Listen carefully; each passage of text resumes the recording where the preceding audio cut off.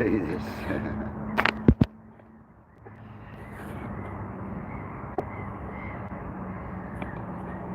Right.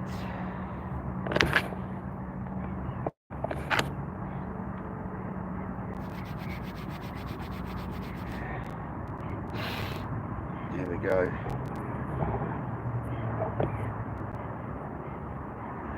John B. Right.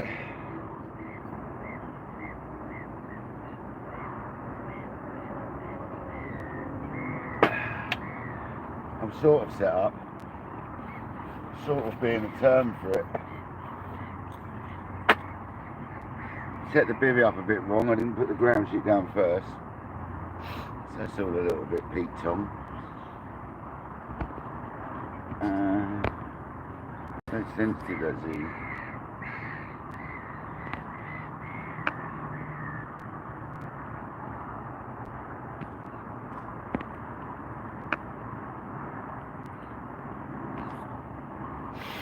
Right then. So today you find us here at Southern Stillwater. Yeah, at the pond, buddy. You got it.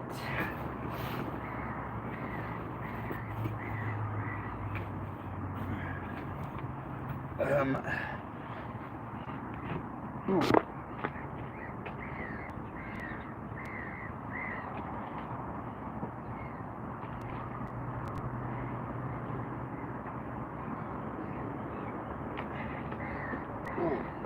God, it's cold.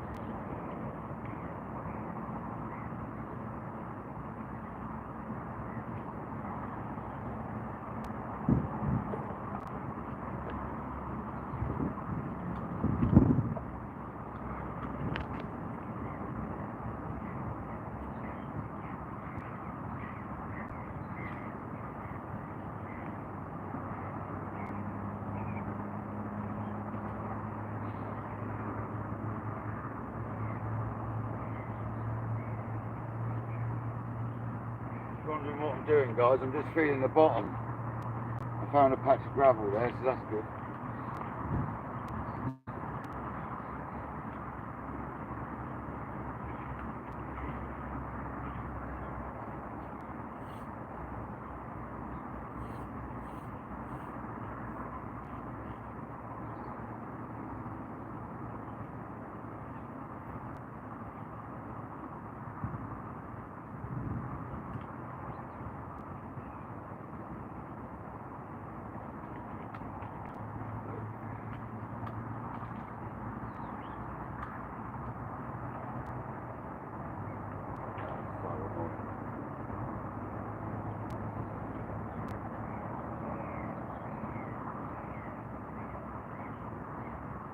Right, we've got some rigs here from last time. I'm going to bang them on quick. Welcome in, guys. 19 people, 12 likes. Welcome to KayakDangler's live session on the lake. Right, okay, we've got blowback.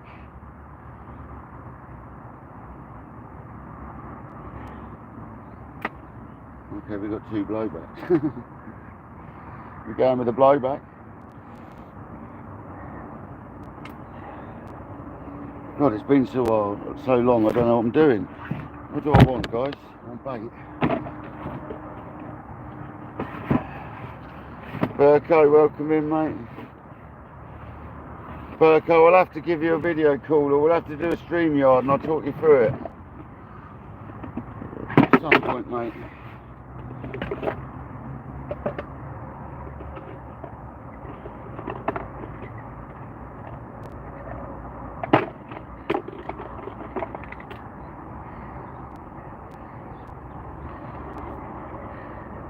Ooh, I need to get some more of them. Alright, didn't realise that. So we've got glugged them, we've got them glugged, we've got these, right. So I'm just going to get a bait out quick just for fishing.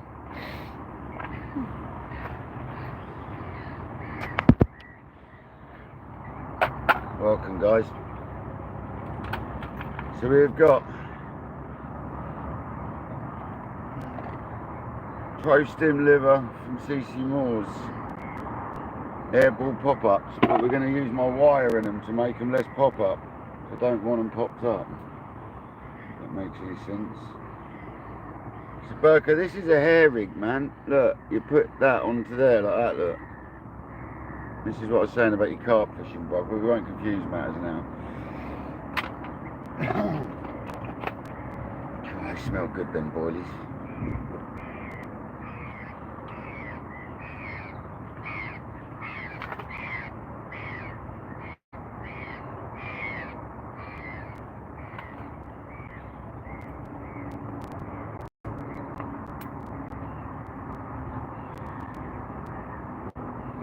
So that sits like that, right? And then we've got to get 2 bits of this wire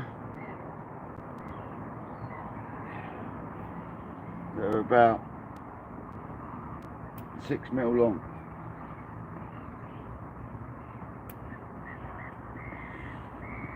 And then you get this boilie,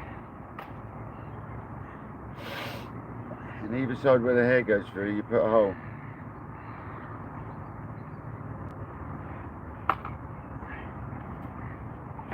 Get your bits of wire, you poke them into said hole, one either side.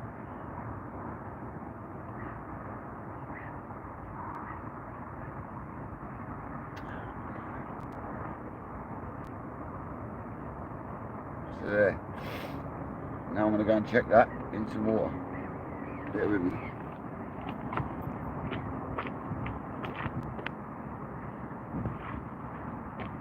That's perfect. Right, that is spot on. Just got to put my snag ears on before I forget.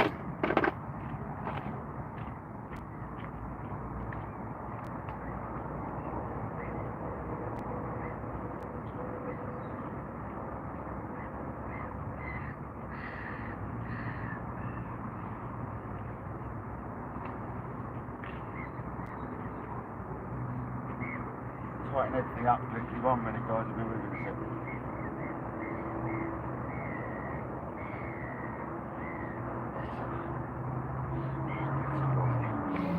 Okay, so we checked the rig. What we got in there? We got anything else we need in there? Maybe not. Just setting myself up. It's all a bit of a mess at the moment.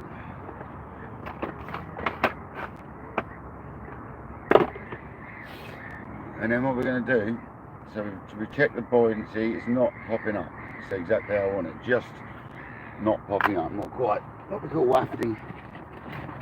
And then we've got here some pre-made socks from last time. Happy days. Here's some of the free offerings we're using. And here's some more.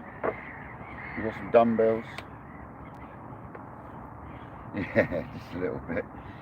By the way, we're on a medium hard lake, so it's like bigger fish in here. It's not going to be manic. And then we've got dumbbells as well. 15 mil.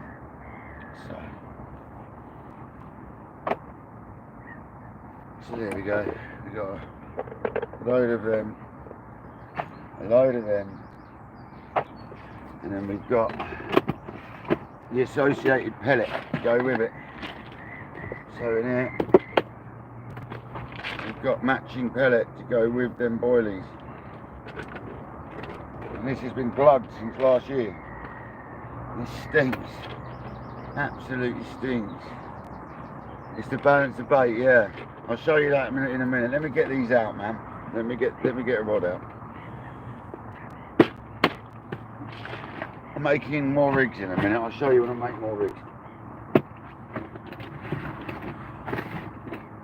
So what we do is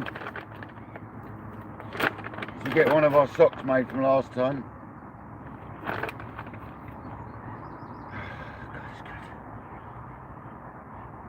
And I just hook it on near the knot, I do. Just like so. And then we're going to chuck that out. So we'll be fishing.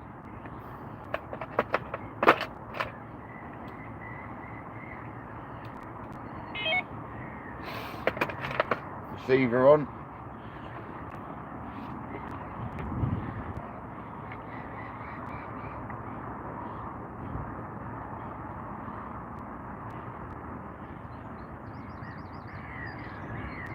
So that's basically what we're using, guys, yeah? Just like that.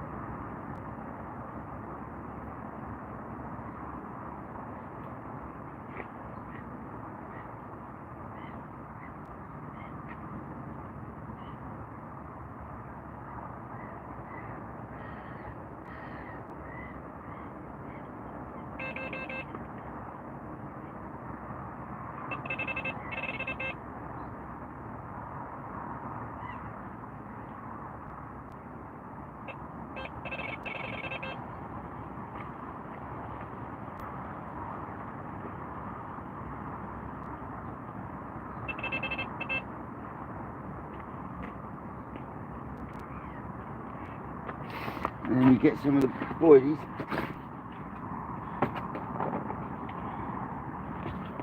Get my catapult.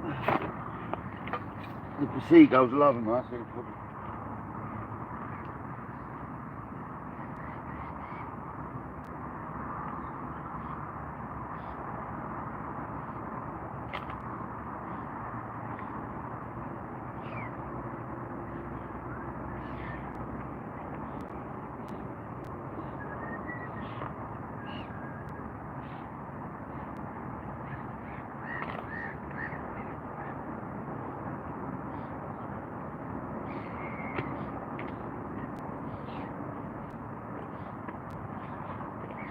Well, there's one rod out. And the other one.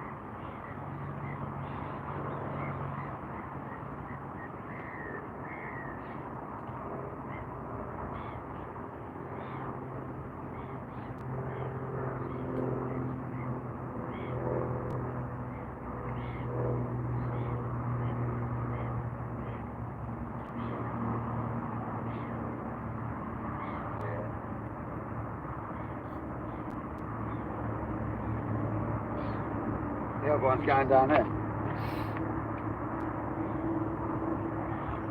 So we get some of the dumbbells.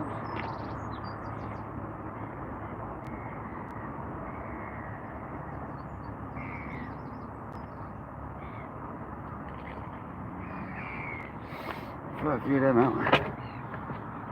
Throw a handful of these out.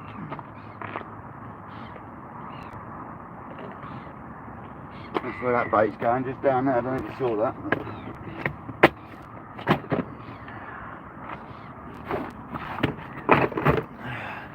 Oh, sitting on things. So we're going to do the same again. We've got the same sort of rig. We're going to get a boilie, exactly the same. We'll keep them both exactly the same, not mucking around today. We've got some corkball pop-ups in there as well.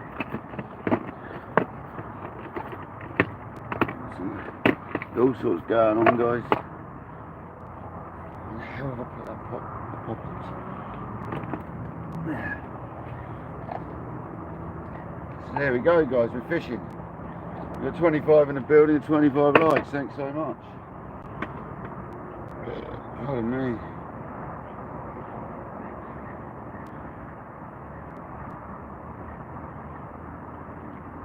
So once again, boilie onto here.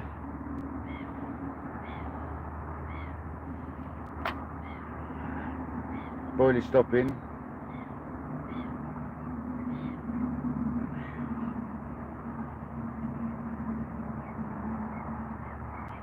So fiddly, man. Big hands and carp fishing don't go well.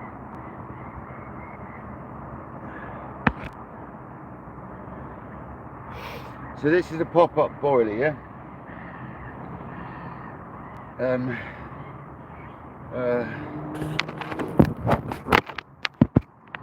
This is a pop-up boilie, right? So, we've got a bucket of water here. You put that in there, it wants to pop up, right? So it wants to pop up, yeah? That's what we do. We don't want it popped up. I don't personally. I just put you put your boilie on the hair, and then either side of where the hair goes down, you stab about 10 mil in either side. You get a piece of this wire, which is lead, and you poke it in said hole. So about 5 mil of it goes in, and you chop it off. I actually prefer to chop the wire first, so you can see how much I'm using. So you get your bit of wire, we've already put one in. And there's the other one. Oh, there that go. Oh, there it is.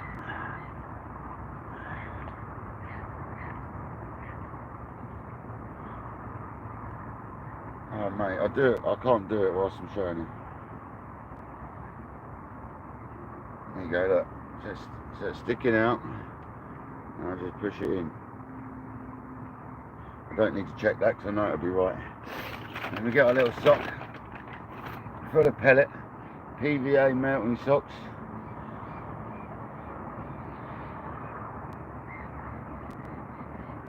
We stick it on and cast it out.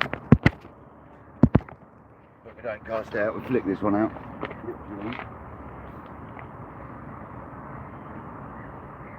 No, I'll just put that. I need to wake up. This carp fishing, I haven't done it so long, I'm forgetting what I'm doing. And of course, it's got killing it.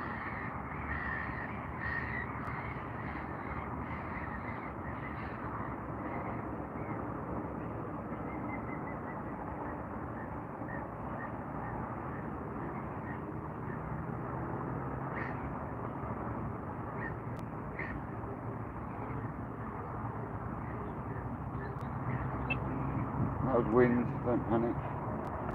Don't even need to look at it to know that was wind.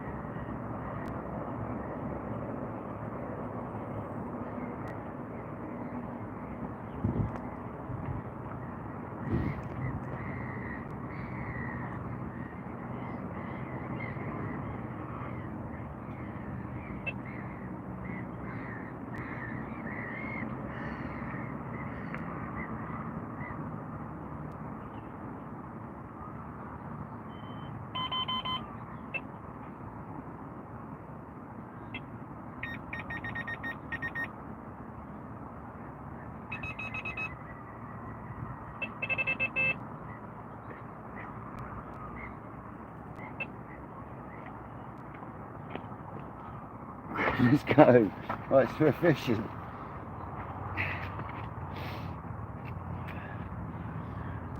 It's easy enough. Happy days though guys, hope you're all good. I've got a cough here at the moment so I don't need to get John B on. I need to get myself sorted because I'm a right mess. Oh go on son, go on. Absolutely rip, go on. That was a bite or a line bite. Come on man, come on, let's go. Let's start this off with 30. Come on fish. What size hooks is that please? A Burko. Oh, left hand rod. Oh my word, that was a bit, no, it can't have been wind. This could be a good session guys, we're getting bites already. They are a size either 6 or a 4 Burko.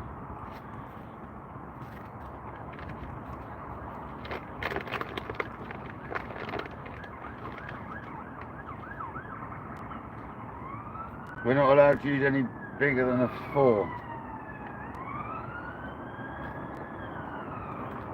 I'll have to show you a hair rig, mate. That right hand rod interested me then. Come on, let's have some carp out of it. This isn't an easy lake, by the way. This is really not easy at all. So if we start smashing out fish here, this is where I caught my PB common, this exact swim. 32 pounds. I had it a couple of times. I had it 3 times. 31 12, 32, 4 or something, and 28 years before that. I'm not going to use all my sticks and stuff to measure out how far to cast. I don't need to. You'd say cast to the island, wouldn't you? But I'm not casting to the island, guys. I'm casting to a spot which is just sort of in between. You see this end of the island here? I'm like here in the middle. There's a lovely depression there with a hump. I'm just behind the hump. Jamie Murray, welcome in. Who's in the building? Let's have a look. Got loads of time on the carp fishing. Loads of people. Scooby, on the bleep. Mr. Kojak, Jamie, Julia, my sister, welcome in. John B. The Rambling Rose, welcome in. Annie Stevens, hello Annie Stevens, how you doing? We set up really awkwardly as well because the wind's coming straight at the swim. So I had to put the bivvy side on, I'll show you. So the wind's coming straight at us. So I've got the bivvy sort of side onto it, here you go. Here's the bivvy. In all its glory.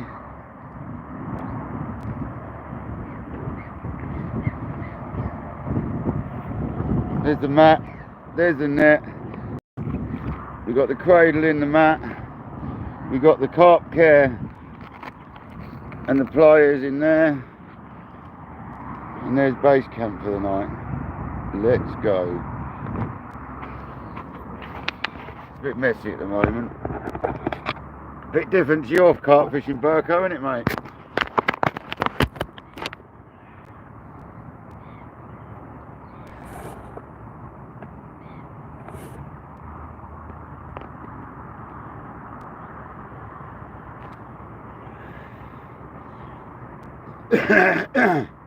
What a lovely picture we got today. Yeah, these rods, by the way, are 13 foot, 3.5 pound test curve, Bruce Ashby Primer XPs. And I'm fishing with Shimano Technium XT 10,000s. Very difficult to get hold of these days. I'm lucky to have some.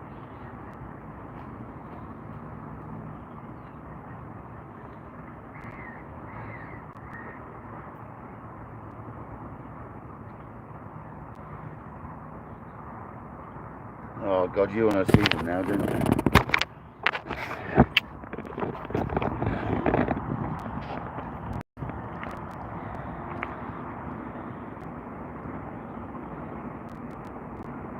Absolute weapons.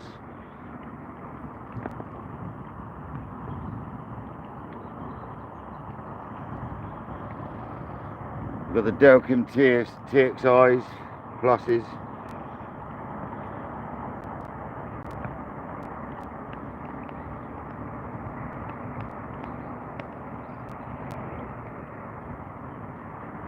Going a bit glitchy, isn't it? So we've got a rod down there, and we've got a rod about there.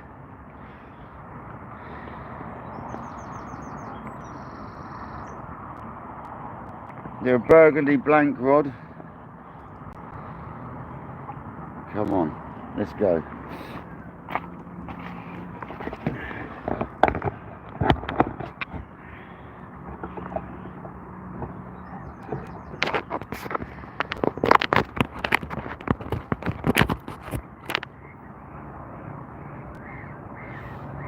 When it gets dark, if I'm still live, I'm afraid there ain't going to be lights. We're not allowed to have constant light on this water. So I'm only allowed head torches and one source of light when I need it. So I'm not going to have loads of light on, I'm afraid. I'm not allowed. So if we stay live later, I won't have lights on. I'm just warning you now. I've got my DJI with me. So I'm going to make a vlog alongside this.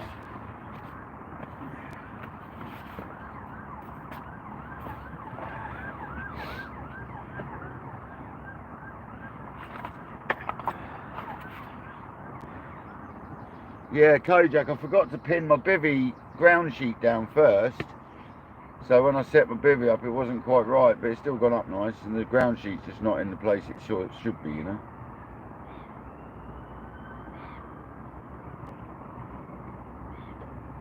You watch my line, ducks, otherwise it'll be very nice for dinner.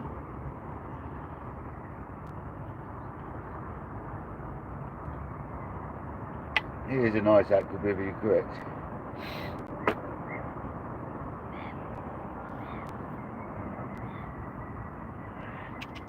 You want a boilie? You want a boilie? Come here. Do you and your mate want one? Here you go. Have a boilie. Here you go. Where's your mate? Come round here. There you go, mush. There you go. You've seen it. Go on, son. There's another bit. Hey, feeding the birds. Now they're checking out the bait, mate. They're interested in the bait, though. So we've still got 6 socks made up from the last session, so I'm just going to use them for now.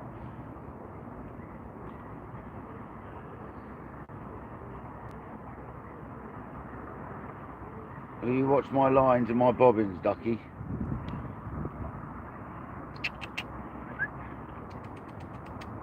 Whack. Whack, whack, whack, whack. Did you enjoy your boilies?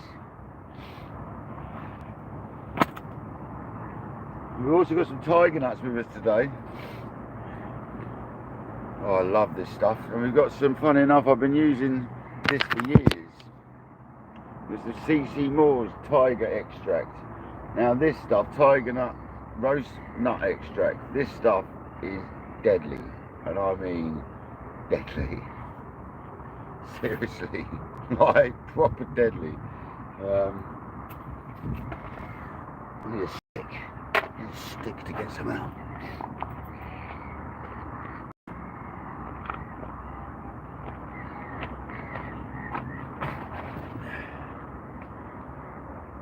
Right, this stuff is amazing, honestly. You put it around your tiger nut.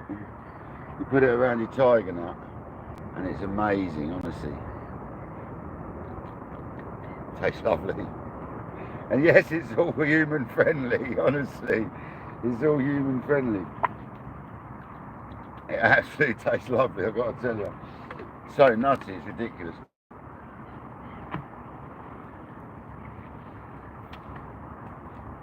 But yeah. Welcome to KayakDangler carp fishing. Right hand rod. Right hand rod. Go on, rip off, son. Go on. Come on, let's get a screamer. I don't want to tempt fate, but I'm going to get my scales out. Ready. Nothing worse than felching around for them when you need them. And if you're wondering what scales we're using the ones we used to use on the beach, which I always had for carp fishing. They are Reuben Heaton's Specimen Hunters. They're the ones. If you want the best scales you can get your hands on, get yourself some Reuben Heaton's. These ones go up to 120 pounds, but you can get 60 pound ones. They're 2 ounce increments, these. They're bloody good scales. Big. They're really good.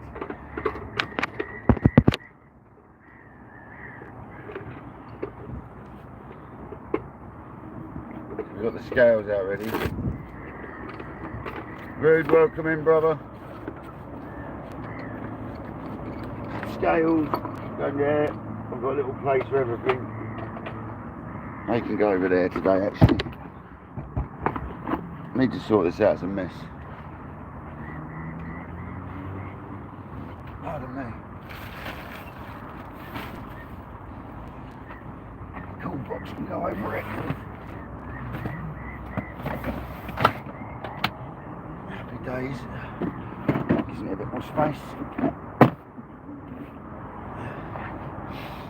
But yeah, there we go, guys. A little bit of a rundown so far. We'll go for it a little bit more later. I hope the view's alright. Don't need the rods really close. Come on, just zip. I think that's wind. I could put my swing arms on. I've got a pair of swing arms. If that keeps happening, I'll put some swingers on. Rather than bobbins. Yeah, I've got the black tigers, I think I've got. I don't know where they are, but the hell they've gone, but I've got them somewhere. I've got them somewhere. Here they are. No, they're not. I never put them, man. This is why I need to sort my stuff out quickly. Where have they gone? Here. Where's all my stuff? Small pliers and hook sharpening kit.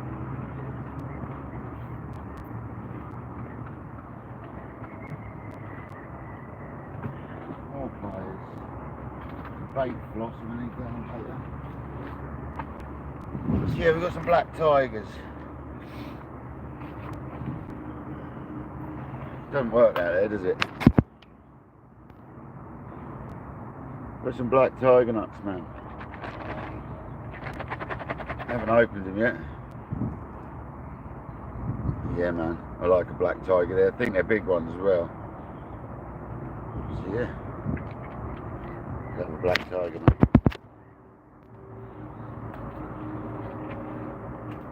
So the hook sharpener's out, the bait floss is out.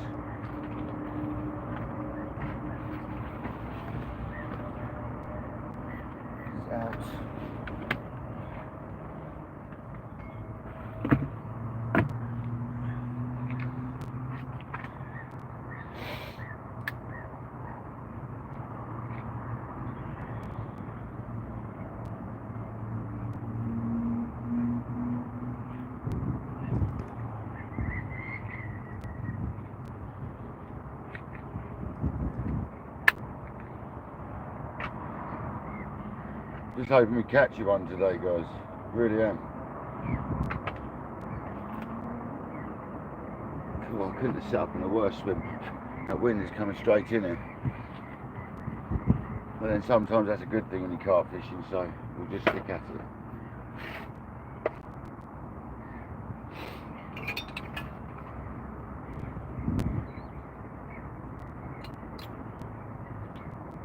I just hope we get a fish, man. Or 10. It's good signs already though, to be having bites already. Could just be line bites, but still a good sign. We've got fresh gas on the cooker.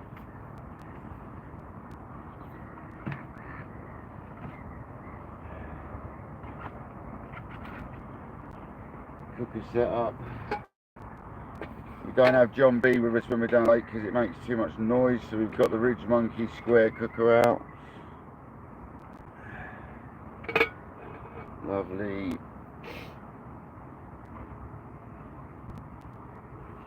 Got a little stick for the. That's perfect to set up.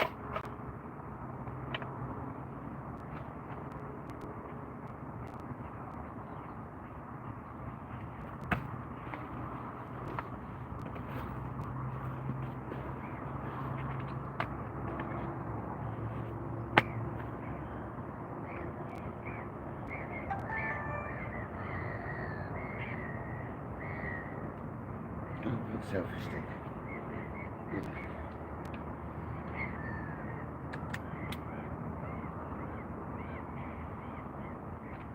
A short one.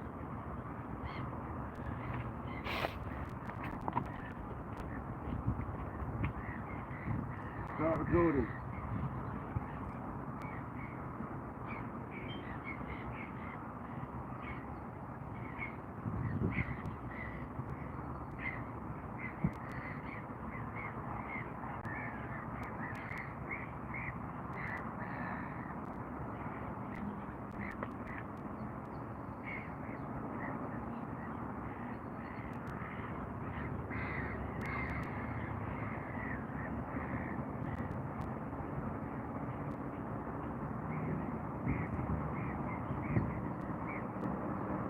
Stop recording.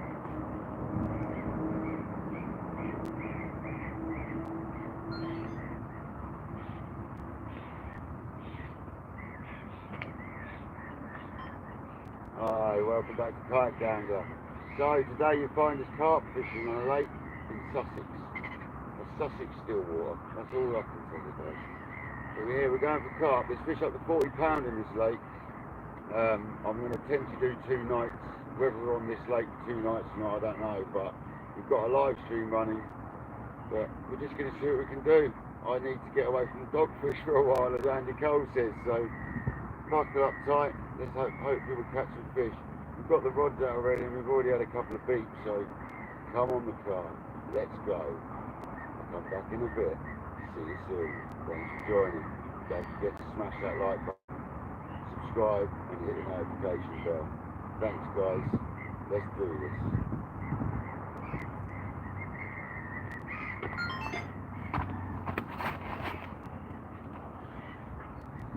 Start recording. So guys, we've got the live stream going in here. There's the view of the rods. So tonight we're going for carp. We've got a CC Moore's liver system, so I'm hoping it pulls out the fish again like it always does. Yeah, we're going to go for it. I'll come back in a bit and show you the tactics, but I've got to make a couple of rigs up as well, so we'll see how that goes. Do that on the live. Come on, let's catch a carp.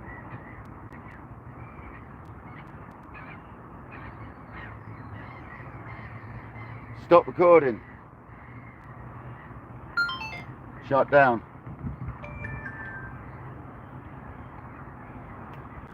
Happy days, right.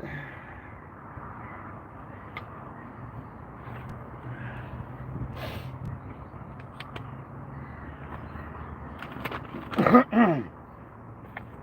we got any rigs made up? No. No's the long and short of it, no. Because it's barbless now, and these are all barbed. Except for that one there, that's barbless.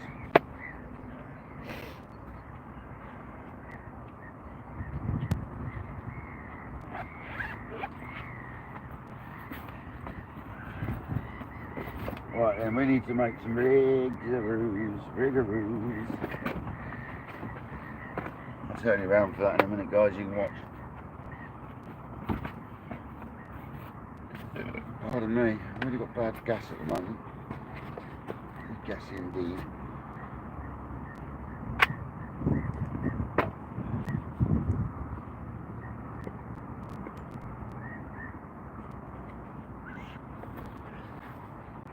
I hope you're all good.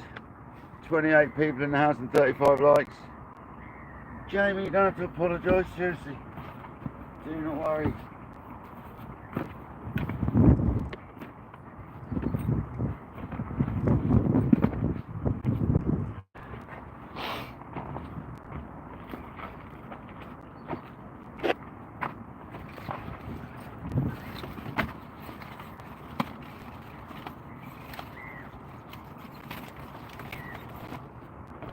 Oh.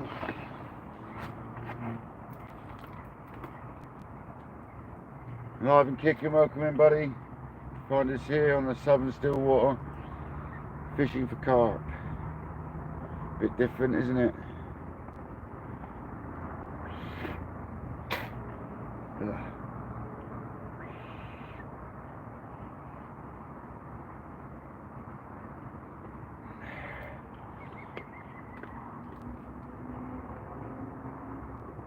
Pause for a pee.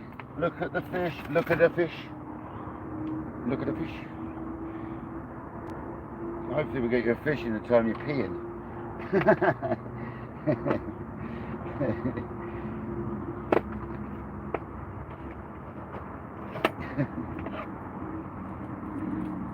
Ace, welcome in.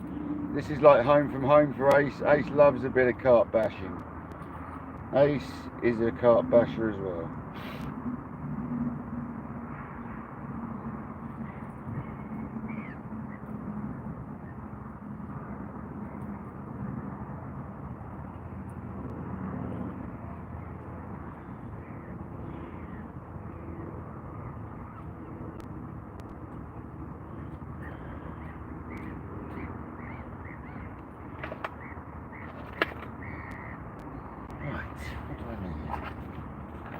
In.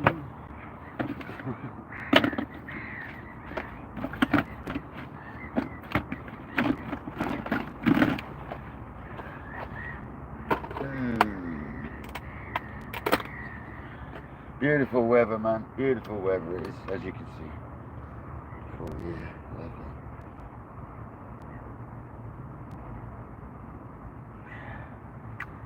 lovely. Dabba dabba doo. Let's go.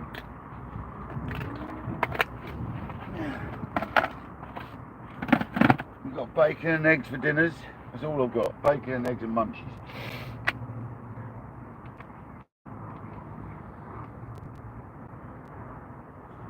That's all we need.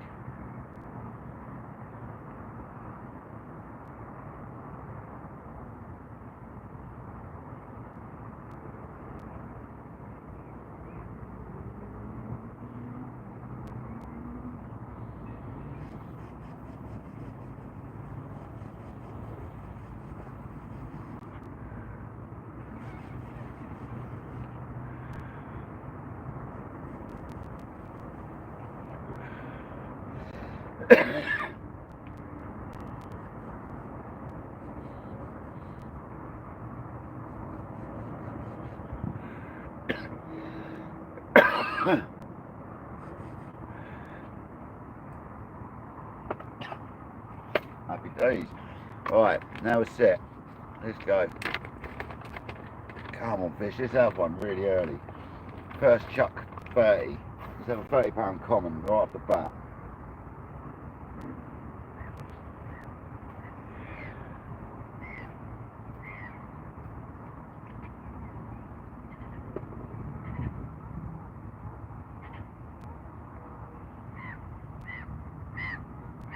Whee-wee. Lovely. Right.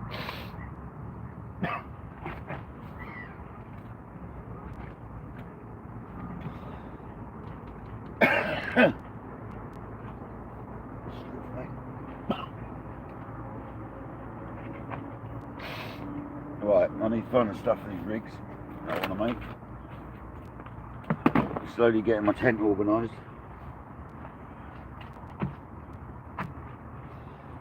You've got the sea waste towel with us.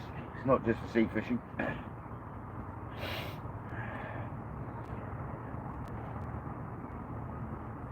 Hey, Tim and Marina, welcome to some pond dashing.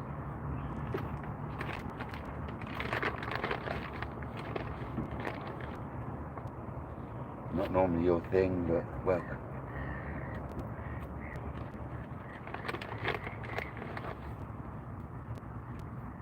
Oh, I forgot to get some grapes, man. I was going to get some grapes. I love grapes when I'm fishing. Yeah, I've literally got chocolate and bacon and egg rolls and crisps and cups of tea. 2 days, if we do 2 days. And Kojak, I'm in the swim that I said I never have got in anymore, so I'm glad we're in here, mate. We managed to get in it. The one I haven't been able to get in for about 10 years because I told everyone I caught a couple of fish and it never became free ever more.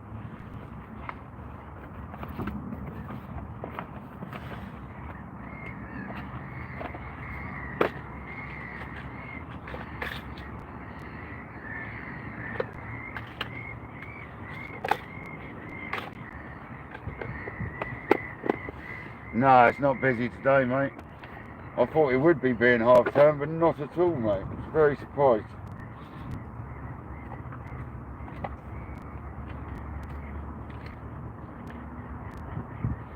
Oh, there's the short tail rubbers I bought. Fabulous. They're the ones I want.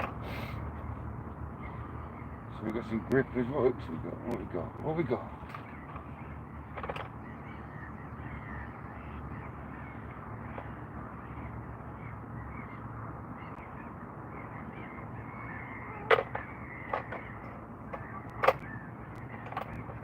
Got the rig making scissors out. We're going to go £20 or £30 at least we go today.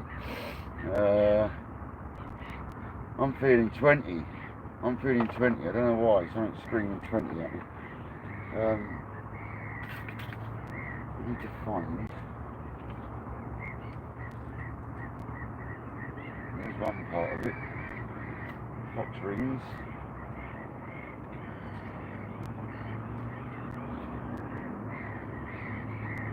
One of them. No, I don't need one of them actually. Yep, they're what I need, some of them.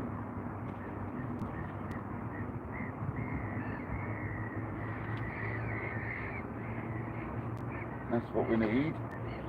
And that. So we've got that and that. Need some of them.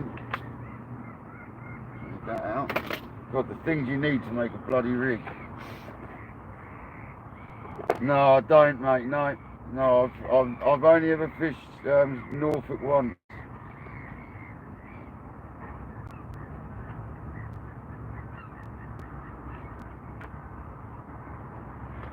We've got bait floss and super floss, so we've got two types of floss. Floss right up. I don't even know what's in my carp kit anymore, guys. I'm just having a quick look. Rubbish, isn't it?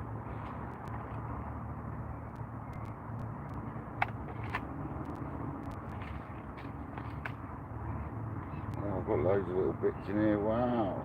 Happy days. We're good. Okay, right.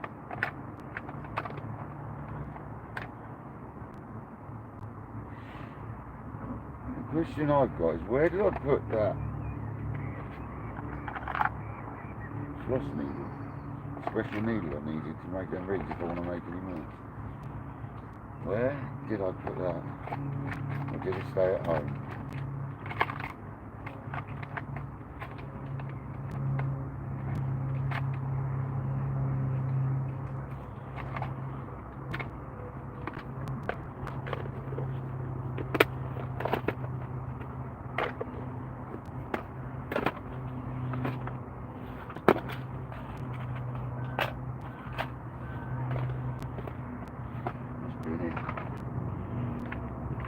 I've got a new tool to make something and I don't know where I put the thing.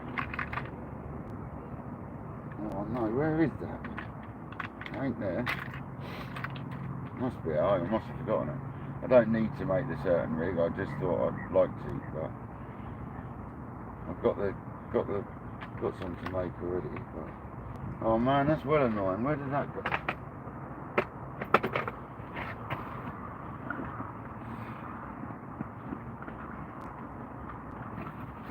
I've had to. Got some more PVA.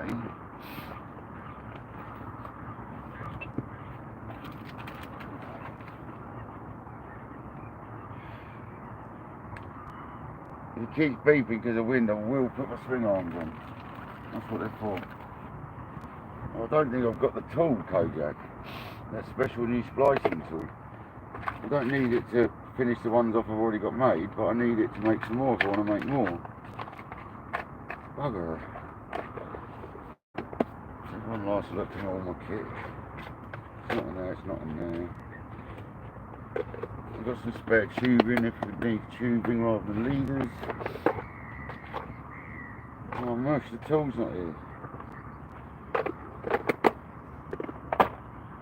Must have left it at home. Anyway, I've got a couple made up, so we can commence.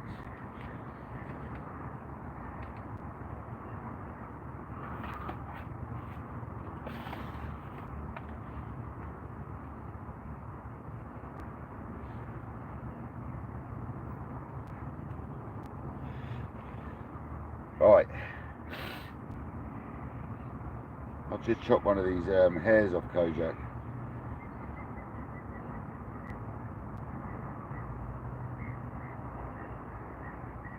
Saying that, actually, I don't know if this hook's going to be any good for it. So no, we won't. We'll just make these as they are. I don't think this hook's going to be any good for that ring system because it's really flat on the bottom. I don't like that for it. So we'll just make them as they are. I know I'm just rambling on here, guys, but you'll see what I mean.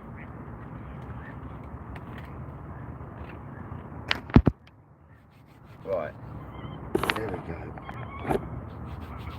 So we've got £20 super end trap soft. We pull off about, I like my rigs quite long, so we pull off about that much, so about 14 inches. We go with £20. I don't know why it's just screaming to me, use £20. So on this system we've got this little packet from One More Cast. and it's called the dog bone Ronnie clips. And what you do with these, so this is a Ronnie rig style clip. What you do with these is you get a clip and a bead. So you've got the bead thing, it's like a little sleeve.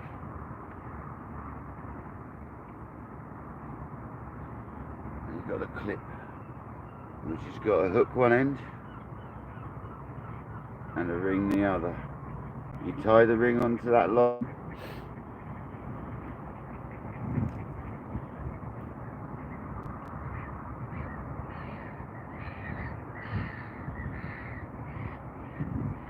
You do a grinner knot. You make a loop.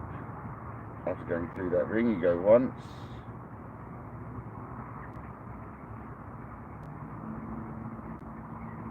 You go twice. You go 3 times. You go as many times as the line allows you, but this one looks like you'll probably only go 4.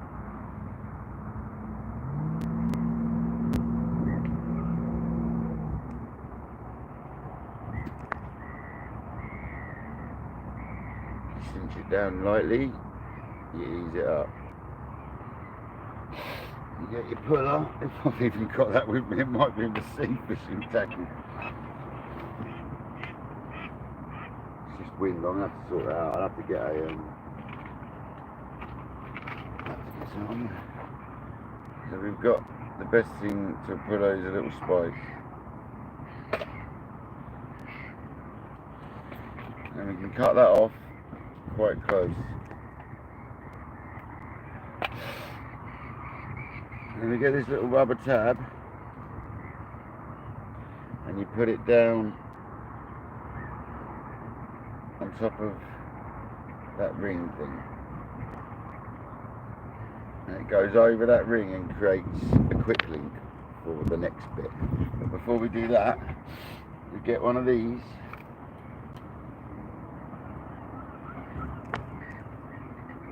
Little mini rubber tails. Fox, man, why have you gone to these paper bags? I don't just... Anyway, you put one of these anti-tangle sleeves on.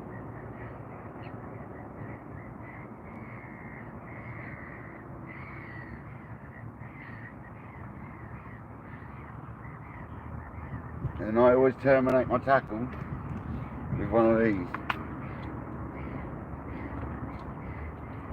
And I clip it onto my clip, an olive.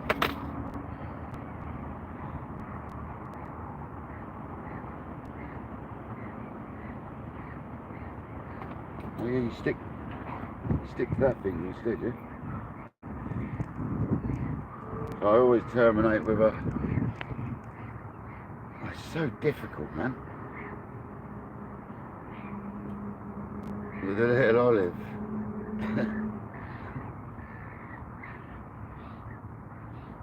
And we tie that on exactly the same. And I want my body to be about that long. And I'll do the same knot. You make a loop, you go over both and through the loop. Through the loop. Through the loop. 4 times.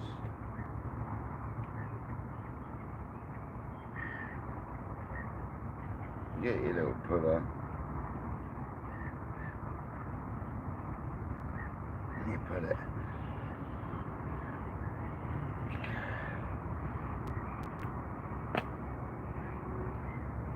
You then slide your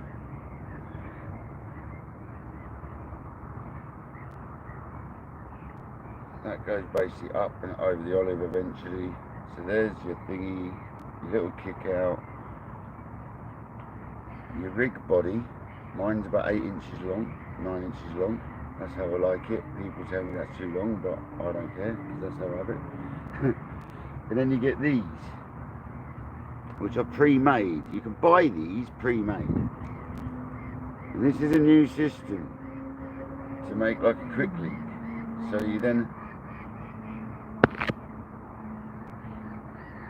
Alright, okay, they're going, brother. You then pull that sleeve down on the Ronnie clip, you hook that loop over and then you pull that all back over, so it's as tight down as it goes, which is there. And there you go. That is basically how you make these rigs. But I didn't make this bit because I ain't got the tool with me, it appears. If I have, I need to find it. But that is basically a Ronnie rig, but a different style of it. There's a Ronnie rig clip with this loop thing, and it is really supple. It's a good, man. I haven't tried it yet, and this is like a tungsten bead as well. So this thing is a tungsten bead, so it's also weighted. I can't wait to put a boiler on it. I'll make another one quick. I'll make it a little short, the other one. So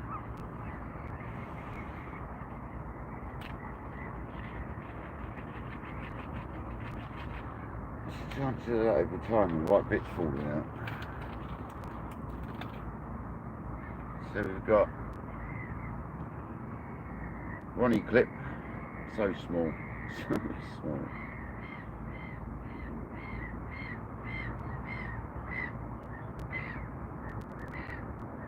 Take the line through, have your tag end, your main line over the top, your tag end underneath. You create a loop back on itself like so, and you take the tag end through the loop, over the top of the other line, through the loop, over the top and through, over the top and through. One more time. Cinch that down gently so it's not quite fully cinched.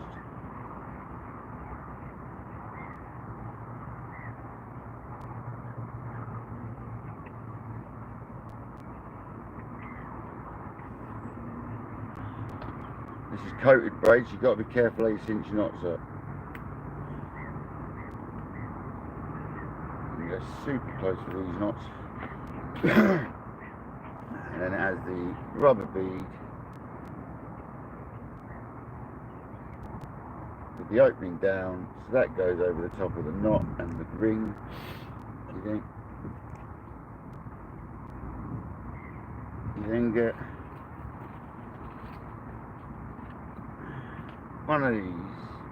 You don't need to put any tungsten weights down the line because that thing is a tungsten weight. Oh yeah, go carp fishing with your mass bands, they said. And you get your little olive.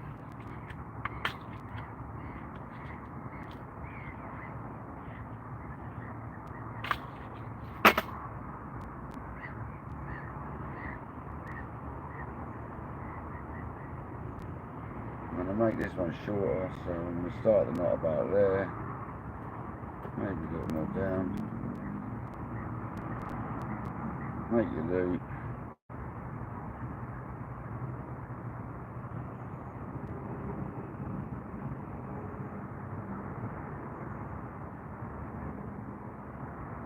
four times, probably the same length, start to ease it up.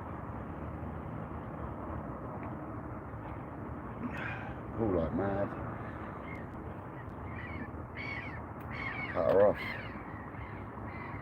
slide up your kicker tube, your stand-off tube, probably the same length, put on your hook link. But you can have loads of these made up and just keep changing, have the boilie set up on it, and just keep changing them, and without getting, that's very dangerous. Okay. Slide the thing down, she locks on, that's it, it's locked on, that's it, there you go, one rig.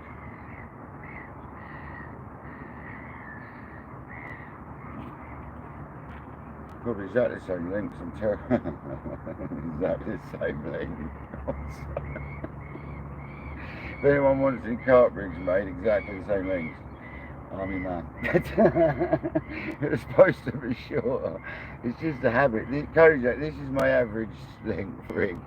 They always turn out this long. I ain't got anything to. It's 10 inches long. That's some people say it's too long for carp fishing, but personal preference. That's it. There's the reach. I hope you understood that.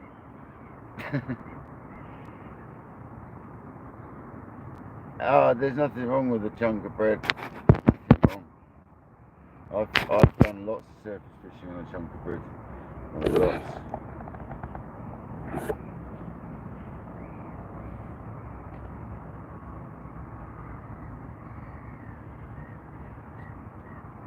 Caught a lot of carp on just a chunk of bread, brother, so there's nothing wrong with that. Free line, floating on the top, half a crusty loaf. Tell you what, I've had some of my best fish like that, so don't ever dismay that one, guys. I haven't bought my tool I needed to make some more of them rigs, which I'm a little bit gutted about, tiny bit. I can't make that loop up, because without this special splicing tool you can't do it. I'd love to have shown you how to make them, that is so complicated making that bit up. I'd love to have shown you that.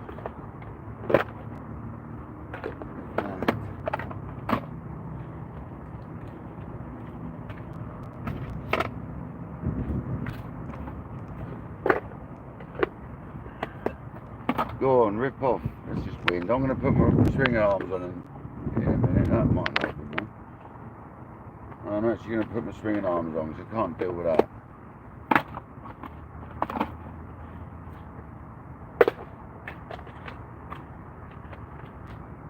I'll do my bouncing, mate.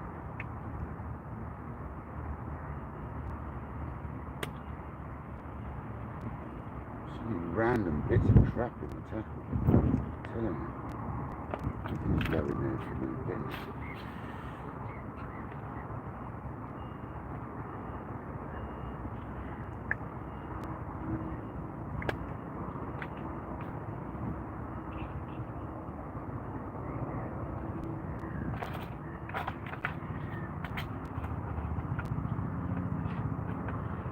Lose yourself left, right, and centre whilst I'm doing this as well. I love carp fishing bits, it's so awkward.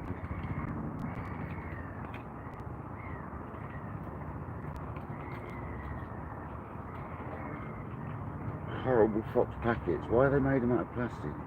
Paper, sorry. I know plastic's not good, but that is rubbish. I don't like to take my stuff out of the boxes. I always leave it in the boxes. All these little intricate little boxes full of rubbers and full of clips and rings and swivels and yeah. I don't want to have a few assorted barbed hooks in, not for this water though, not now. We've got some tubing, weighted tubing with the clips, all sorts of crap, guys. It's the problem with carp fishing, you got so much stuff. You haven't got to, but you do.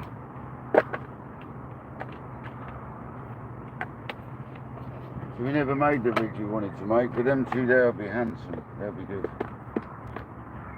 I think they're 4, they're size 4 the hooks on them.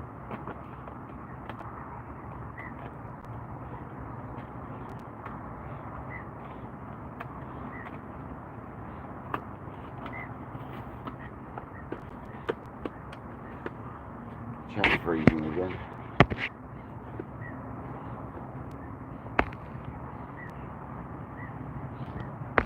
Who's having a jam sandwich? Nice. Nice one. Get in there. Hopefully we'll have a couple. There's fish up to £40 in here, so let's hope we get one of the big girls out. I'm in a nasty wind direction. I've got northeasterly wind puffing straight at us, as you can see by the ripple. But I'm tucked away, I've got the bivvy to the side, so we're not too bad.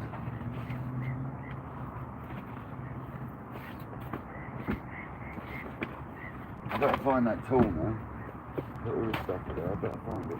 One of these. I might put it in one of these. There's my spare bite alarm.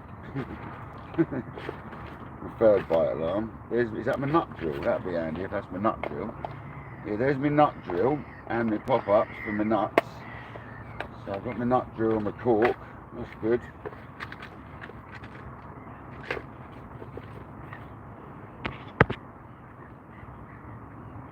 You're betting on the right rod. To be honest with you, the left-hand rod's more nighttime because it's in the margin, literally just there under that bush. That bush. The right-hand rod's out, sort of halfway between me and that little island there. And you're probably right, because that's where I've had most of my fish from on this swim. Some of the better fish have come from down here.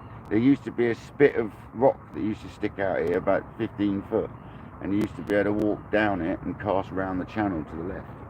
There's a channel round the corner, around this bush. There's a channel joining this lake and the next lake together.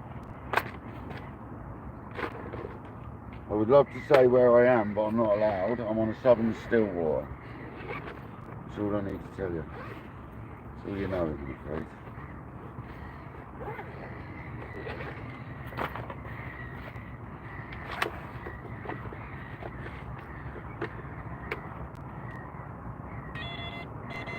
Happy days. That one's got battery power. Just checking that one out. That's the spare alarm, the white one. I wish I'd never bought white. Horrible colour. Blinds you when it goes off.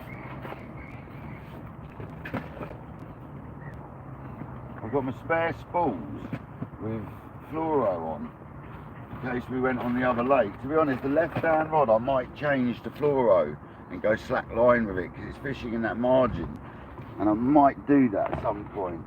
I might put the fluoro on the left-hand rod and fish it slack line, or put a back lead directly underneath the rod tip. That's the other option. I've got one in here, I think. Yeah, I have. Put a back lead on it, right under the rod tip. Look where the others have gone. I swear I had more than that. Oh, it might be my lead count.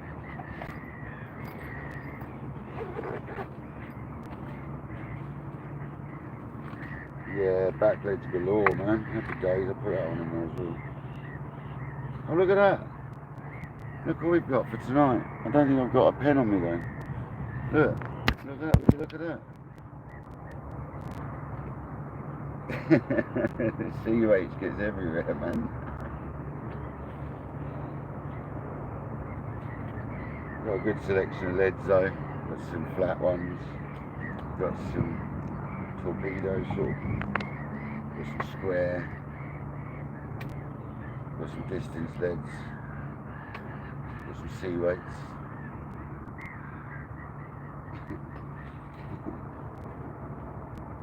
And then there's this device for all you people that don't know much about carp fishing, and if you do go carp fishing, you don't know about these, you need to know about these. This is called a twist doctor, and it's got rotational fins that make it spin opposite to how your line gets twisted in it. So you occasionally cast this out. They glow in the dark, Mr. Jam Sandwich. These ones glow in the dark, buddy. I haven't got a UV pen with me though. They're sea weights. They're sea weights, glow leads, man. I've had my last one of my sessions we did live. I had my biggest fish on a rig that had one of the beads on it, and this. And I had the biggest fish of the session with it, so it seemed to work.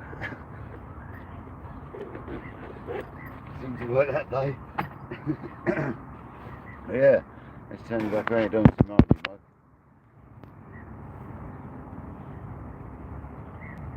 Yeah, exactly that. You've got to have a good selection, because I could be fishing on a slope and need the flat one, and to be honest, that flat one's becoming one of my favourites now for carp fishing, because it's not bad for casting either, really. You've got to have a torpedo for range though, you have to. You've got to have a torpedo shaped lead for range. And then I've got all sorts, man. Yeah, that's only a little selection of what I've got. I've got tons more at home.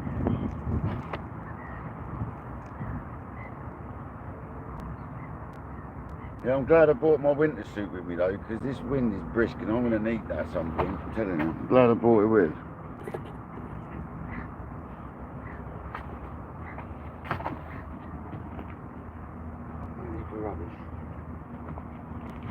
talking to myself there, flicking rubbish around.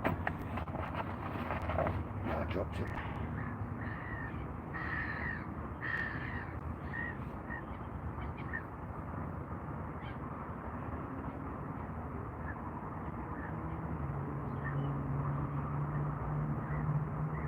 But we don't need to keep recasting like we do down the beach, right guys? These sort of baits can last like 24 or 48 hours if you want them to. I am going to rechuck occasionally, but I'm not doing it much. Put a little head of boilies out there, a little handful of boilies out there, so I know where they are. We'll chuck onto them for a minute, and we'll just assess it. I fish for a fish. I don't make a bed of bait anymore. Oh yeah, I forgot. I've got my bed chair. This seat I bought. You fold these legs up, and it goes on your bed chair. I totally forgot about that. Let's try that out. I've not tried it yet. Did you have to put the front one up? Sure the front one stayed down. Oh, that's what you do, yeah. You put them on the deck. And then that basically sits there. Oh, why didn't I get one of these years ago? Oh, yes, mate. Oh, that's crazy. That's so good. Oh man. That is amazing. Wowzers. Why did I not get one of them years ago? It means now I've got a chair on my bed chair. No more bad backs on carp fishing. Oh, that's made me so happy. I get such a bad back on carp fishing. That goes on your bed chair. The front legs sit on the floor. You can sort of position it all where you want it. Oh, that's amazing. Happy days. Forgot about that.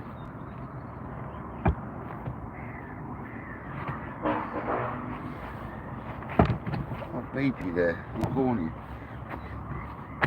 You just got to work out quite where to position it. The best place, like that, I think. Oh man, that is so good. So good. And then it's got legs as well, so it turns into a stalking chair as well. So the legs fold up on the back, the front ones extend longer, and you can put the front ones on the floor and the back ones on your bed chair. And I'll tell you what, this is bliss. Oh God, no more sitting on the bed like I do. So much better. And it's a Nash Indulgence, so it's really comfy. Really comfy. Yeah, this one's really good. It's got a built-in strap in a little pouch at the back of the chair, so when you velcro the chair together, you've got a little strap that you can put over your shoulder. It's a stalking cum bed chair. It's a stalking slash bed chair buddy. So it's not just, I was going to buy one of them ones that goes just on your bed chair, but I also needed a new chair, and I found this one. And I'm glad I did. I was going to buy the one that Noel's got, which is the Nash stalking chair, but this one you can bind on. And I'm so glad I did. It is amazing.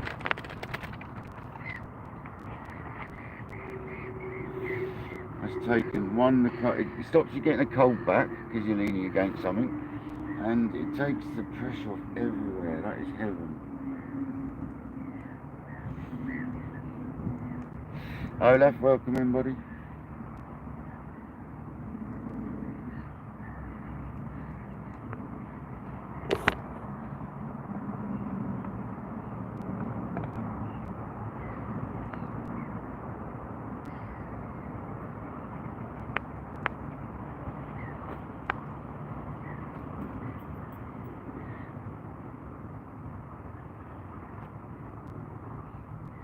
I think the wind's supposed to drop as the evening goes on. I swear that's what I've seen. George Salt, welcome in. Oh, as you said about the chair, George. Yeah, it's true though, isn't it?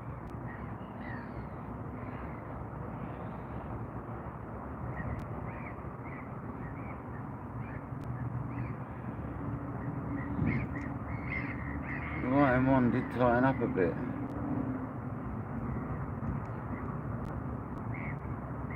Well, Danny, if you're into carp fishing, have a look at the Nash. I can't think what it's called. Bed chair. I don't think it's the bed chair, buddy. I don't know. Have a look at the Nash chairs, and it's a little. It's not got any arms on the sides, but it's only adjustable by the feet, not on the backrest. So, but I tell you what, this is the first time I've used it, and that is comfy. Like on your bed chair. I'll show you properly. So, on your bed chair, the legs go down, and then the back legs fold up, but you can bring it out here, fold these back legs out, and it's now on the chair. Do you know what I mean? It's now a normal chair. And you put your legs back away, and it's now your bed chair, buddy. I'll tell you what, that is savagely good. Like, seriously comfy stuff. Really impressed.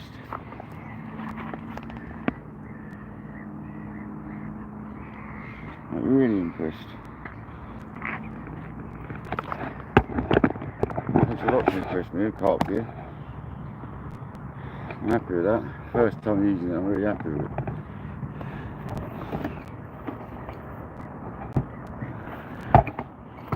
See if I can tuck you in that corner a little bit more without too much. Go on. Oh, I can get you right over here without too much Billy getting his shot. That's brilliant.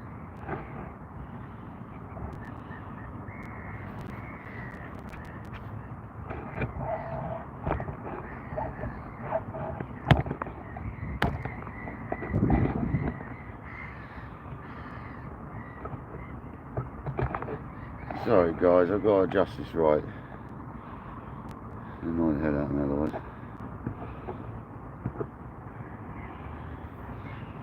Yeah, I got this online to be honest, because no one had it. If they've got like a good selection, you might have it. You might be lucky.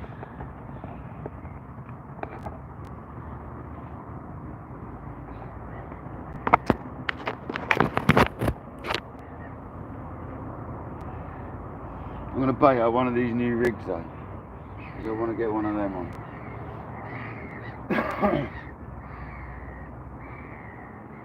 So this is just a standard hair. Excuse me, sorry, signature. This is just a standard hair rig, basically. Welcome back, Anna. Annie Stevens, welcome back. You only come back so I can say your name.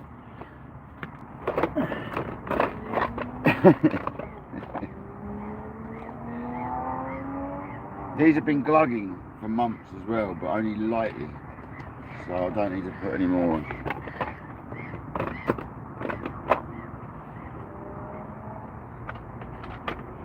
Glugging means they've been soaking in a formula to gain flavour.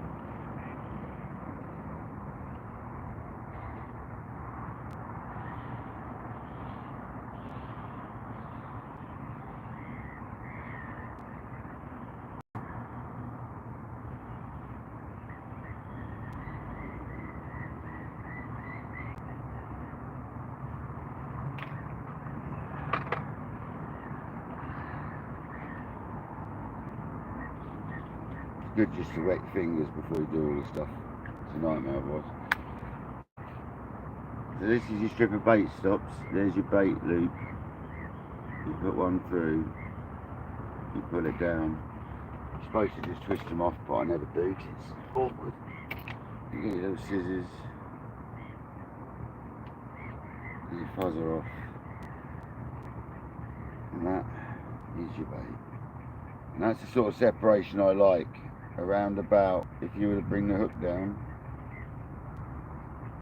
it's touching, but it's about, you'd call that about 15mm separation, but it's a toucher when you bring the hook round. So I know why Noel likes these hooks. I now understand why, and that's why. I now get it. because it does that mad swing round thing when they pick it up. They're supposed to be good hooks, man. I've not used these hooks yet. I think they're the One More Cast hooks from Ali Mahidi, the old famous Ali, old Twiggy Ali, they call him. Dude, I'm not going to get into that. I wouldn't use one though. I'm not going to get into that, but I'm never using one. And we got things like the spod with us to put pellet out if we wanted. I think we got a spom around here somewhere. Yeah, there we go, we've got a spom. So there's another device to put bait out, look. Oh, you're rocking the wind, mush.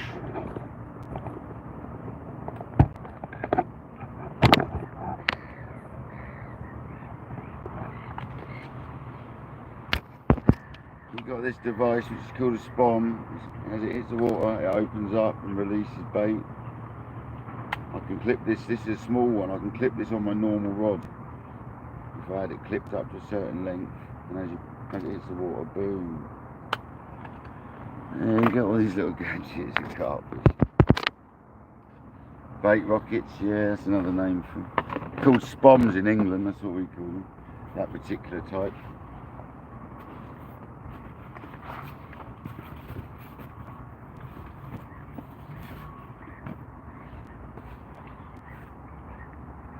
I'm just going to do a sock onto here and do a little bit of a video. I'm going to do a rechuck on that right hand rod. I want to put this new rig on.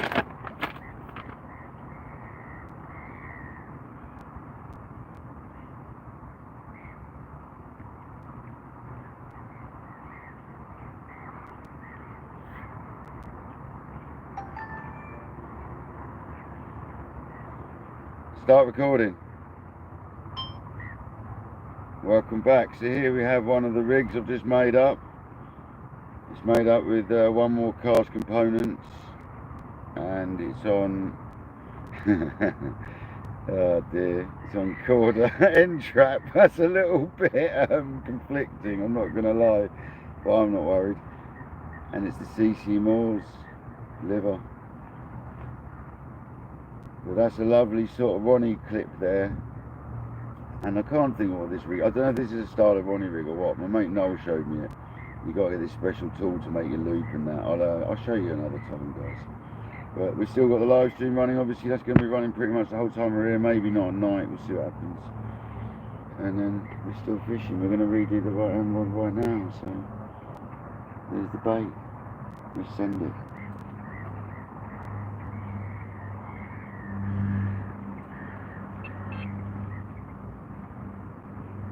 Wind bites. Stop recording.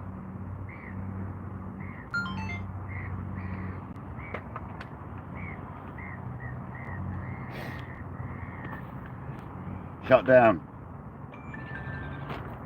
That's it, behave yourself today, will you?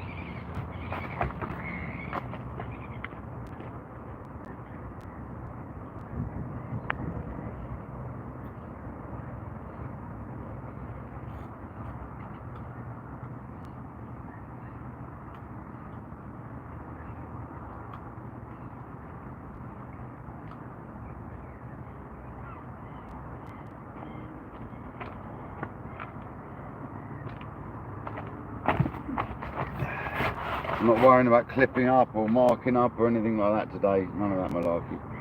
I know this swim well enough. You've just got to flick it.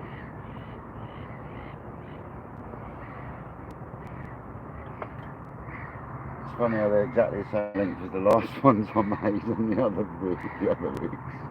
I just got this thing in my brain of how long the rigs are. A lot longer than most of you have put out, like.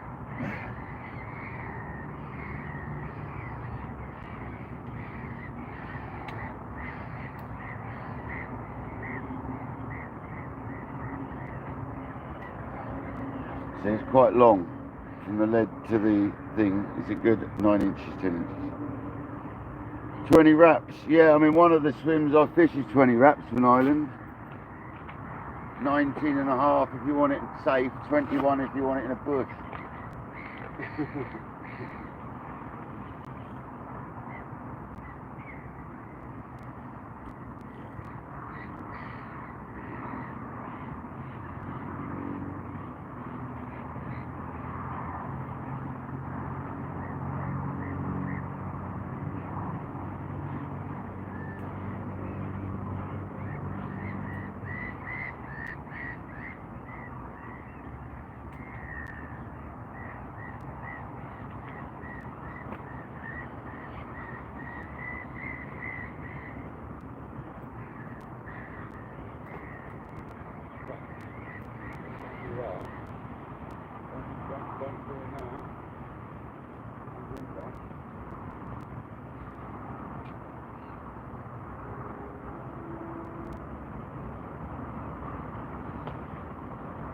Got that straight to it.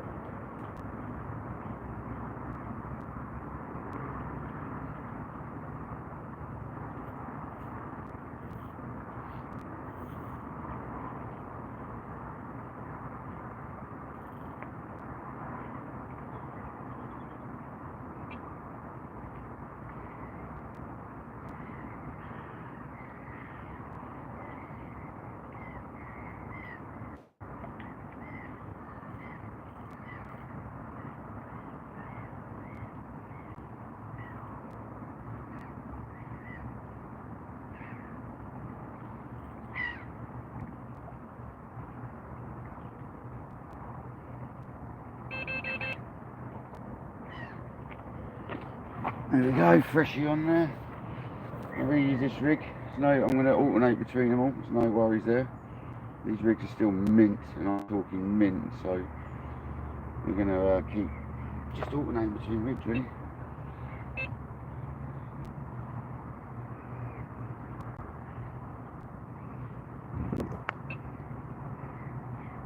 Did I put my wire in there?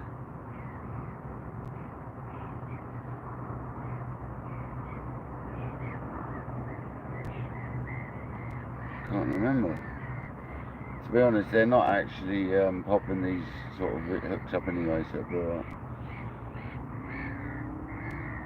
I can't remember. I think I did.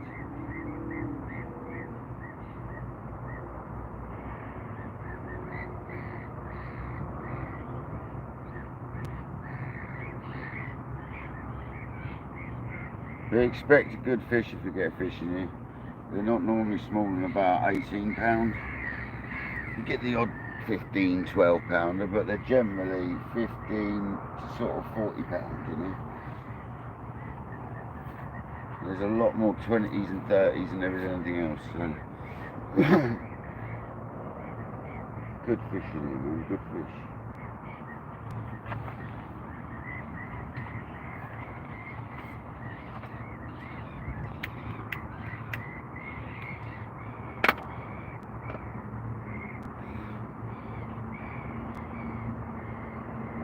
Light's working on the remote control. Happy goes. Got a remote control for a light.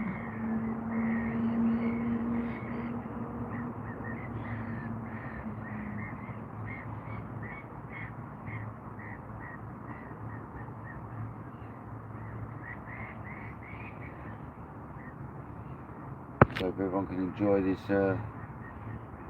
chilled session down the lake.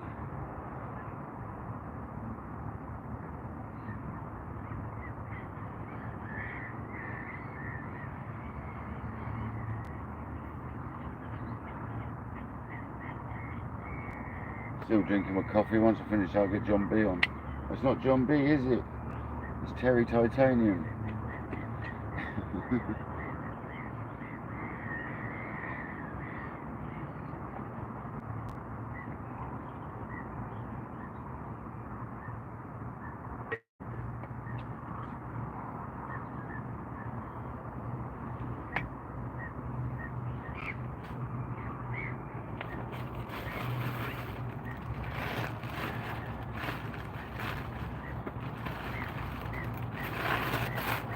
Got all sorts of food. I did get some munchies. I did get grapes. See, this is how confused I get when I've been I did get grapes. Happy days. Got sweets, got egg. Chocolate. 8 bats. Bag of bin bags. Happy days. So happy I got my grapes. Can't believe I forgot I got them.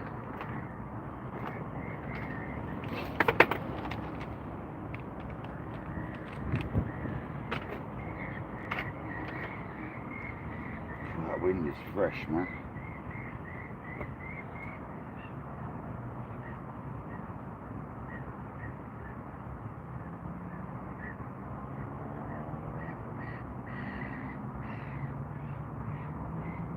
The bivvy went up really easily, but I didn't quite do it right because I didn't put the ground sheet down first. You're supposed to peg it to the ground sheet. I pegged the bivvy out and then put the ground sheet in, realising I was supposed to peg the two together, but it doesn't matter. It just means that it's not quite as airproof as it probably would have been. Never mind, I'm not sorting it out now. Sod that.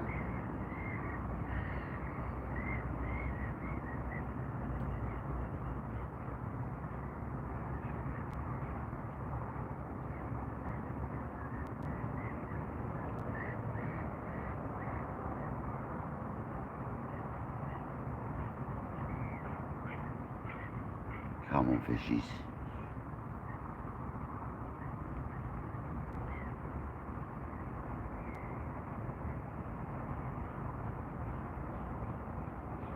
If you're wondering what bite alarms, they're TXI Delkins pluses from like 20 years ago, and they're Matrix chunky stainless from like 20 years ago as well, first come about.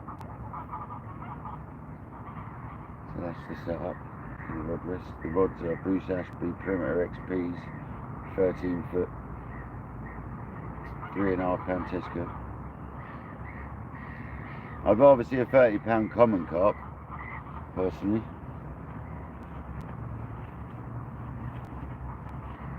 You know, I might put my suit bottoms on him now. I'm going to tuck my socks in for a minute. Tuck my trousers into my socks, see if that stops his draft from getting up my legs. I might actually have to put my fishy old suit bottoms on. I want some sea fishing.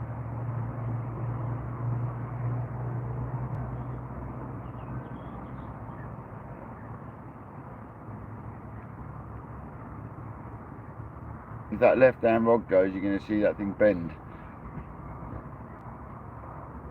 The chances in the daytime, well, I used to catch them there in the daytime, but there was a spit of land that used to stick out differently then. But any fish going through that channel has to come past me. That's one of the reasons I like to swim. It doesn't have to, but it more than likely will. You take a 20 fully scaled. There is 20 fully scaled in there, maybe 30 pounders. There's a lot of good fish in here, man. A lot of good fish. Got heron hiding away on the bank over there. Cheeky. Yeah, he heard me. He's looking at me. He's hidden behind a tree. Nah, not yet on the bleed. Not yet. Just loads of wind bites. Nah, no cats, man. No cats, buddy. Welcome in there, guys. Thanks for joining. Sorry if I missed you.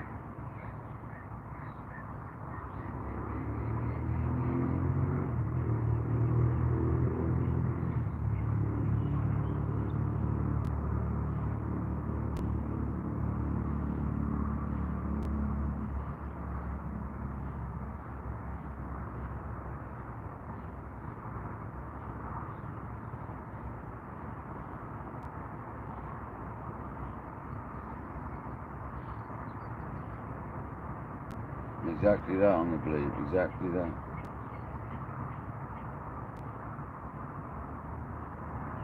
I'm not sure, but I think we get sunset over like here somewhere. I'm not 100% sure. I'm sure we get the sunrise. I'm sure we're going to get sunrise in the morning. Pretty sure of it. We've obviously got trees above us, hence why you've got the shadowing you're getting now on the rods and that. So I can't really do much about that.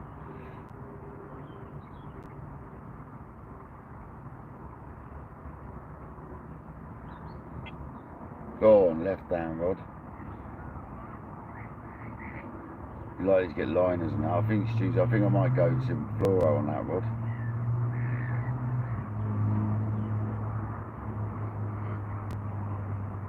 We have got a leader on there though, and it's only short. We could just pin it down, to be honest, with the back leg. That's how I normally do it here. Pin it down with the back leg.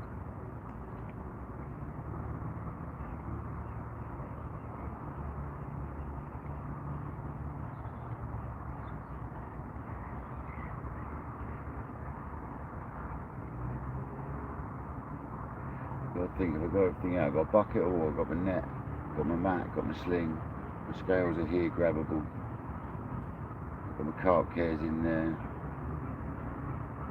Polyarus, whatever it's called, Popularis, I can't know what it's called, the one they want you to have, and I've got, yeah, I've got everything.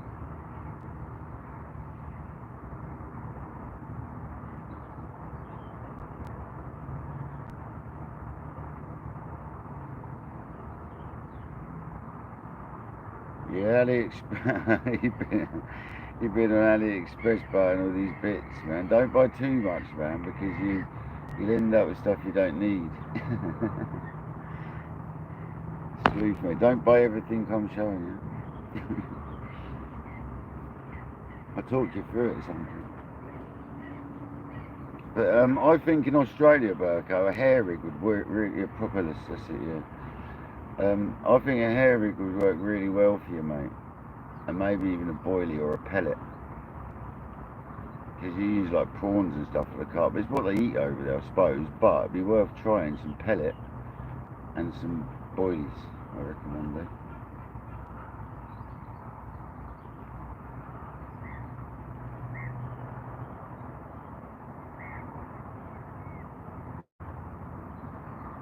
See, I fish very differently to a lot of people. A lot of people come along and they'll put tons of pellet and tons of maize and tons of this all in a pile, and they'll fish on top of it or next to it. I don't. I generally spread a few boilies about, and I stick a little sock of pellets in the middle of it or near it. You know what I mean? I don't fish. I think these big fish need room to move, man.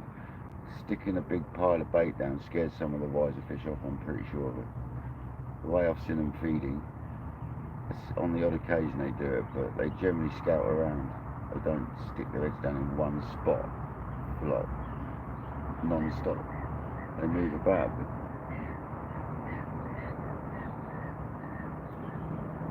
No, don't worry. There's no scamming on my sponsors, mate.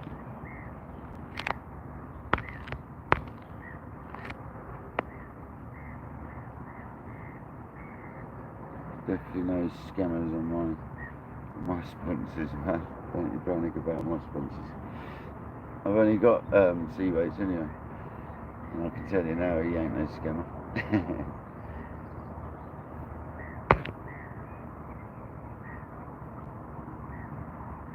Yeah, I reckon you should. I reckon because they won't see it very often, fella. They won't be seeing that method very often, so I think it would really work. If you can get yourself some cc more shelf life in a liver stim system, I think it's called, get some. Like an 18mm or a 15mm. But I need to talk to you, I can talk to you one day about all this. Maybe we'll do like either a live video call or a StreamYard one day, and we'll talk about all this, man. In the next week or so I can talk you through all your equipment we've got from sea weights, and I can talk you through some carp stuff as well. Very different, man. Hello, mate. You're cheeky, ain't you?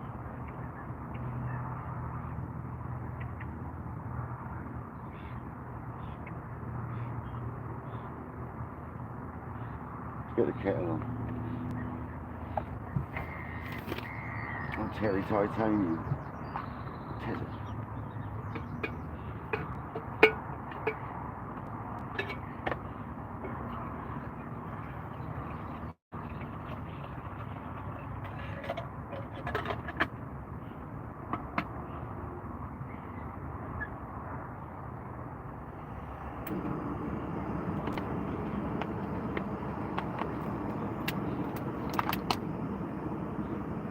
If it keeps beeping because of wind, I will put my swing arms on. It's something I don't like doing, but that's why I've got them. So if it carries on doing that, I've got some swing arms rather than bobbins. You literally just put the hothead, the dinky hothead onto the swing arm, and the swing arm goes straight onto the brackets underneath. Them matrix blocks are amazing for the different attachments. Absolutely fantastic. So I can't deal with that false bleeping from wind.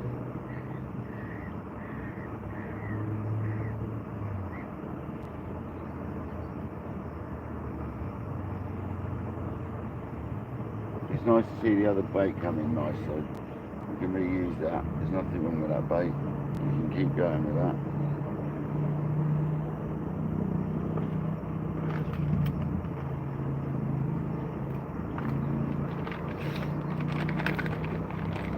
Yeah, just use a hair rig. I showed you a hair rig, but I'll show you again if you need to. We'll sit there and make something. You need to get some braided mainline, some braided hook link material. It's all these little things I need to talk you through.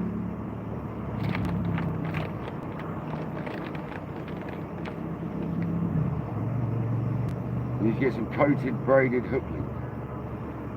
Corda end trap soft in 20 pounds, do you?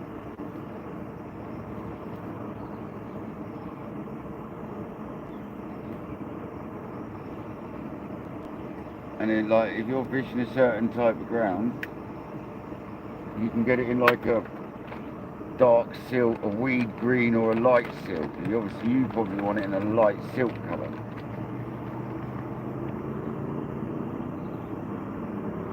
Hair rig is the most simple form of rig. This here is a much more advanced version of a hair rig. This isn't a hair rig anymore. Right here you got a hair rig, right? Well, this is partly a hair rig, yeah? So on the end of this, that's a hair. That's your standard hair rig, yeah? That there. It's got a little rigger liner as well on these. But that's the standard hair, right? Then you get to things like this called a blowback. And that's like a hair, it's got a hair coming off. And then it's got a little ring. So when the carp picks it up, feels the hook, spits it, that slides down and out of the way, and that gets the hook. So they spit it out, but they haven't spat it out. So there's loads and loads of ways of doing it, man. There's so many ways, it's crazy.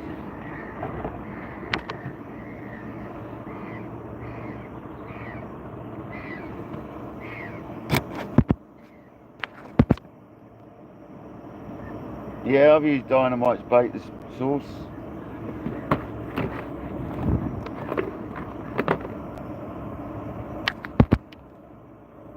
Wait a minute. I mainly use the additive, but you mean that, yeah? Yeah, I use the sauce, bro. I haven't used the boilies for years. I've got my own, I've got certain ones I like now, but yeah, the sauce is a killer bait, man. Absolute savage.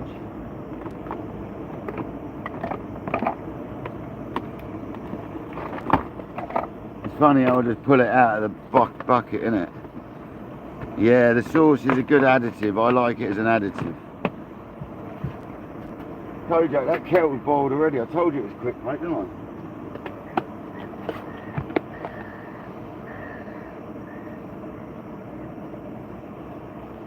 Who wants a cup of tea? You wait till I get the bacon and egg sandwiches on then. Oof.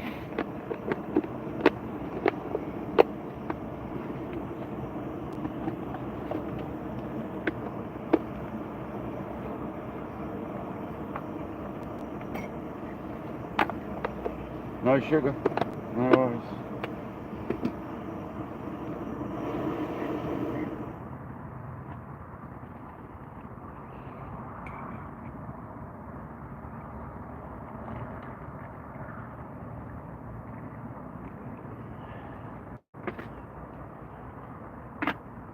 Today's cup of choice is the goat.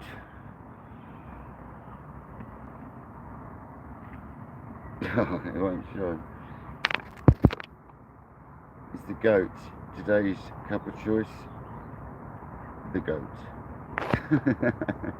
Hello, my name's RSOSOS, and I bring you the goat. £1,000, no more or less. If you know, you know. If you don't, you think I'm nuts, but never mind.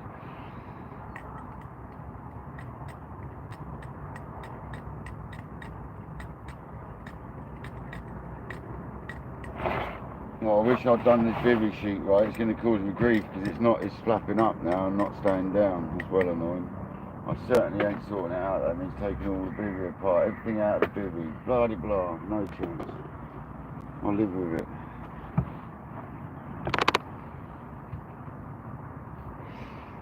Really impressed with this chair though. Massively impressed with it.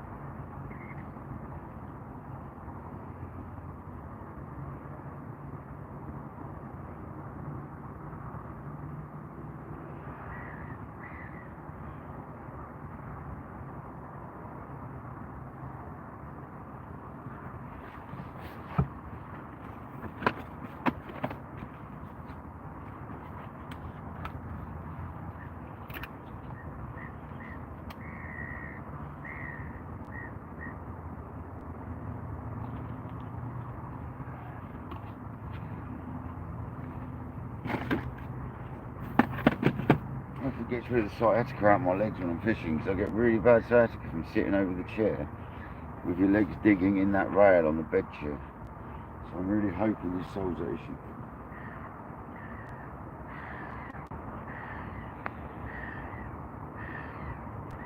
Let's get a little bit of pellet in down that.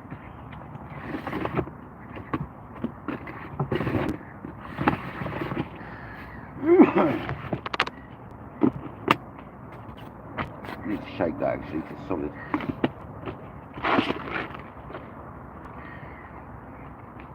Oh man, I have had mice in my garage. Oh man.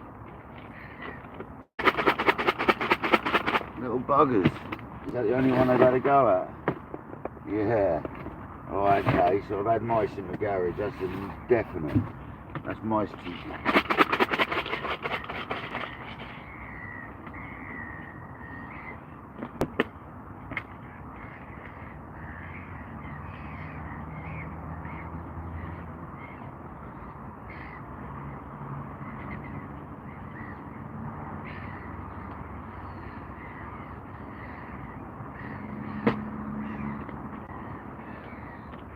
They're not staying in my garage anymore, they can live indoors. No chance they're going back in the garage.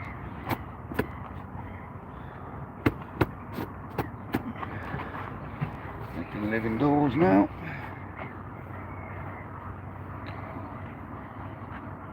Pesky little mice. Yeah, cheers Kojak, it's the same as last time, mate. You still got it saved on your computer, clearly.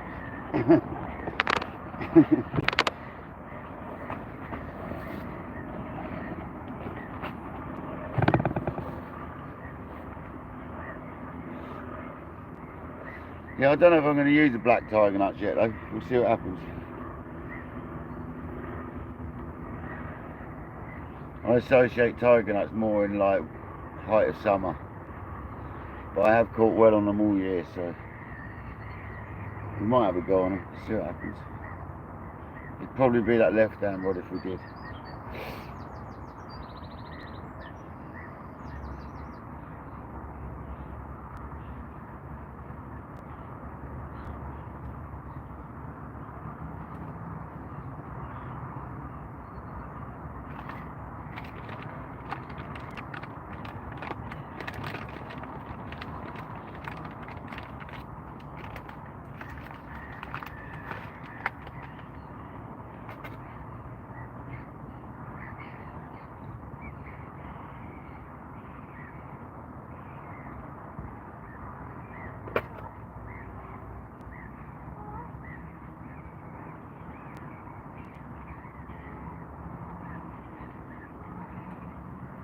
What we want to see is that left hand rod margin go mental. I want to see bubbles.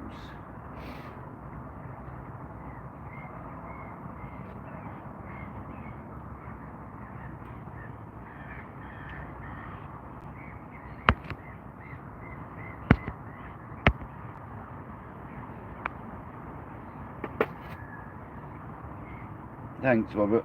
Thanks, mate. It's not a prolific lake, this one. We caught, how many did we catch last time we fished this one, Kojak? Was it 7 fish? I caught a lot of them off live though. It's always when I seem to stop the live, I caught a fish and I put a short up. Can't remember how many else. Thanks for joining, Robert. Appreciate it.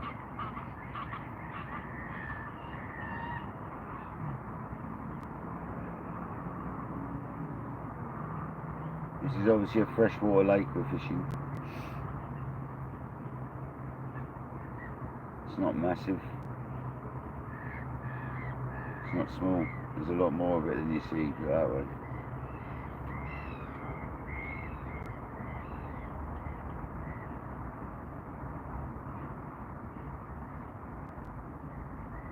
Thanks everyone for smashing that like. There's 35 people and 57 likes. Thanks very much, guys. We just need one of them rods to rip, don't we, to give you like the full effect of what's going to happen here.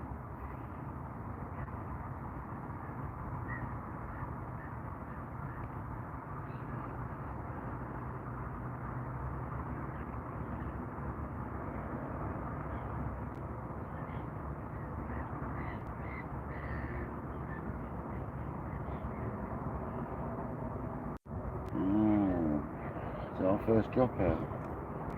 2 hours in now, but I don't expect to fish straight away. Made a lot of noise setting up, so it disturbs it a bit. You make a lot of noise, but this ground here, you've got to bang your pegs in. There's no odds in it. One of my pet hates, but you got to do it. You can't get your bivvy up otherwise. That's why I've got like a dead blow type mallet, so it doesn't make loads of noise. Well, I've caught fish as I've been banging my temp pegs in here, so it's no problem. I've got set up today before we went live. Oh man, they're always passing through. That's why we had liners earlier. One of them earlier was definitely a liner because the bobbin pulled up. It wasn't just wind.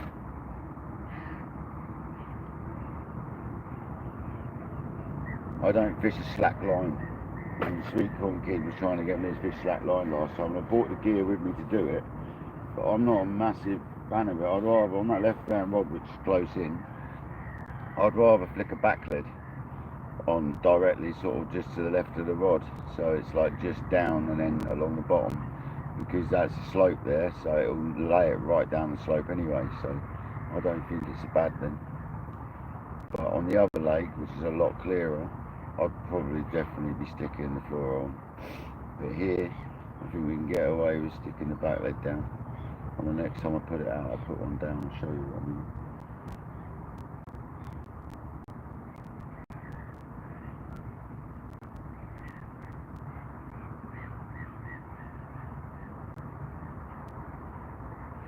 I mean. Ace, I don't often do back legs, but only because I've had fish play me against the back lead and you don't even know it's on before you know it's halfway around the lake.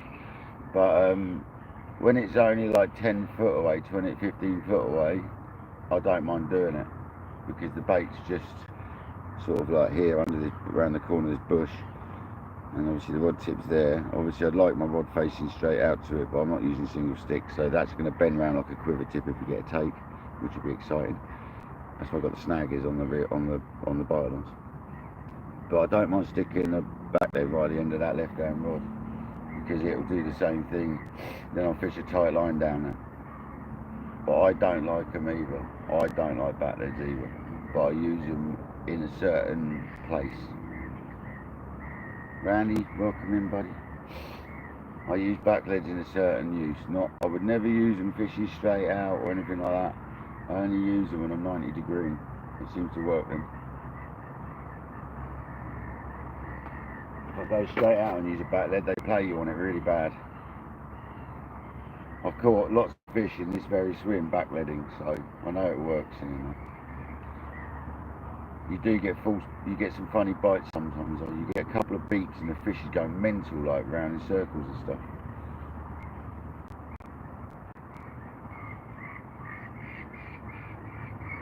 You definitely got to use them in the right place. But to be honest, there's quite a lot of weed and stuff in this lake, so it doesn't matter. Like, I don't think the fish hitting the line in a weedy lake's as bad as in a clean lake, you know. They're used to hitting things and rubbing against stuff, so.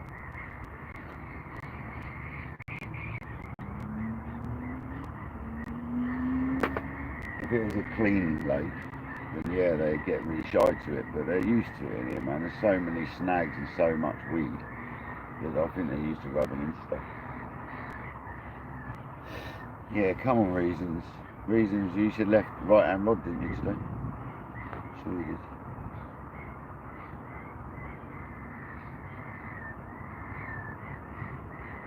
did. Yeah, come on. Not that kind, Randy, not that kind, mate.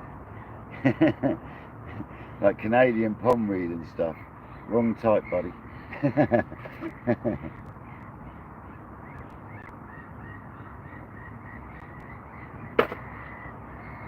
We don't know that behaviour around here anyway. I don't know what you're talking about. It's all just pond weed.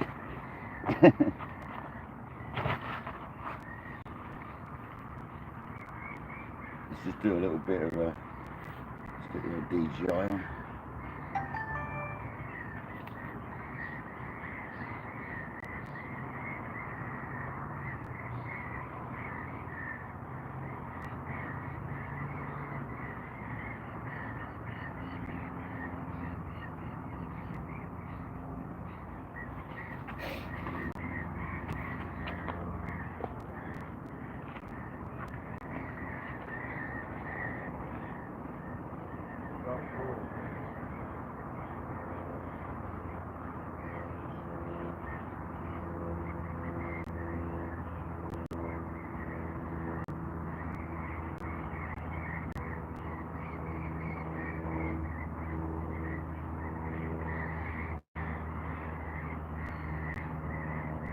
They're 2 hours in, and we've had a couple of blips, but nothing serious.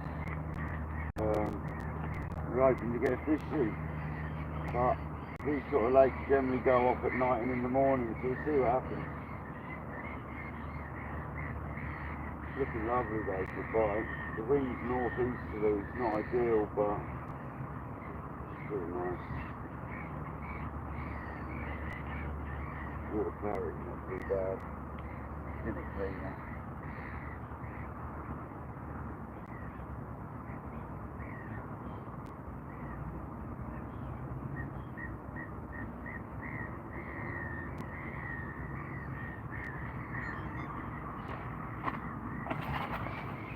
Shut down.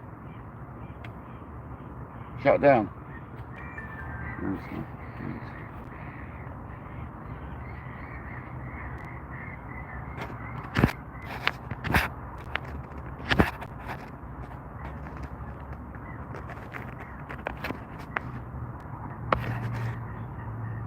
Come on, fish. Let's catch one.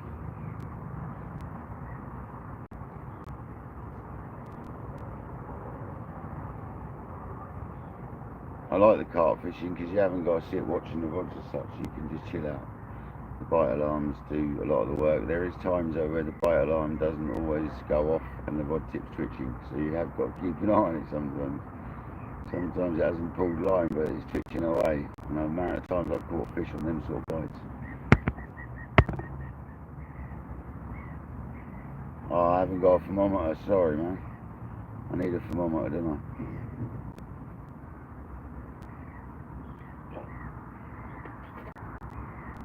You can get these little like digital ones that go to your phone.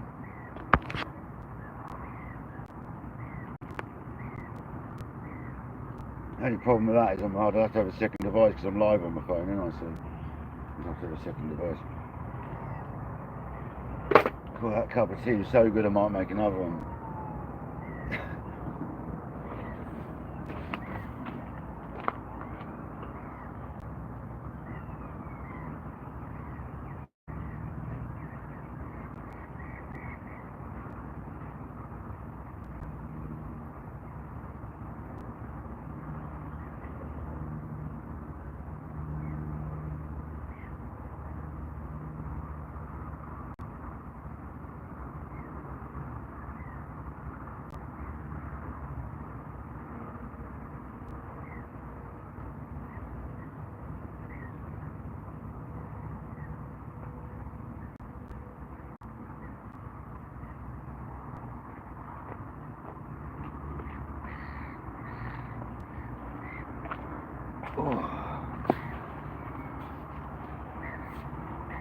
Happy days.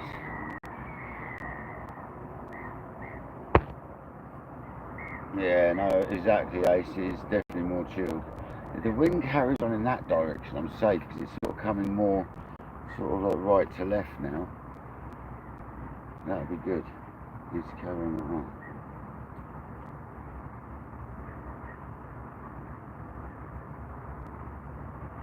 It's also blowing down this end of the lake, which sometimes is good and sometimes it's bad. We'll see what happens.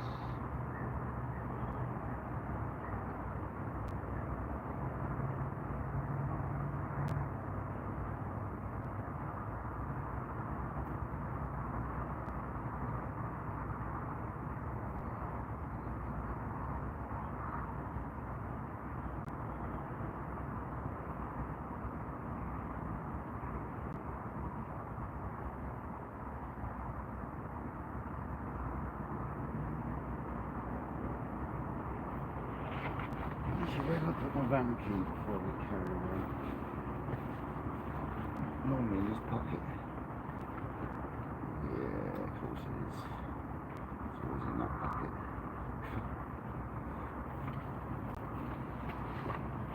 Oh, this chair's heaven.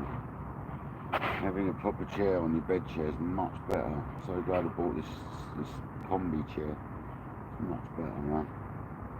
I'm not getting a bad back at all because I'm sat on a proper chair still. Got support and everything, lumbar support, so. And it's made of memory foam, so it's really comfortable.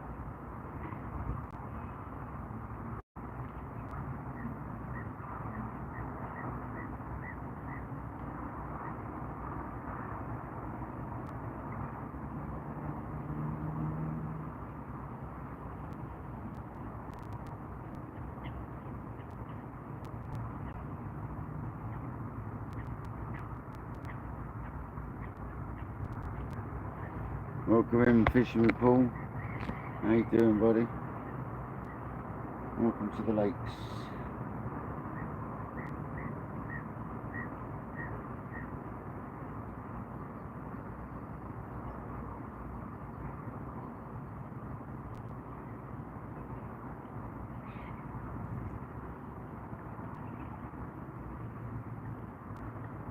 This is a medium sort of difficulty lake. There's fish up to like 40 pound in here. Nothing much smaller than 15. You get the odd smaller than that, but very rarely. They normally get moved on to the match lake. So it's full of bigger fish. It's like it's verging on specimen lake, definitely. Oh man, there's so much to learn, Paul. Don't take everything I take for like granted as well, because there's so many different options, man. So many different options. It's very difficult when you're doing these lives to show it properly.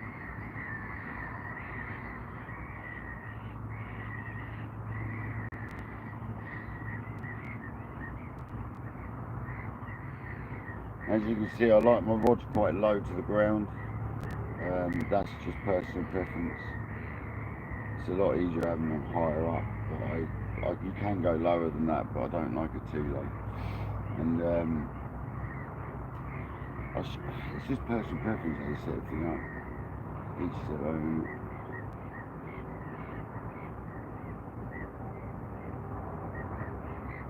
I think me and Noel were talking about whether I go on the easier lake or whether I come on this one. And like he said, it's worth being here this time of year because they're just getting ready to spawn. They're the biggest they're going to be, and they are some lovely fish in this lake. So. There's some zip linears, there's some fully scales, there's some cracking mirrors of all sorts of shapes and sizes, and there's some lovely common carp in here. I'm talking lovely common carp.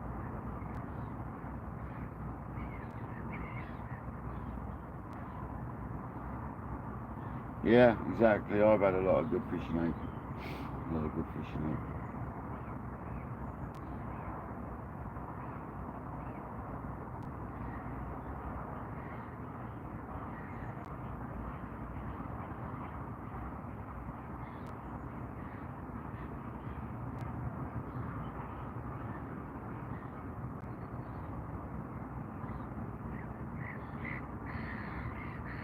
Well, partly me. Mike's also helped you out as well.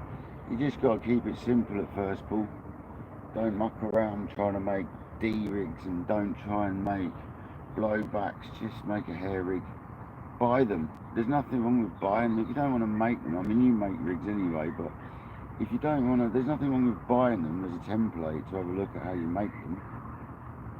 And if anyone ever needs any help, just shout. I mean, it's not hard to show you.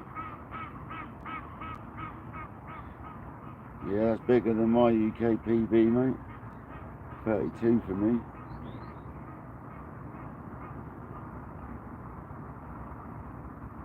.32 common, anyway. Commons what I'm after. We don't get a lot of commons in this lake. And that's what I crave. I love commons. You like these, you sort of one common out of 10 mirrors normally.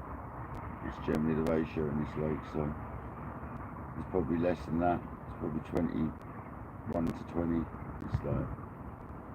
So to catch a common out of here, there used to be a lot of them, but a lot of them passed away over the years. Common carp seem to be a lot more expensive to buy big ones than they are mirrors. It seems weird. Common carp ain't so common, basically. Not here. In places like Canada and Australia, that's all they seem to get is commons, silver carp, whatever you want to call it.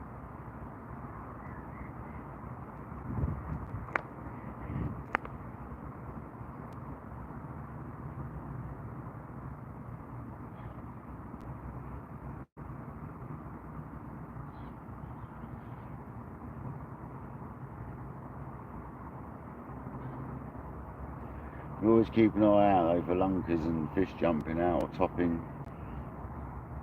A fella down the far end of the lake to my right said he saw one jump out pretty much when I'm putting a bait, so I said yeah, they will do, that's a good spot there. So we've been fish about, we've seen them down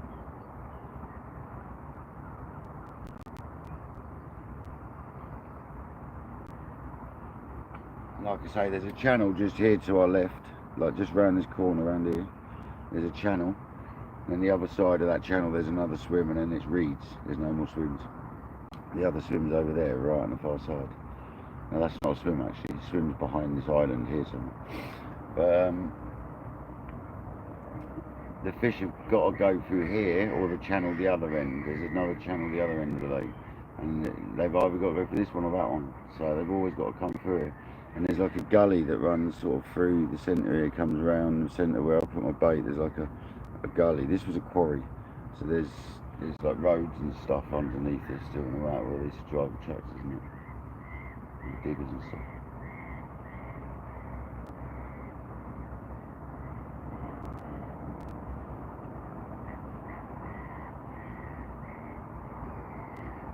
We also used to dig gravel and stuff out of it back in the day.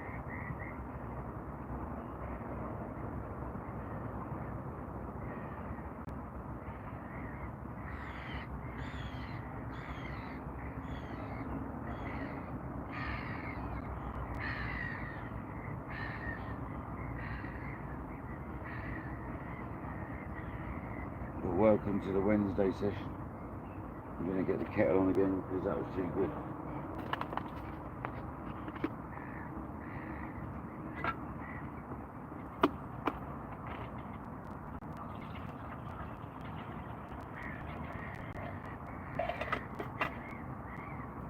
Oh, turbo Tesla.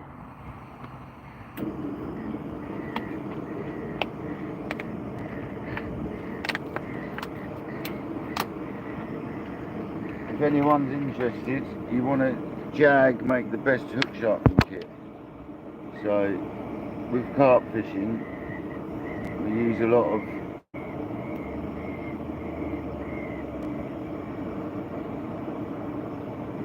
and inside this thing, there's a vise to hold the hook. And inside this is two grades of file. You've got ultra fine and you've got normal. And then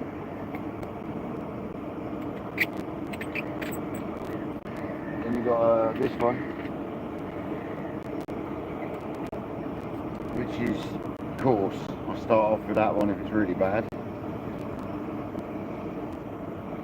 and I work my way to the medium.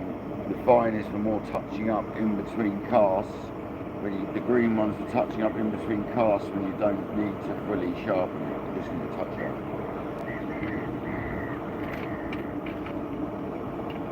So what you do is you get your hook, you clamp it in, so it's like that.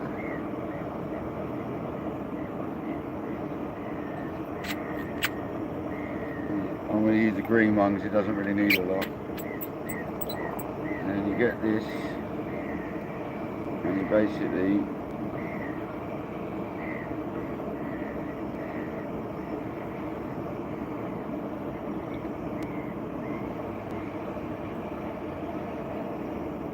and that should just make that ultra sharp.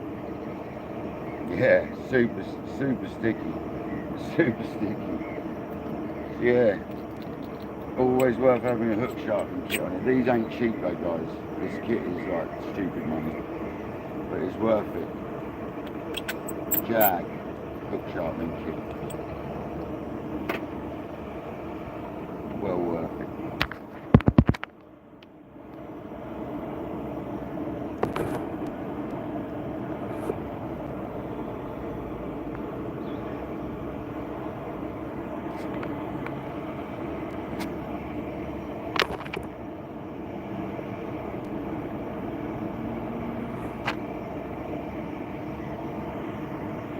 So difficult to do on YouTube. Why have made it so hard?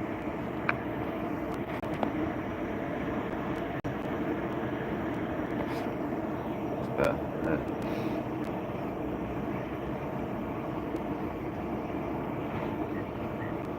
You know it, Ace.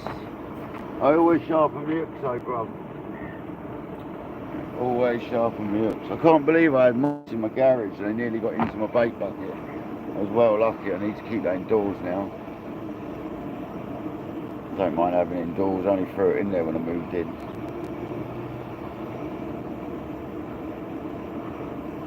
Hopefully they're not living in my garage.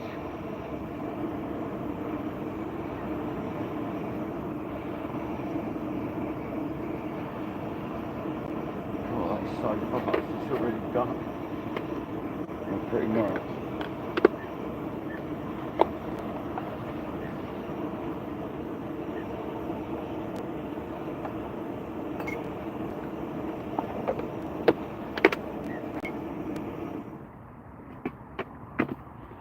We don't bring John B carp fishing because of the whistle on it. Last thing I want to be doing at 2 in the morning is whistling with John B, I'm afraid. Really bug the people if there's someone next to me, so. A bit like the lights, we're not allowed loads of light on this lake, so I can't put loads of light on at night. So if we're live, all we'll have on is the little lights that are on the bite alarms. Until we get a fish on. Depends what you want, innit? A little chat and some ambience. So I'll probably stay live in the evening until bedtime.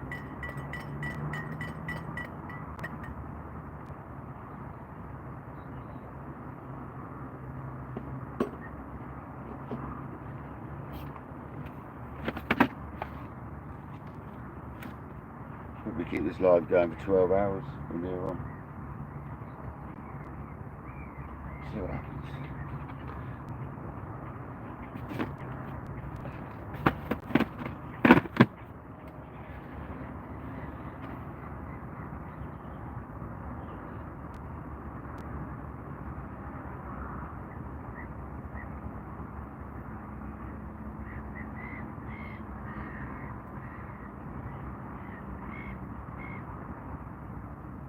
And Paul, mate, if you are watching still,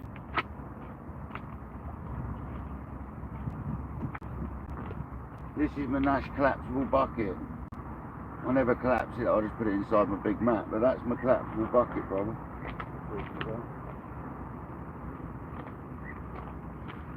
You should always have water when you're carp fishing, because if the mat's hot in the summer, you burn the fish putting it on there. Very sensitive carp, you've got to look after them. Any old bucket does though. If you're in a fishery where you can just get to it quickly from your car, there's no need to worry about all H's and a normal bucket. Don't need a collapsible, I just got that one because it's carpy.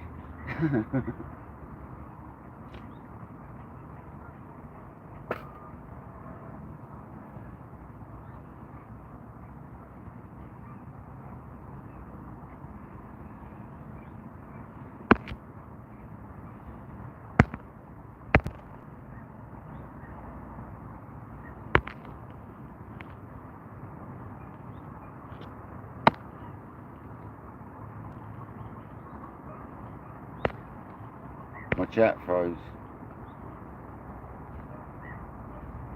Yeah, the yellow tutti frutti, what? Fake corn or pop up?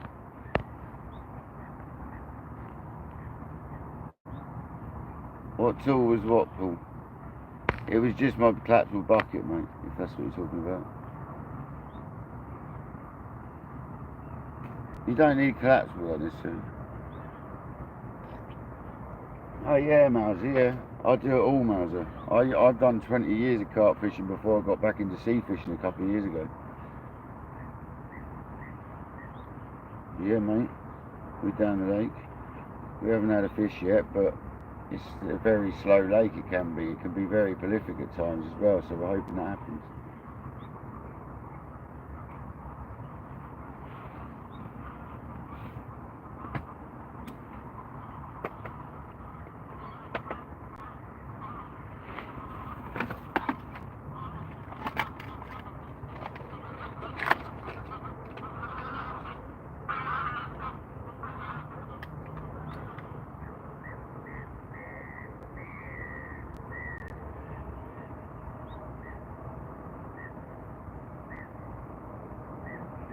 Quite often a morning or evening lake though, that's the problem with this one. You do get sessions in a day where you catch fish.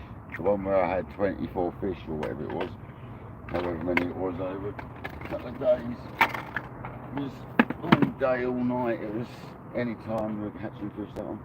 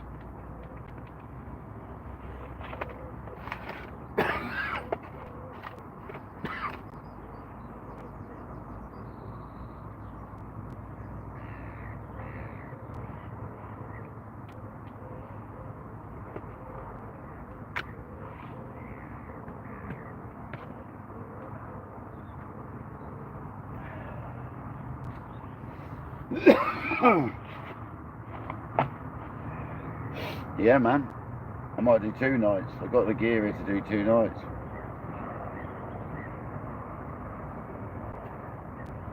Whether I do it on this swim or not's another thing. We might move to a different lake, but we'll see if we get a fish. If we get a fish, we might not. See what happens. Oh, left. Oh, that's fry. Fry down there. Left hand will have a fish jump, but it's about 1 inch long.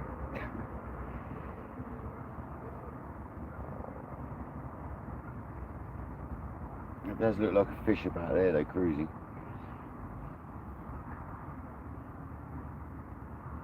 No, it's a bird.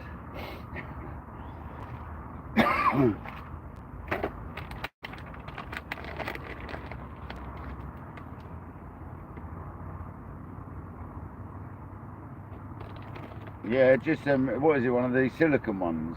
They're alright if you got one of them silicone collapsibles. They're probably good. They're really good though. Actually, probably better than what I've got because they collapse easier. Let's give an ace the bug.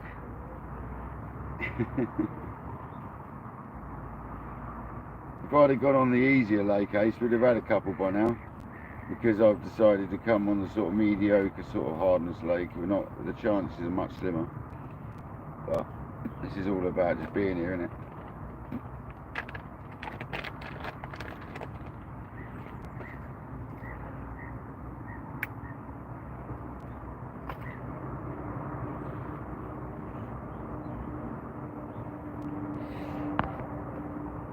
Rock bass, yeah.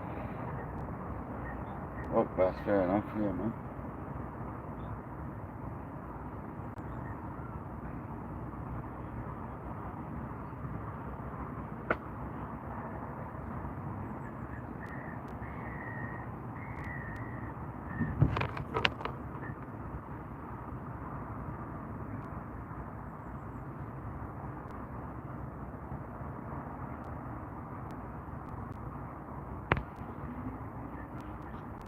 Bistro, welcome in. Hope you're good, buddy.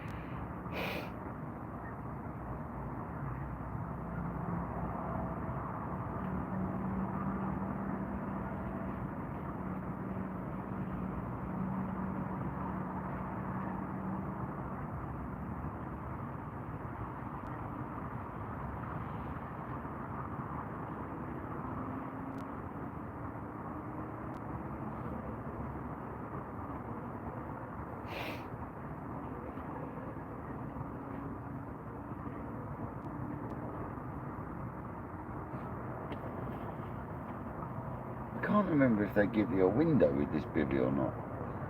Because I can't remember I put it if they did. It's not on there. I can't remember if they do with this bivvy when you buy it. Not that I need it, but...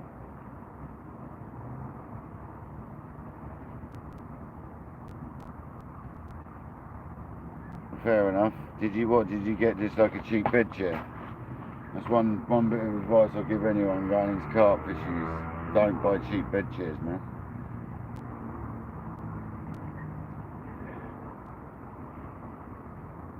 Because it's something that you like spend a bit of time on. So, Paul, I was saying I've got a chair that goes on my bed chair as well.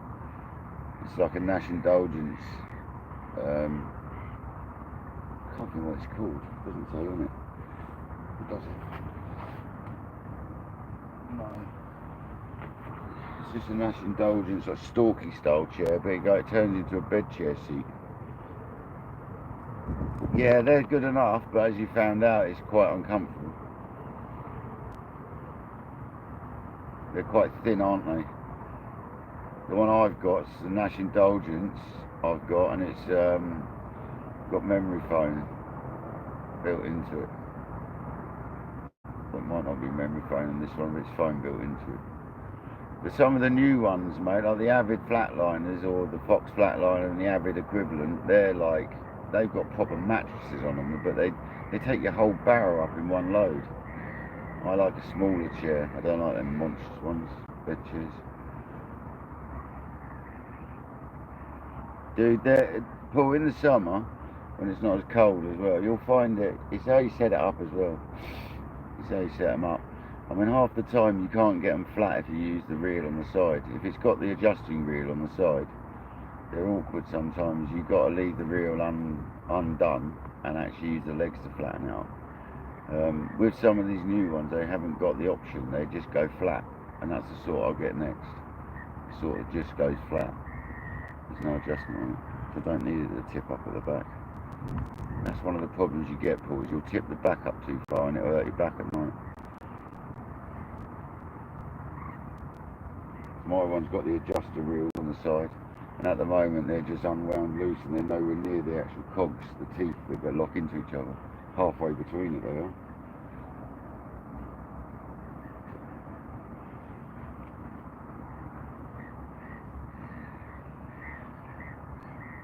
Setting up a bed chair is definitely a big part of getting yourself comfy for the fishing, man.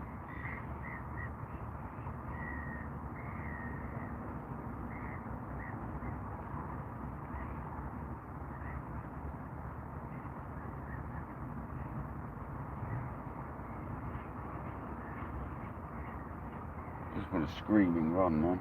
Some clutch action. Put in liner.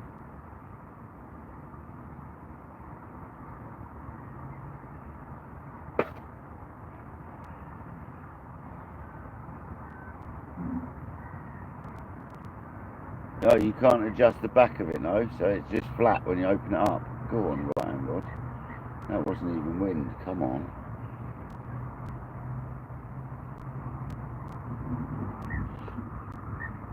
I want to see it rip off and melt, absolute rip off. Yeah, they're better, they are, Paul, because you can't adjust the back. It means they're just awkward to set up though, because you've got to get the legs right. So you're not like sloping and all that malarkey. It's quite an art to get it set up nice. You'll find yourself, if you're sloping at night, it'll be awkward. You'll find yourself getting bad backs and stuff.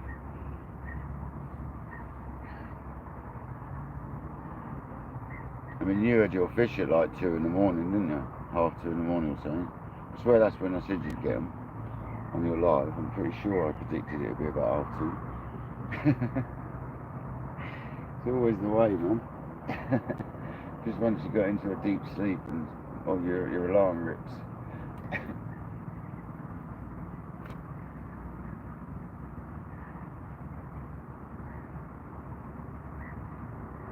Actually, that bucket might have been munched when it was in the storage container. I wonder.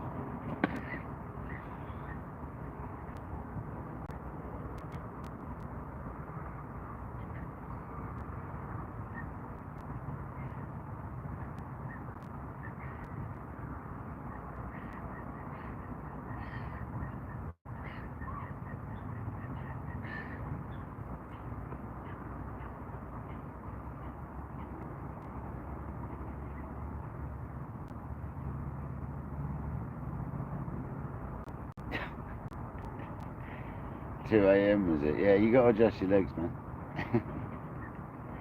Don't be slow, that's why you got a bad back. You need to get it dead right. Yeah, I know, get on lounges, that's right. And for day sessions, it'll be deck chairs. Yeah, man.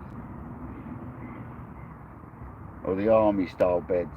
The little collapsible army metal beds, which are heavy as you like. Yeah. Yeah, they do hurt your back. This is why I need this chair on my bed, because it's that sitting with your legs sort of over the metal bar really hurts after a while.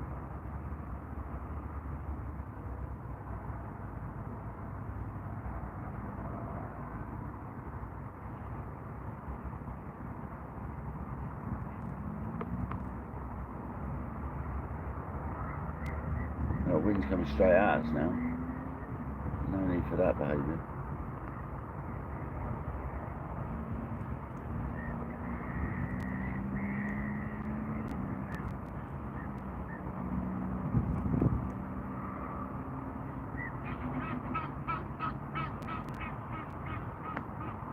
Because you've got the sleeping bag, isn't it? Be cold tonight, I reckon.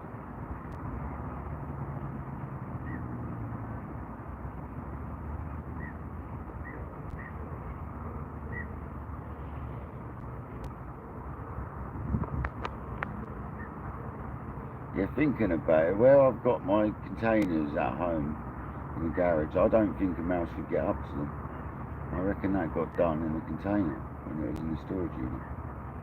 Nothing else got bitten or eaten. I need to check my garage out.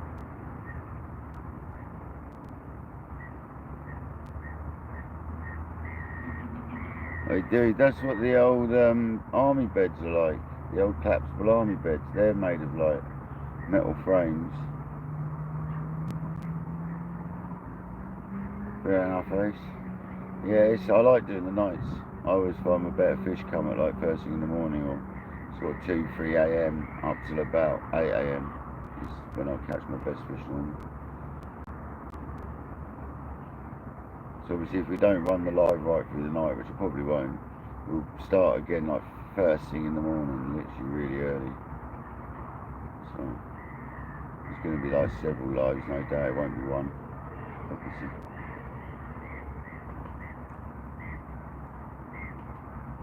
Definitely brave for fishing in this swim today though, with this wind direction. Horrible.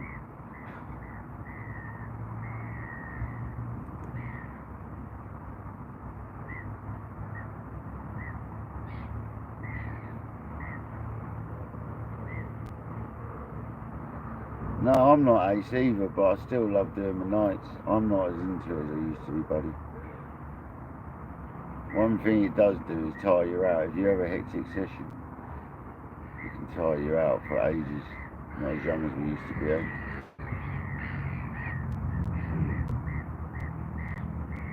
I've wanted to come carp fishing for ages, so I was going to do it like a month or so ago. It was freezing though. I decided not to. But I'm surprised there's not more people down here, being half term. It's actually quite empty. There was about 20 cars in total, and I reckon 12 of them were on the match lake. So there's not a lot of people.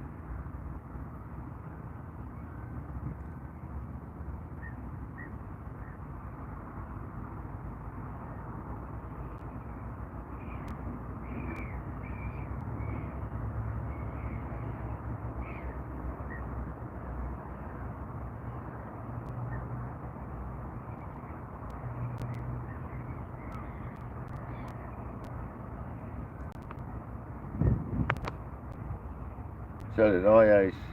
I used to live at a place which had lakes. I used to live in a mobile home where the place had lakes around it, and I got a ticket.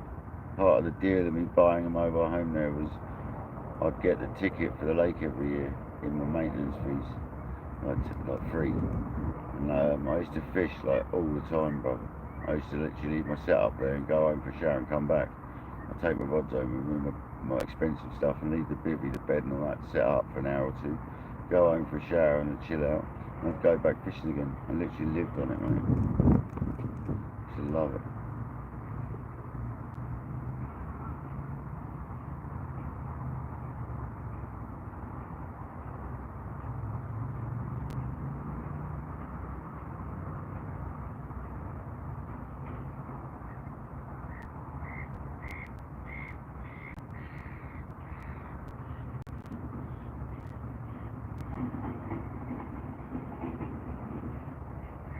I just want to hear that crack of the bobbin and the scream of the alarm.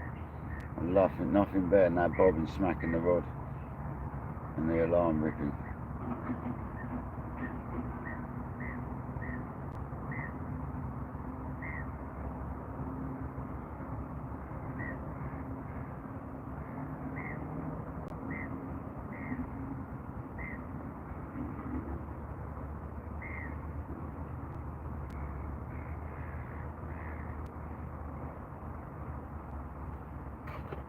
Another amazing cup of tea.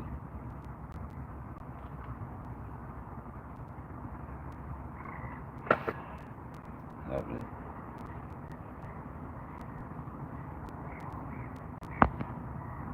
Yeah, man. I'd love to have my own pond. Imagine that. Have a log cabin there with a bed in it and that. Literally right next to a double door that you just leave open. That'd be sick. That'd be sick, man.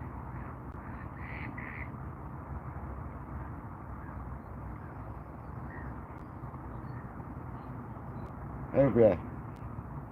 Oh mate, it's a shame we didn't get one. Imagine that. Get my zigs out, Dave. Yeah, I should get my zigs out. I don't like zig fishing though, brother. I haven't got the equipment here for zig fishing. I don't bring everything with me, man. I ain't got the stuff here. I've got a bit of foam with me. I could make a zig up, but nah. I'm good, bruv. I'm not a massive zig fan. There's nothing cruising anyway.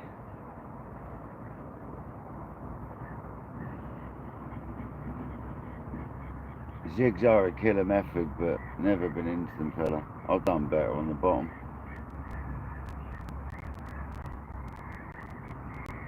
Oh, I've done alright on zigs. How deep is it? It's anywhere between sort of 6 foot and 12 foot. It's not stupid deep. It's very easy to fish a zig on, to be honest, because of the depths ain't stupid deep. But It's not very deep at all, to be fair. But nah, man. A lot of people like on zigs on here, and I go and smash it on the bottom. So I've always stuck to the bottom on it. I'm keeping my eye on that cut through in the island though, seeing if there's any fish moving through there. Yeah, I'll tell you what, jam sandwich, I'm the same. There's so much faffing about with them, I don't like. Yeah, the carp, yeah, they could be anywhere, man. I've got a channel running right in front of me that goes to a breakthrough in the lake to the lake behind me. So it's like one lake, but it's joined up with two channels, one either end. So I've got like a channel that runs beside me with a gully that runs right across my swim. They're regularly caught in that gully, so I'm in the gully. I'm just the other side of a mound that goes into a depression. So my right hand rod should be cast, so the rig's going in the dip and then the main line and the leader's up a slope. And then from there on it's quite consistent to the bank.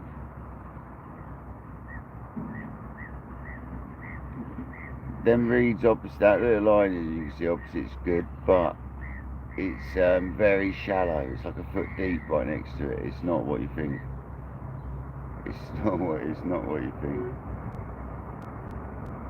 It's I've only ever caught a couple of fish off that island over there right in front of us. And then reeds to the left, I'm not allowed to cast over there because that's the swim next doors, the other side of the channel. I'm not seeing them knocking.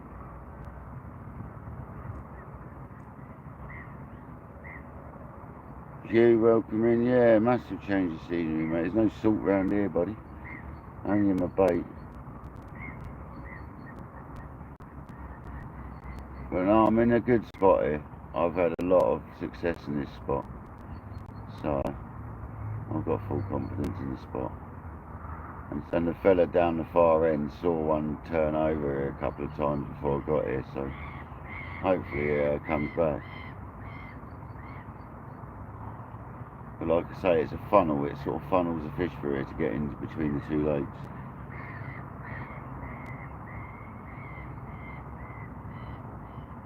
On my left hand rod, it's in the margin. That's about 4 to 5 foot. But it's in the dark. It's not in the sunshine. But then that'll change tomorrow morning. So this is the thing.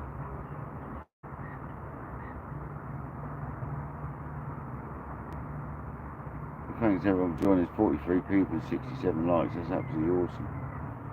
I know for carp fishing is not everyone's cup of tea, but Nath obviously likes a bit from Dave's Special Sauce.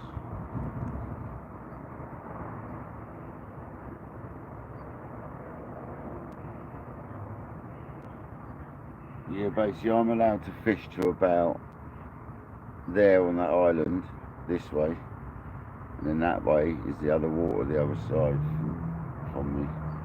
So I can't fish any, if I wanted to fish the island, I can't go much closer than that bird that's on the island, that little white dot on the island, which is there. Peter Andrews, welcome in. Mucky Mick, how's it going, brother? Hope you're good, mate. No fish so far, mate. We're only a couple of hours in, 3 hours in nearly. We've settled in. We've only had one cast on the left hand rod and 2 on the right hand rod. So we're not sticking loads of bait out. We're just fishing for a bite at a time. Handful of boilies, little sock. Nice raftery bait right over to it. Thank you very much.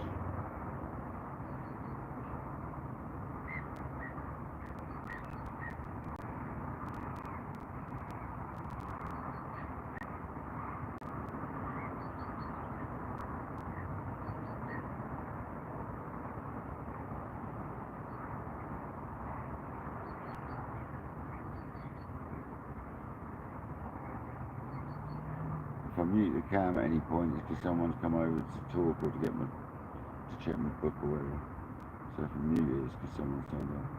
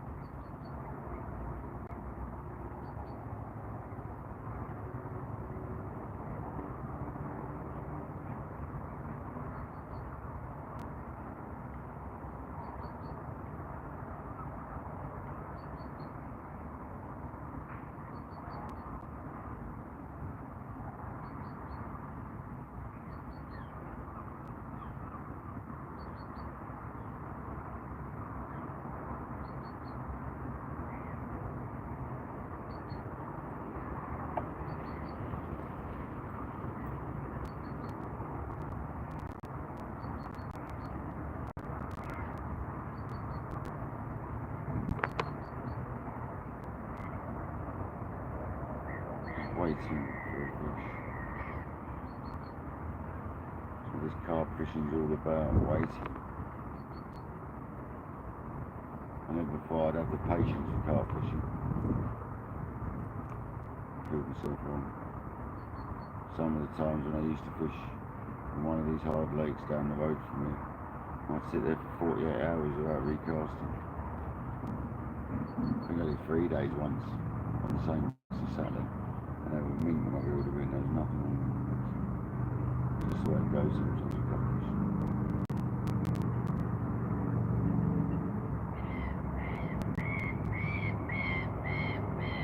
That bubble just come up on the left hand rod. Is it a feather or a bubble?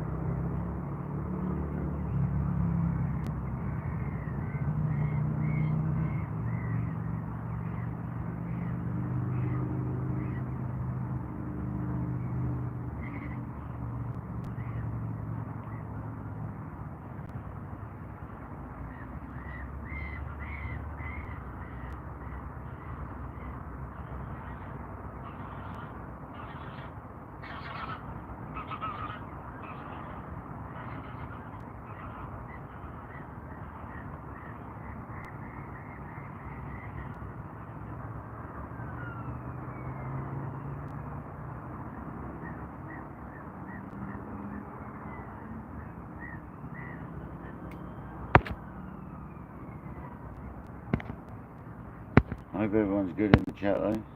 Sorry if it's not your thing, but we are here for a night or two. Nick, welcome in.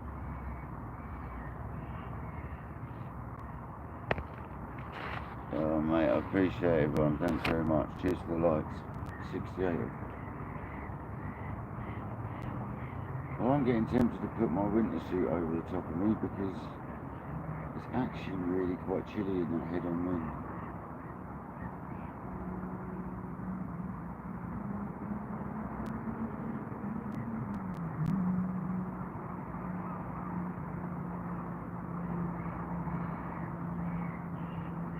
Stitched myself right up with the swim I've gone in because the wind's coming straight in it. I mean, that can be a good thing for carp fishing though, so not so much with the cold winds though, but it can still be good if it's a newer wind.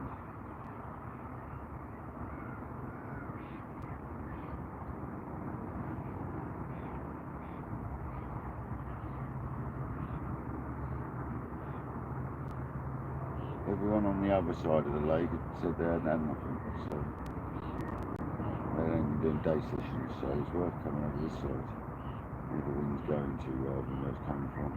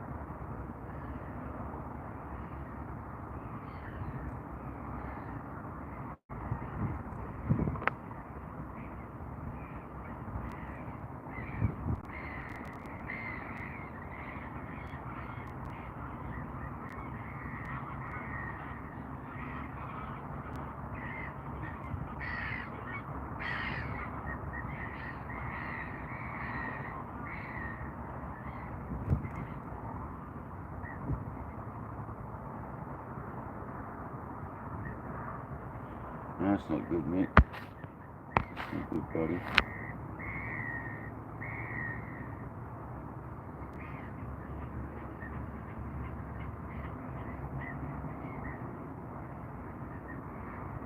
You what, Jamie? You can't. What was in the pot? What? Are you in? You trying to park? Are you or something? No worries, Jamie. It's confused me a bit. At the car wash.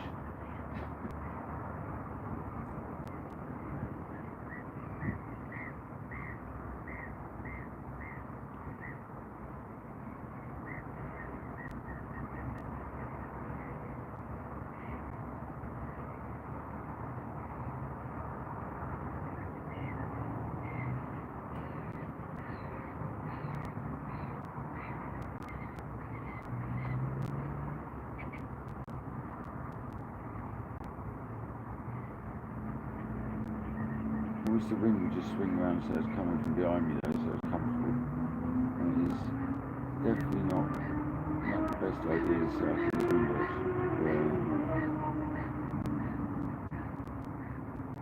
Seagulls attacking that coot over there. Cheek of it.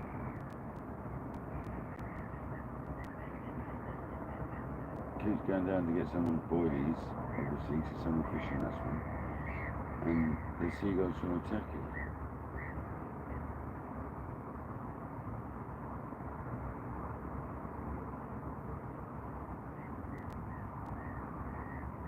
What these people are? Well, they aliens or something? Cheers, reasons. Appreciate it.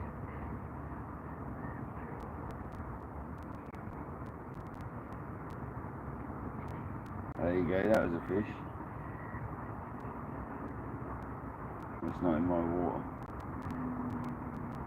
It's only a small one though, it'll be tench. It's a good sized tension here.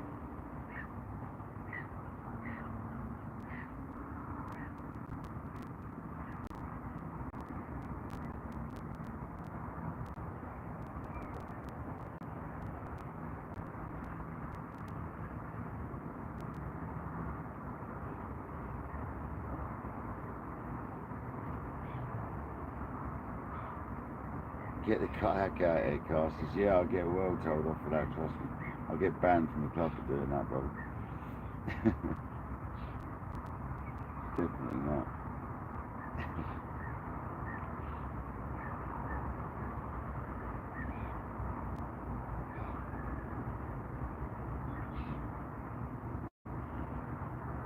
Nah, not yet, mate. No fish yet.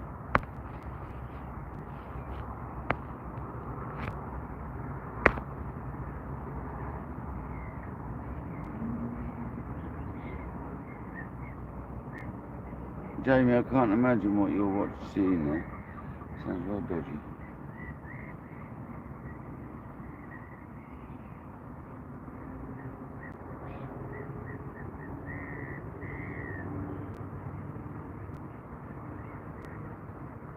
I wonder if I get a bit of this sunshine that comes around a little bit more.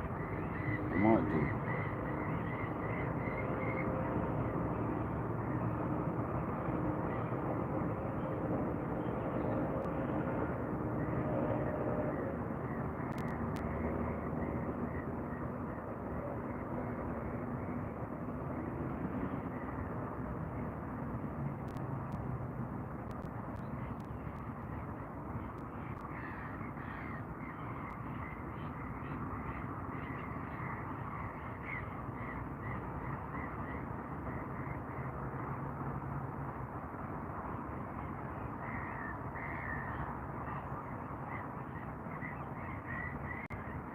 Nice. It's 14:32 here in England. 5 hours differently.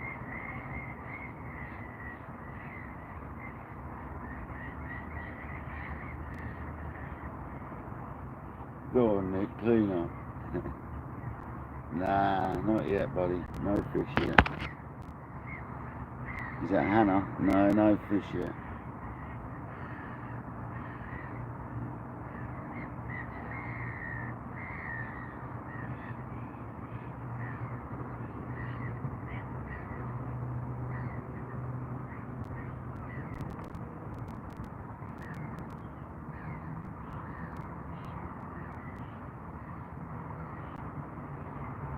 Hopefully this wind drops off like it has been the last couple of nights. I did look at it, it looked like it was gonna be showing no more than like 4 or 5 miles an hour or something like that.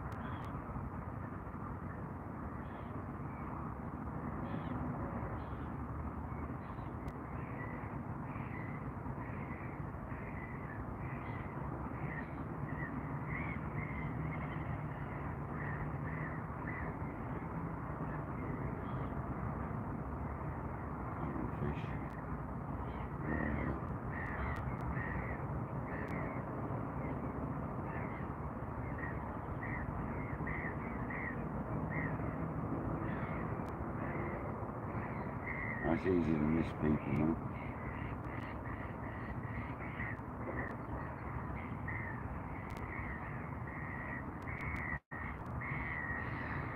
I'm always missing people coming into my life.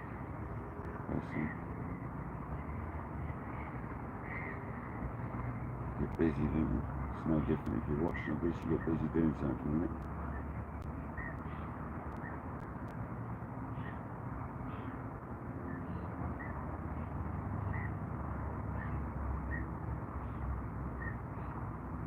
What's the average size in a lake brown, man? It's around about mid-20s to 30, early 30s is the average size. It's sort of 25 to 32 sort of probably be the average sort of size now. They go up to just over 40s and they go down, you might get the odd 15, but I doubt it. You do get a few in here, stockings that they put in, they grow pretty quick. So it's like a good chance of good 20s, high 20s and low 30s basically, good chance.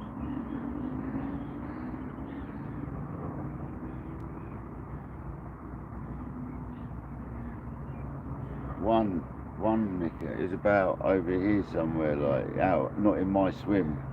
That'll be like in the next person to the left of me swim, the other side of the channel, where that grebe is now.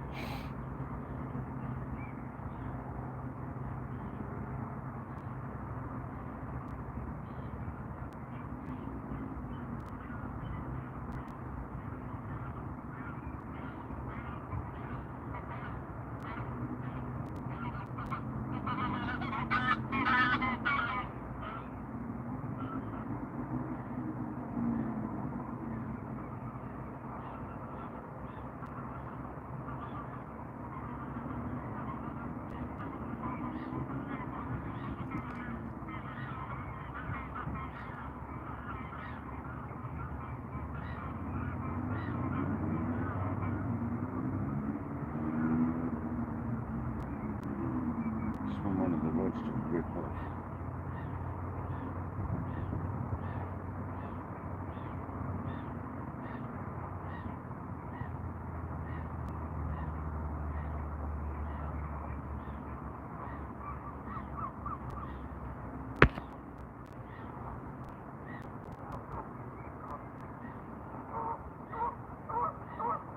A lot of chickens.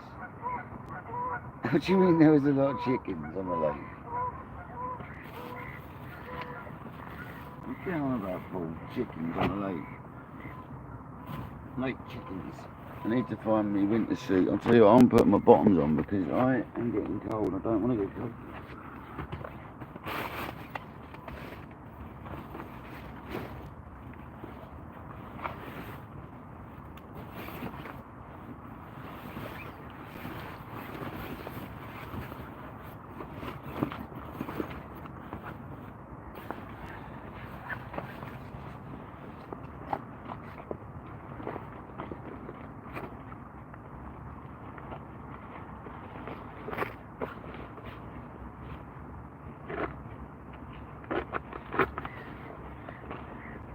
anyone on the lake.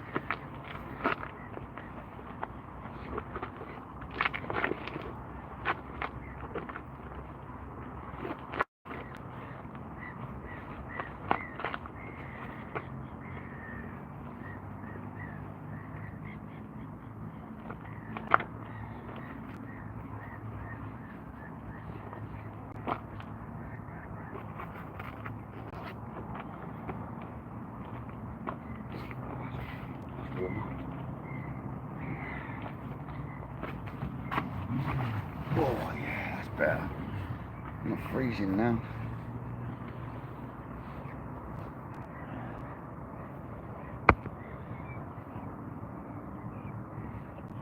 What, on the people on the lakes? I thought there'd be loads of people here being half term.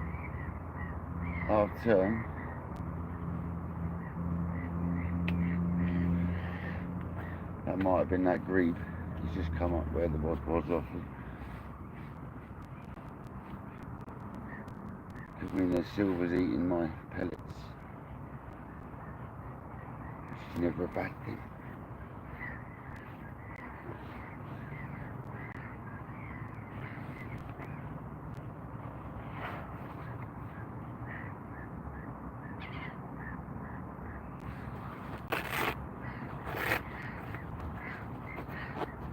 $77 likes and 34 in the house. Thank you so much for being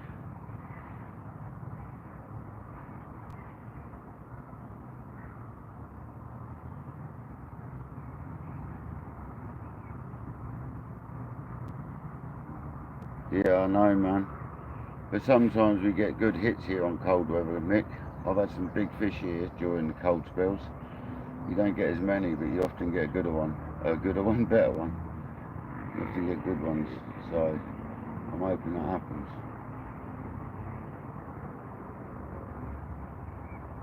Obviously, we'd much prefer a southwesterly with a warm wind, but we've got a northeasterly, unfortunately, but it's better than not fishing, I guess. We'll try. If we don't get anything and I want to do another night, we can always go over to the other lake. Always move, so wind on our back in a place where there's definitely more chance of catching fish. So we'll see how it goes. I'm not worried when carp fishing. I just want to chill out. I know this lake produces, this swim's good to me normally, so I haven't been able to get in it for years because it's always busy. So I was stubborn about it. The bloke down the end said it's seen a couple of fish moving here, so it made sense.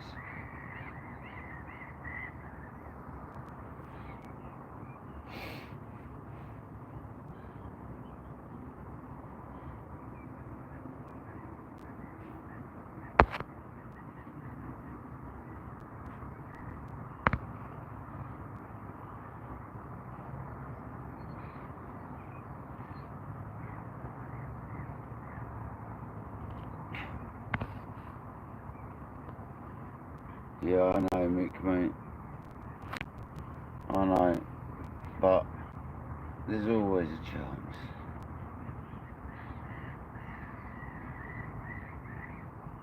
No doubt it'll be like 2 in the morning when it's freezing cold. And I've got to get out of my bed with my winter suit on. Absolutely freezing. But that's normally how it goes. Really, them rubber hooks are a nightmare. Gotta watch them.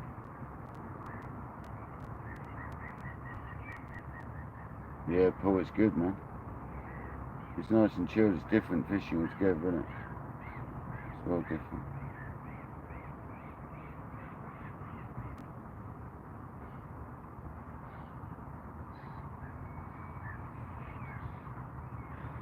Yeah, reasons.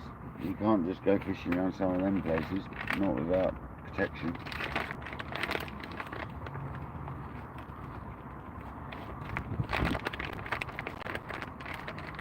But America's very different to UK, isn't it, on that front, so...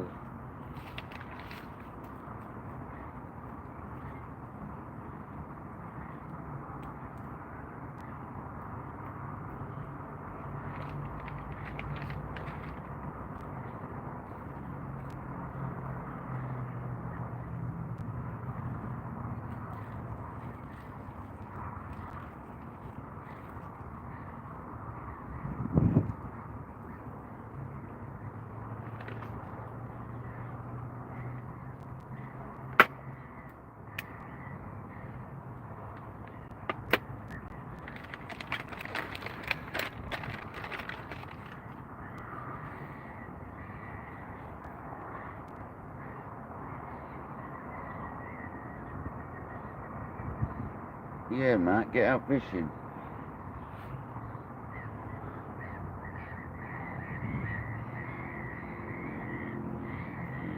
Don't think I've ever seen you fishing, casters.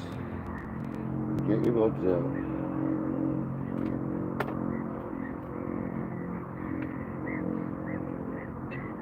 Oh, come on, right hand rod.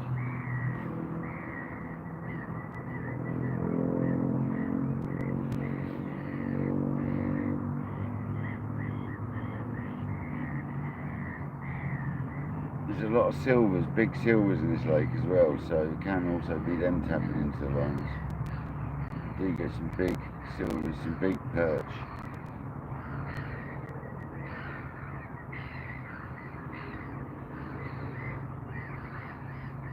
Loads of tension here.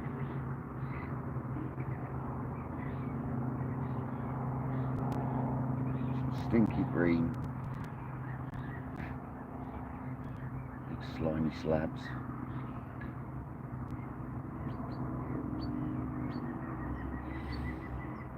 Yeah, I wasn't about when you were doing them, I don't think, casters. I think you did them before I was about.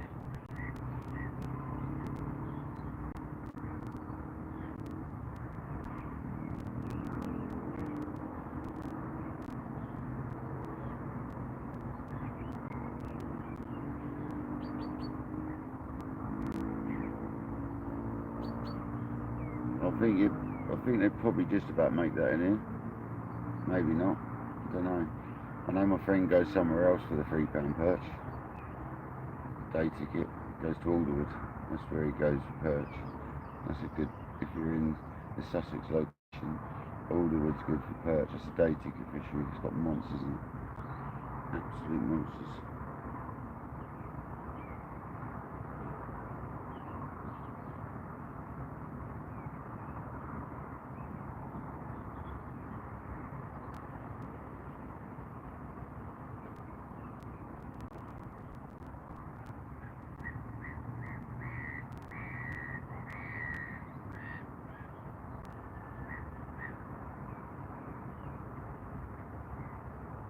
Yeah.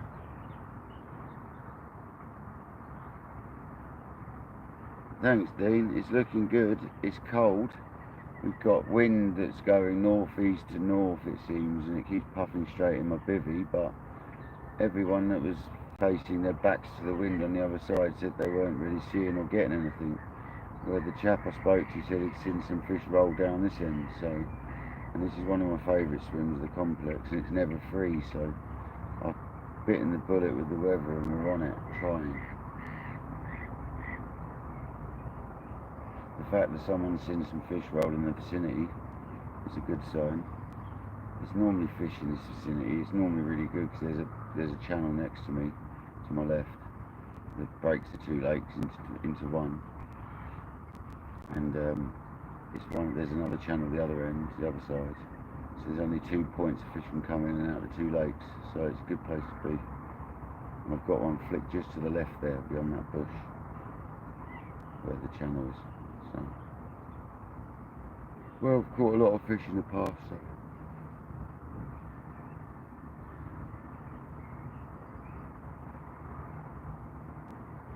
We're fishing with the same bait, which is 18mm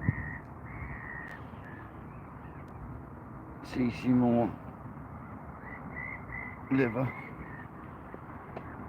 and they're all glugged up with additives, and all the pellet I'm using is glugged up with additives to the last. There you go. That's what we're using.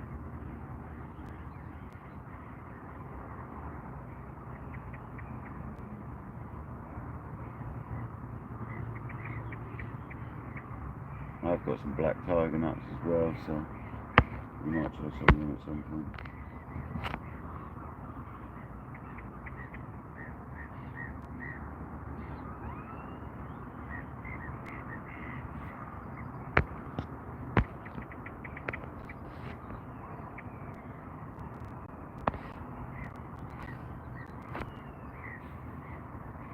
Come on. Tommy, welcome in. There's a blackbird there.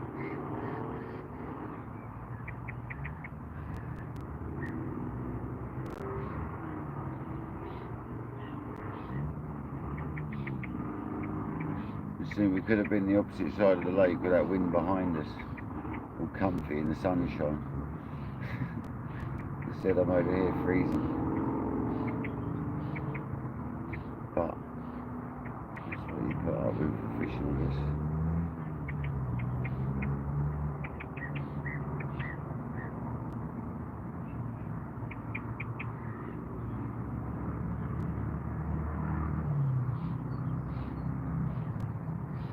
Yeah, I love CC moors now. It's something I've just recently, the last year, started using. And I never was a fan of shelf life boilies. I've always been a fan of freezer baits, but these CC moors they're making, these shelf lives are really good. So I'm sticking with these for now because they've done me proud since I've been using them.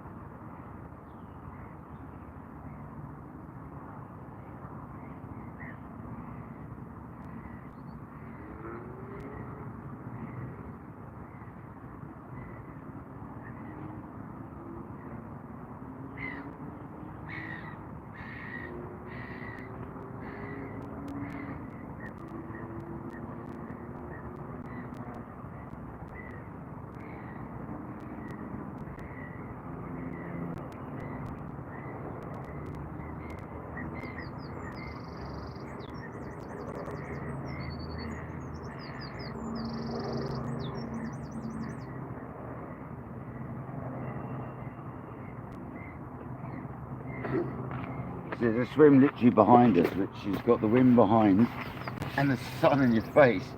So what, if no one jumps in there and I fancied it, I could switch around there tomorrow. Is this wind going to stay this direction for a couple of days? So we've got options.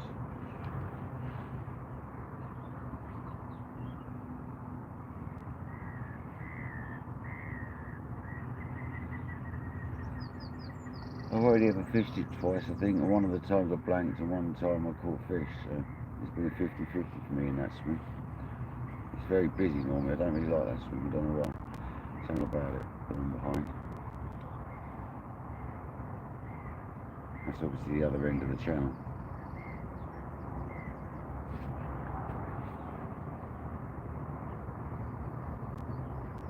Yeah, I don't mind going to them, we all want to have one. And now I don't drink, that'd be much better as well. I wasn't such an idiot.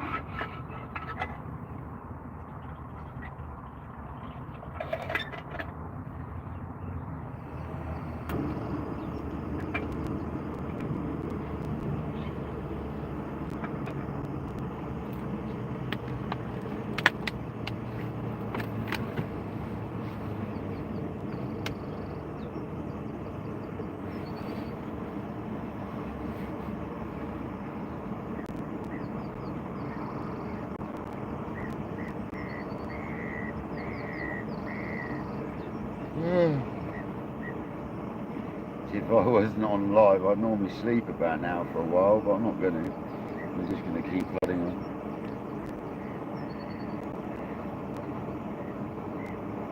We'll refresh that left-hand rod in a minute. Put one of these other rigs in. Get it ready now.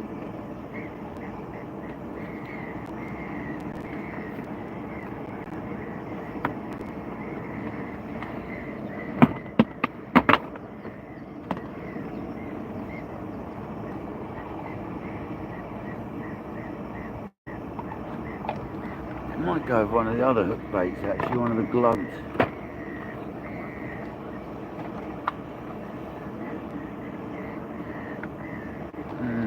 Maybe not. Not as big, are they? Works well.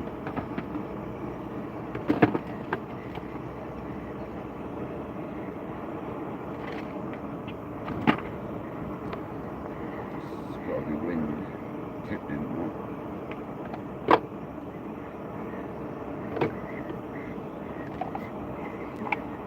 Need to order some more of these boilies, some of these posting hook baits, air ball wafters, 18mm.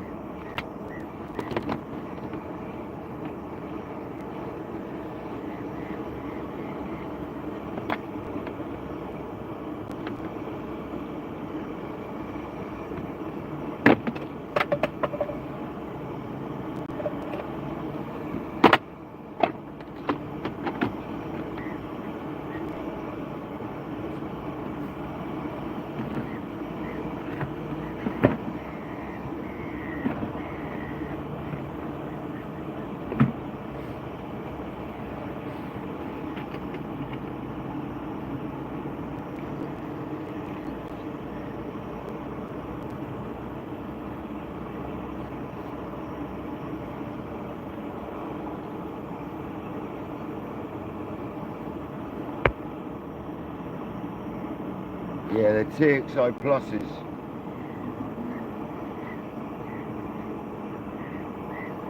With the receiver, I've got the Pro receiver as well. But the older style one, not the new one. I haven't got my teacup ready yet. It's boiling already. That is so fast, that kettle. That saves you so much gas. Ridiculous. Oh, steam in my hand.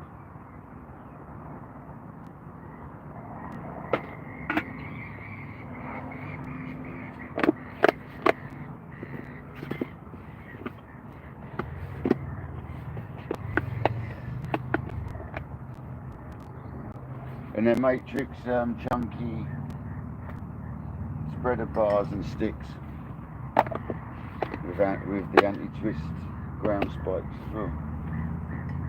Stabilised spikes.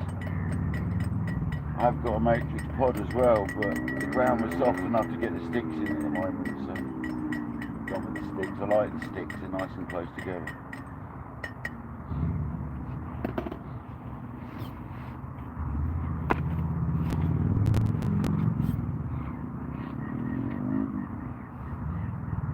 Free rod pod as well, Matrix chunky as well.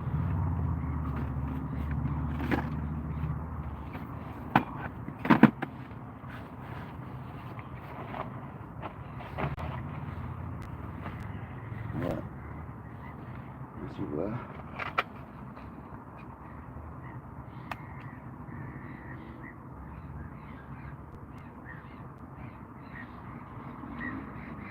If I can get it on, I might stick one of my fake corn bait stops in. Let's see what it looks like when I put it on.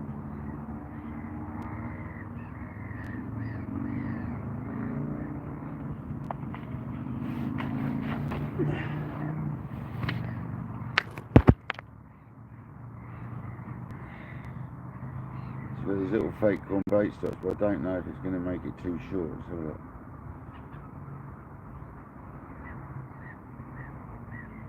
Yeah, we'll try it. It'll be alright.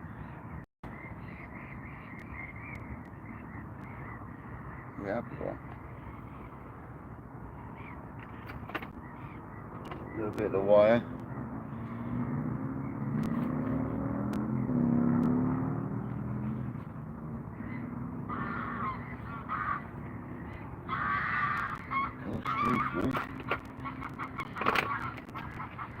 Nice blood. And then the side we put the hair through first, little hole either side. And you get your bit of wire. This is to negotiate the fact it's waft a pop up.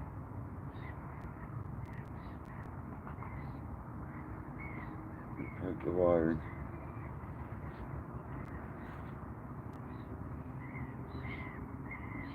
That little hole we made.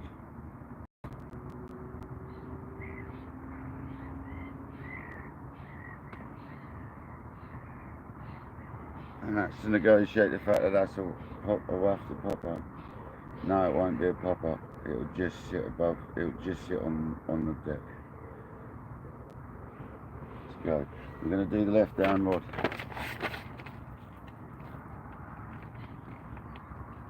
We're leaving it where it is. So we've got a little, well, quite a big sock. Just going to hook it on. Just like that.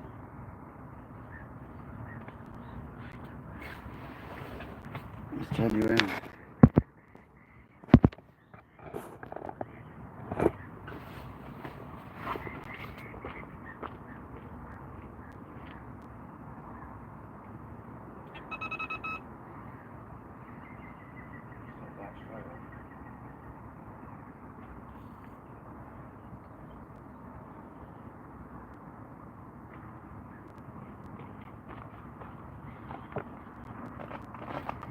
Oh, don't get the bivvy.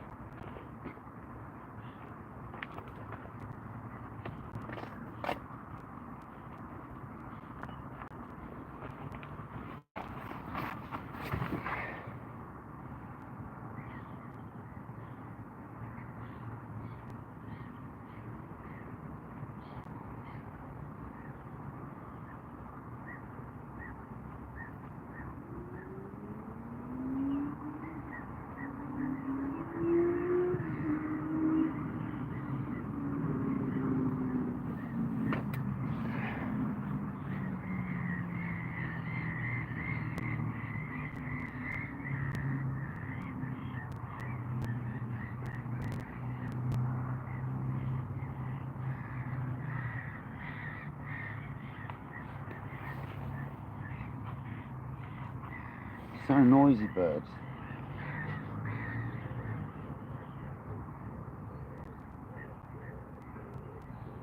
You can't get away from seagulls wherever you go, can you? Here we go.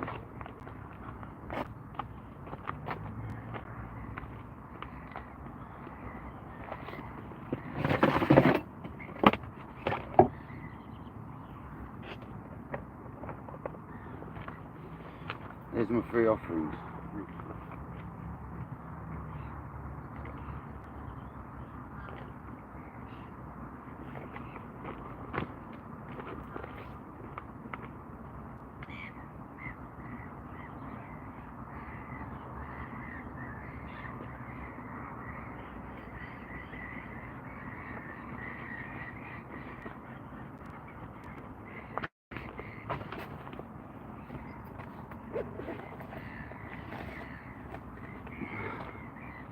The old dreaded back legs.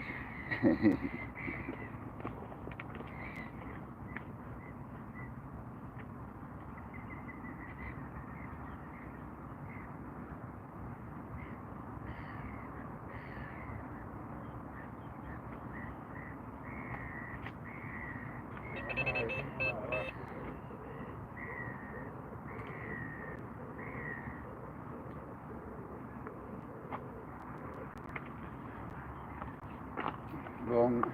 Didn't want that to happen. I hate these back legs. I'm not using this one. I'm going to use the other one. Don't like these ones. Didn't work how I wanted it to. I'll use this one. Better. It's alright, it's a free offering. It's good to put a sock in anyway. If you're not happy, never leave it.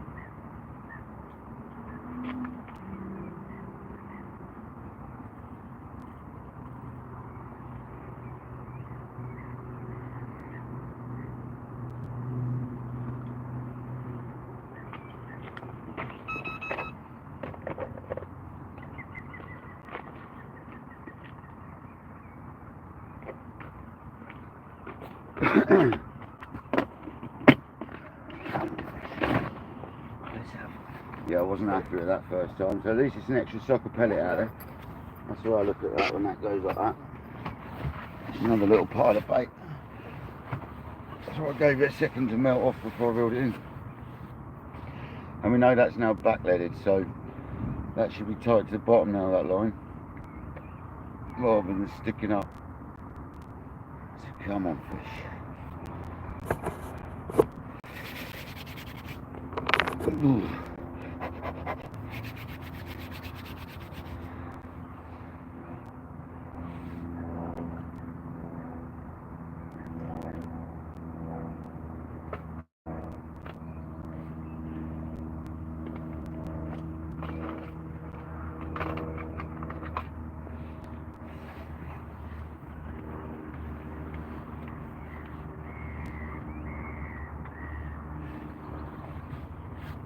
Getting the Carp care kit out actually is always good to have a secondary one. The old Carp care kit. I think that's got the Polaris in it. What's this one got in it? So we've got the Polaris, And we've got ulcer swab. So we'll leave that out. That's for the old fish if they've got wounds and stuff. I've got one in my mat and I've got one down there. I've got pliers in my mat and I've got pliers down there. I always make sure I've got double everything.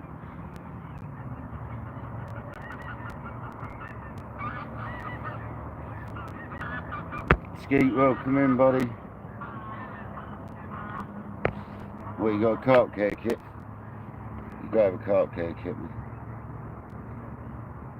It's like most lakes want you to have one.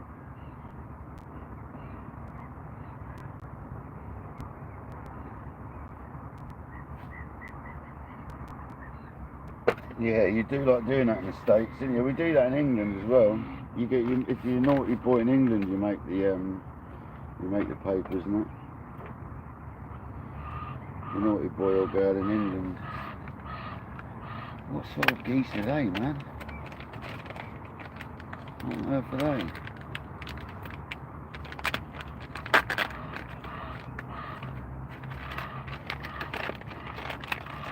I've not seen you before.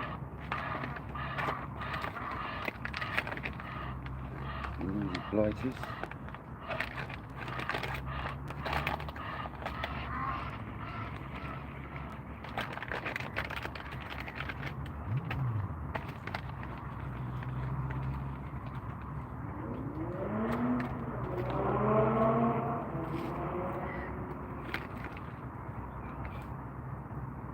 Yeah.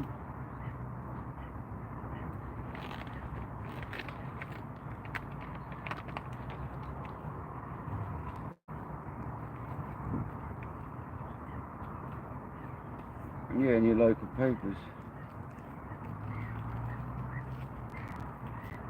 Are you going for a rest, are you, Kodak? No worries, man.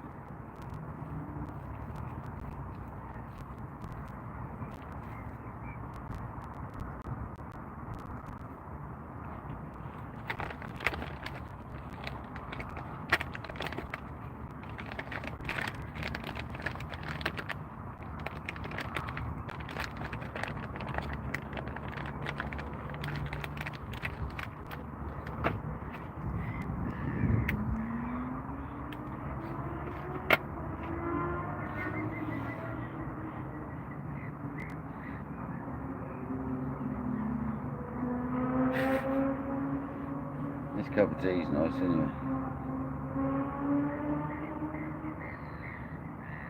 See, I know everybody's sitting there thinking, why is he not casting that island thing over there? Why is he not? Because it's never produced many fish for me. That's why not. And it doesn't produce many fish for anyone. Because it's so shallow near that.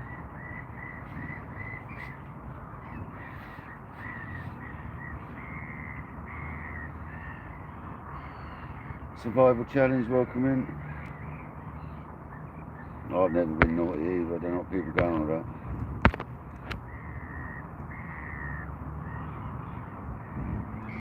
Matt, I hope you're well, mate. Thanks for joining.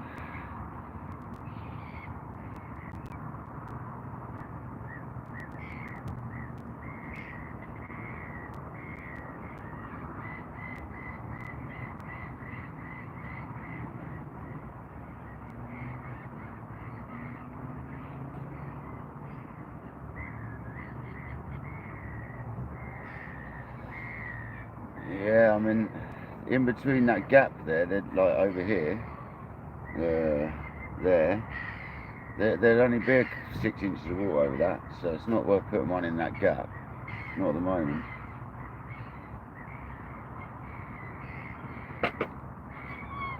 It's really not as productive as it looks, that bit over there. I have got one, Dean, I've got one like literally there, man.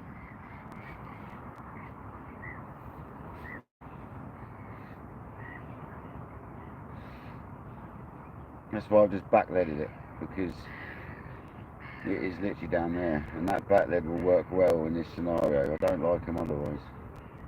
You do get strange takes because of them though, that's the problem. But generally when you get a fish down there, it's a ripper anyway, not a little beep, it's normally a full-on screamer. Sorry.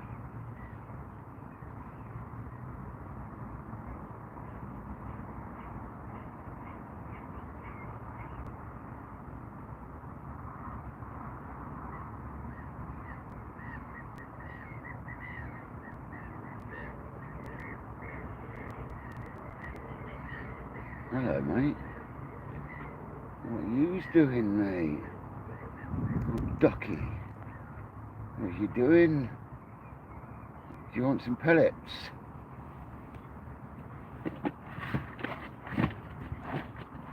No, go away then, mate. No worries.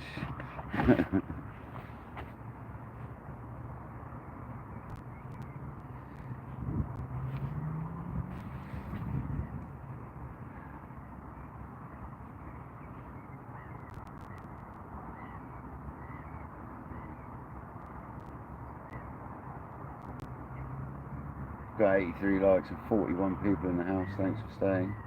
Most appreciated. I know carp fishing isn't everyone's cup of tea, but it's something different, isn't it? And I like it, so you'll see quite a bit of it during the summer.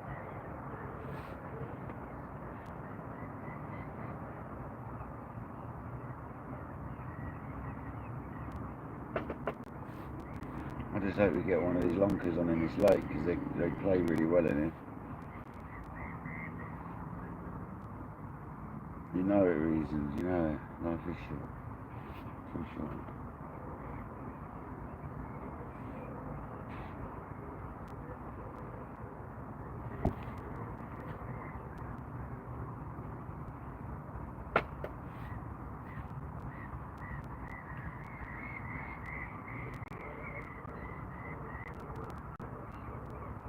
I'm just hoping we get an absolute whaler of a take, a screamer as we call it. Absolute screamer.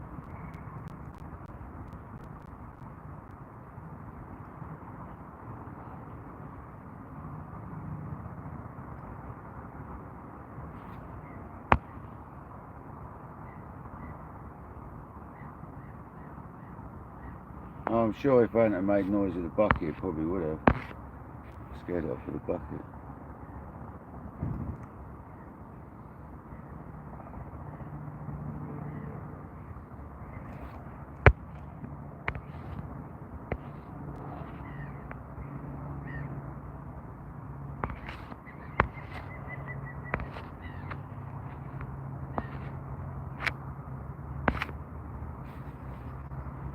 Mono. I'm using 15-pound end trap. No, not end trap. Subline. I used to use a lot heavier, but I've gone back to 15-pound now. Subline from Corda. I'm not a massive Corda freak. I just like some of their products, and that's one of them. Their line's good.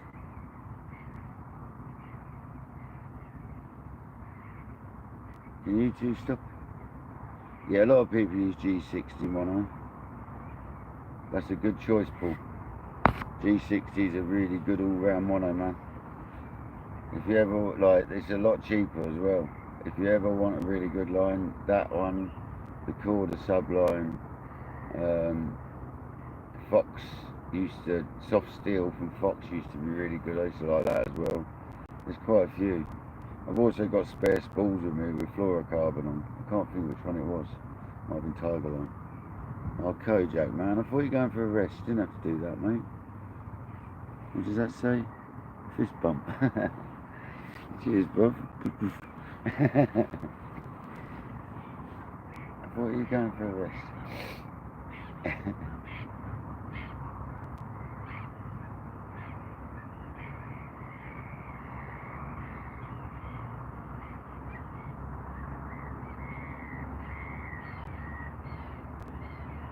Yeah, can we have some explosions, some fireworks up for Kodak?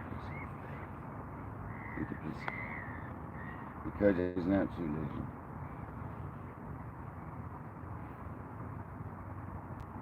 He needs to stop doing them, really. He's naughty, he does them all the time. Doesn't listen though when I say not to.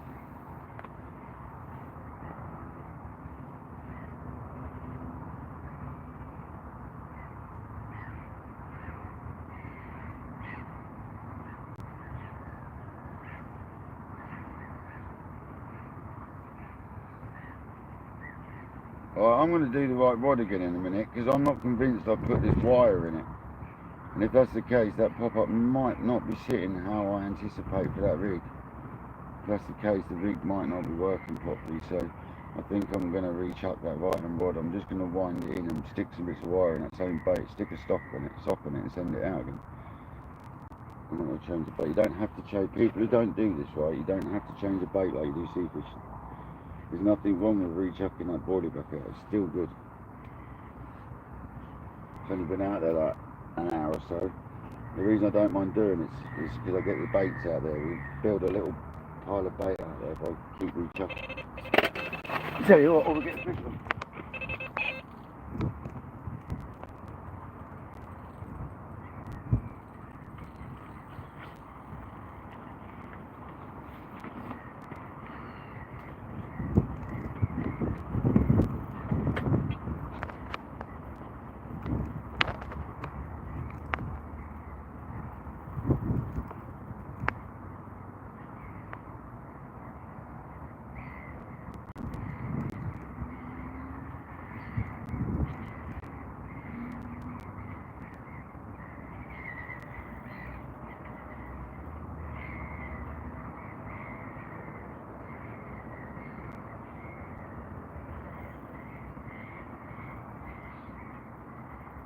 That one, the small one.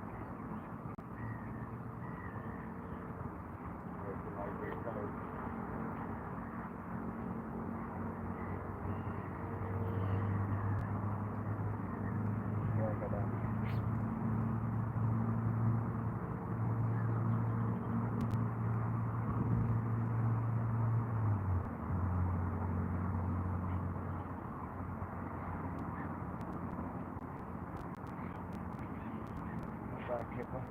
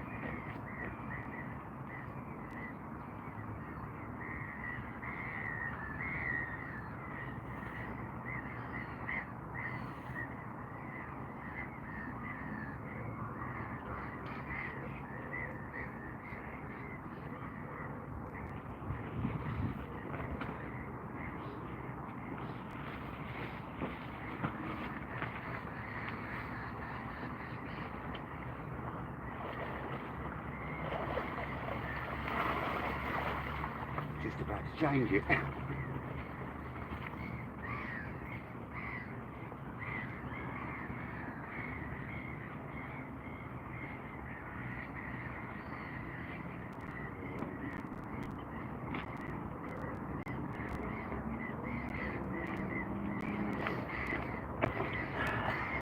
It's not a bad kipper, guys. It's a 20.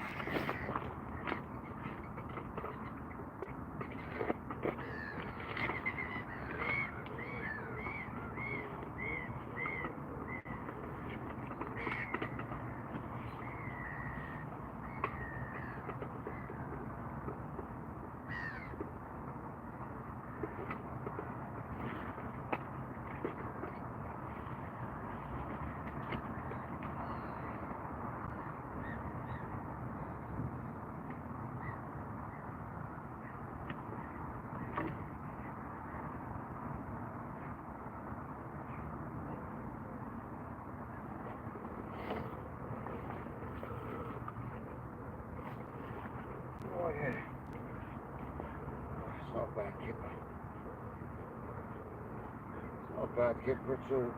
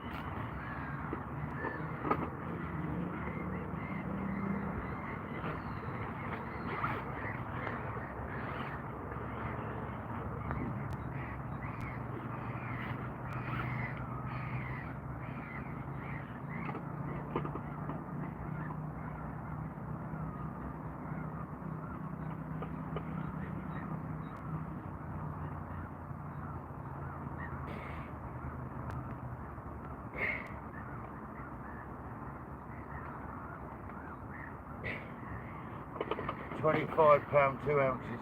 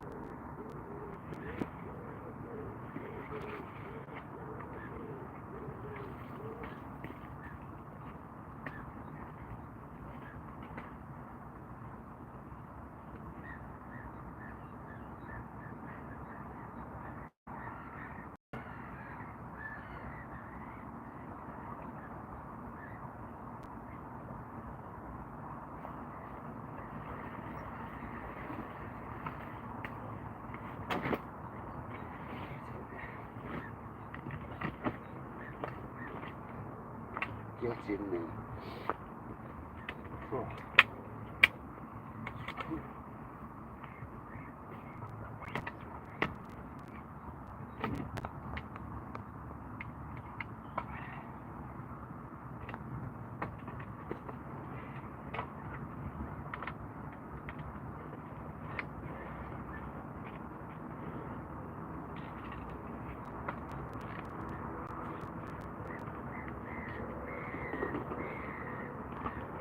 Oh, that warmed me up.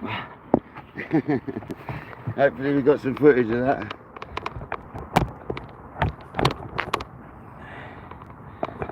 Oh. No, the sling's more than that. The sling's much more than that. I can tell you how much a sling is. It's 1, 2, 3, 3 pound. 3 pound, 6 ounces. The sling is wet.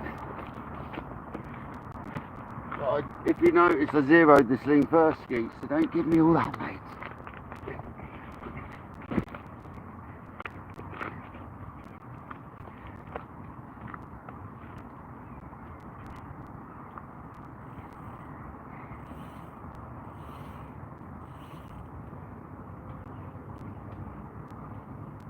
Ooh. Yeah, buddy.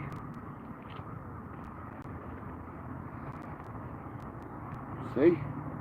I know the lake. I knew this was a good swim today. Let's get another. Did I put the wire in? No, I didn't. We're going to change that anyway. That was on that new rig.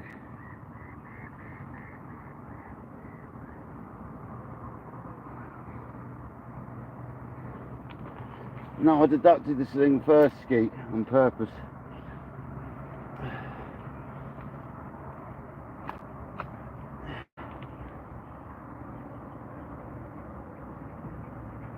I'm not doing all that taking it off afterwards, I'm just deducting it first, mate, before we commence.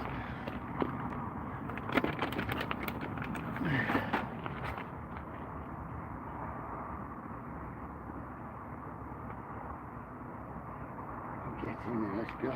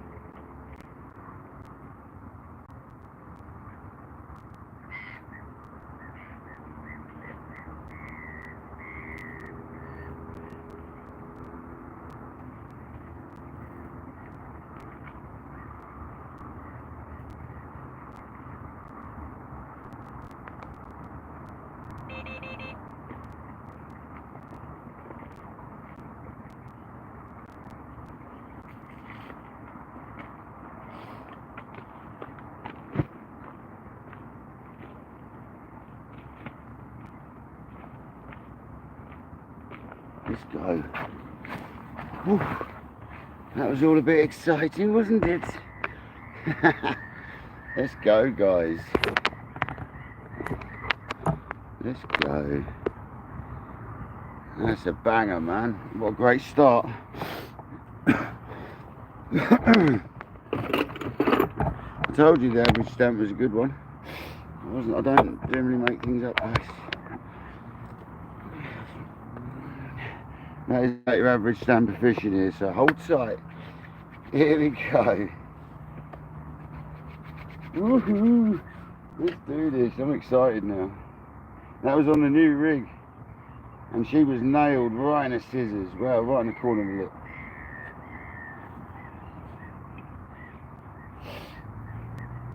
Beautiful.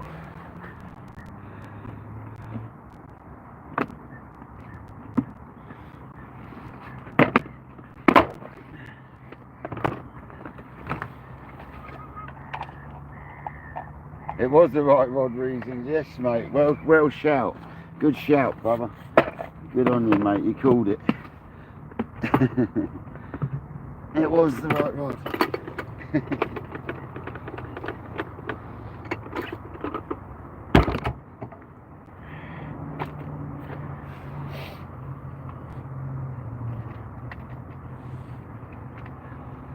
And that wasn't weighted, that boilie. I just said I want to reel that in because it's not got a bit of weight in it, and boom, off it went. I don't know whether I need to.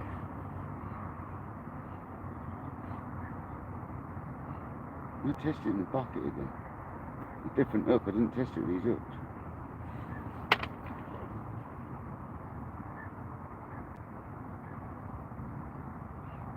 Hopefully we got good shots of that. Did we get good shots of it, guys? Mirror carp, yeah, it was a lever, it was almost a lever carp.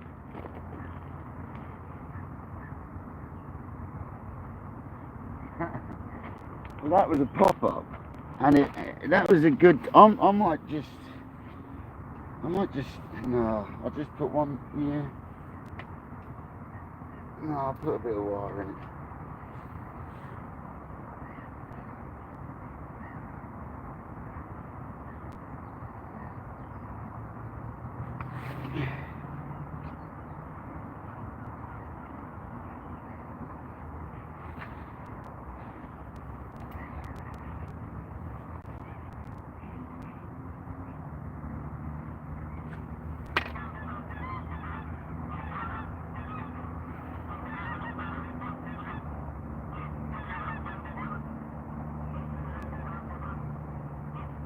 See, all these people that throw in kilos of bait and all that, it's not always necessary, man.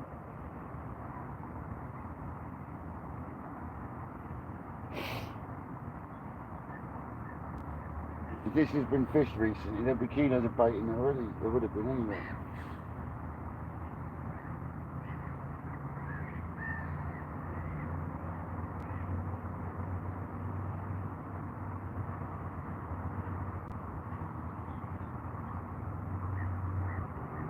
Oh, that was awesome. So happy they got one. So soon as well. Here we go, that was the rig that just caught us that fish. Boom, it's going back out in a minute. This guy.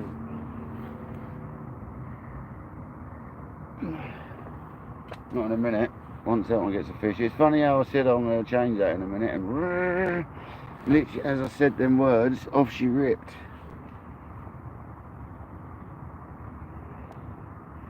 Did we get a good picture of that? Yes. Is that a yes from that? Me asking that before, I guess.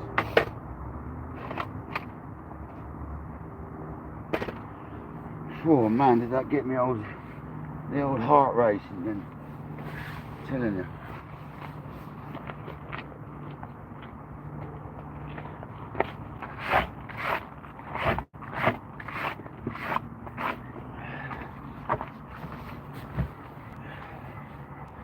Thanks, Kojak. Oh, excellent, excellent. That's why I sort of put it up and zoomed it.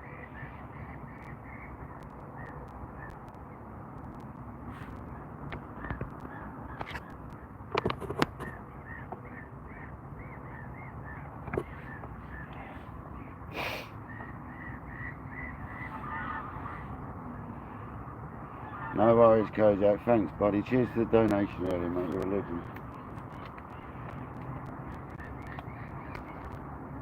£25, 2 ounce. Get in there. What a great start.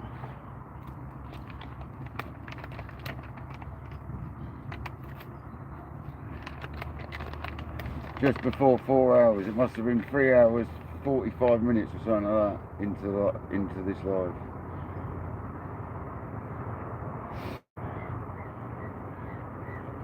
Happy days.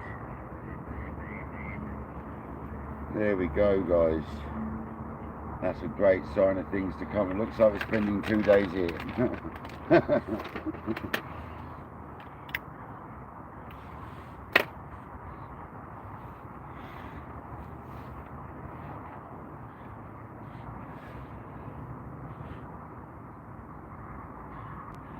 I haven't got my boots. I should have got. They're in the van. I forgot to bring them out with me. I've made your week, Dean. Excellent. I'm glad, man. I just think that's only an average size one. So imagine we get one of the big girls, man. It'll make you a year.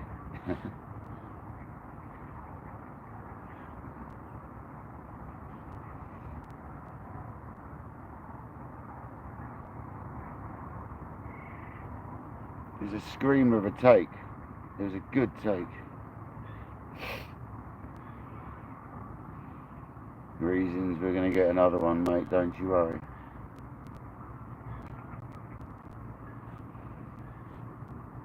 I'm not cold anymore in the slightest. I'm absolutely roasting now. Mad, isn't it? That's all it takes.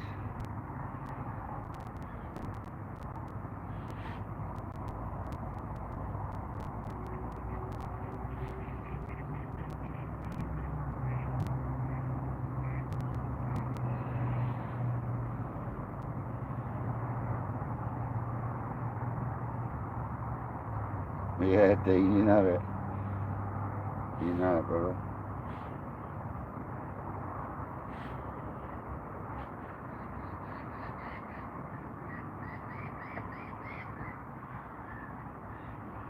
Oh, the left-hand rod's got fizzing over it. There's fizzing on the left-hand rod. Come on. I'm glad I put a back lead on that one now though, because otherwise that would have got tangled. So I'm so glad I put a back lead on that left-hand rod. That is fizzing though. It's actually got something going on down there.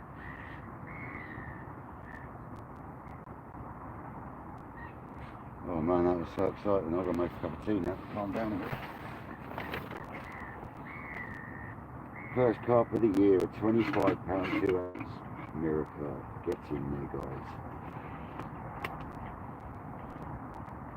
I know that would be a lot of people's PBs, but that's an average fish for these waters, so kind of used to them ones now.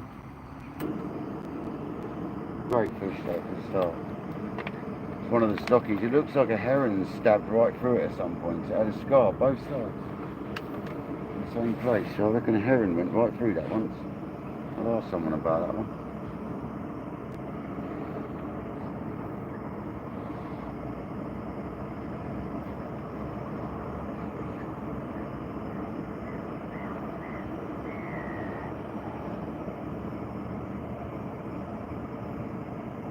It took me a long one, didn't it?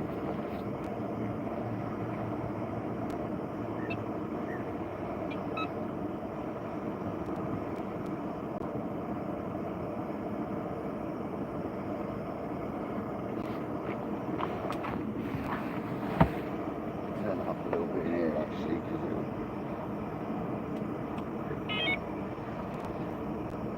it's number 3.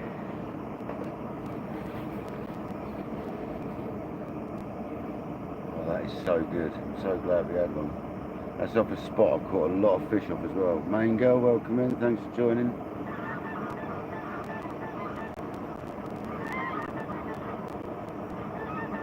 We've had one 25-pound 2-ounce mirror carp so far.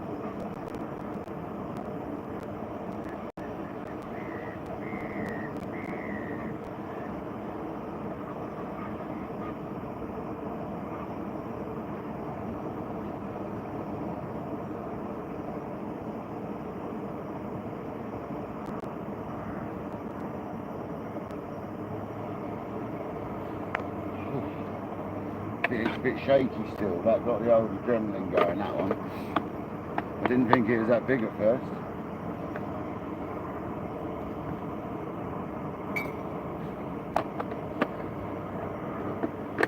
Cheers, Jamie. Yeah, Reason, so have I, buddy. Reasons, I notice you like your carp fishing a lot more than you do your sea fishing. I've noticed that. you like watching the carp much more, I've noticed, than you do sea fishing.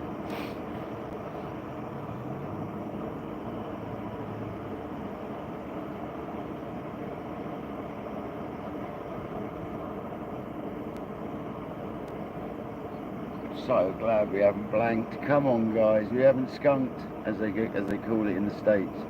Come on, we've caught a fish. Absolutely fantastic. Thanks for subbing to each other, guys. Most appreciated. That's what it's all about.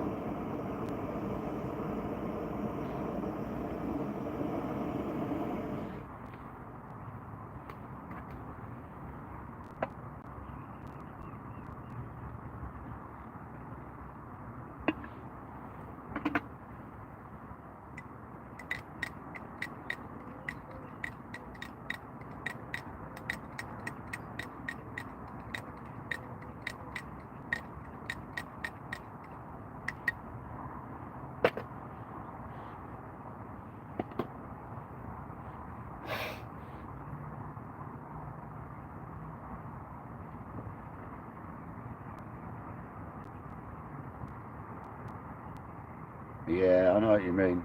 They are totally unique, each one. Some bass just look like bass after bass after bass. When you get a carp, they're never the same.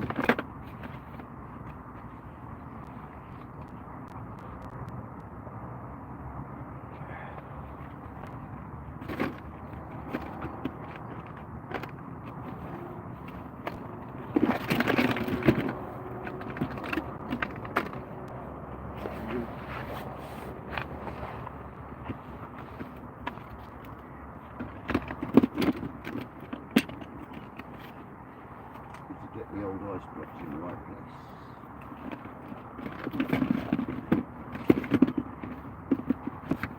Surrounding that bacon and that.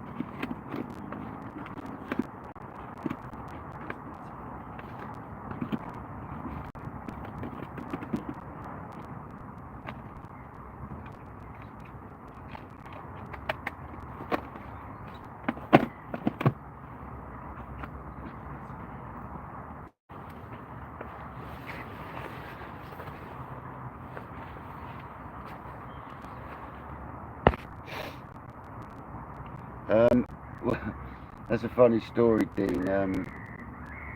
These rods are built by a bloke called Bruce Ashbury, who sadly passed away about 5-6 years ago. And I asked Bruce for 50mm butt rings when he custom built these rods for me, and that is his 50mm ring. He doesn't like them, so he put a 44mm. It's a 44mm ring apparently. He doesn't like 50s, so he wouldn't build me a rod with a 50. He's a funny old boy, he was, bless him.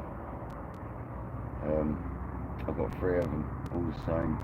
He's done some extra little bits for me, different to all the others, so they're very individual. Only one set of 3 like them in the whole world, as far as I'm aware, because I've had them done very differently to how we normally would. So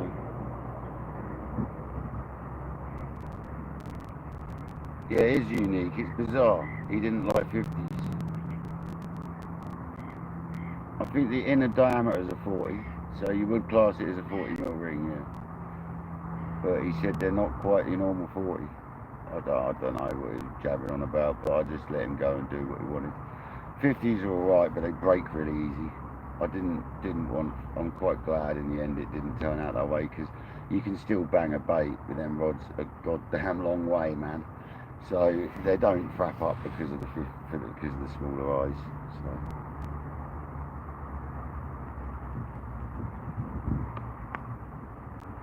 Ollie goes fishing. We just had a 25 pound 2 ounce mirror, mate. It's more like a lever actually. Very few scales in it. We're just about to have another. By the looks of it. Come on. Any more indication, you're getting it. That's enough sometimes to be on. They love these liver boilies in here. They love them.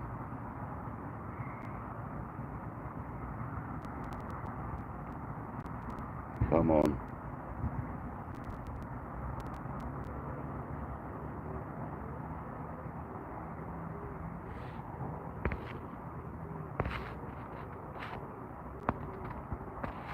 I'm literally right on the seafront where I am these days, not far from the beach. So if it floods where I am, I'm stuffed. Never mind.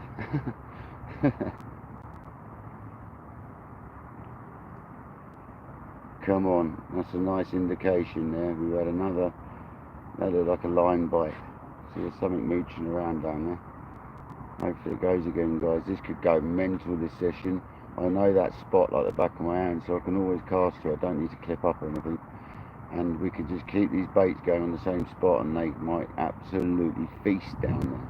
I've had it before where you can't sit down for more than half an hour and you get another fish, which is rare for this lake, so hopefully we get one of them sessions.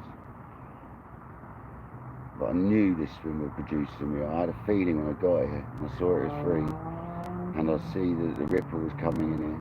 It screamed fish me all over it. You've never seen an ocean reason as well, no? Here we go. Big line. Big liner.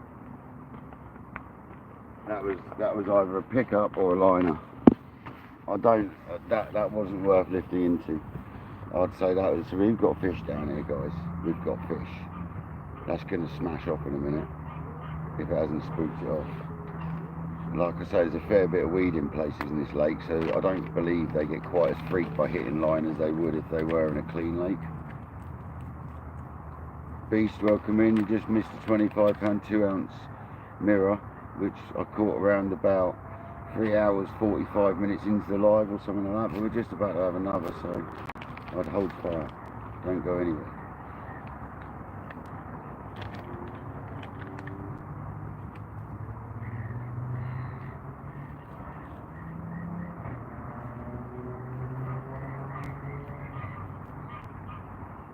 Come on, the silver common. I haven't seen you for a while. Let's get the big old common out of it.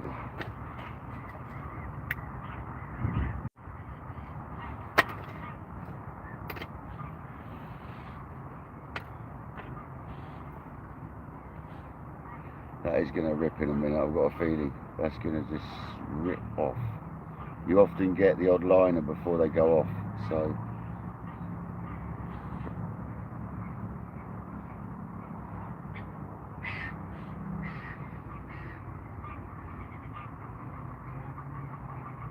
Hopefully you saw me fighting that fish. I'll try and remember to zoom out before I start fighting the fish.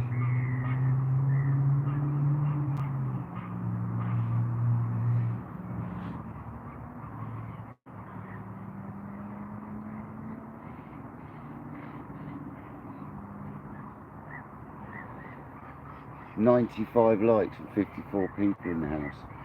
Come on. No doggies yet, mate. It wouldn't surprise me. It wouldn't surprise me if I caught one in here, because that's sort of that's how I'm going recently. Doggies in a lake where they can't be, and I'll still catch one.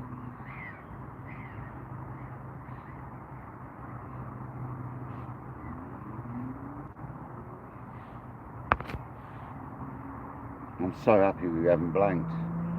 That's made my whole session. That one fish makes the whole session. You realise that?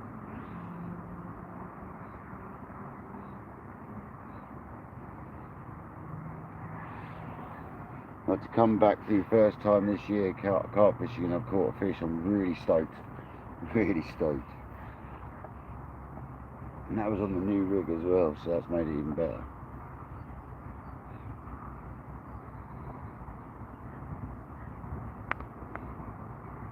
They love that boilie pellet combination. Matching pellet and boilies. And it's a CC Moore's Pro Stim Liver.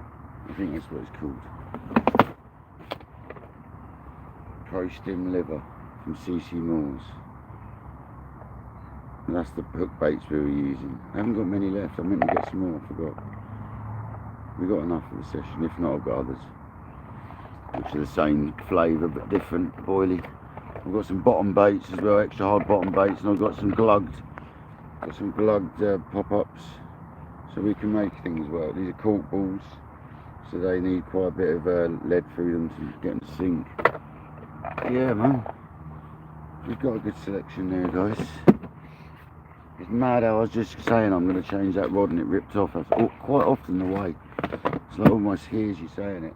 So it's like, nope, you can have a fish.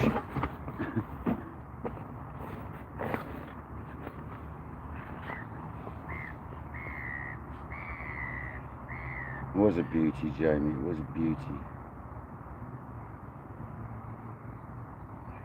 Almost a leather carp, if not a leather carp. Didn't have a lot of scales on it.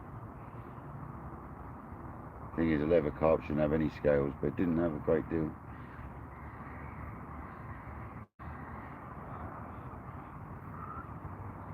Awesome.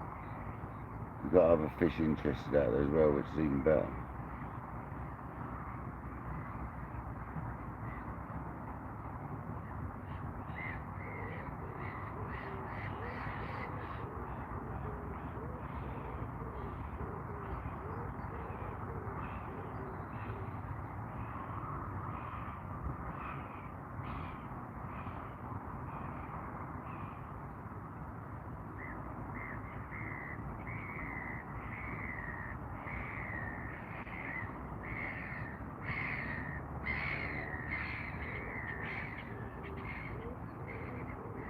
Yeah, I've had a 25-pound 2-ounce Mike at about 3 hours 45 minutes into the live. Somewhere around that anyway, must have been. So yeah, we've had one, man.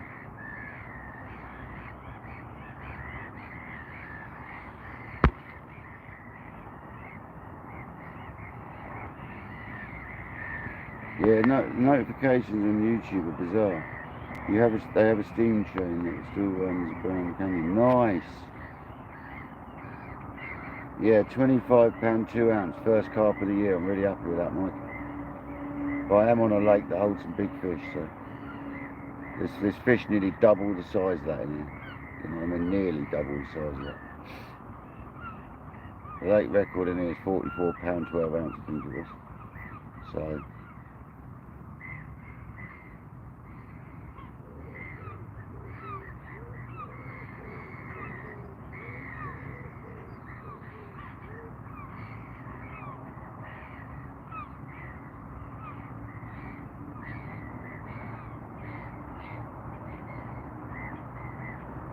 Oh, fair enough. It didn't give any notifications. Fair enough. Well, that's weird. Some people get this problem, it seems. I'm hearing this quite a lot. I tend to get most people's notifications. It's really strange. I wonder if it's settings if you've got an iPhone, because I've got Android and I don't seem to have any problems. It seems to be people with iPhones seem to get a lot of problems with the notifications. But my iPad gets them right. That's weird, isn't it? Isn't it strange?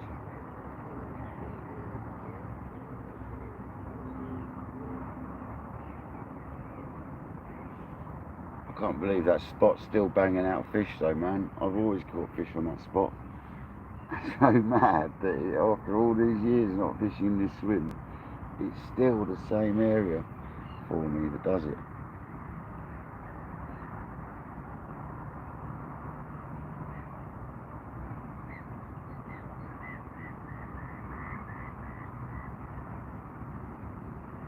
So, you know, you get notifications, do you? See, some people are and some people aren't. It's really strange. No, it really doesn't. No, you're right, because you can't do donations for an iPhone, I don't think. I always hear local marks talk about that. How you can't, like, I don't think you can donate or you can't buy memberships if you do membership and all that. It's weird. Yeah, I get everyone's on Android as well, so it's almost like an iPhone YouTube thing, I think. They obviously don't like iPhone, do they? Because it does seem to be that way. I've got to stop sitting here watching that rod now. Drink my tea.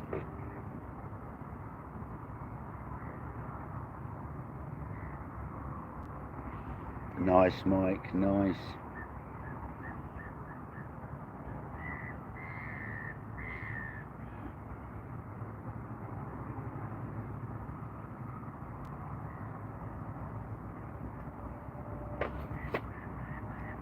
They want you to unhook fish in the net if you can, but I'll try on the next one. I'm not a massive fan of it, but we are using barbless hooks now, so it's got a barbless hook rule on this lake now, on all the complex, so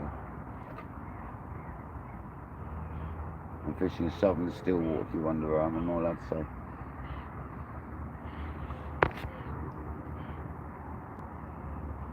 Is it, Jamie? Yeah, it does. It does do that. I'm surprised my live hasn't reset the time on it yet. It's showing 4 hours 21 minutes on my live. And it hasn't. I don't think it's reset any time yet.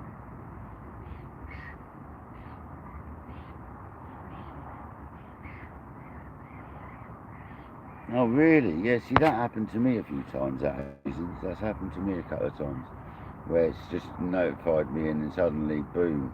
Like 2 hours later it's notified me. I've had exactly the same.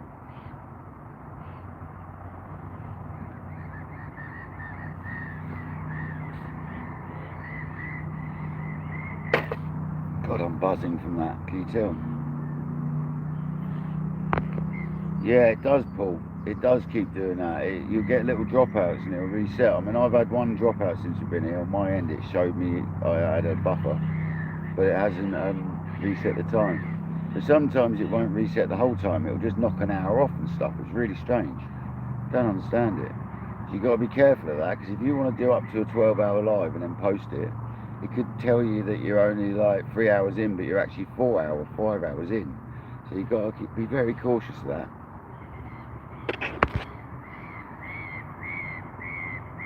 Yeah, Ollie, I come looking for your live and it's gone. It didn't even show it anywhere.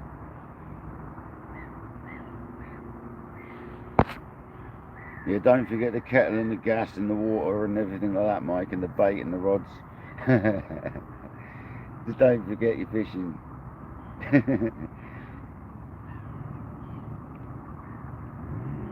Yam milk. So far, so good. I don't think I've forgotten anything. I've got my head torch. I've got my fishing light that we light myself up with. This is the light we use when we're fishing down the beach to light me up when I've got a fish. So we got this to put on when we get a fish at night. If we're still live then. If I get one in the middle of the night, I'll get a short of it. Oh, you know what I didn't do? I didn't get any of that on my video. I'm trying to make a video on my DJI. Bugger. Oh, mate. I think that's going to be a hard ask, to be honest. To turn that on in the time I've got a fish on is going to be stupid trying, I think. I'll do the best I can. I can nick that clip from the live.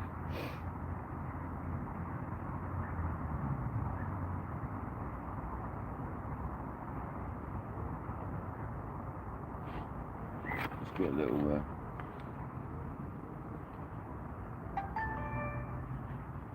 Start recording. Start recording. Start recording. So we've had a £25 2-ounce mirror. Unfortunately I didn't get it on the DJI, so I'm going to have to nick it off my live stream. But yeah, I'm stoked. The right hand rod absolutely ripped off, and we had our first fish on the CC Moore's live liver system. So come on, great start, first carp of the year. We just what a great start. I don't know what else to say. Hopefully we'll catch one on the DJI, but I've got all the footage on the live, so it's no worries. I'll bring you back if we get another one. See you soon, guys. It's not a blank. Come on.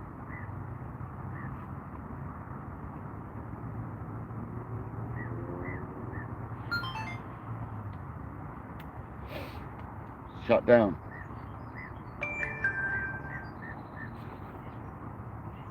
Happy days, guys. Yeah, there is reason. We've already had bites on the rod, haven't we? So, but that might have been a liner. So I've got full confidence we're getting more fish, mate. Full confidence. I mean, it doesn't get dark till around 8. We've got a couple or so hours. 8, got 2.5 hours of light. I'm happy to keep running on into dark, because you'll see me playing the fish with a light and all that. But I'm not allowed to put lights on the rods and all that. So unfortunately, all you're going to get is the night lights of the Delkims. So it's going to be a bit glum, I'm afraid. But if you're catching fish like that, who cares, eh? to get the full spectrum of the view.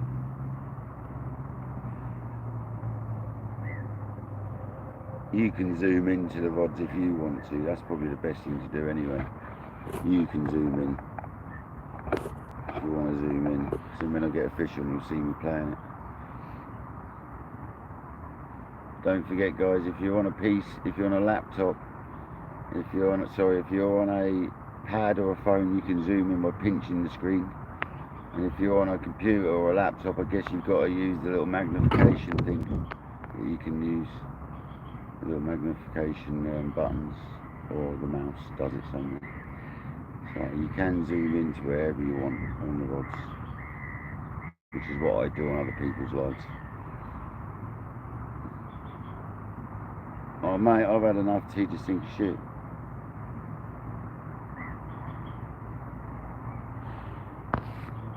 That's not for the rod ski.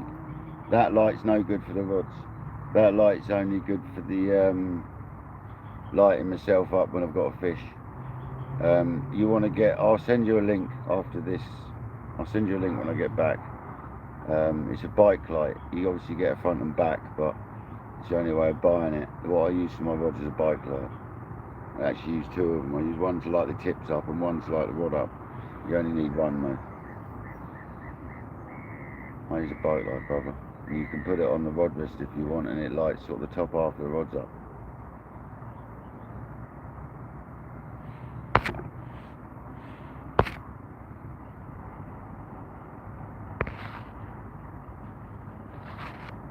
Don't know how I can do what? Not fish in the dark?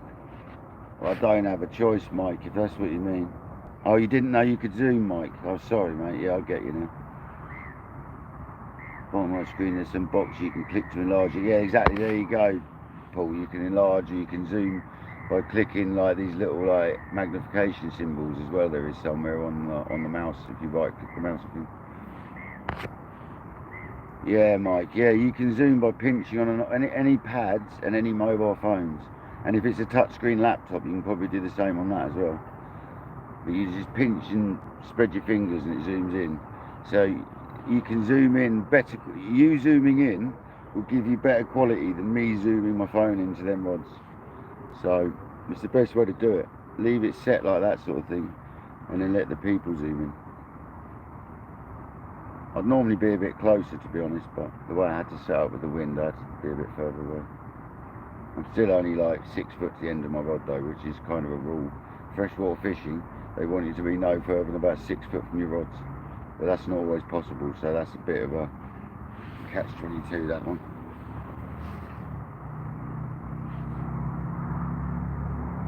But we've got 53 people and 96 likes. Are we going to make 100? I'm sure we are. If you haven't smashed that like, please do. It's free to subscribe. Don't forget the notification bell. Not that it seems to help, but smash it anyway. 10 paces, okay, fair enough. Which is around about 6 meters then, fair enough. 6 meters is what it is, yeah. There's some swims, Paul, where you set your bivvy up on the top and there's a jetty like 30 feet out and your rods are down the bottom of the jetty, so it's a real tricky one. Because in that scenario, what do you do then? Do you know what I mean? So, but I've got one of these receivers for my alarms. I've got the Delkin receiver, but that doesn't justify you going far away from your rods. If I got caught, if we were fishing side by side here, and the swim's more than a couple of meters away from each other, we'd get in trouble. If I was in your swim, I'd get in trouble. This place has got really strict rules, man. This is surprising I'm allowed it. But no, it's got really strict rules. I can't believe I had a fish. I'm so happy. It's made my session.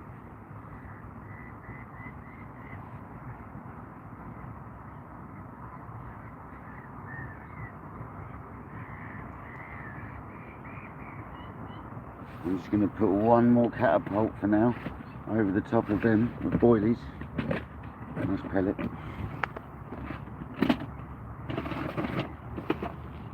Otherwise the birds get on it. And this catapult takes a good handful. This is the Matrix, is it? Was it? No, is it? Yeah, it was the Matrix. Is it Matrix? No, it was. I can't think what it's called.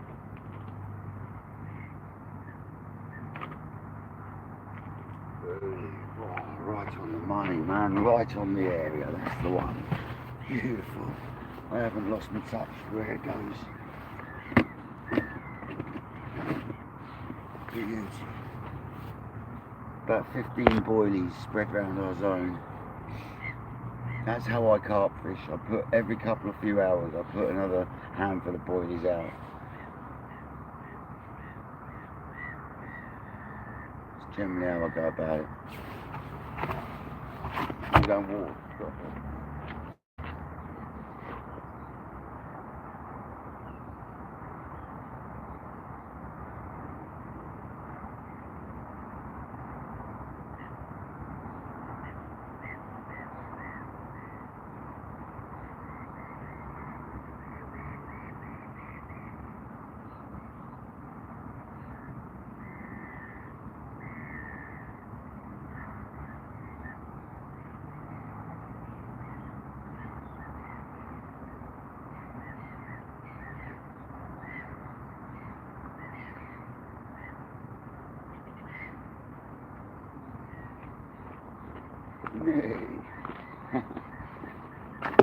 Sorted. Oh man, I'm so excited still. What a great session already, we've already had one. Wait till Noel comes in. If Noel said he'll try and come in later, he'll be well happy. Noel fishes these lakes with me as well sometimes. Oh yeah, you know we fished together that time, didn't we? Hastings angler, no bass or congers here mate, especially no dogfish. I've had one 25-pound 2-ounce mirror carp so far. So the first carp of the season, first carp of the year shall I say. Absolutely nailed it.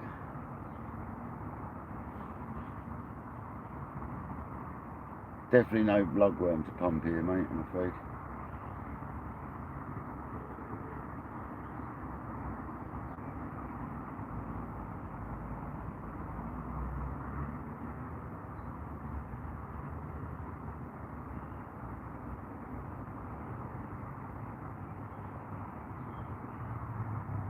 Right, see now the birds have gone away again. We get some of the dumbbells out this time and we fire another pouch of them over there. This is how you got to do it when the birds are in the daytime. The birds are a nightmare if you keep on putting baits out. They just take every single one of them. It's something you don't want to do.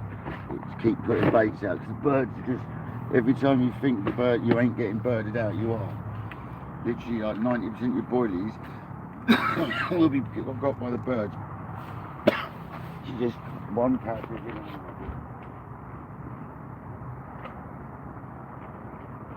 Some of them are a bit short, but it's still in the vicinity. That's what gives you line bites doing that. I forgot the dumbbells. But it's still in the vicinity, just a little bit on my line now, so we'll probably get some liners now. That's alright. Won't take long for them to get scuffled up. Still within like 5-10 foot of the vicinity, so we're alright. Mate, I like a big patch anyway, it gets the fish grubbing around.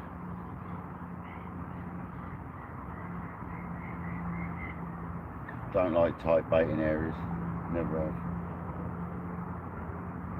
With a spot I don't put it in the same spot, I always mix it around within sort of like a car area. So there's little piles here, there and everywhere. I don't like it all in one zone. I fish lakes where we stuck 20 kilos in as soon as you get there, of like pellet and maize and stuff. But I don't put it in one spot. I put it all over my 2 or 3.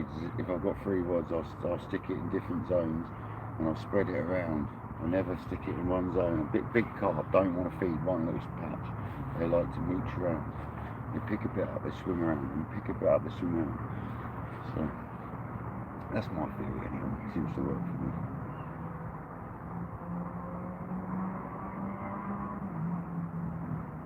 But we are going to keep like re-chucking occasionally just to keep some bait going in the water. We've got 4 rigs running. We've got 2 blowbacks and we've got 2 of these Ronnie rigs. But then I mean, this is it here. It's got a Ronnie rig clip, they call it, and it's got a loop set up, which I'll have to show you another time. But that's what caught the fish, that very rig, right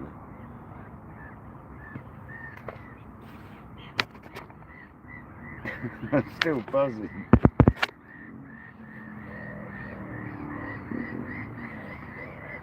$98 likes. Are we going to get that 100? Come on.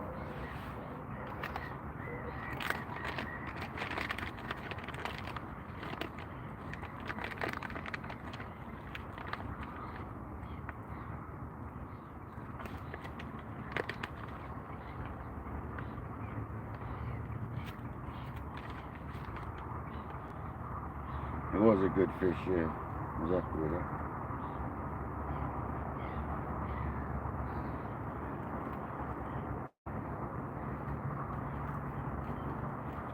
Hound Dog Hunter, welcome in, buddy. Thanks for joining, pal.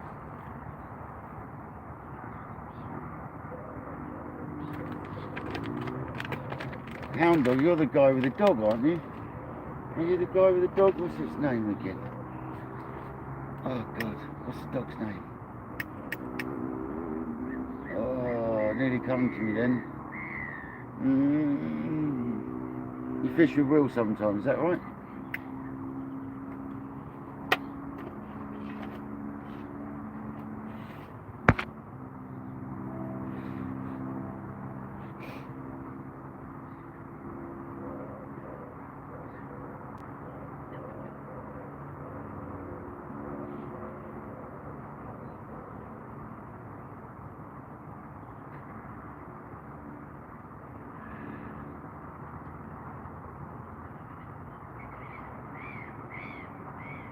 Oh, I'm just so stoked I've caught a fish off a spot that I know. It definitely can't be a dogfish. But it wouldn't surprise me, reasons. With my, you know what I mean, the one followed me down to the lake.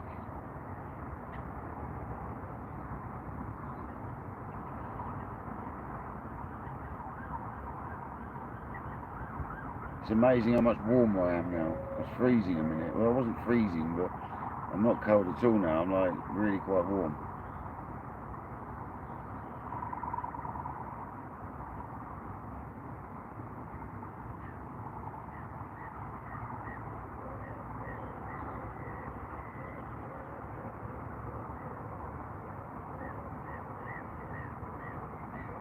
Ryan Rod's going to go in a minute, I've got a feeling.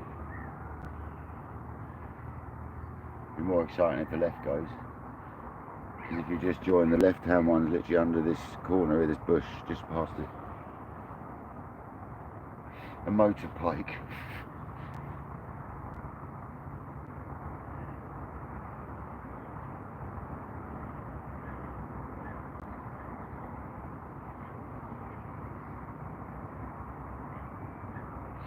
They will do, I reckon. I think you're right. I think that's what it's going to take. Like this sort of time onwards is generally a good time on the lake. So we're not going anywhere. We're staying live. Don't panic.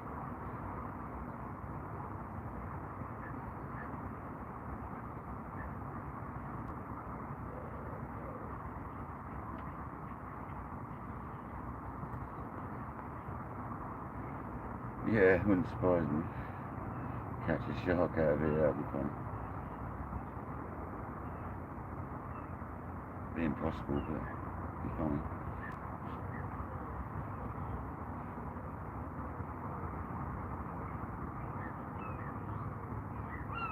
No, definitely no alligators. We don't have that problem, luckily.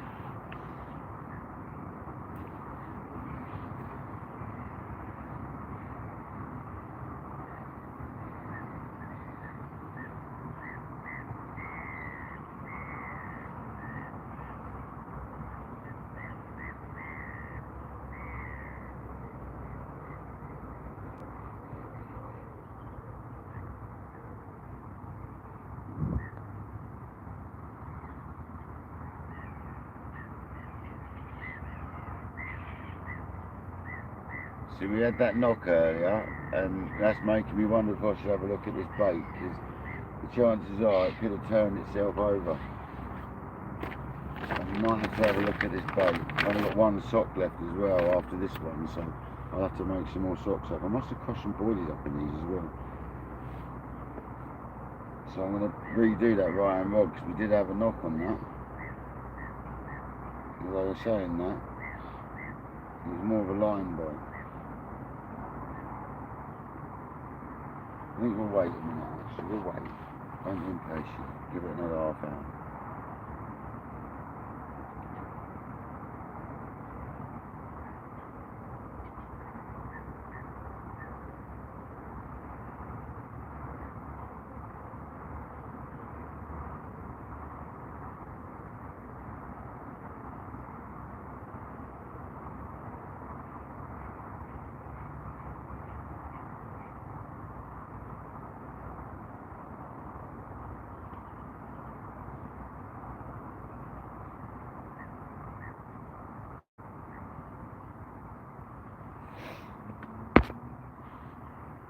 Oh no, Dean, no, I'll tell you what, yeah. Let's check it. You can read.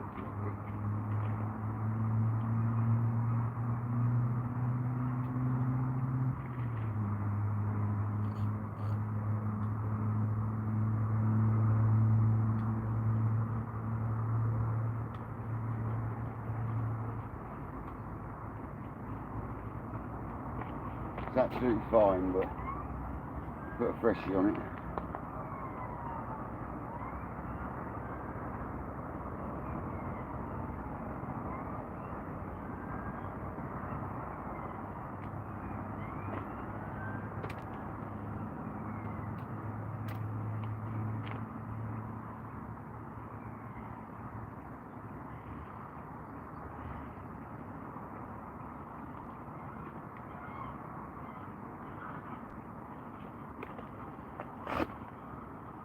Big old socks.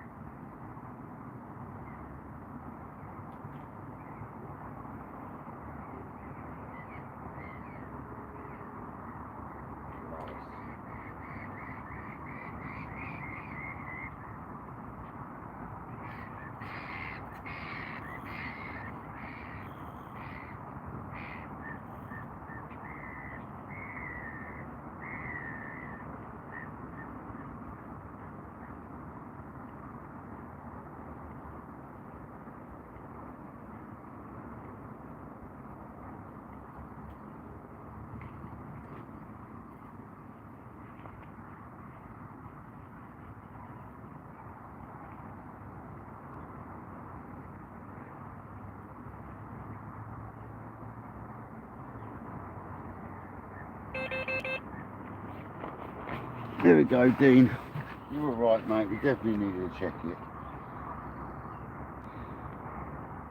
It had turned over. The actual boiler had turned over on the blowback. But that boiler's good to go again. We'll let that dry up. There's another one here that's dry. So we're ready to go. We can use them again. I've also got some bait dip if I want to dip them. Don't mind me using boilies. Did you go back and have a look? Have you ever had any luck with mesh bags? That's what I'm using, bro. If you mean PVA mesh, that's what we're using, brother. Look.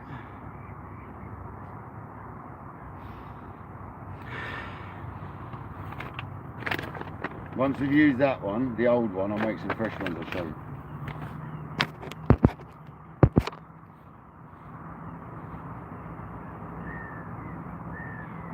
That's what I use, mate. I don't use bags, I use them.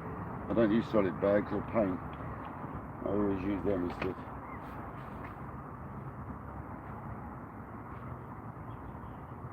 Yeah, mate. I've used everything over the 20 or 30. I've been carp fishing 25 years now. I've used it all. Yeah, I mean, Ace, I don't normally make them quite that big, to be honest. But that's what I had left from the last session. And I don't mind them that big when you're not casting far. It's not a problem. sometimes I'll take the, I've got a long needle, this needle here, so sometimes we'll take this long gate latch needle and I'll stab it through the bag and I'll pull the trace through it, which I'll tell you what, I'll show you that now on the rig. So you get this gate latch thing, you get your bag, you go through the side of it. The only thing I don't like is sometimes you get a bit of pellet stuck on your hook. Then you get this and you put it on and you pull that through like that, and then you try and stab it where there's no pellet, because this has got cross boil in it as well, and then that's how you send it out, like that. So it's a lot more streamlined, no tangles. Put it through.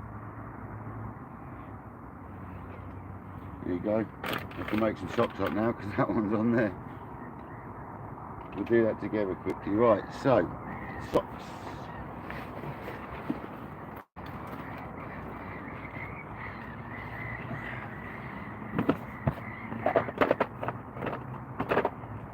So guys, we've got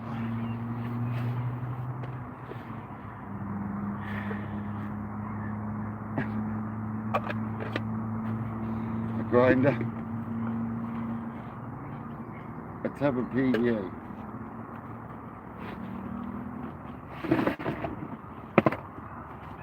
you're going to get a few. I normally use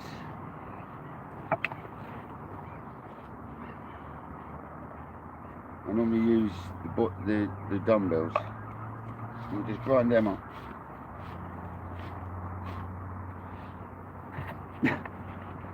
And yeah, you can get half a zip in it.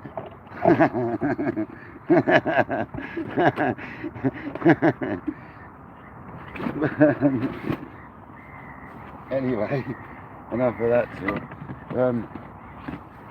Yeah, so we just get that. We've got a pellet.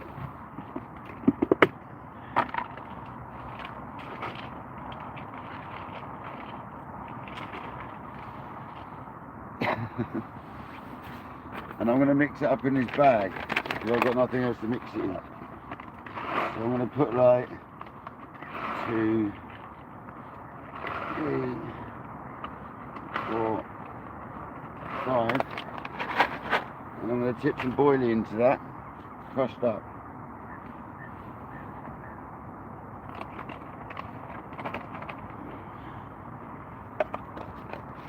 Oh, rat fodder, man.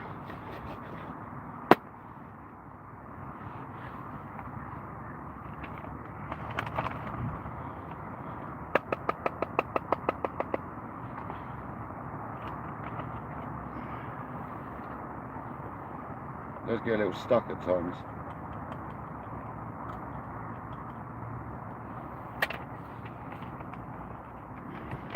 So that's, oh mate, there's like rat fodder everywhere. That little shake. That's just basically mixed all that up, yeah? And we got a PVA sock. You get a funnel with these, but I don't bother with it.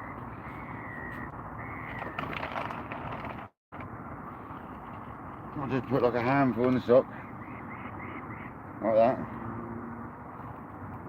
and then yeah, give it a little squeeze down. You don't need all the tool for this. A little squeeze down, give it a twist. I go 1 knot.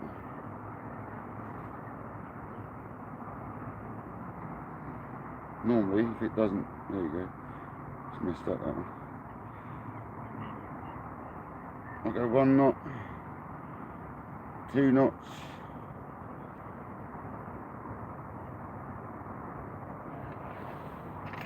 I'll cut between the knots.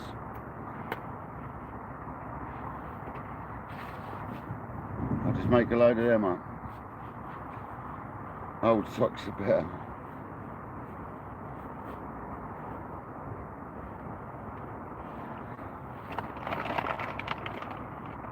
That's just one big handful of that mix I just made. So there you go. You can use this, your dabber if you want. You can dab it out the end like that, but you don't need to. That's for stick mixes and stuff when you use just crushed boilies.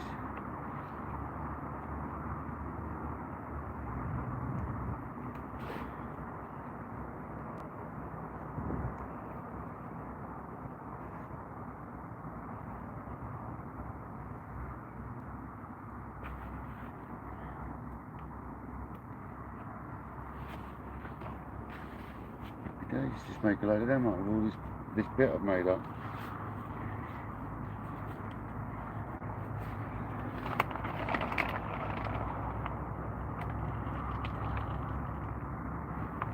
Rat fodder everywhere.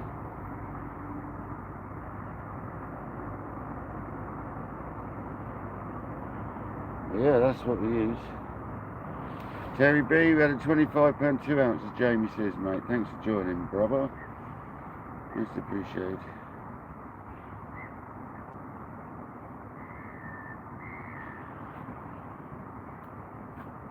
Just keep pumping them out. I'll make a load and I'll put them back in that bag.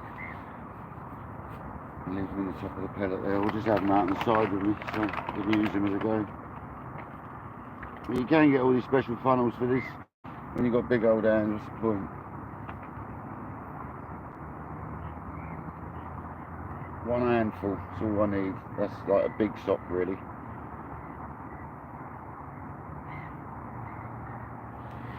These boilies are liver boilies and they smell really good. You wouldn't have believed it, but this liver from CC Moores has got a really lovely Moorish smell to it. It's really bizarre. Like, not really good, man. Really good. And these have all been treated with, all the pellets been glugged. The boilies that I'm using as hook baits have been glugged up. They've got bait additives added, extra bait additives.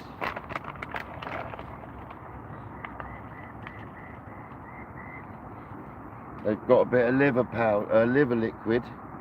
So plain, oh that's disgusting that is, that reeks. But it dissipates out once you put it with other things, so it smells nice now. But when I first put it in, it's disgusting.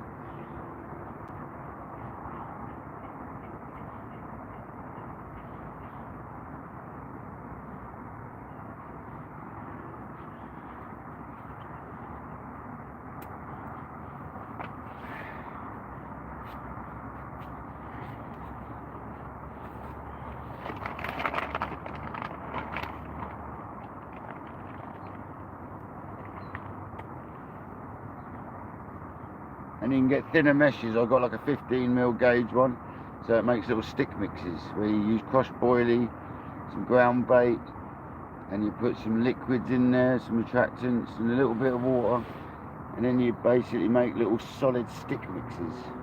That's another tactic that works well in here. You make little pellets and you pull your hook link through them. That's like the ultimate one. I just hook the pellet bags on normally. I only showed you that one as an example. But stick mixes, you put it through because there's nothing to grab hold of the hook. It's all clean powder in there. The chances are that might have a bit of pellet on the end of my hook, because it's obviously going into a bag of pellet. So it's quite risky doing that.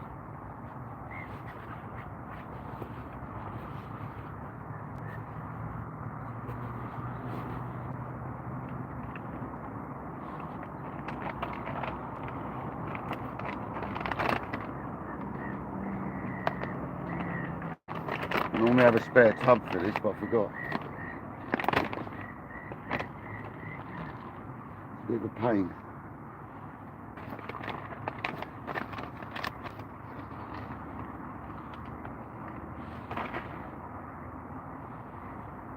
We've made it work though.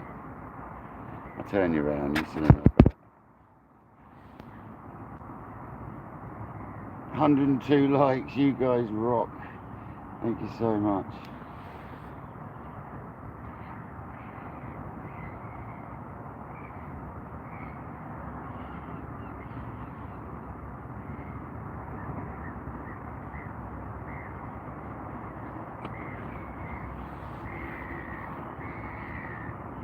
There we go, we've got like 6 baits made up there, 7 baits.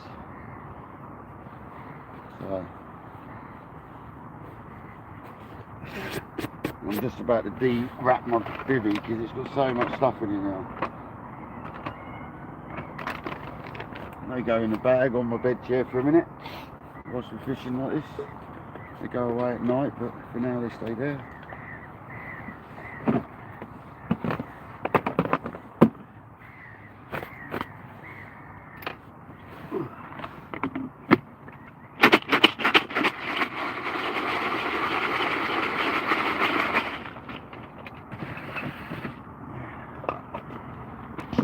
Got a special rag for the floor. It's basically my broom for the floor for the bivvy.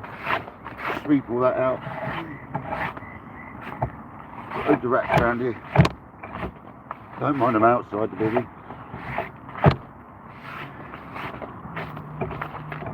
I ain't got a choice in that, man, but get off the new chair. Shouldn't bait up on that chair.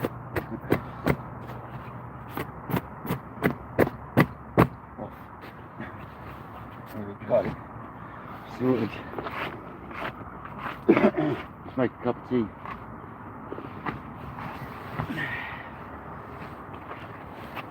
Get the pellets out of my trainers. Oh, I've got wet socks. I should have got my boots out of the van. I forgot. Got my little boots. I forgot them. If I need the toilet block, I'll have to go around and grab.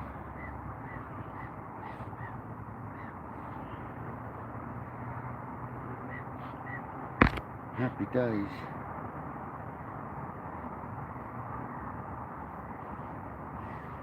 Molasses is very good.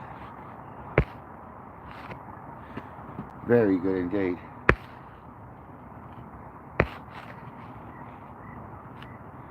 Never seen me look so happy. I do love carp fishing. I do love my carp fishing. I'm just glad we did backlead that left hand rod down, because that fish knew exactly where the channel was, and he was trying to go through that channel up between the two lakes.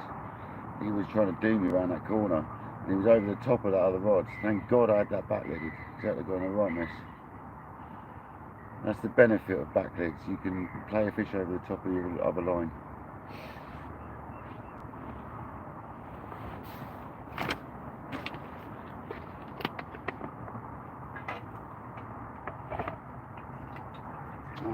Spilling water everywhere. So I'll give them the rats a drink as well as some food.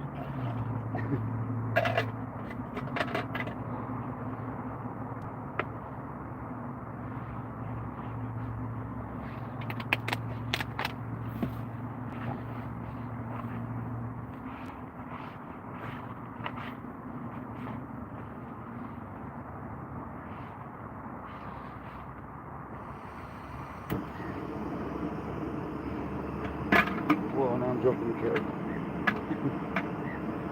Just want another take now. There's got to be more out there. We've had line bites on that last cast.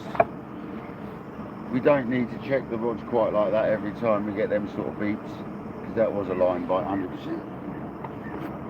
But it was worth it. Dean encouraged me to check it. It just means there's more socks out, more bait packages out there, so trap more fish over. I did talk that on, because I was talking about changing the rig. You're right, Ace. That was popped up, that boy. I don't even like pop-ups anymore. I only use a pop-up to negotiate the weight of the hook, and then I put lead in to compensate the pop-up. I get them so they're sort of critically balanced. But that popped up and it worked a treat. And the hook weight's enough to keep the hook link down, so it worked, thank God. Worked well, didn't it? But the way I'm doing it now would still work with a little bit of weight in the hook, in the bait. Just need another take now. Through it.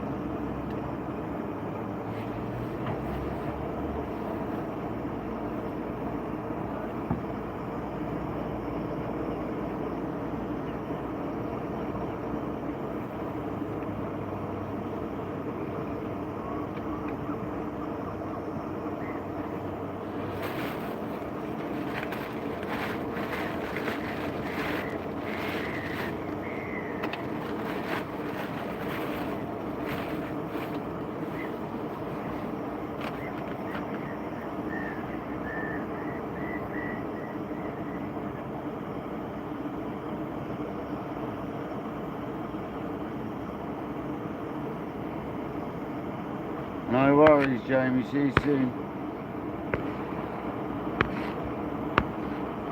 Big Phil, welcome in, buddy. Oh, yeah, I've already spoke to you, but I do apologise for not saying hello, man. Welcome in, Big Phil.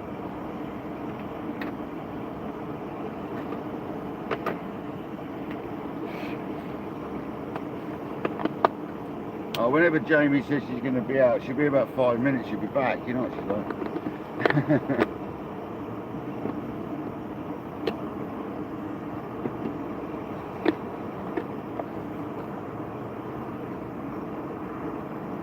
Big Phil, thank you, mate. Appreciate it. I miss you. I've said hello to you, mate. It gets really confusing. We've got 104 likes and 56 people in the house. It gets very confusing, I'm not going to lie. This kettle is so fast.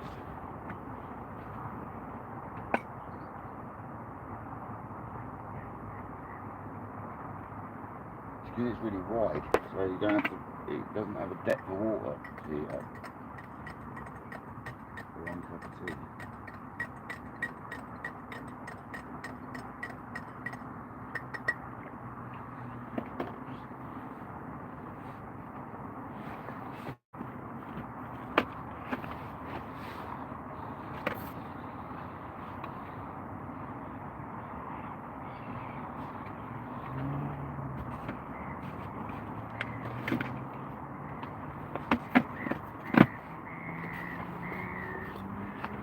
Beautiful glow on them trees from that sun.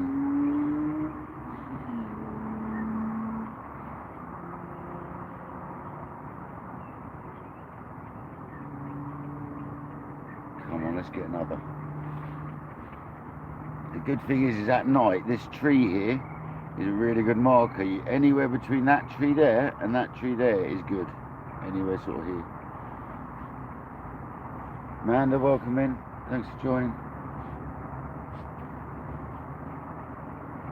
We've had one 25-pound 2-ounce mirror carp so far. Reasons wanted to see a mirror carp as well, so we've made Reasons week. We made Dean Barrack last week.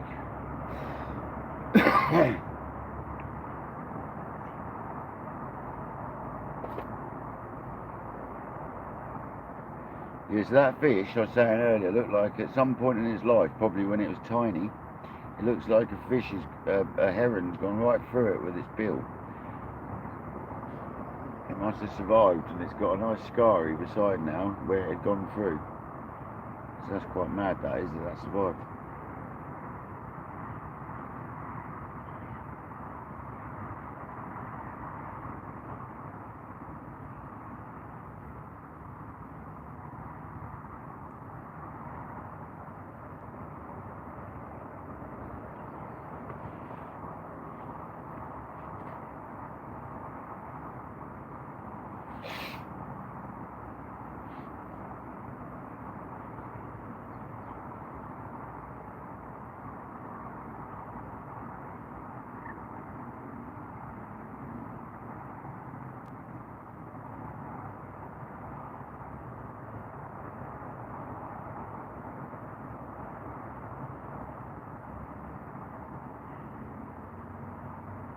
Another blistering take like that last one. That was a banging take. Gotta say.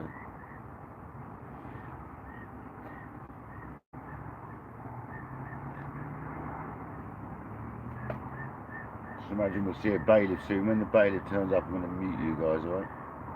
They quite often talk about the lake's names and stuff, and I'm not supposed to publicise where I am, so that doesn't work. So I shall mute it when the bailiff comes in.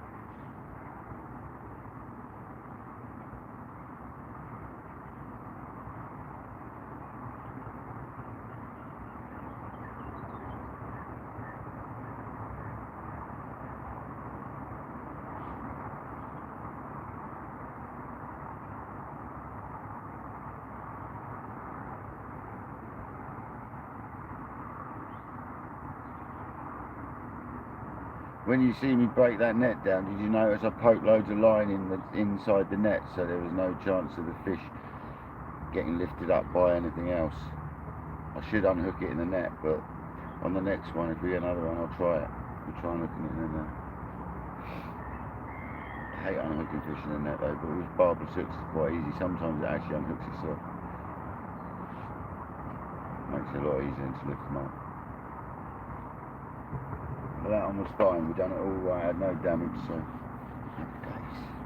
Treated its little hook hold. Little pinprick hook hold and give it a little treatment.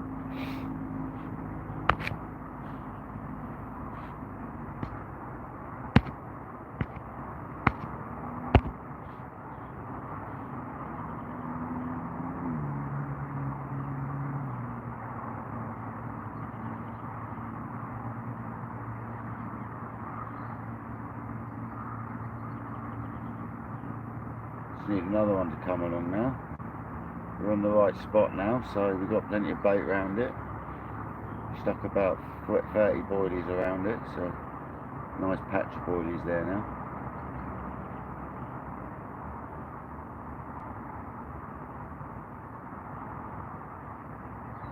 About the size of the car sort of area. Nothing to grub around, them big old fish.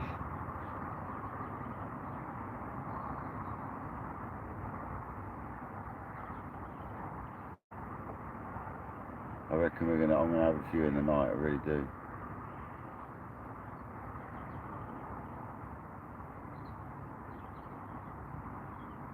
You love that right rod, don't you? Tonight you do, anyway. It's normally lefty for you, isn't it? On the beach. Going for a righty day, isn't you?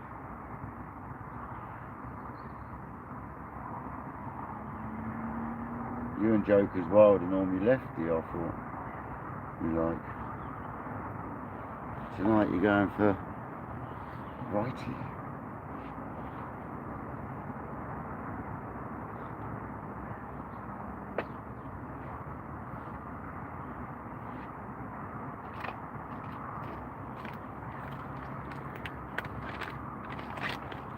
To be honest reasons, righty's likely to be the banker rod.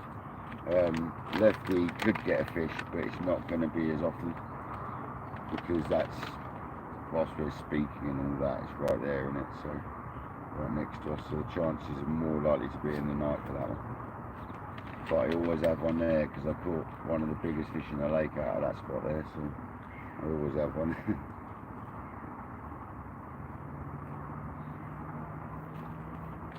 Well, back then it was one of the biggest fish. That fish is probably 40 pound now. Well, it has been 40 pound at times.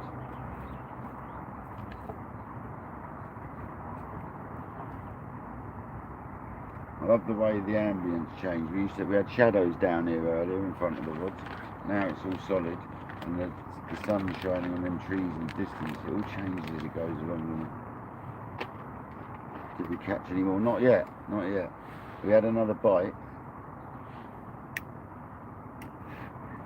Well, I reckon we'll be in for another one soon. Don't panic. There's going to be more fish. I mean, that's made my mind up that I'm happy to do tonight here. And I'll probably end up staying, if I, you know, I mean, it'd probably make me want to stay another day on this swim, so I'm potentially doing 2 days, 2 nights.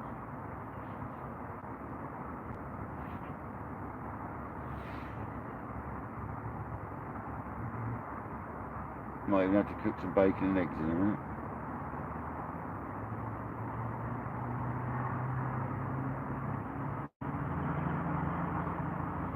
And quite often my mate Noel turns up when I'm fishing. He comes for a drive over to something to do, so you never know. I doubt it, but you never know.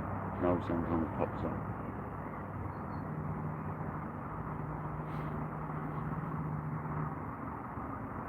He said if he was off work he'd have come fishing.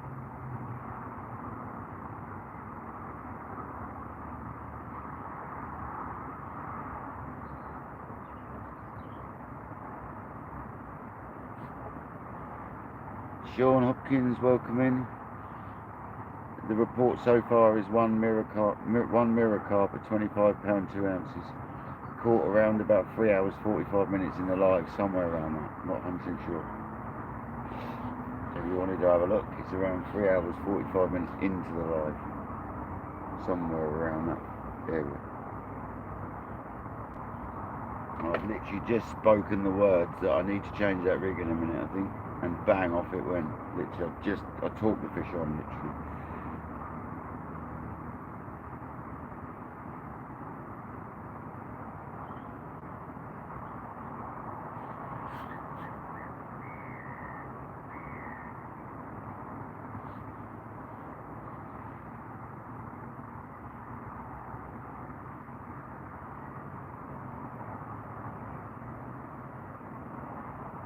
Yeah, man. Better than a blank, innit? Come on. About the average size fish for this lake, though, that is. That's literally the sort of size you expect to catch out of it. Believe it or not. I know that sounds daft to some people, but that's the average. Wait till you see a big one. We go to 40 odd pound in here. There we go, come on. Come on, baby, there we're talking another fish on. Come on, one of the 40 pounders, you can play if you want. We're happy to see one of you. Give me my PB whilst we're here, come on.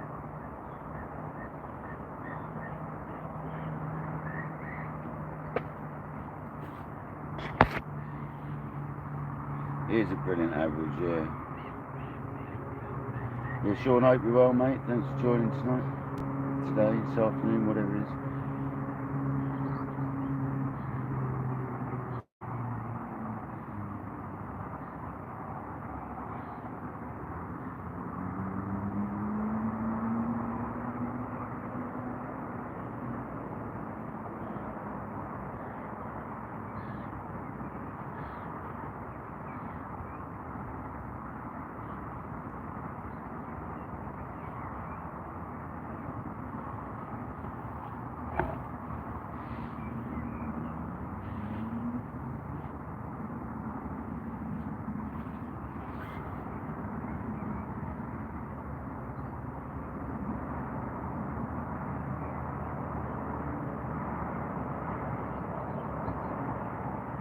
See that rip off again, guys. That was awesome.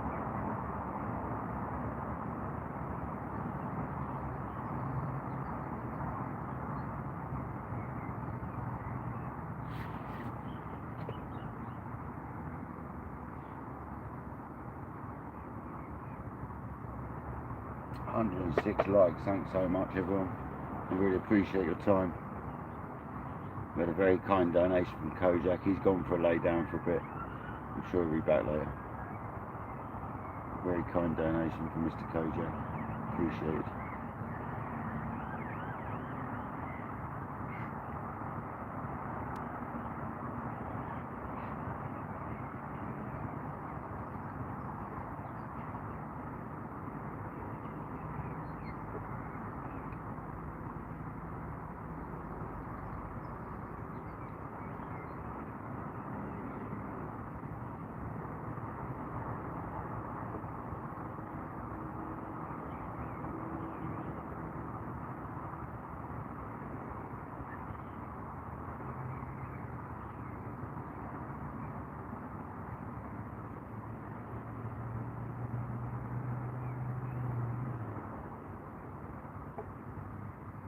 Got my drag set sort of semi-loose, not stupid loose, just semi-loose. Don't need it to run like mad in this lake. There's weed beds and stuff about. So I've got it like, these aren't quick drag reels, so I've got it two turns off biting drag. If I wanted it really loose, I'd have to go about 6. There's no way I'm doing that. By the time you tightened it up, you lost the fish. So I never want a couple of turns off the drag, which is enough to pull line. Don't need screamers, just needed to hit that bobbin at the top and fish on.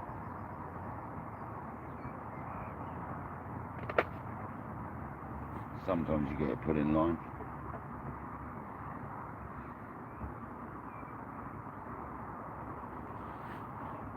It's an absolute ripper, it'll rip line off, trust me. That one was, a little bit.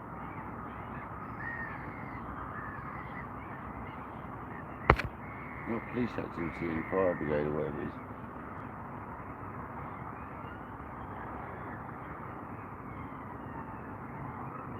That road obviously quietens down as the evening goes on.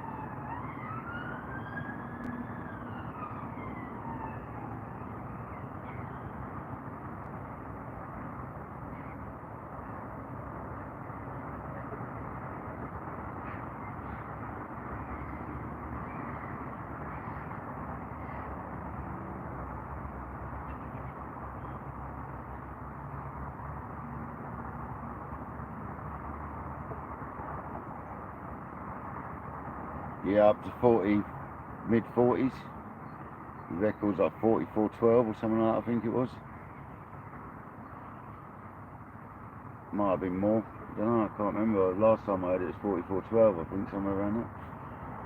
And there's a lot of fish up to sort of like mid-30s and high 30s, so there's a lot of them in here, man. Well, not a lot, but there's quite a good head of 30s in here. That session I fished this lake before around another swim, and we had like 7 or so fish. We were unlucky not to get a 30 in that mix. We had them up to like £28 that time or something like that, and we were unlucky not to catch a 30 that time. But that was after spawning, so these fish now are pre-spawning, so they're going to be a lot bigger.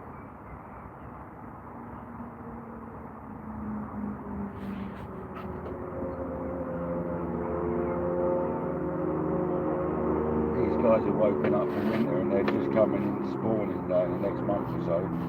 So they're like nice and fat now. As soon as they start spawning, the lake shut down. They shut the lakes down.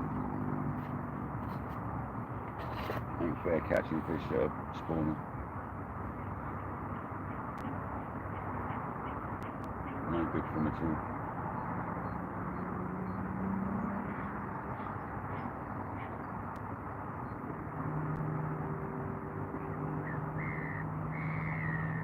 I'm so glad we made the decision to come on this lake. We probably would have had 10 fish on the other lake by now, but they would have been sort of from £2 up to £30. This lake, you got much more chance of bigger fish, so I'm glad we're sitting it out for less fish but better fish. There's 3 carp lakes and 2 match lakes on the complex. Sort of medium, easy, medium and hard on the carp lake front. This is the medium one. And on the match lakes, you've got 2 types of match lakes. You've got small silvers, tiny ones, and then you've got one with bigger silvers and bigger carp. There's crusions in the silver lake as well, in the small one. Some nice crusions. We'll do some of that soon. We'll get on the method feeder and cage. We'll go on the cage feeder at some point. The old John Wilson quiver tip rod. Bless him.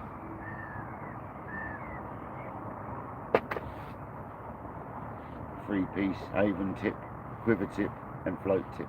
It's a lovely rod it is. We've got a nice little Stradic to go with it. Quick drag Stradic, rear drag.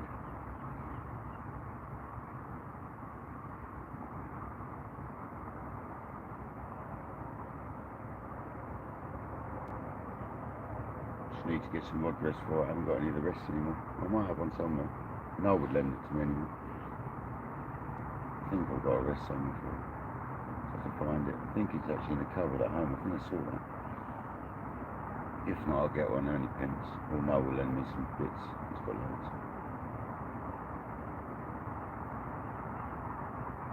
It's been a while since I've done any cage feeders, no? Method feeding.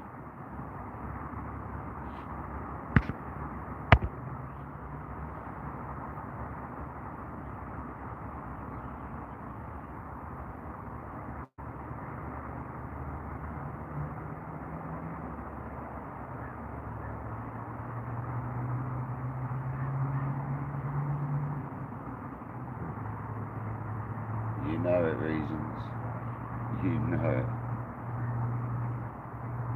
I'll just apologise about the poor lighting conditions, because as I've stated before, I'm not allowed loads of light on this lake, so I can't shine a light at the rods to light the rods up. So it's just going to be a bit dark, unfortunately, until we get fish. But we'll go into the dark and see what happens. Because I'll light myself up once we've got a fish on the bank. I'll light it up quickly to show you guys.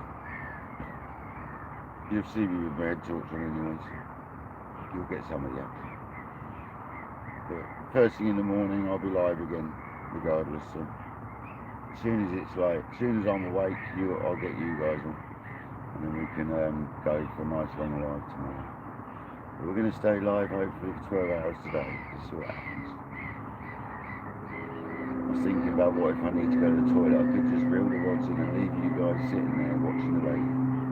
Yeah, Thomas Lewis, we've had one 25-pound, 2-ounce mirror carp so far. No, my camera doesn't, unfortunately.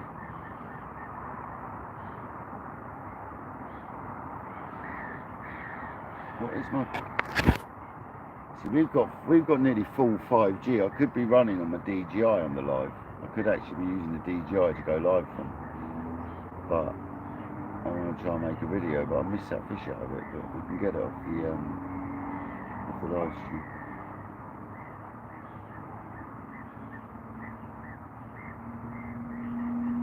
It probably has got night vision actually.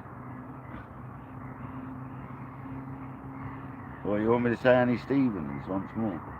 Welcome back, Annie Stevens.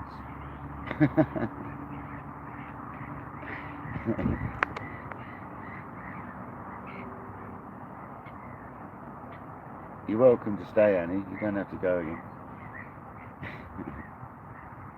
You're welcome back anytime.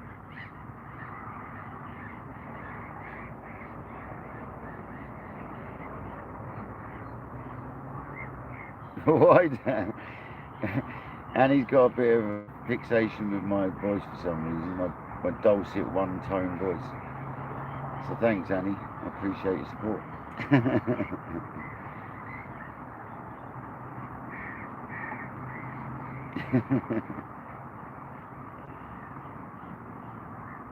Barry White being strangled.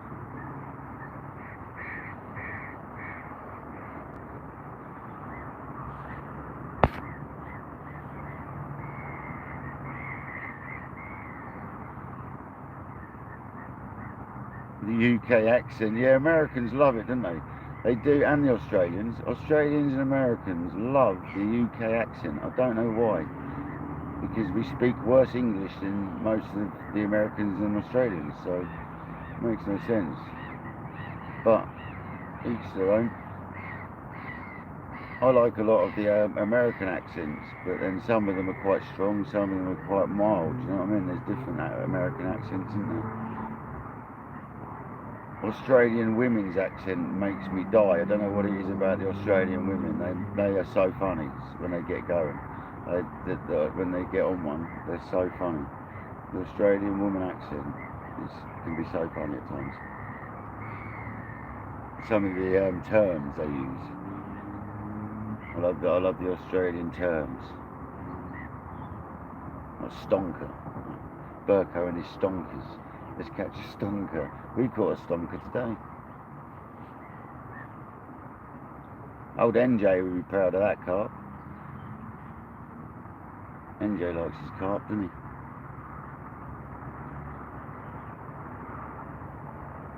I'm going to go and water the horse and we're going to get a bacon sarnie cooking.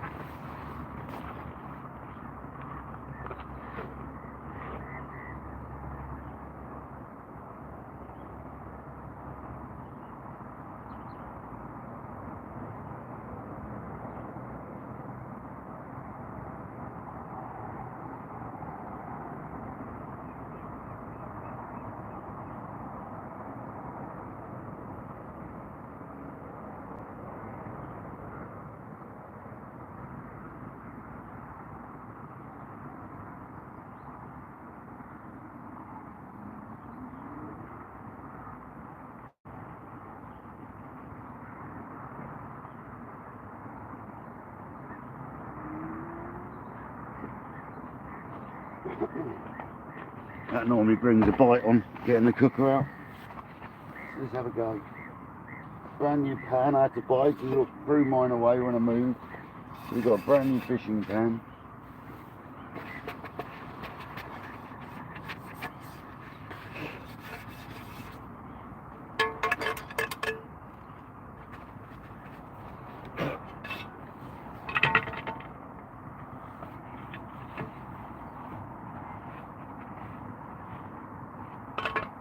Oh, it fits lovely on my cooker.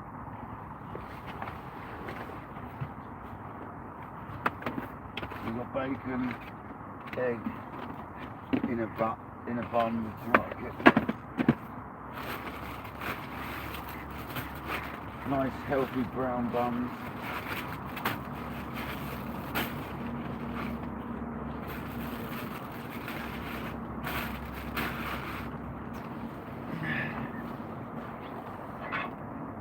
Guarantee we get a bite. Normally do any cooking.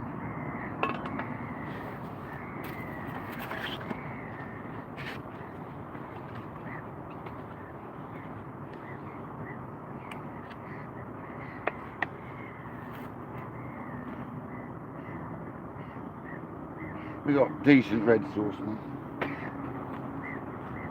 Don't do none of that plain stuff anymore. Have I bought the pancetta bacon? That looks very thin. Not streaky. It's not though, it's just very thin.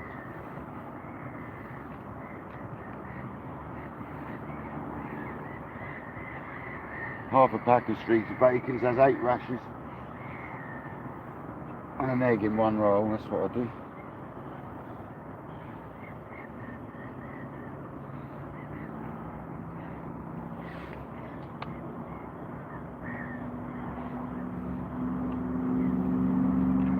Okay.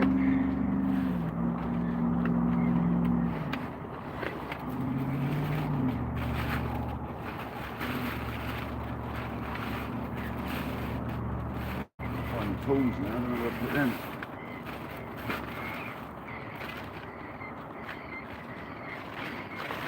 I'll put them in my bag, I think.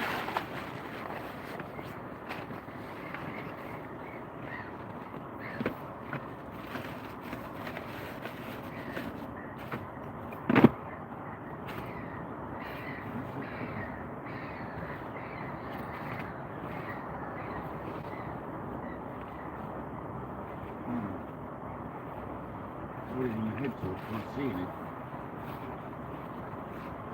I don't know where I put it.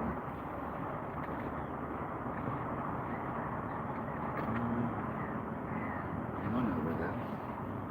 It's at the back.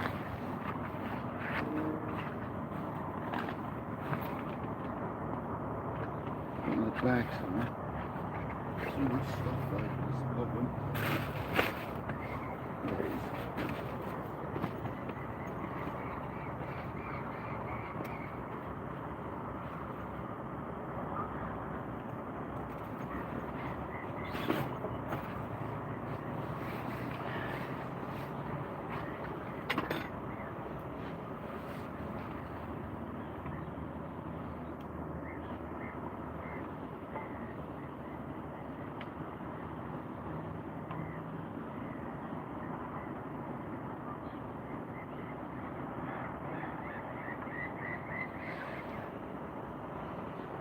Can't beat the smell of bacon on the bank.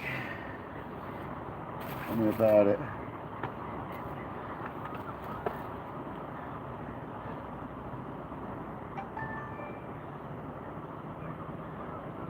I'll wait till it's cooked a bit. Looks nice.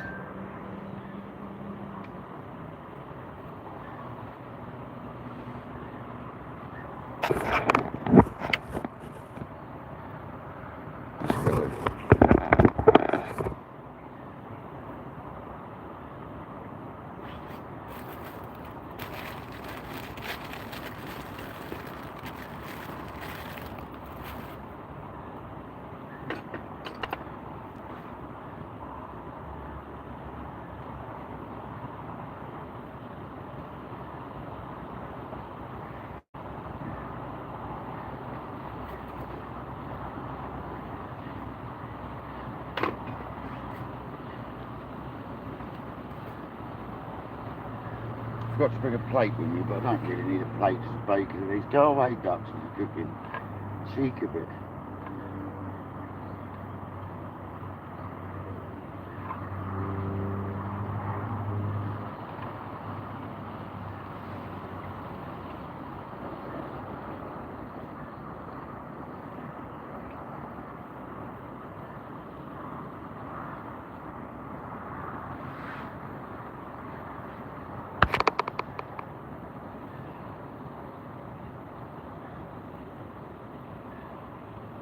Portsmouth, welcome in, buddy.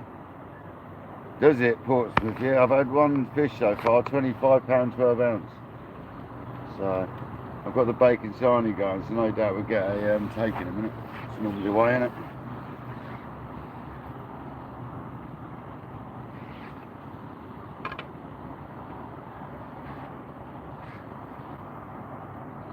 I used to do a lot of carp fishing, buddy. I haven't done in the last few years because I got into kayaking and then obviously YouTube and shore fishing. But we've got to do some more of this because I haven't done enough of it in the last 5 years. So we'll be doing plenty of this summer. I can't wait to sort of like June, July time when you can just mooch around in a pair of shorts until like 12 o'clock at night. That's when I really like it. Getting bitten by mozzies.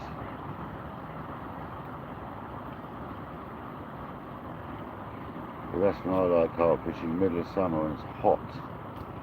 The fish are like really on it. Nice one, Portsmouth. Nice. I'm not smashing it, but it's a fish, innit? That's what we came for. I reckon we'll get another one soon. It's been a little while now. So I reckon it's time, man. It's been a couple of hours. I reckon it's time we had another one.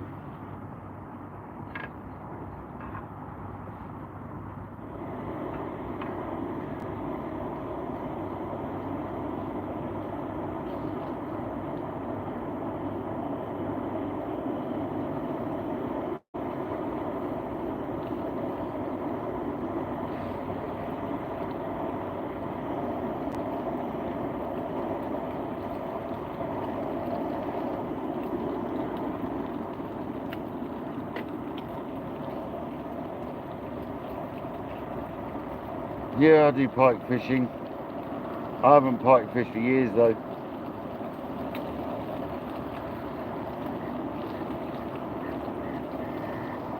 I used to do a lot of spinning for pike, a lot of clonk baits and crank baits and stuff, jerk baits and that for them, but I haven't done it for a long time. Where I used to live next to the lakes, there's lots of pike in that lake, in them lakes there. There's like 10 lakes there. And I used to catch a lot of pike there, hell of a lot.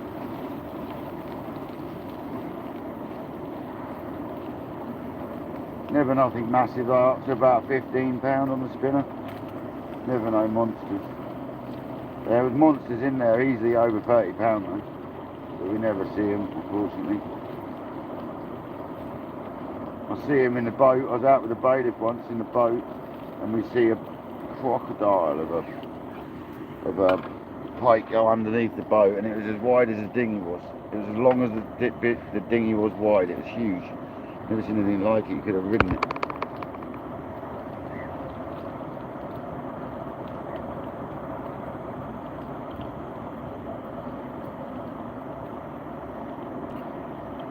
But the bailiff used to take me out in the lake so I could have a look at the bottom through the water. Use a bucket with a glass bottom.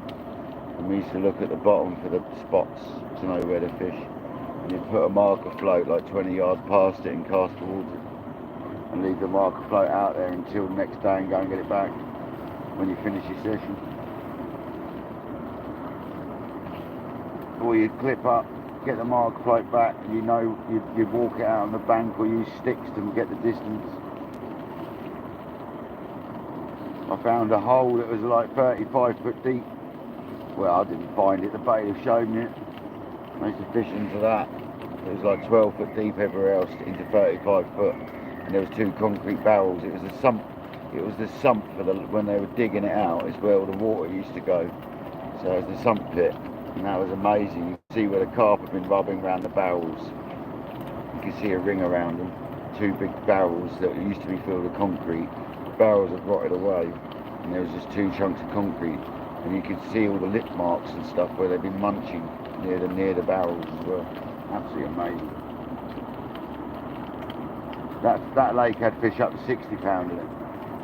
I never saw one bigger than 34 out of that. I think it was something like that. I think it was 34. I think that was my UK PB, 34.2. On this lake, 32.12 is my biggest lake. My biggest fish on this lake. So hopefully we beat that.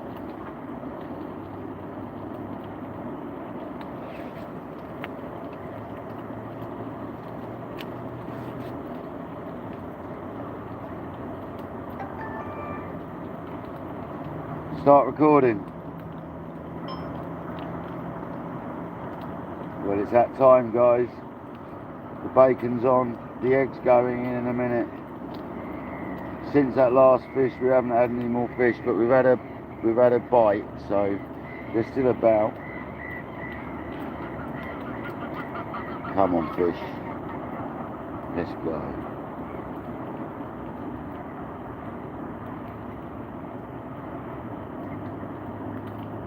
Stop recording. Stop recording. Stupid. Shut down. Shut down. Thanks. Show me touching it. Bacony hands.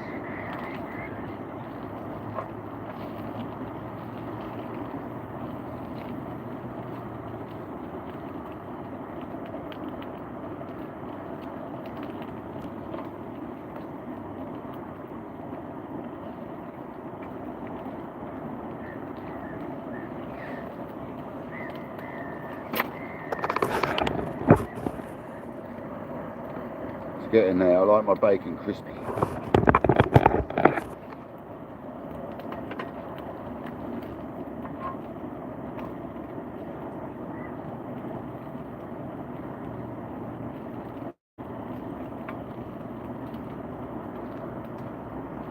It's getting crispy enough to put the egg in there. I'll move that over there.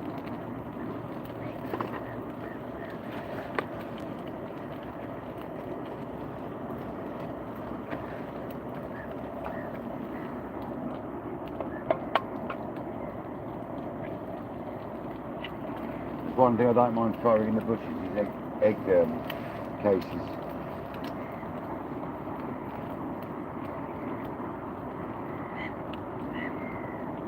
Egg shells, cases.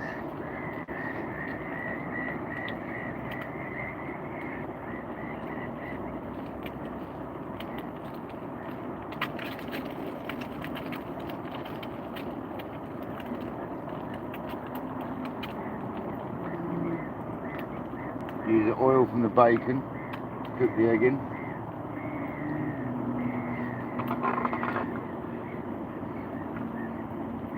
Oh yeah. Come on, no doubt we'll get a fish any minute. Just as this is about to be ready, it normally is the way. Turn it off and let it go cold.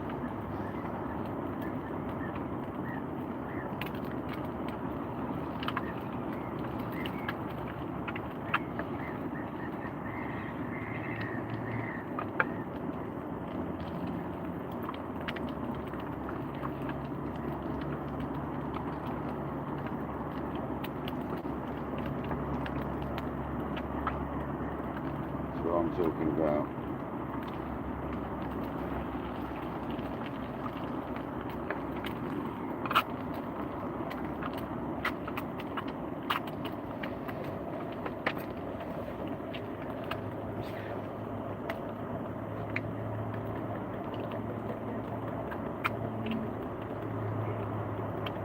No butter. The bacon makes enough oil as it is. Never put butter in bacon sandwiches.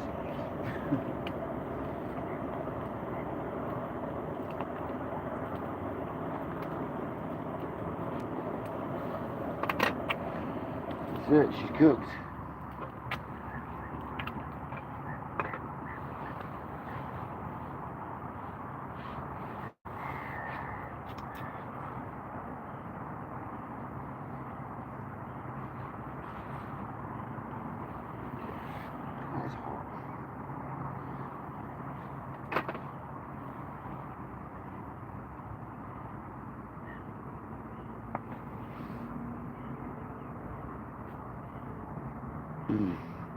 Gets in there, look at that.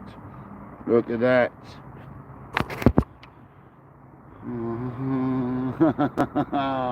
Yes. Come on.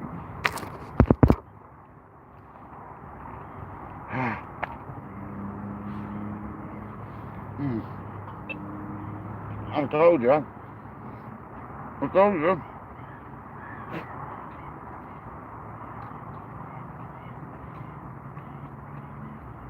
They always wait till you're eating.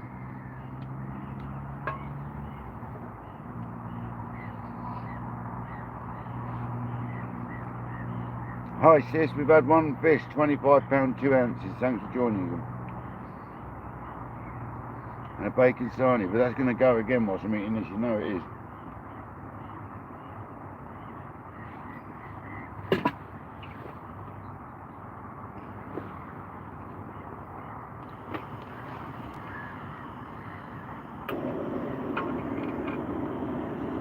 Always clean your pan straight out of water. Makes it easier.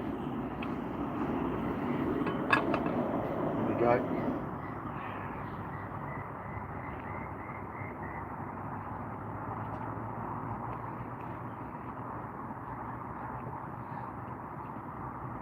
Yeah, I literally took one bite and it decided to get a bite. Madness.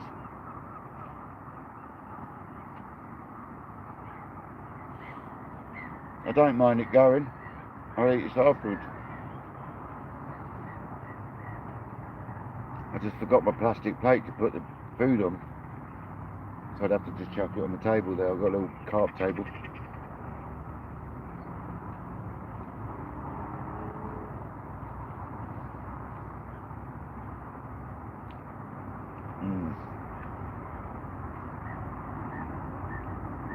Yeah, man. That is heaven.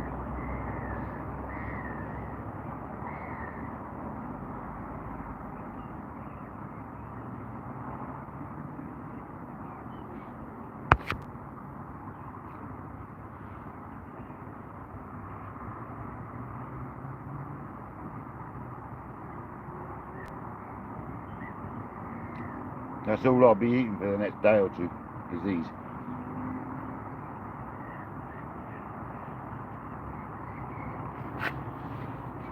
I can live with that.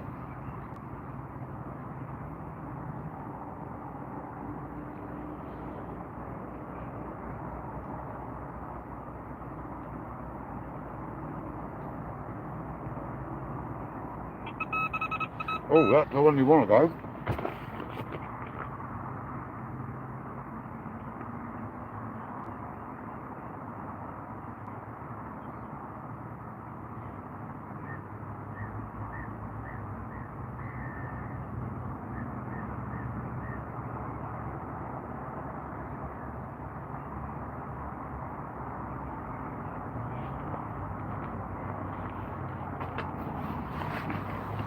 That's the margin rod. That's where we want to go, guys. That'd be fun if that goes.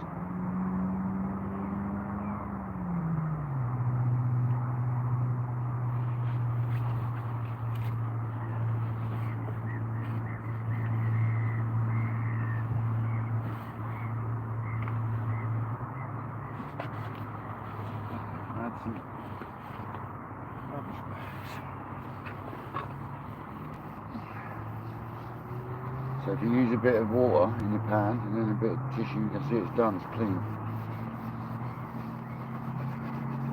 No messing around, no need to like go and wash it. It's absolutely pristine for next time. Goes under the bed.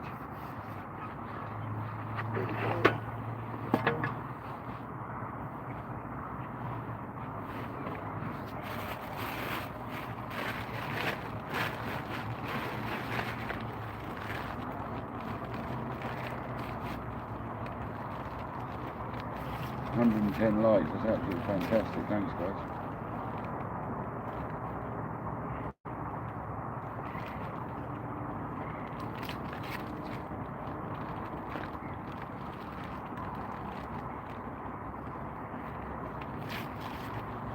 That is the most awful pack of bags I've ever opened up, that's horrible.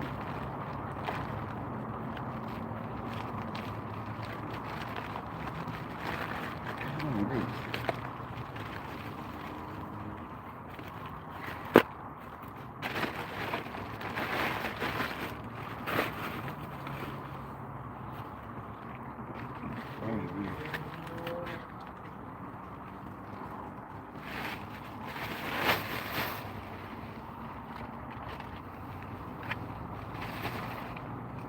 Hang that up in the tree. Don't get ratted out.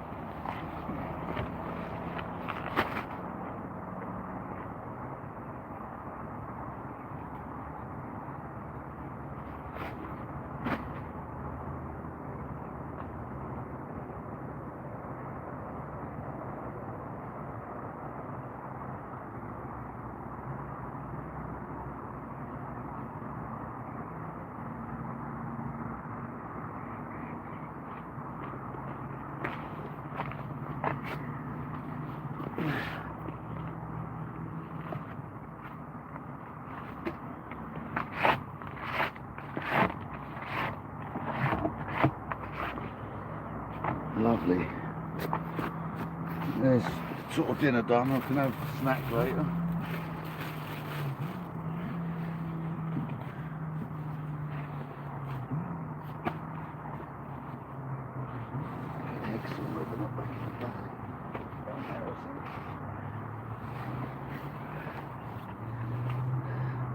Nothing yet, Danny, no more, mate. We had one carp, mate, £25 2 ounces, if you didn't see it, mate. So we got what we come for. We just had a knock on the other rod, so there's a chance we get another one soon, buddy. Going about.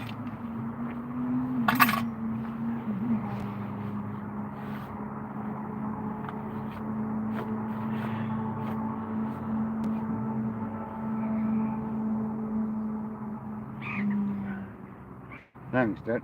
Thanks, Danny, mate. Appreciate it.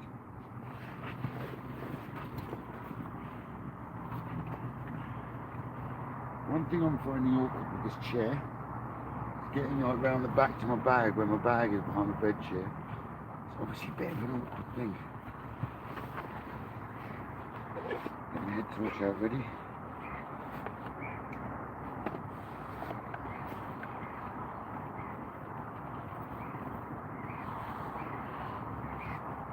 It is definitely going to be bite time, you're right. Let's get the kettle on there for brew.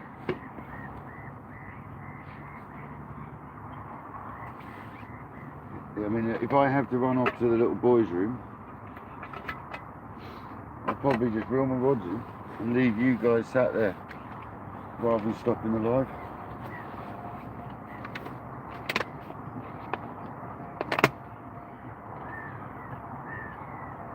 Good thing is with this water here, you can trust pretty much most people around here to leave your phone.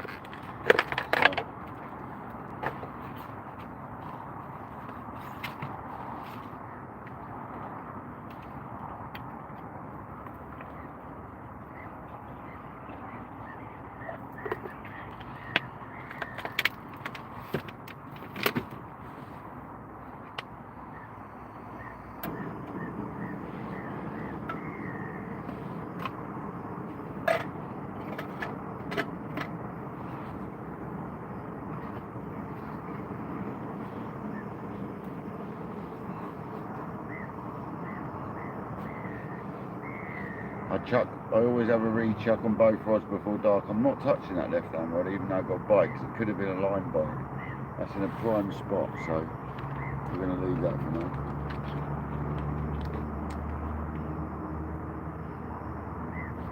It's what, 2:30, what, AM?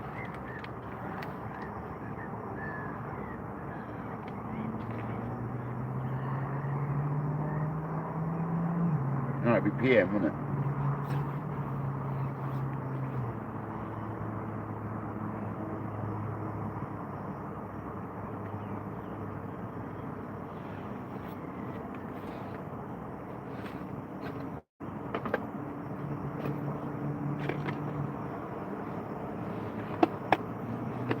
I have to tell you, this bed chair seat is amazing. What a difference that has made to my session so far. I haven't got a bad back at all. My legs ain't hurting from sitting across the bed funny. Absolutely awesome. I wish I'd got one of these a lot longer ago. A lot longer ago. Afternoon, fair enough. Well, you're not in a rush to go to bed or anything, and she'll be here till the long haul then. Happy days. We can stay on until I finish. If I do finish, I might start another live here once you finish this one. We're going for like near on 12-hour live, so if I can.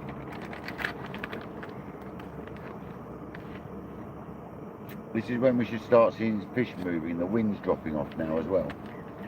So this is getting perfect, literally perfect conditions. It's not going to be as cold for me. If that wind stays like that, it's going to be spot on. It's in the right direction now. It's coming from the side rather than straight in the bivvy.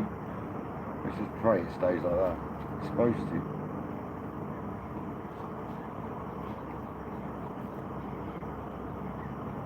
It is lovely, man.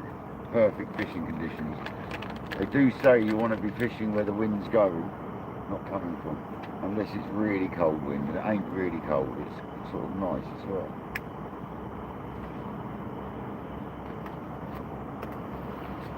it's really cold, you want to be on the back of it.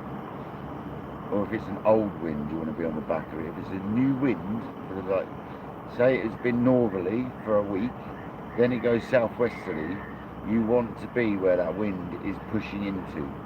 If that's fishing, all fishing with Paul, if you're listening, you always want the wind in your face when it's a new wind for the first few days.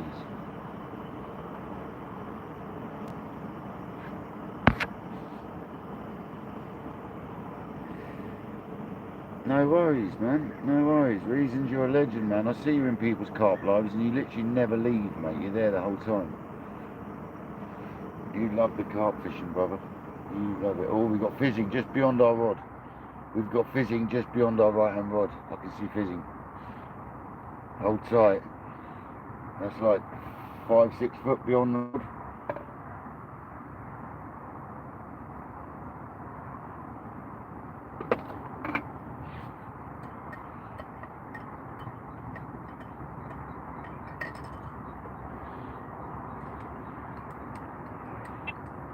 Oh, the left-hand rod again. I really want that one to go, because you'll see that bend round like something else.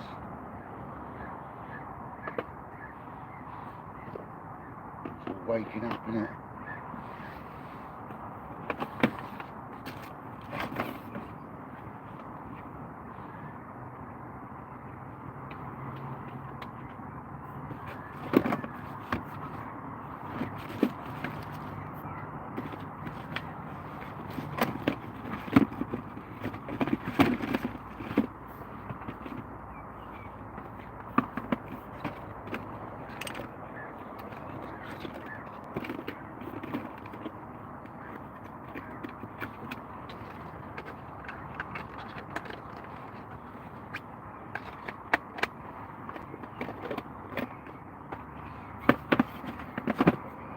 Nice cup of tea made.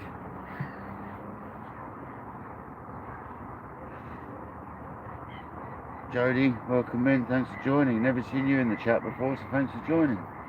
If you have been in before and I missed you, I do apologise.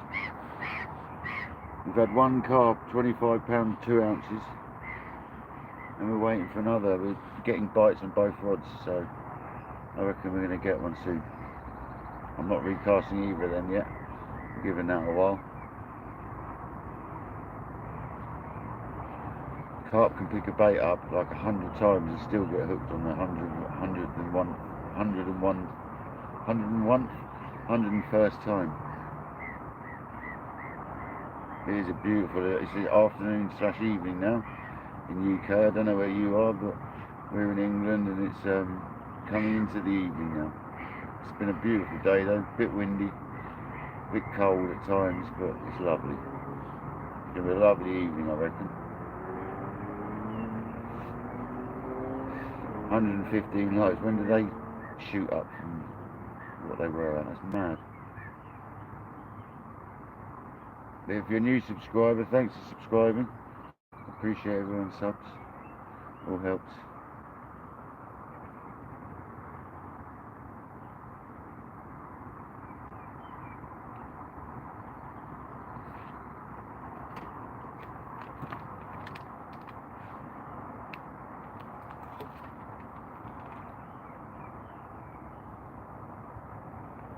It does look super fishy out here, I have to say.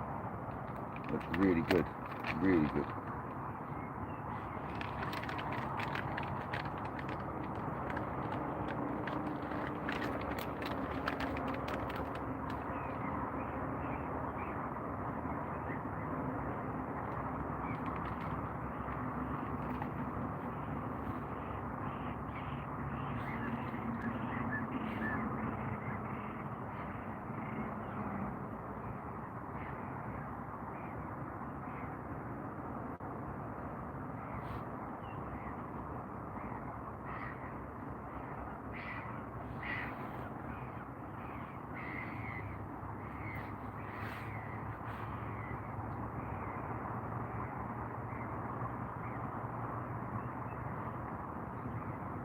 Love that left hand rod to go off, because that's exciting, that one.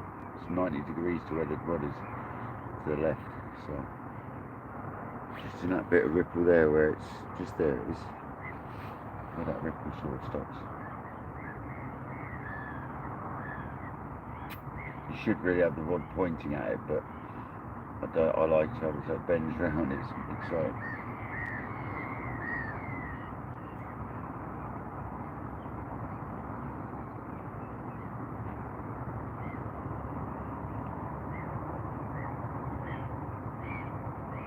That Ryan rod, I reckon, is going to be the one. I do think that Ryan rod's going to be next again.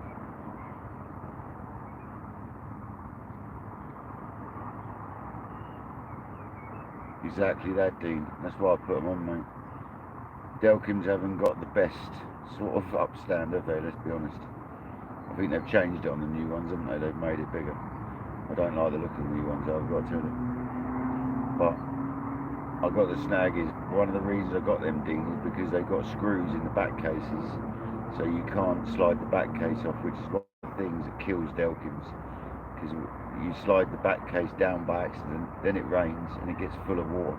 That's one of the reasons that Delkins die because of water, is because you've got that case on the back open, just a fraction.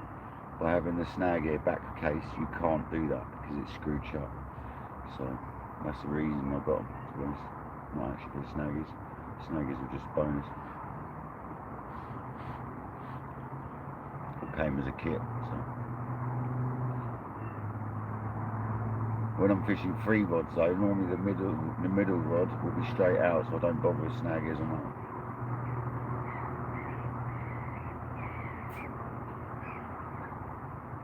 Yeah, Dean, I've heard too many horror stories of Delkins not liking rain. Them Delkins there are over 20 years old. I got the snaggies about 4 years after I bought them when they came out, and I've never had a problem with them alarms. And I've fished in like -7 and 8, and most alarms would have frozen solid. Them ones are still going strong. So yeah, man, I totally believe in Delkins. A lot of people don't like them. I was going to get ATTs at one point, but I wasn't keen on them. Wednesday, Caroline, welcome in. We've had a lovely £25 2-ounce mirror carp, I'm sure Mike's told you. Around about 3 hours 45 minutes into the live, I think it was, somewhere around that. If you want to go back, you'll find it around there somewhere. It's an absolute stonker. Beautiful fish. I hope you had a good day. Thanks for joining. Hope you haven't worked too hard today.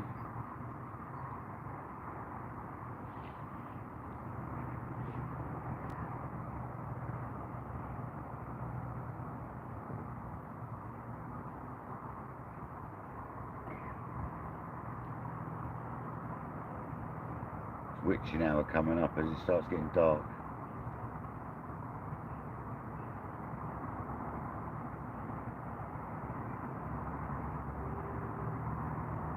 No, exactly, man.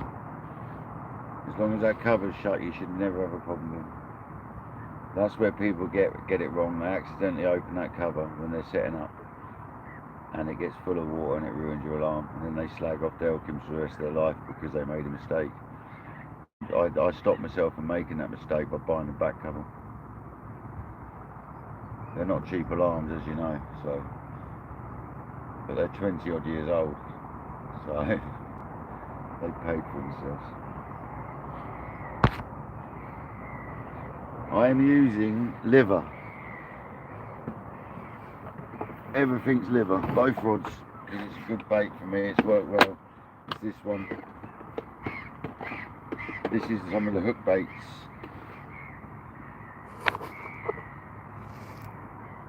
So it's CC Moore's Pro Stim liver. This is the airball wafters in 18mm. I've got pellets, 3, 6 and 8 I think it is, and I've got dumbbells in 15mm, and I've got normal boilies in 18mm. That's freebies basically.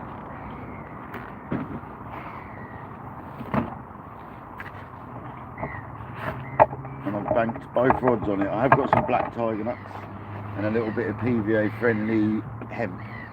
So if I want to, I can go with tiger nut with hemp in a little sock. But for now we're going to stick with what we're doing because it's always worked. So.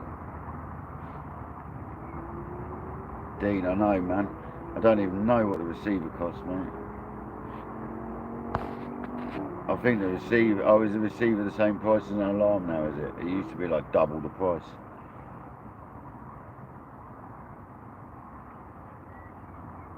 Onions? Does onions go live in bacon? Kojak's back, welcome in, man. We've had a couple more bites, Kojak. The left hand rod had a liner, the right hand rod had a liner. Just before it gets dark, I'll re-chuck both rods.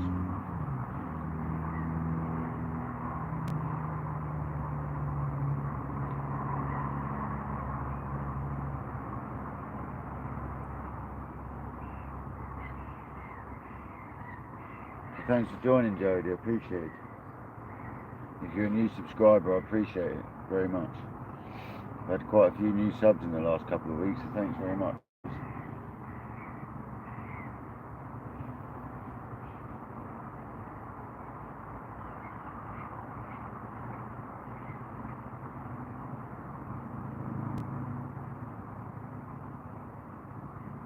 I hope you're feeling better after a little kip, if that's what you did, Kojak.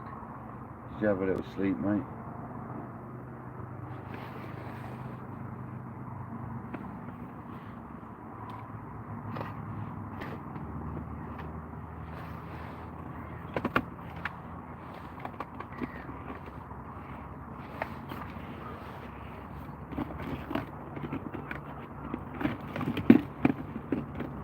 Torch already seen.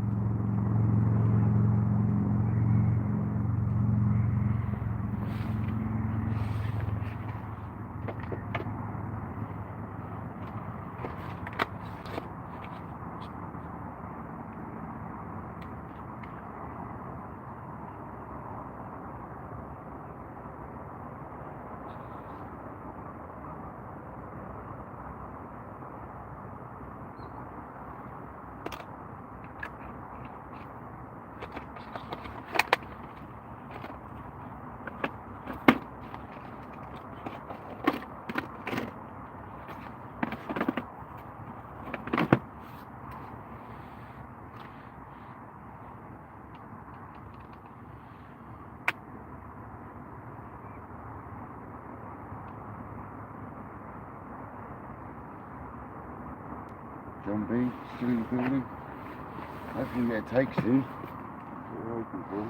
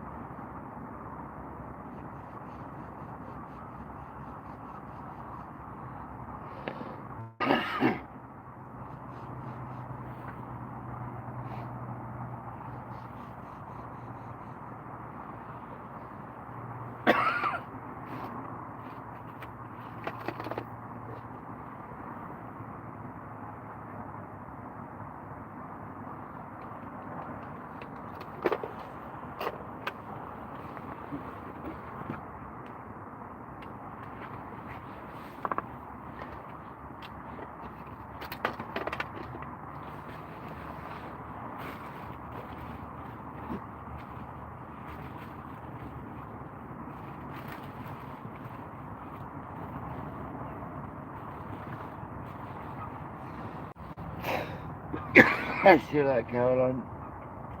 Thanks for joining. Oh. Yeah.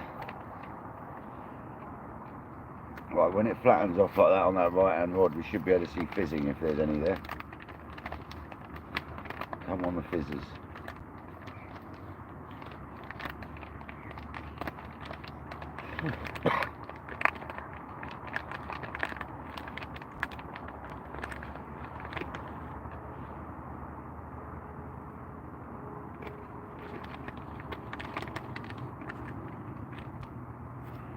I really want to get one on that left hand rod though, because you'll see that thing bend round to the left. Hey Jamie, welcome back. How's your grandson?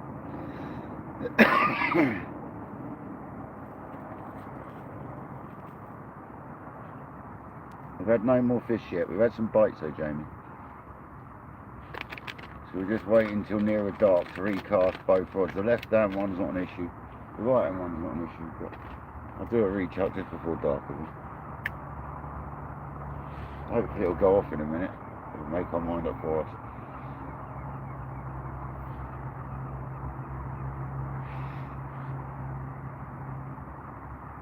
He's got his first job. Nice. Ian the locksmith from Hull. Welcome in, man. I don't think I've seen you before, mate. Thanks for joining. We've had a 25-pound 2-ounce mirror carp. First carp of the year.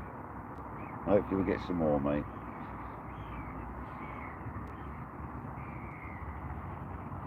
Unfortunately there's no kayak on this lake.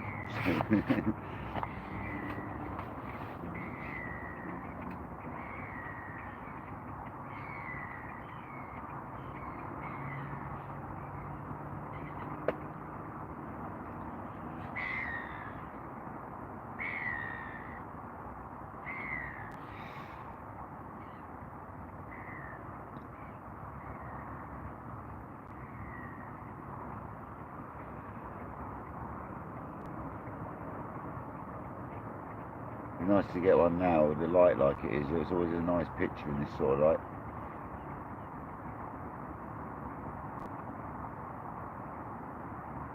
Oh, there's a bit of fizzing just beyond our rod again. Good signs. Good signs. Come on. It looks good out there right now.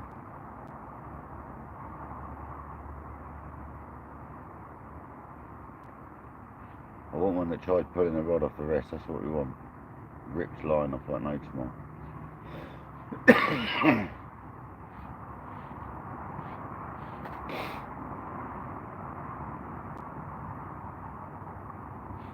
Oh, that's nice. Have you got him with you, or have you dropped him back with his mum, his parents, or has he got his own gaff? I guess he's quite young. He's just started work.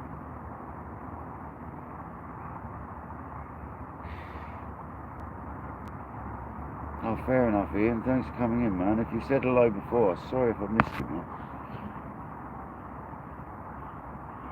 Oh, appreciate that, man. What's his name on YouTube? So I can say hello, so I can try and remember that you recommended to say thanks.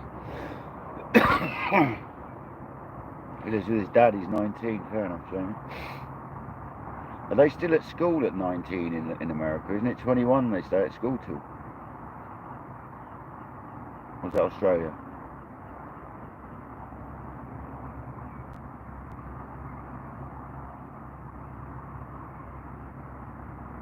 I was at 18 they stay at school till, fair enough. I think in Australia they stay there to 21. Oh, is that what it is? Might be college I'm thinking of, yeah.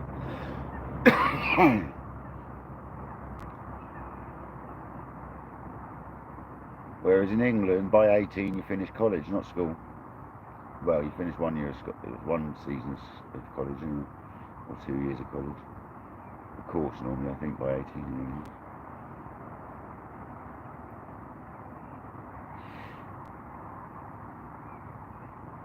Yeah, oh, what, at school you can get thrown out, yeah, that's when they finish in England, around about 16. I think, things might have changed, I don't know. It's been a long time since I was at school. Obviously.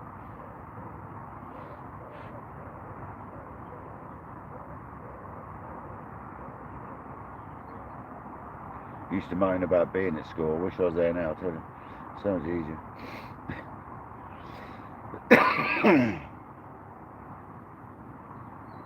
Ah, fair enough, Jamie. Yeah, of course, that did mess quite a few kids up, didn't it, that sort of age.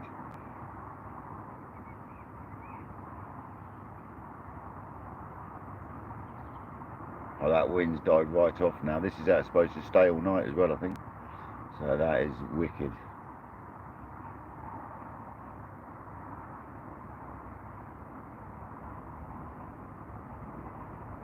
Look at the reflections on that water.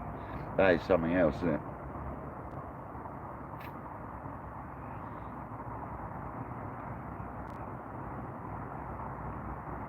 It's not all about fishing. This is the thing. It's not all about the fishing for me. It's this wildlife. Look at all the wildlife everywhere. There's birds, there's swans, you'll get voles, you'll get all sorts.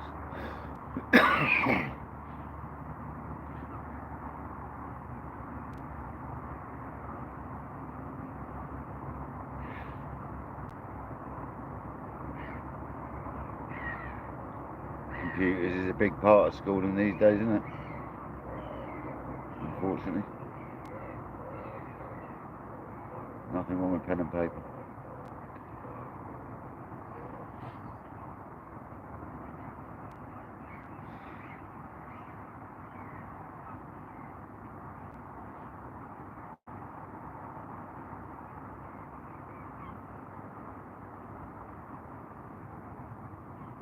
I'm just glad that fish came to that new rig as well, because you're always a little bit cautious about new rigs when you first build them.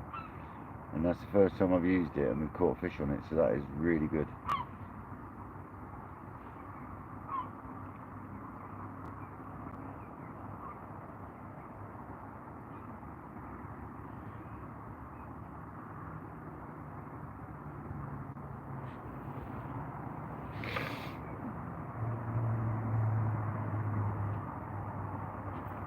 Come on, fish.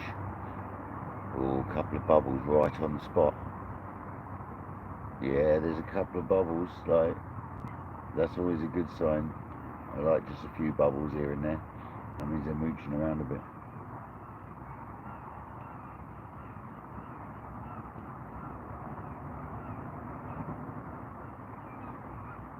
What made me laugh is when I got that first fish on, I was looking for a bird herring across the water in case a bird had got hold of the bait, because they dive down and get the baits.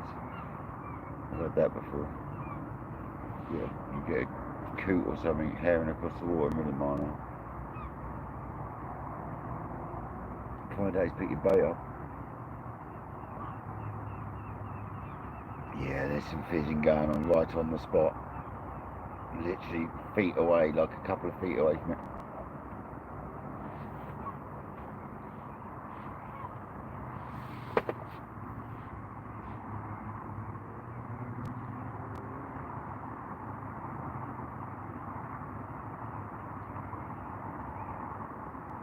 Still got free power on our first battery bank. We've got another bank to use, a whole battery, so should be well good for the time we're here. I've got another monster battery pack in my van for jumping the van if I ever need it, but that's also a charger for phones and stuff, so we definitely ain't running out of power.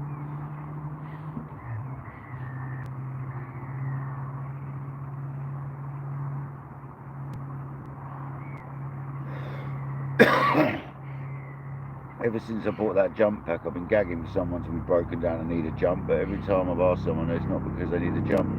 It's gutting.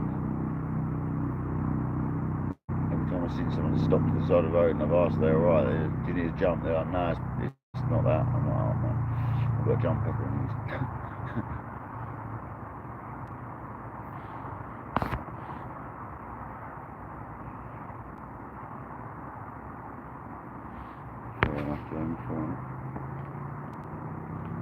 I'm not very good on proper computers. I'm alright on iPads and stuff like that. Give me a proper computer, I'm useless. I can manage, but I'm not very good on them. I didn't like the, is it IT in it? Didn't like them classes.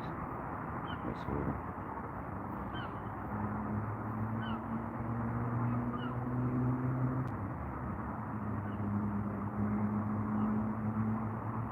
Oh, the temperature's gone up so much since that wind's dropped. So much better, man. So much better.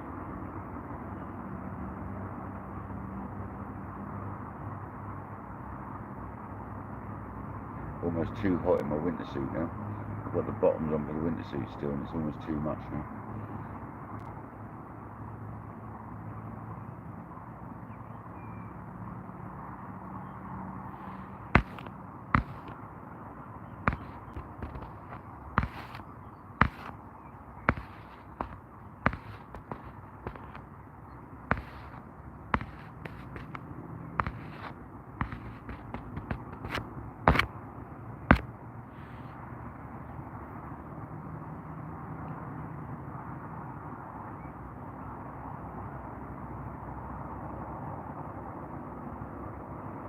so happy we've christened the year with a fish. First session on the Carp lakes. Is it like the second or third cast? Can't remember. But that is awesome. Might have been the second cast on that rod.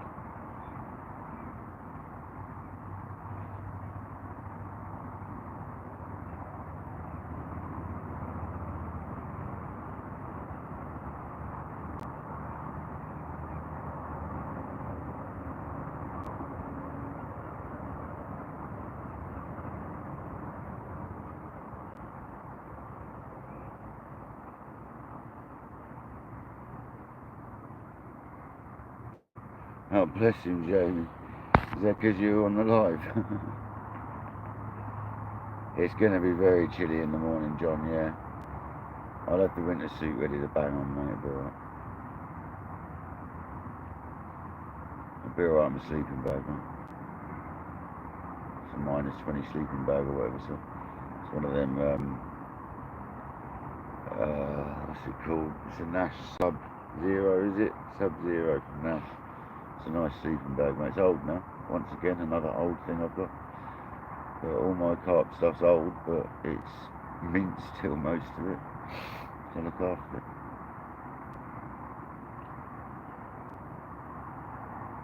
Yeah, I'm out all night on the beach. Probably tomorrow night as well. We'll see how it goes. I'm hoping tomorrow daytime session might be good.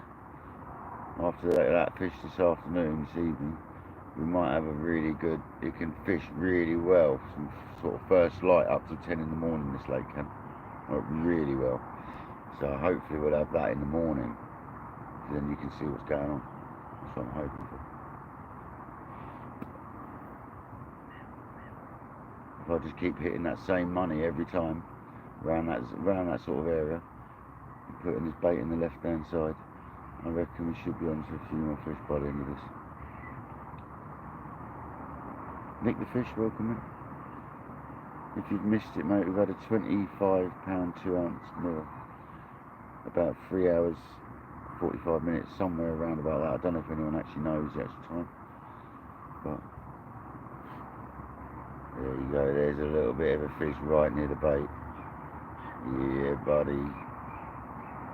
Yeah, and it's gone back to fizzing again, so it's fizzing around the area, like bubbles here, there and everywhere. So that's having a mooch around that fish. And again, and there's a big patch of fizz. Oh, there's a jacuzzi. There's a jacuzzi. That's what you want to be seeing. Can you see that? Like here, there's an absolute jacuzzi erupted. That's what you want to see. That right hand rod's going to go any second.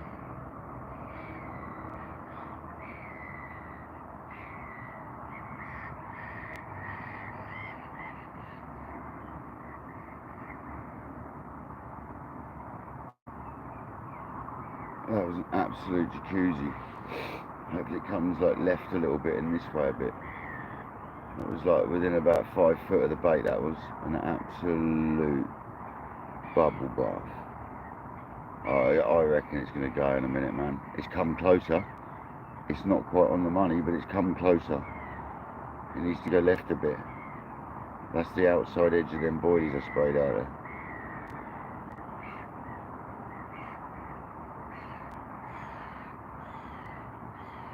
And you got birds working the water where the bubbles are coming up, so that means it's eating something because particles are coming up with it. That's awesome. It's getting left. It's going left. It's gone left. Come on. Hit it. It's at the right length as well. It just needs to go left more.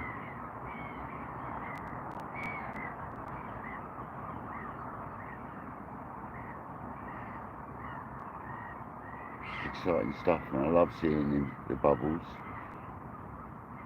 the jacuzzis. It could be 10 show this time of night, that's the only thing. Oh, it's gone right. There's one to the right. There's 2 or 3 to the right. Oh, there's a few fish out there now. We've got 3 or 4 patches of bubbles to the right hand side of our rod. Come on. Here we go. There's more than one fish there now. That's exactly what you want.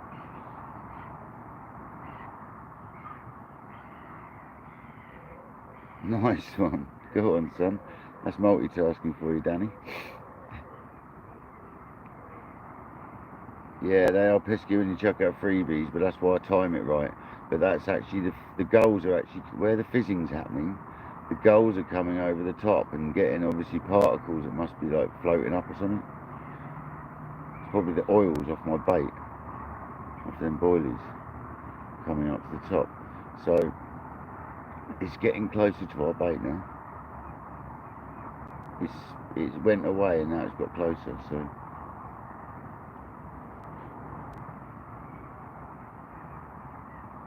Oh man, come on.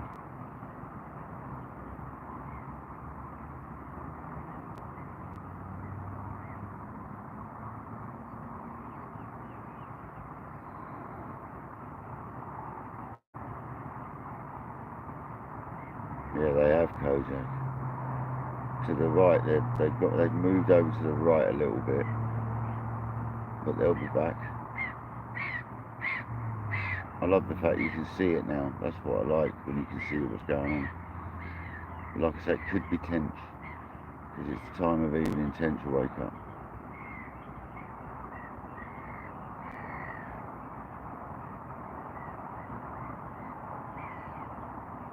The old green, red-eyed beasts.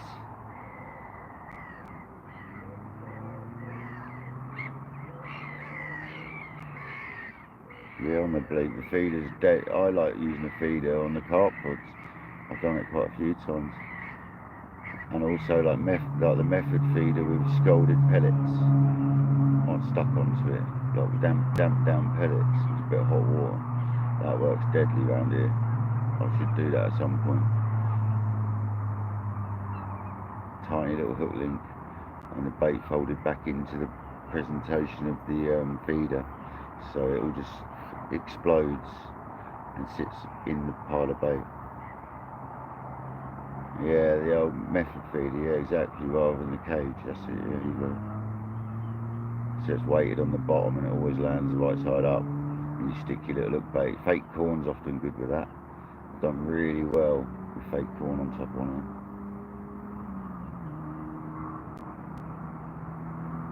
If you didn't see the fish earlier, we had a very nice bend in it, mate, so 3 hours and something, 45 minutes or something, you'll see the bend in the rod. Well, it's gone quiet there now. This is often what happens. I wonder if we're going to get a take any second, because I've had this before where you get fizzing and then it goes away for 5 minutes or so, and then it just rips off suddenly and you see it absolutely jacuzzi as where it's ripped off. Come on.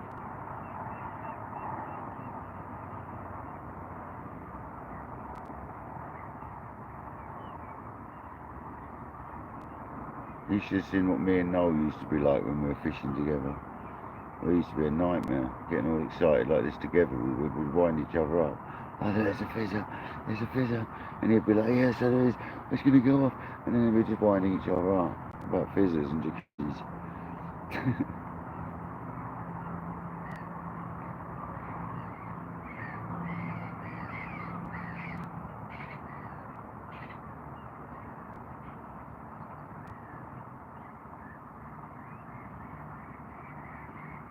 I really want to rechuck, but I really don't want to touch it right now.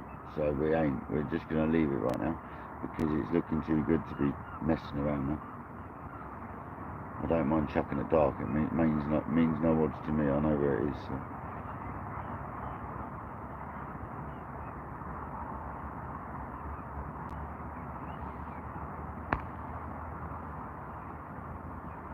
What time am I on to? What do you mean today? I don't know. What if you mean the live? I was going to try going up to 12 hours. I think we're at 6.5 hours now. If someone can confirm that for me, that'd be amazing. But I think we're at 6.5 hours. I'll try running on to about 12 hours, like nearly the 12-hour live. But the problem I've got is I'm not allowed to use torches to light my rods up. I can't be having loads of light shining over the lake, so I'll have to. It'll just be in dark, I'm afraid, until we get some action. So it'll literally be like you sitting here watching it as if you were here in the dark, looking at the little tiny lights glowing up on the bobbins and the bite alarms. I can turn them on as well. They've got little lights. And that's going to be it, I'm afraid, because I'm not allowed to keep light on here. I'll get literally told off or probably kicked off. So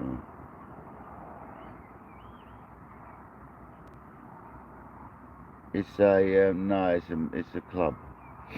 It's a club, buddy. It is officially, yeah, of course, but it's not a day ticket. And they've got some quite strict rules, so.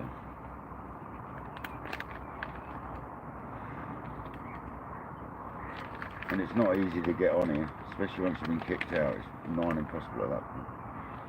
So it's one thing I've always done is just abide by the rules. It's not water. Yeah, club rules.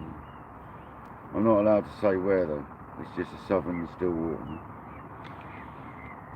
That's all I'm allowed to disclose.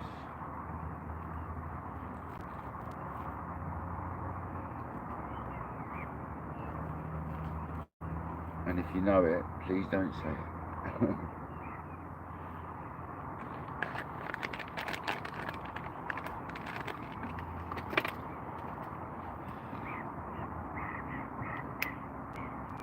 Well, yeah, we all follow the rules, like, you know, you've got to try and follow the rules.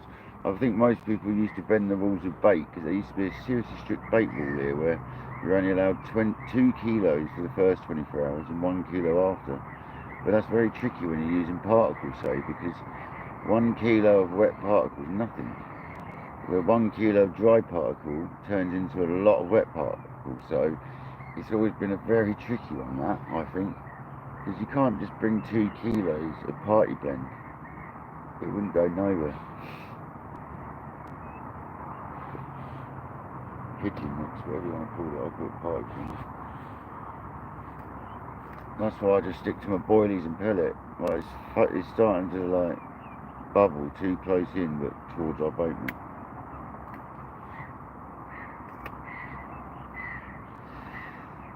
It's gone left, but closer in now.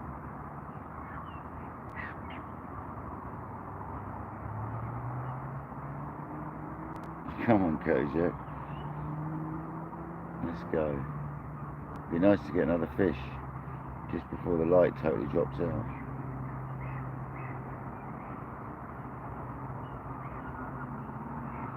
Yeah, I hope we catch some, huh? I hope we catch some.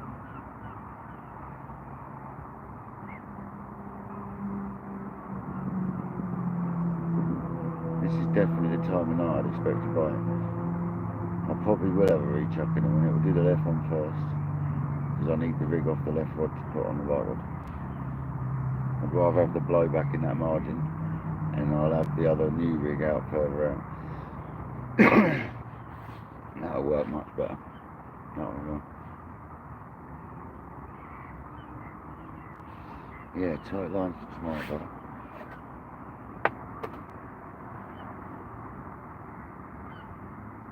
I've got a blowback rig on one rod, and I've got this new rig on another rod which my mate showed me, which is a Ronnie rig clip system. So like this little clip you put on a body, and then you've got this little loop you make like a hair rig, but it's like a double over loop, and then you wrap it around the hook and back through. You have to use a special splicing tool to do it. I don't know what it's actually called. I think it's a sort of style of Ronnie rig without a swivel. And I thought the Ronnie rigs were the swivel, isn't it? I think it's a swivel as Ronnie rig was.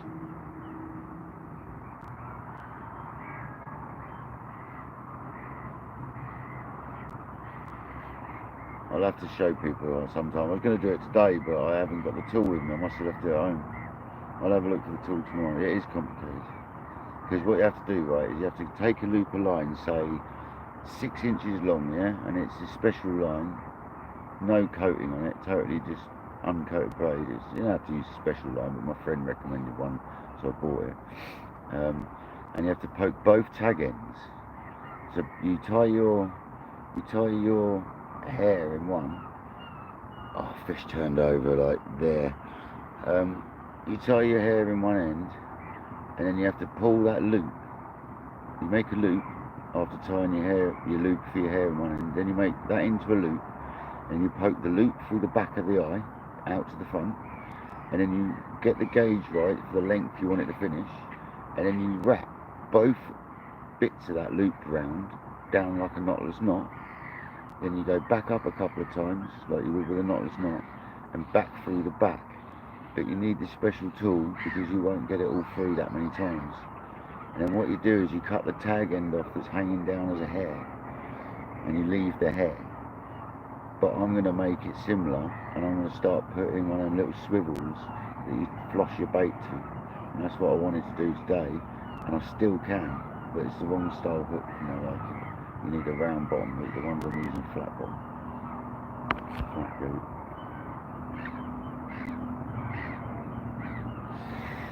I'll do it. If I had the kit here, I'd have done it on a live earlier on. But I'll do a rig making live one day for carp fishing and stuff. We'll do a talk on tackle one day, and we'll do it on a live. See, I think I'm going to do this left rod.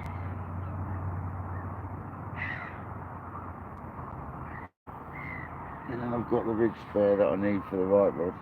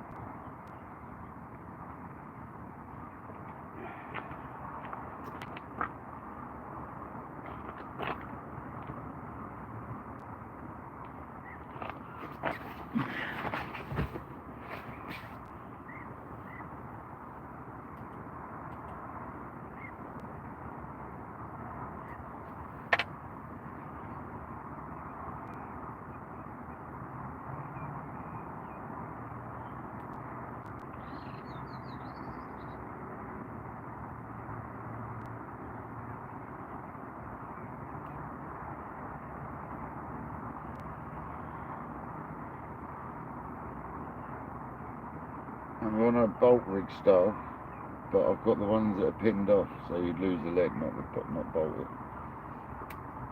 If you know what that is.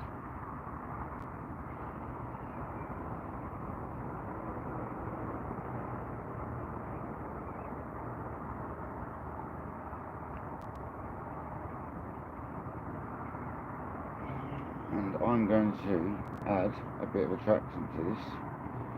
I think I've got some PVA friendly stuff for this stuff.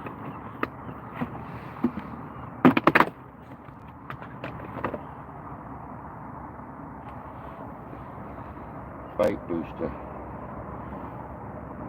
And put it on the boiler. There you go. A nice dab of bait booster on the boiler. Same flavour.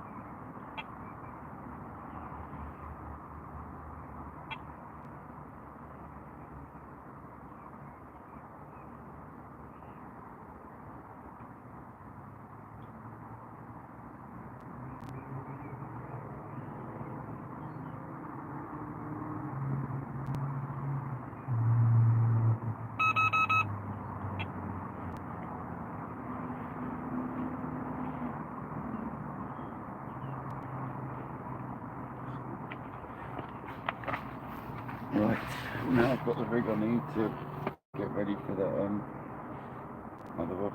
Oh, pardon me. Speak up, Graham, coming through. Hopefully not.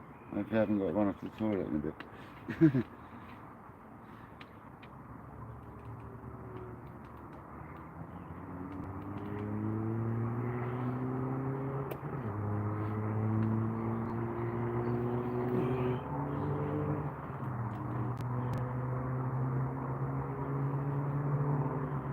So this is the rig.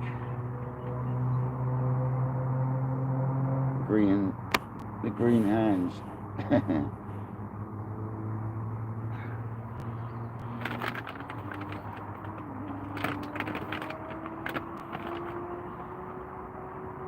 That boiler's fine still, so we're going to go back out of that boiler. I'm just going to put some of that stuff on it when it comes to casting. I'm going to get that in now, I'm going to do it now.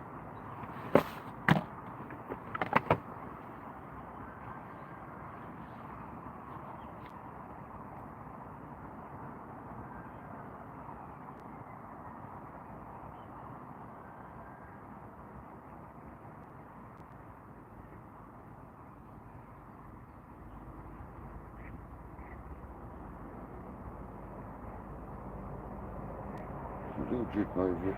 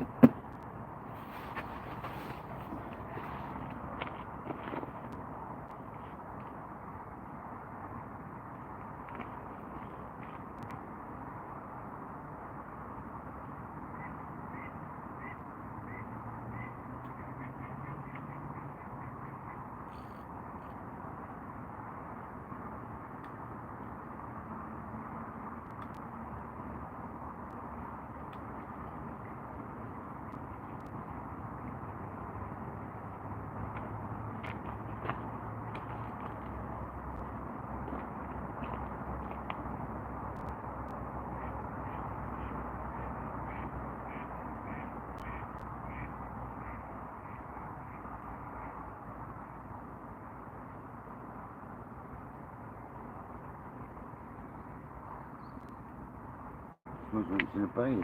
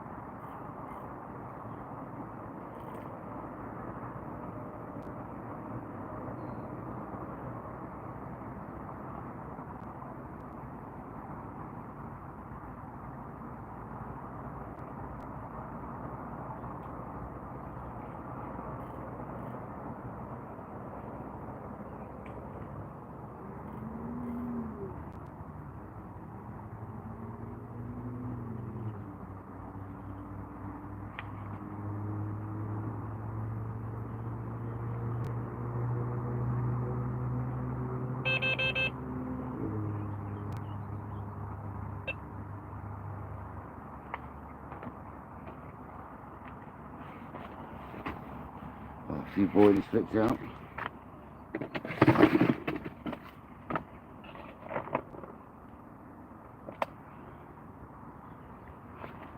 your cup holder?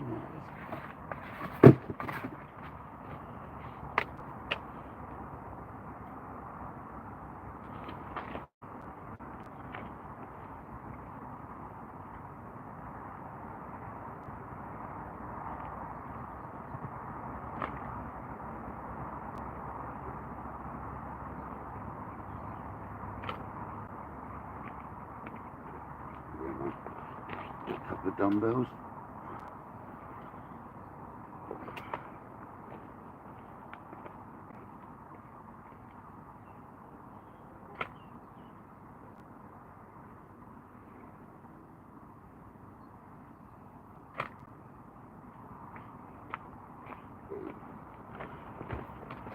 You reach down here.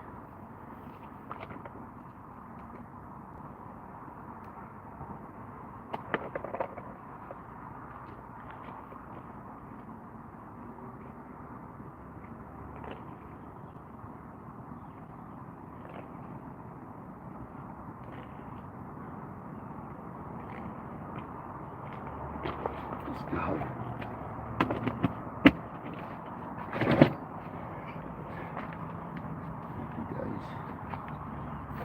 Oh, it's just getting dark now. Water.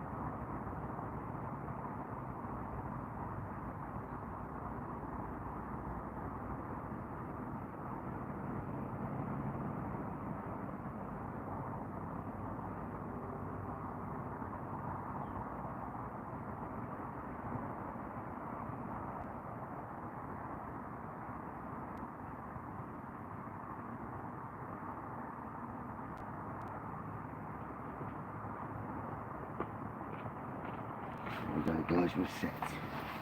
We're set. It's time for a fish.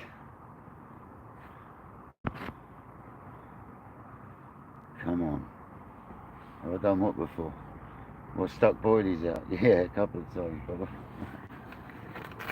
They're all perfectly like in the sort of zone I needed them as well. In between the two trees, like I said earlier. So, see where that light is? There. That tree there and that tree there, anywhere in between, that's good. Yeah, I've done it a couple of times, Peyton. And the thing is the 18 mils require less power than the dumbbells, because the dumbbells aren't aerodynamic, where the boilie is 18 mils around. So you've got to compensate power. You've got to put more power in the dumbbell. I managed to get it dick on, so I reckon we can get a fish on one of them pretty quickly.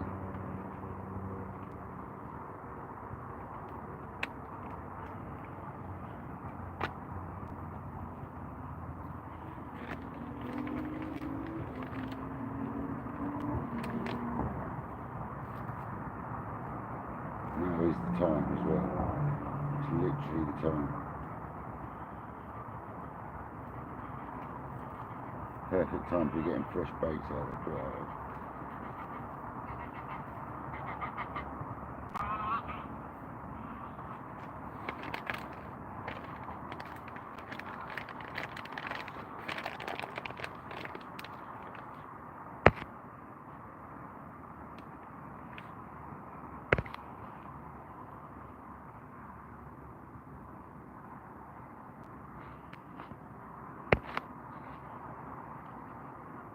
Oh, I am warm on the bleep. I'm roasting, mate. I'm absolutely roasting right now. You are about me. I'm good. I'm warming our things now.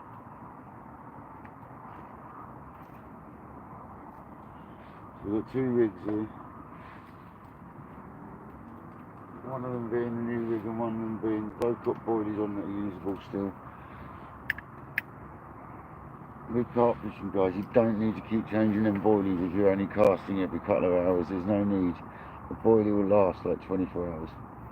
These ones especially, because they're airball ones, so they do last a long time.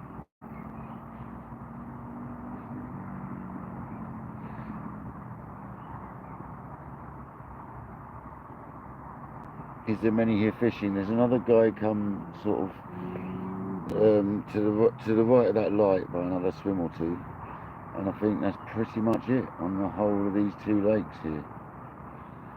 Well, it's one lake, but it's split into two with a big island in the middle with channels either end. So, and I'm on that island in the middle, basically.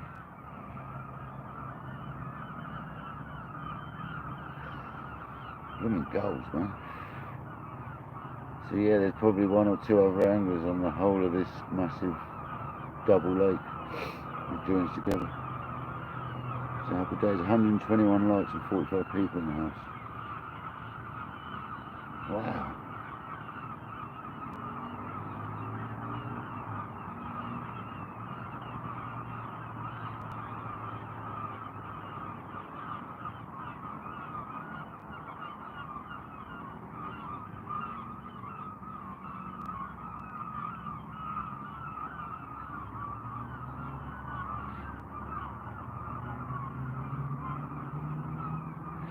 That left downward's got much more chance of zipping off now because it's getting darker, so they don't see us so much, don't spook so much.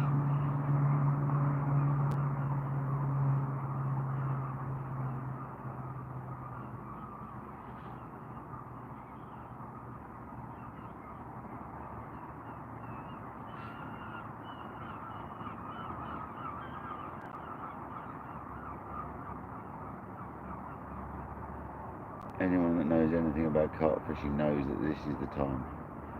They're literally right now onwards. I swear I just see a channel pattern on that left hand rod. Something made a ripple on the surface.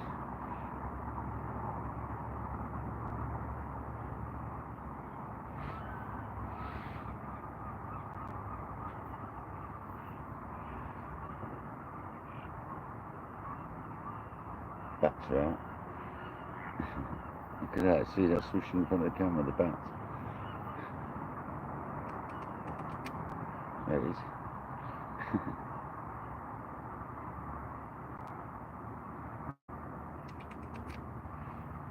They sometimes come when you do that.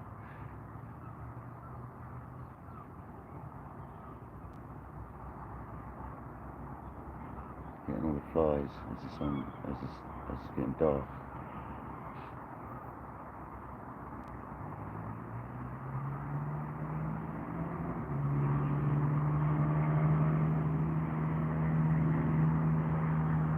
Come on, fish. Let's get. Oh, there's some activity in here, our rod. In the right rod.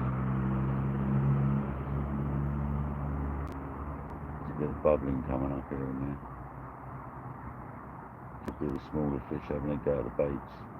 You just go out. That's what happens, guys. You get like the rud and the ropes and stuff, like having a go at the boilies, like mouthing them around, and then the carp come in and kick them out. Like, get out of the way, give me them. They're bullies, basically, big fish bullies. Just come along and bully everything out of the way and eat it. So.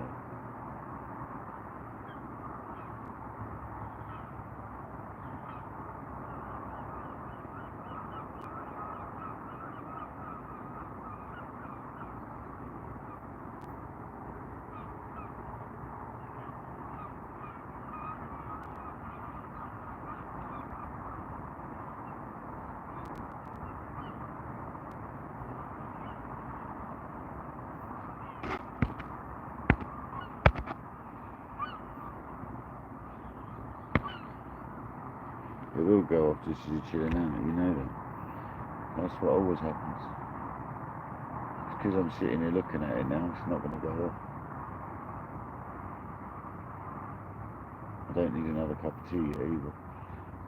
So we'll just hang on for a minute, just chill. I've got a feeling that right left hand could be the one in a minute anyway. If they start working through that channel now, it's getting darker. the fish will be more inclined to go through this channel. And that's when you start getting, if you get a run of, you might have a shoal of 10 or 15 carp come through there at times. If that happens, you can be onto a winner. That's happened to me before, and you can see them feeding in the edge. And like literally put a bait on the head and the boss.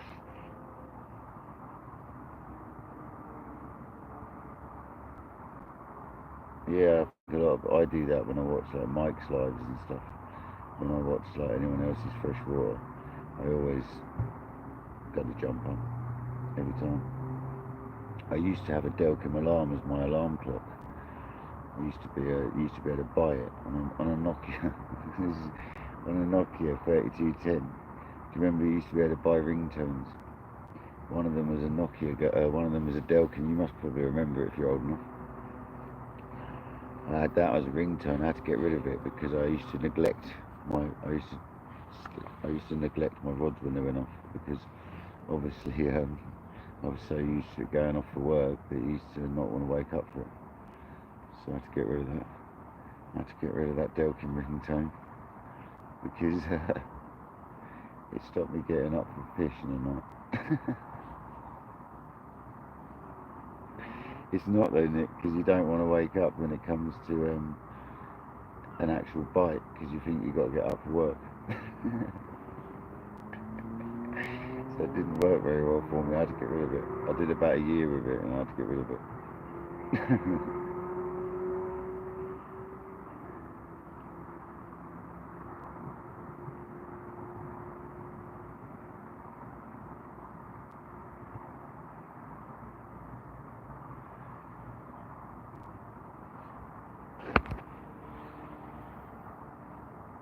Oh, is it? Yeah, I think I've seen it actually, yeah.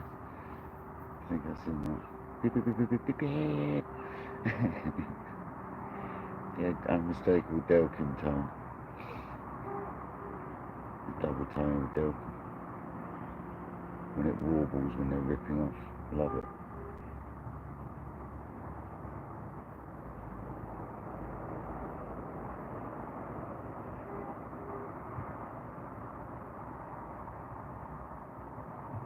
What, your rods are just sat outside waiting to go? Fair enough.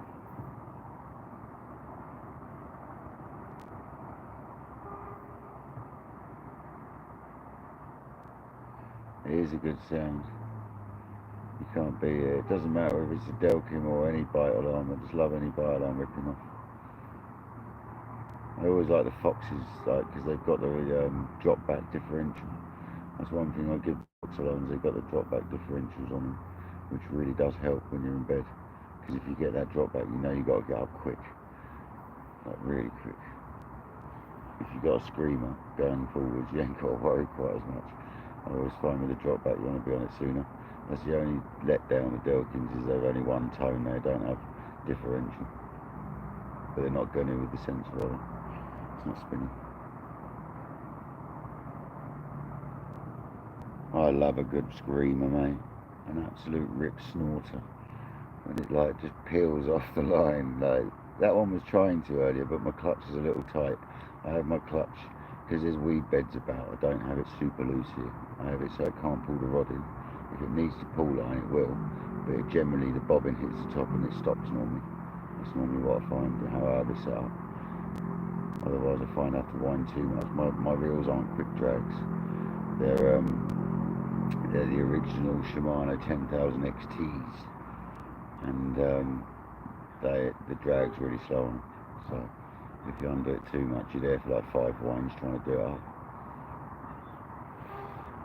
Obviously you finger the spool, but that's not a problem, but it's just lost me fish in the past, so I have it so you can pull line off, but the fish doesn't generally rip off unless it's like a 30, and then it does, obviously. That one earlier was trying.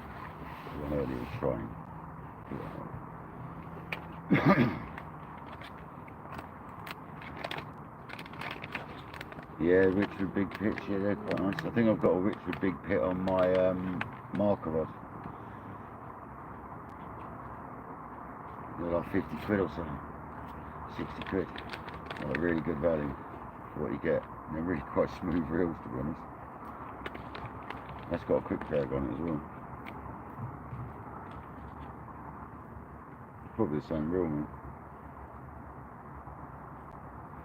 Probably the same reel. Yeah, they are good, mate. Is it the 60 quidders? Because if it is, or 80 quid or something, were they? If it is, big pit. Quick drag, front drag. And yeah, it's a good bit of kit for marker rod, but I hardly ever use a marker rod. I've got a Bruce Ashby marker rod as well to match the rods, obviously being the tart I am. Yeah, that's what I thought, 60 quid, yeah. If I remember right, it was 80 quid with a spool of braid I think I paid for the marker rod.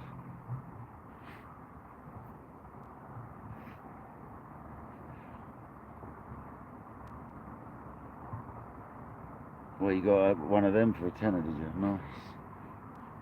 Yeah, they're sturdy reels for the money. You don't have to spend several £100 on a reel. They do the job, the cheap ones.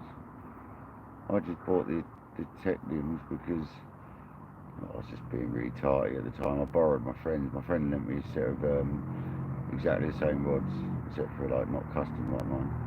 And his Techniums XT 10,000s, and I just had to get some at that point. And I struggled to get them really bad.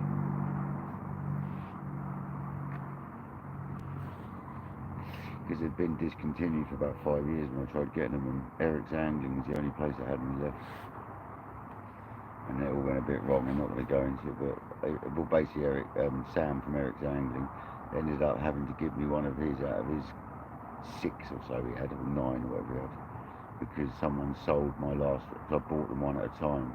I put a deposit down and paid them off like weekly when I could afford some. And I just every time I paid when he sent me it.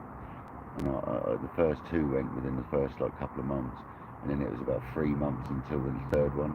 And in that 3-month period of not getting the other ones, someone sold it.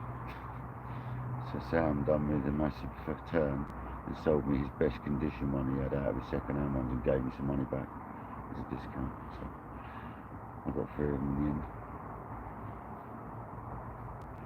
Sam's really good from Eric's. I think he still runs it online.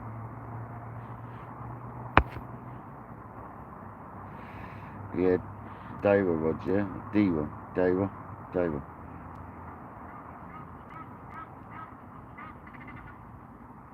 These are 13 foots that I've got here, 3.5 pound test curves. They're quite beefy, but I generally fish for bigger fish, so, and some of these swims you can cast 100 yards, so if I was on the lake behind us, there's some of them swims there are like 20 odd wraps, 22 wraps, plus one of them is actually about 26, I think 27, one of us to the island from one of the swims.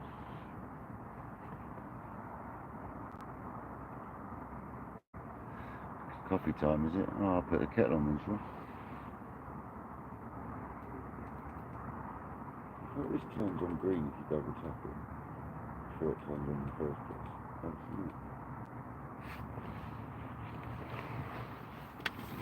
You know, if I get the kettle on, I'll get a take. Guaranteed.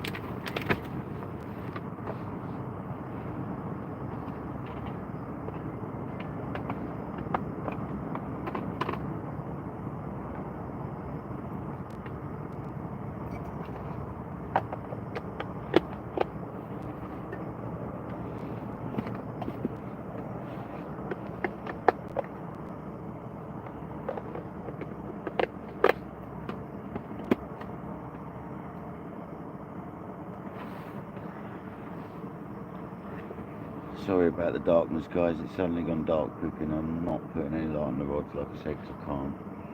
So this is what you're going to get, I'm afraid. I do apologise. I know it's not the nicest thing to watch. If we get a fish on, you'll see the action or something. And you'll get to see the fish. So I'll light up bang quickly then. I'll do it away though, because I don't think there's anyone swimming behind me.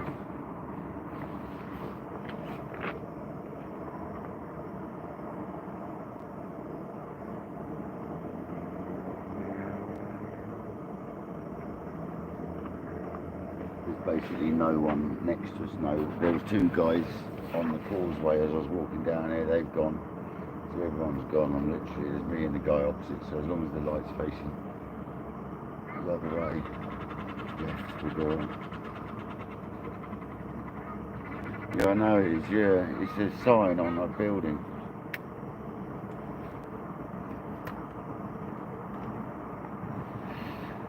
It's annoying, isn't it?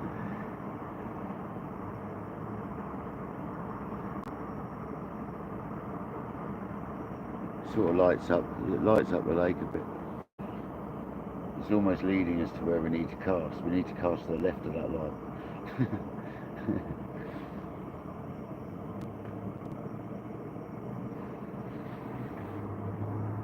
Still no Vader check. I'm really surprised. I'm super surprised. It is very peaceful. This is the time of night I like.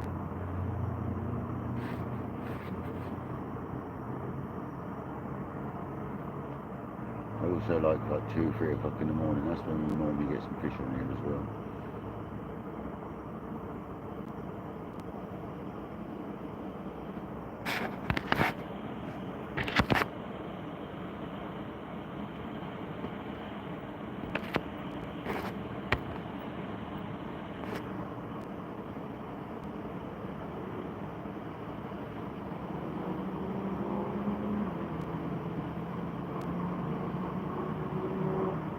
Yeah, I mean, imagine that's exactly that. I mean, that ain't a problem though, because the fish here are used to it. The fish here are used to these lights here. The lights here aren't such a problem though. The fish see them all the time, right? The fish just went straight underneath my legs. So they see them here all the time, right? So don't worry about the lights. It's just the other anglers don't like them if I make them. So if I was to make the lights, the other anglers would don't like. And that guy over there's got no lights on. So you're not allowed. You're allowed a candle burning sort of thing if you want in your bivvy, but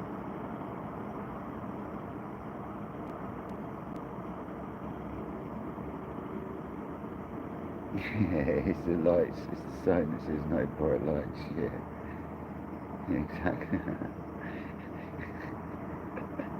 That would be typical. Oh, my kettle's boiling already. It's so fast.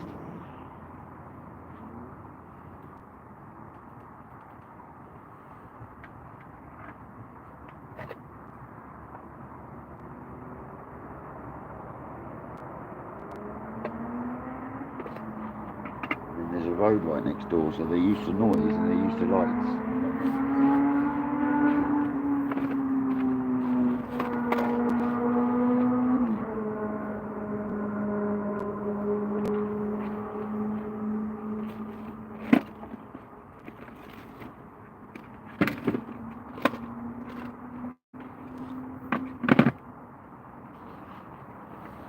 Me and Noel used to have a party and we'd be catching fish whilst we had the radio not blaring, but we'd have, if Noel was here now and we were next to each other, we used to have radios blaring, not blaring like I said, but it sounded loud. And we'd be partying, you know. Where now, I was just sitting quiet, chatting to you guys quietly.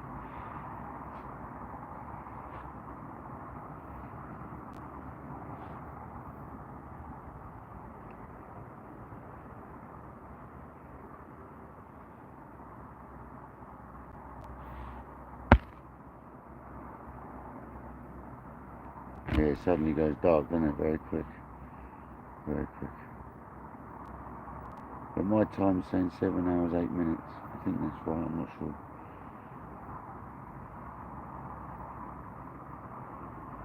What's the time now? What's the 8:30?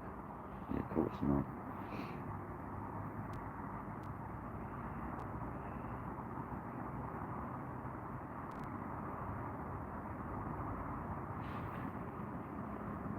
It might be a bailiff. I saw a light coming.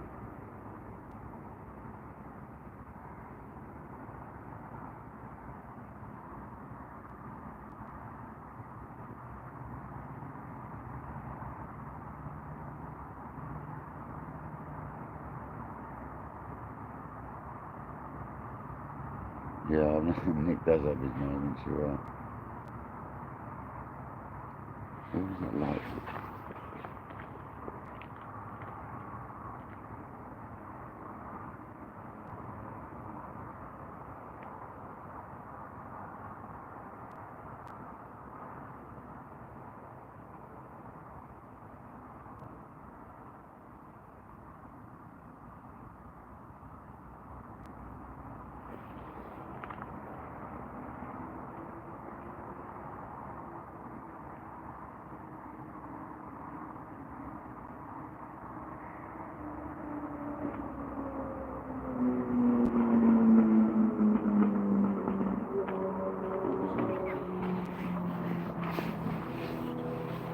Might need someone shining on from the bank, seeing if there's anyone over.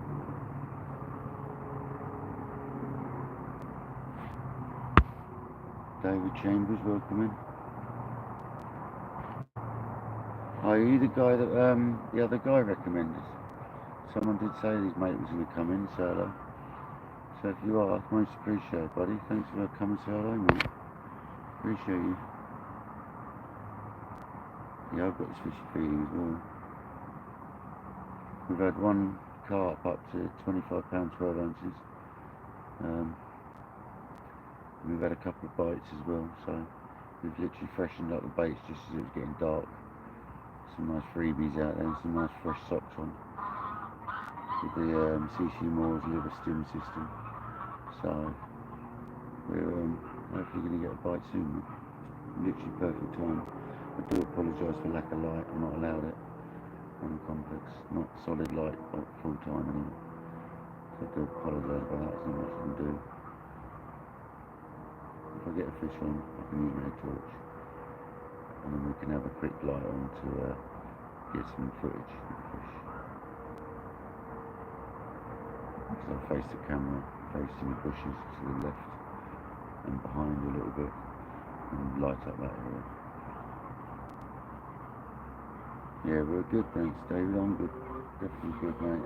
It's my first carp session of the year, so to catch a fish on that's been an absolute result, mate. And this isn't the easiest lake in the world, so I haven't lost my touch, clearly. Still got it, mate, still got it. I haven't seen, there was other anglers here earlier, when I chatted to them on the way round, they hadn't caught nothing, so we've done alright. But we've gone on the windward side of the lake, so the wind's blowing at us. Not that there's any wind now, it's gone really calm, but Critter, welcome in, buddy.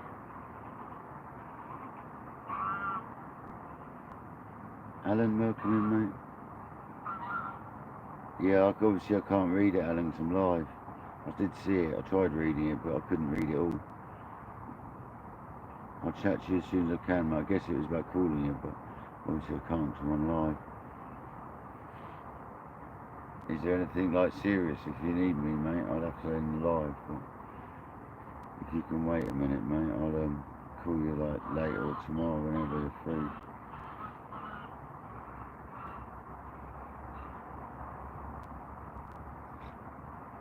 No worries, Alan. No worries, buddy.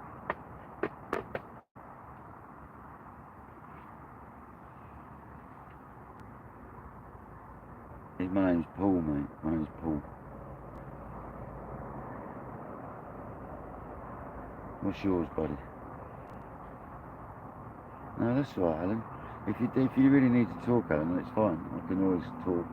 I'll have to end the live, man. But if you can wait, mate, I'll call you as soon as I'm free. Max, oh hello, Max. Welcome in, buddy.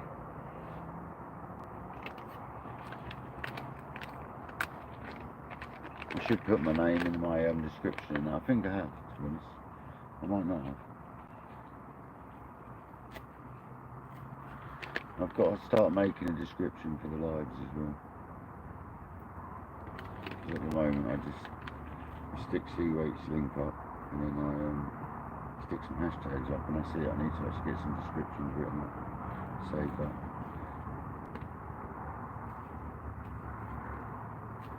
No, there's no worries, mate. No worries, Alan, catch you soon. Bait today, Critter, is CC Moore's liver stim system, or stim liver system, that was called. Stim system from CC Mills, and it's 18 mil. There you go. There you go. Kodak's about to do it. No worries, Alan. Thanks, man. You take care, buddy. We've had one fish today, by the way, 25 pound, 12 ounces, and I zeroed the sling off first skeet, right?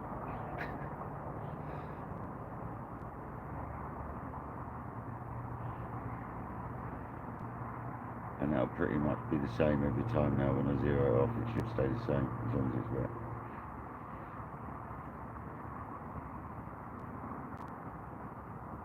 Yeah, no more fish, Mike, but we're at a perfect time for a bite now.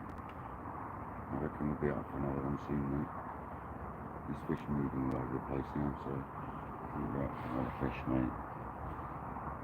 When I was there watering the horse, one jumped out just in front of us, but not on the spot. So they're about. He didn't jump out of turn. Nice, Mike. Saturday session for Mike. Get over there and check him out, people, if you haven't already.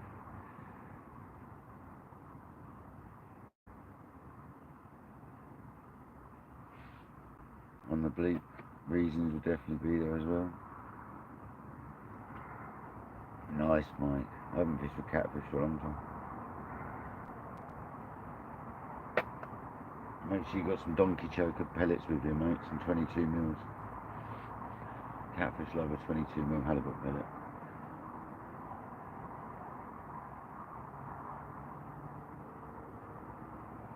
They also like a 32 mil boilie.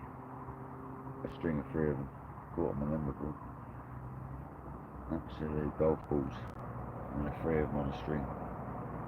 And I love them. But you can put like 5 22 mil donkey chokers on a string and catch catfish. Done some wild things on my catfish years ago. Some massive bait.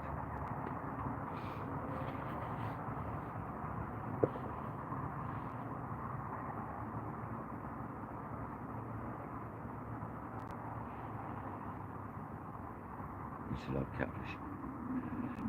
Not so many places near me to do it. We'll be going live tomorrow now. Nice.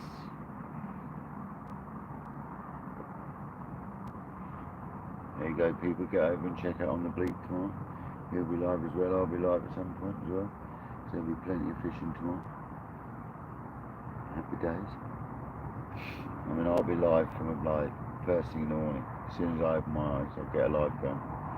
As I'm making my brew, we'll get a live going. I'll make the brew, then I'll get a live going. Probably end up to the toilet. And come back and do it live.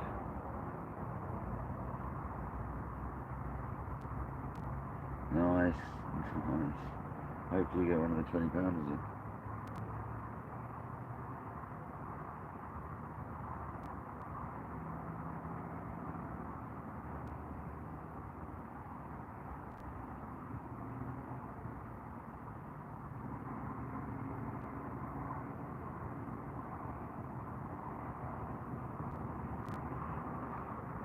Yeah, tight lines have one, exactly that.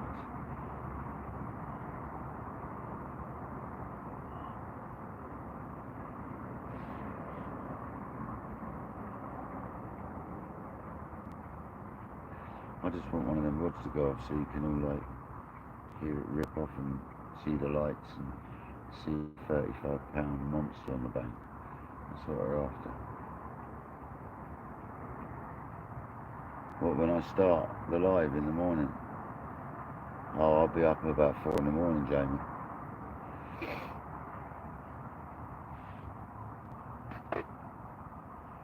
I'll probably be live by like 4:30, 5 in the morning.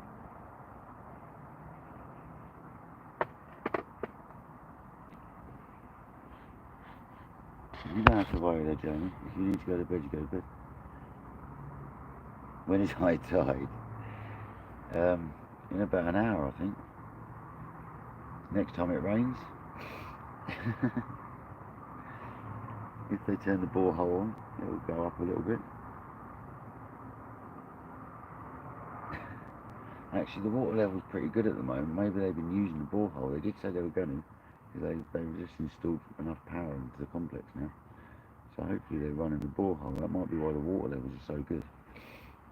It hasn't exactly had a lot of rain recently.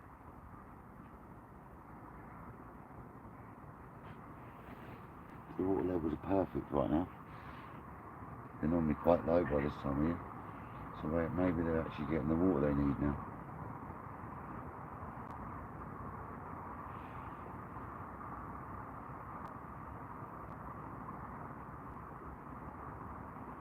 We've got 3 bars on our battery bank still.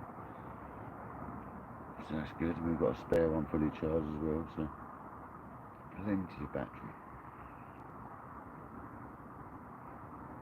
100% on the phone, obviously.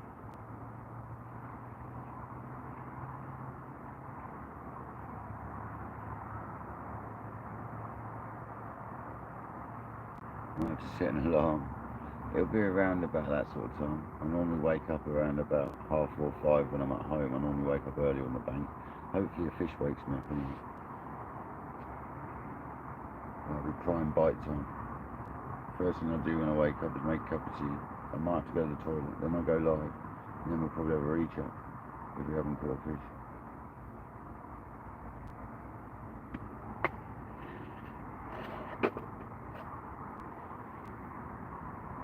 I'm here all evening, man. I'm here all evening.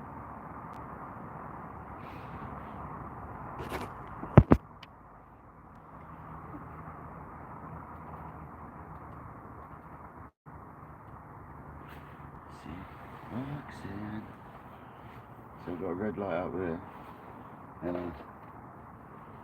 also got buttons for real, so we can go white, and we can go red. Yeah, I have to put on a red light.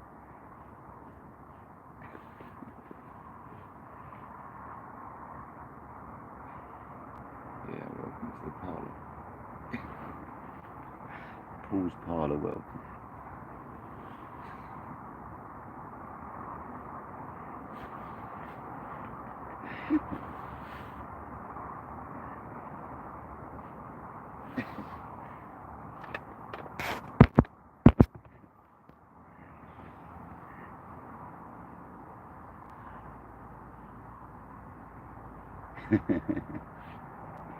No, it's a ridge monkey light. It's the ridge monkey one. The one that's got the magnetic strip you put on the outside of the bivvy and then the light goes inside. It's the one with the control of the ridge monkey job. So is the head torch. I don't use my I've got my sea fishing head torch with me, but that Fenix is too bright for this fishing lake. This one here is just nice. It's got a spotlight as well, but that's all you get, you know what I mean? It's pretty limited to what you get. So, and then it goes green, this one. The other colour goes. So you've got greens.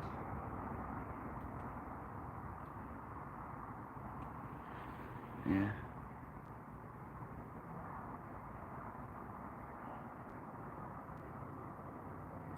Yeah, the old ridge monkey. My kettle's ridge monkey. I like this stuff. Although they're cookers, I don't buy their cookers anymore because they just break. So I buy boundless. I think it's boundless cookers now. I buy. Absolutely amazing.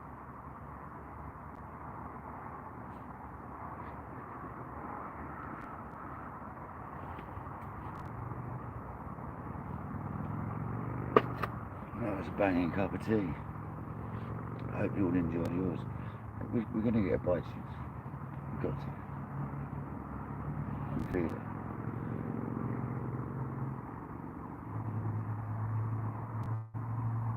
I can't believe there's 38 people looking at a dark screen. That's what you call hardcore. Well done, guys. You're the troopers. If you're going to hang on whilst it's like that, congratulations, you've passed the trooper test.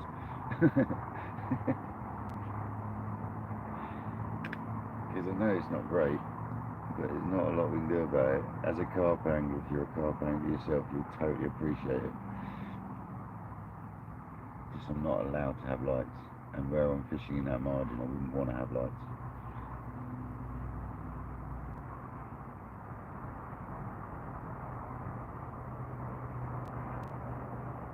It's going to be exciting if it goes off there, because you're going to see the bite alarm screaming, and then you're going to unfortunately my bobbins isotopes have gone a little bit dull. I need to replace the isotopes in my bobbins. That's something else I forgot. I must replace them. I'll get some of them ordered. I need to get the matrix ones, the right size. I think they're 7mm. Might be 9mm, something like that.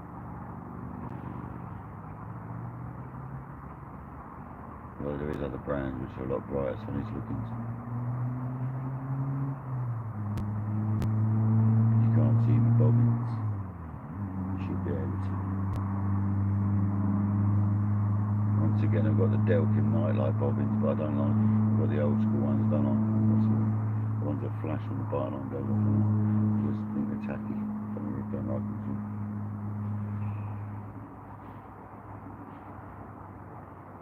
The newer ones are better, but still don't like them.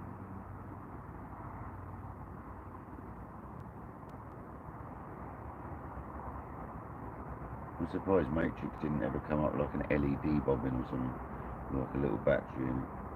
You just click it on or whatever, a little button. That's what you need. Little tiny LED bobbins that lights the whole bobbin up. With you every day, that's the problem.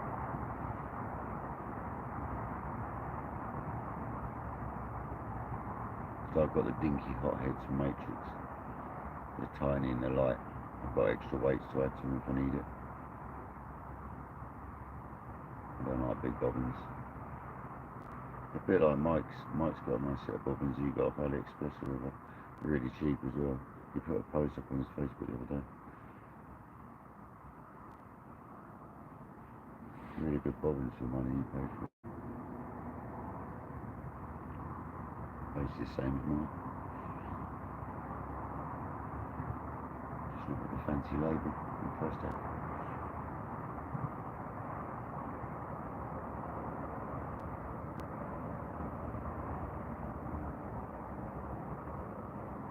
I quite like that light on the water. It's something to look at.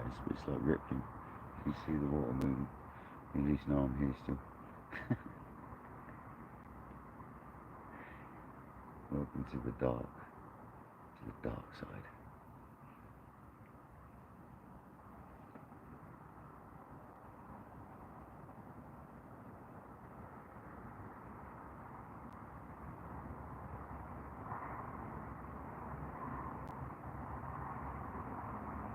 If we were on the other lake, the other side, you could be underneath that light and it'd light the rods up.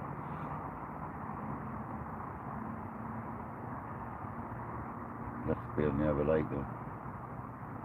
2 lakes away. We're on the other side of the complex.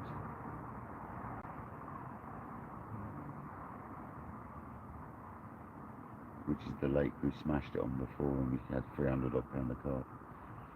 That was the lake we were on then. Not far from that light, to be honest.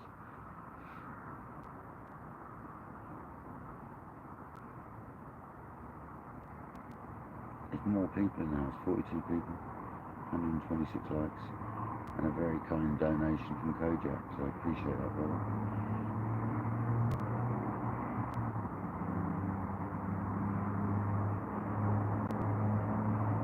Some amazing viewing from people. You guys have really helped me out recently with my watch hours and stuff, so thanks very much.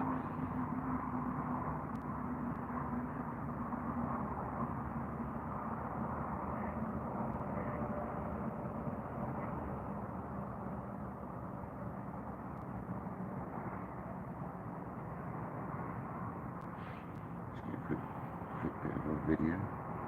It being dark, that's not for a video.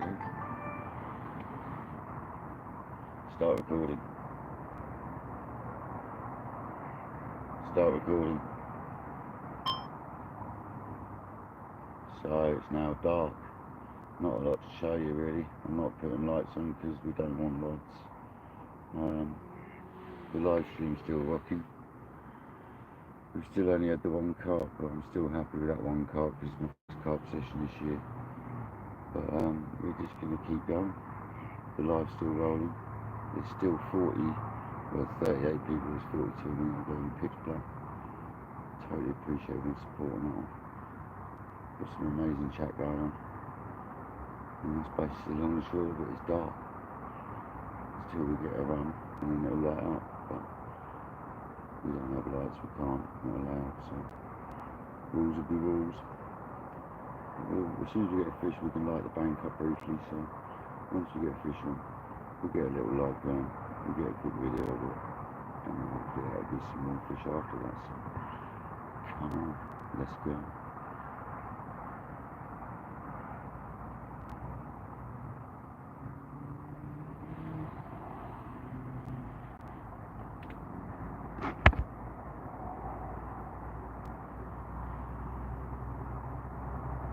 Stop recording.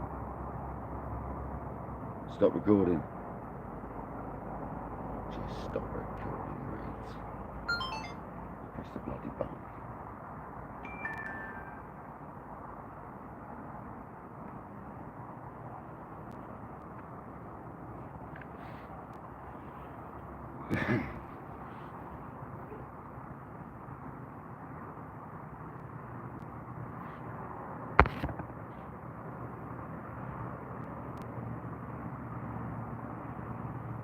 You having problems with your phone there, Keith?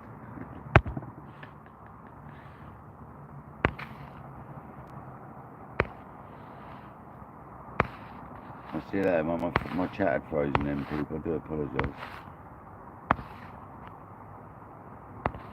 I did used to have a Coleman petrol cooker, Dean, many years ago, and I got rid of it very quickly, mate. Don't like everything smelling of petrol and carp fishing, brother. You know what I mean? I don't even use sprays or aftershave or anything when I'm coming carp fishing. I'm quite funny about all that. I try and I just use like a roll-on stick thing as deodorant. I don't use none of the sprays. I don't use none of that crap when I'm coming carp fishing. So no,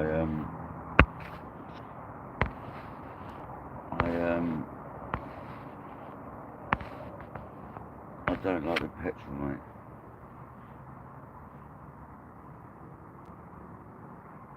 It's a bit like paint. Don't watch paint, it'll never dry. It's boring.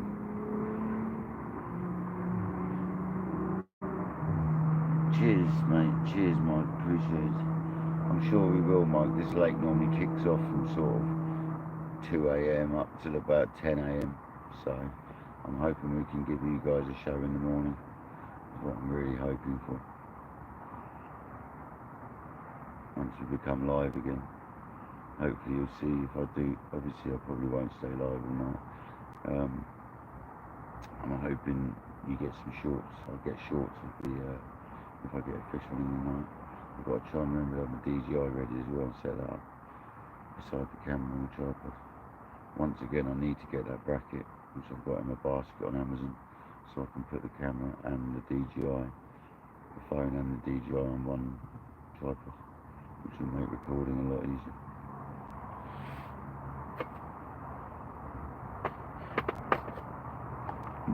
Pardon me.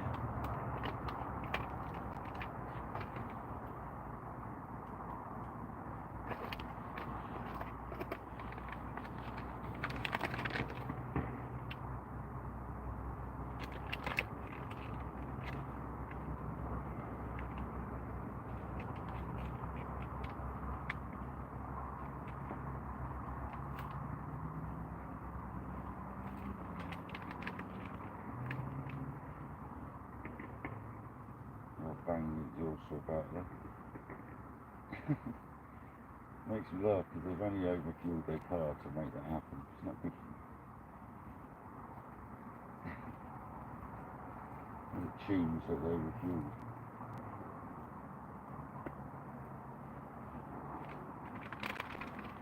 Not good.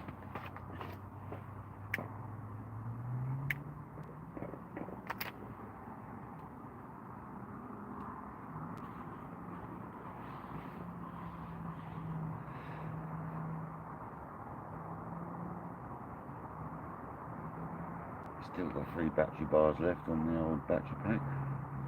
Bloody good, them Amazon battery packs, the ones I bought.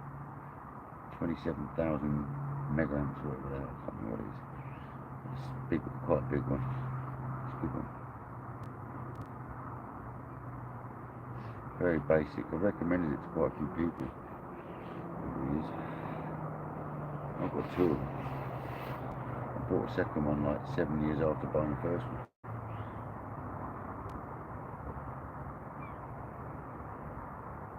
What power banks? I'm using Amazon ones, but they started off about 90 quid when they first came out, and now you can get them for about 50 quid.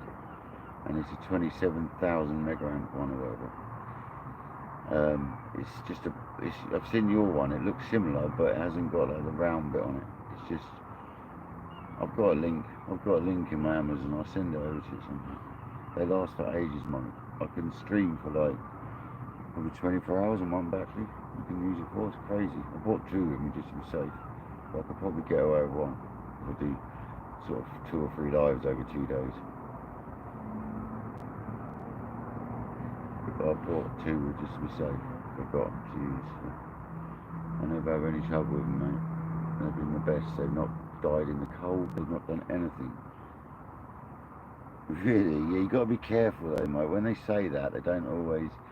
You got to be careful when they claim them huge mega amps. They don't always. They're not always what they say, man. All I know is this one. I bought the first one 7 years ago, and I bought the second one about half a year ago, and they still sell the same one, and it's still rated as Amazon's one of their top sellers. So I'll just rate it highly, mate. There's no fancy gizmos on it. It's got 4 lights and a button to check how many lights coming up. At the moment I've got it so the lights stay on. If you press the button before you plug it in, the lights stay on the whole time. So. Hey Martin, how's it going, brother? Sorry about the darkness, mate. We've had one carp up to £25 2 ounces.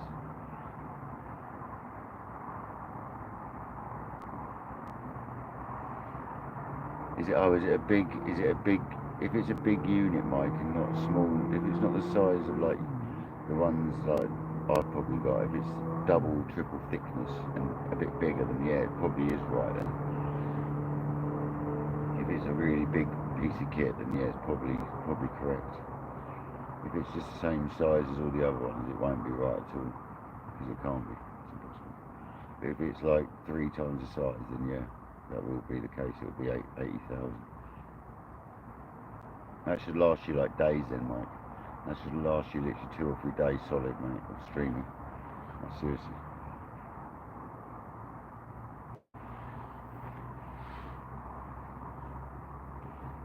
Still can't believe we haven't seen a bailiff down there. I'm amazed.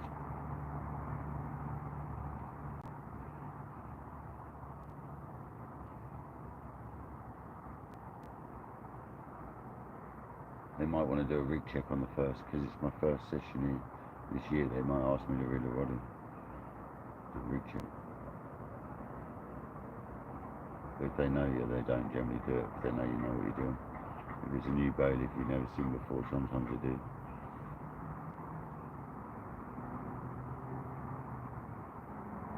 I don't mind. Got nothing to hide.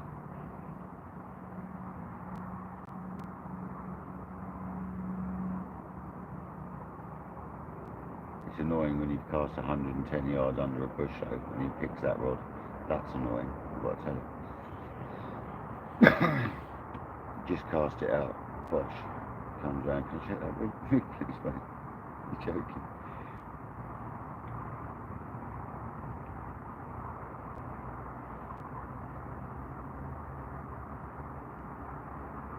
But luckily we're fishing into open water and down in that margin, so it wouldn't matter.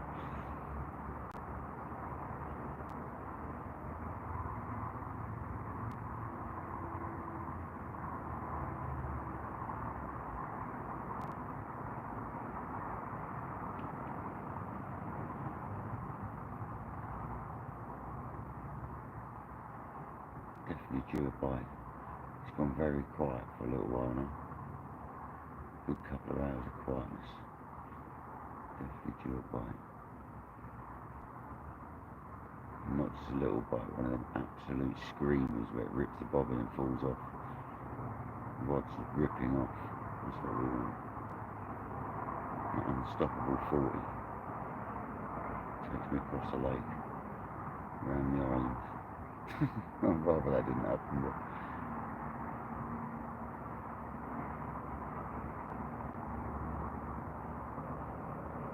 I mean, in the night I quite often get out without my shoes on. I just can't be bothered to put them on, so that's why people wear Crocs. In the summer I've got a pair of flip-flops. Just use them. I'm happy to run out of my socks for a fish, I don't care.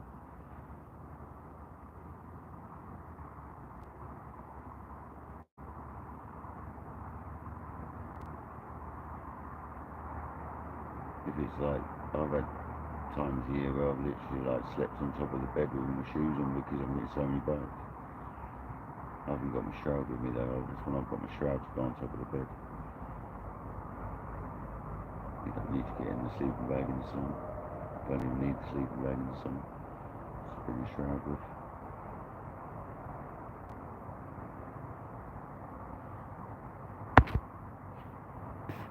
Thought Mozzie was biting me then. Idiots. Fair enough, Mike, it must be a beast. The chat's frozen again.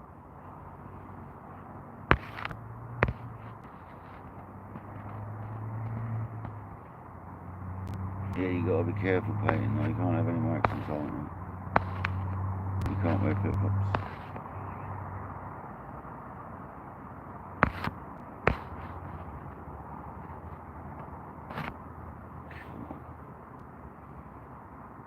My chat's freezing a lot now.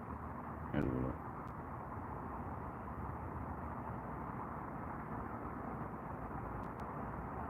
Don't know why that is.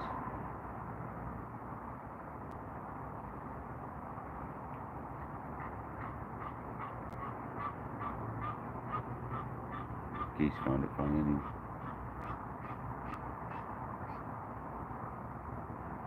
I'm amazed we haven't had a takedown in a little while. It's about time.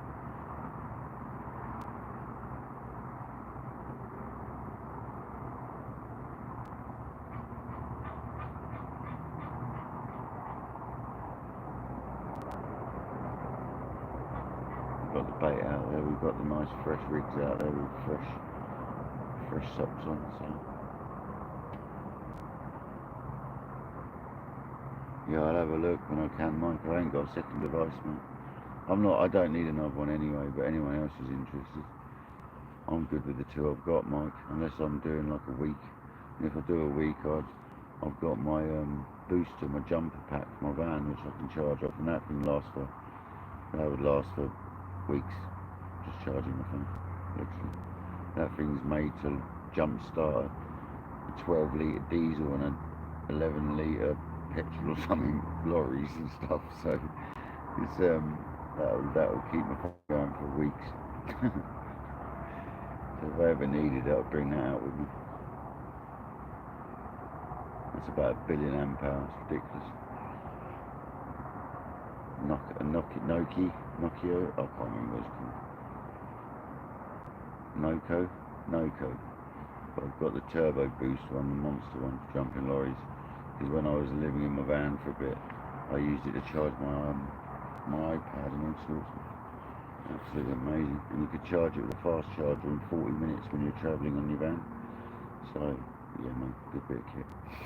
You don't even have to charge it at someone's house or your house, you can charge it on the road. Good.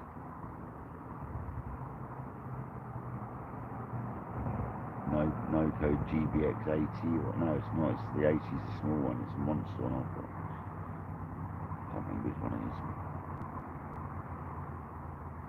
It's absolutely nice. But don't use that, it's too big.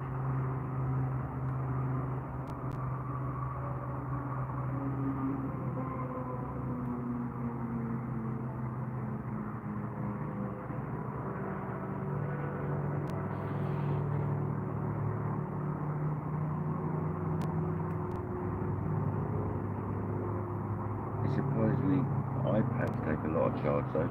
That takes a lot of charge to charge an iPad. On the bleak, welcome back. Still no more fish. We're still sat in darkness waiting. Patiently with 35 people in the building and 126 likes. So thanks for patiently waiting. I hope you're going to get a fish soon.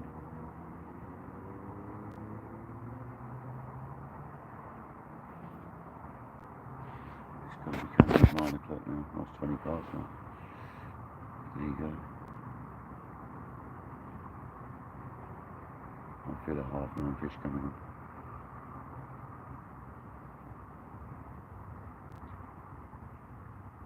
Probably another beep.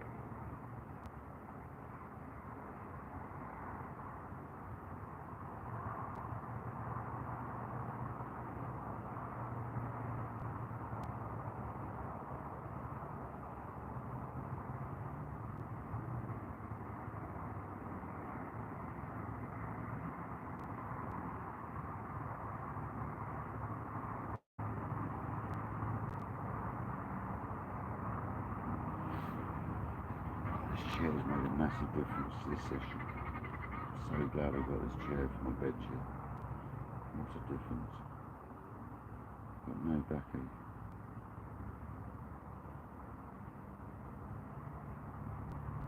And if I want to, I can put the legs down and use it on the side to sit on.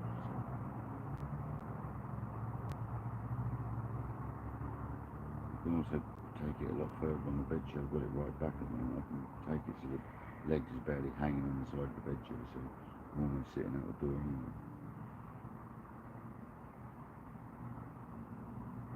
So much fun, actually.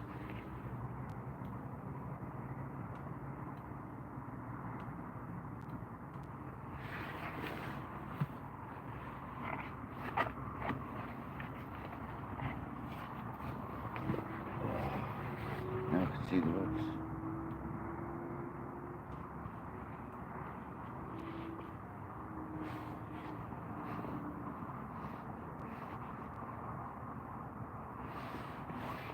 That goes a little bit more. No, that's maxed. Oh, it leans back a bit now if I'm not careful. It's not as good, don't like it. Oh, that's the one. That's the one, man. So good.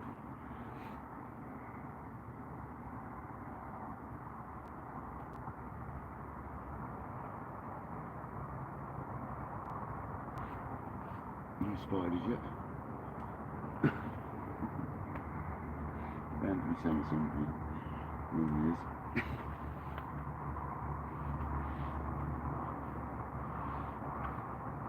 Probably on my head or something. Massive one like last time, falling all over me. Big ass tree spider. Don't worry about them though. In your environment, it's one of them things.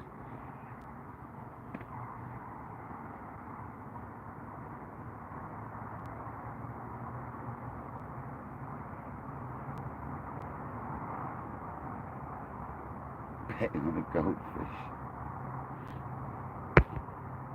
Night, Big Mike. Cheers, buddy. See you soon. Thanks for sharing the live out. Thanks for sharing the bits out on your page, mate, so you can have a look. Guys, if you haven't already subscribed to Big Mike, please do. There's a lot of freshwater fishing. This is freshwater fishing year apparently this year. He likes to do it year on, year off. This 1 year he does freshwater, next year he'll do sea fish. Until the macas are about, he said. And then he's straight on that sib. Off the beach.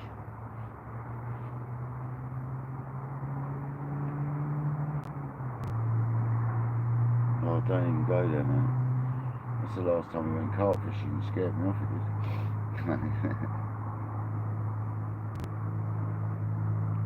It's one of them things. It's one of them things. And this time it's probably not as bad. That was like end of summer, wasn't it? But hey ho, we're in their territory, you can't exit. It's one of them things. I don't want to talk too much about it because there'll definitely be one if that's the case.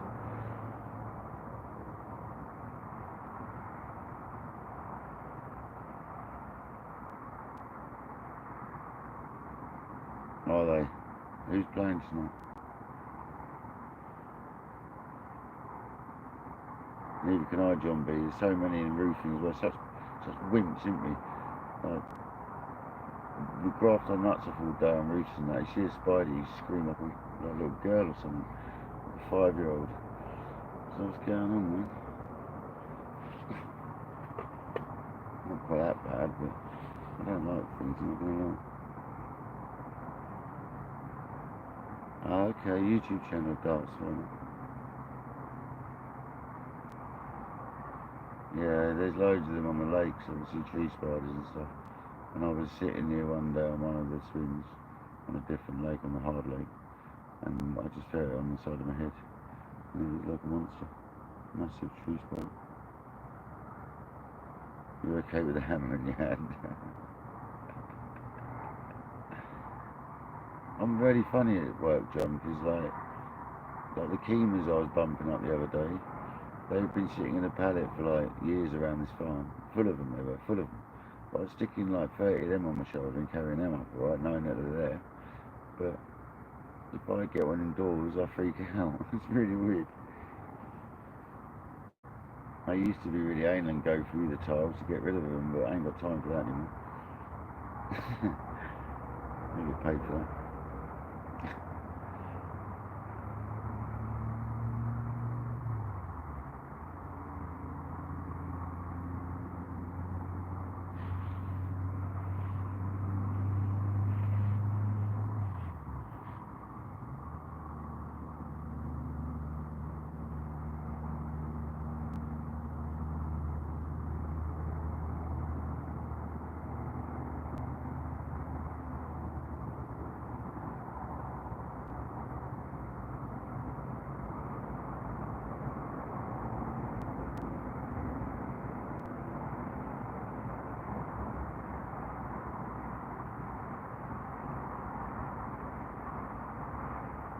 Yeah, don't even go there, man. Yeah, that's one of the reasons I knew that one was there that day, mate. It was making funny noises.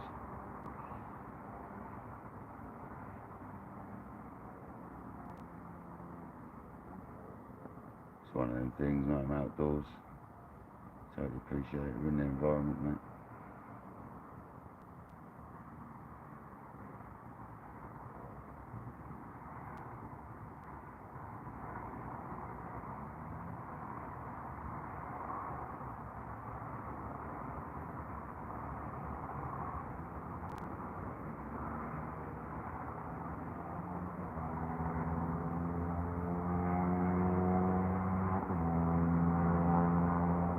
Let's have a blistering run. Come on.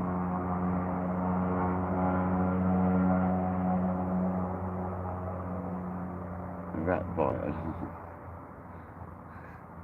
Well, like scrubbing. Yeah. Yeah, that bite was gunning it, wasn't it? Like a Harley or something like that.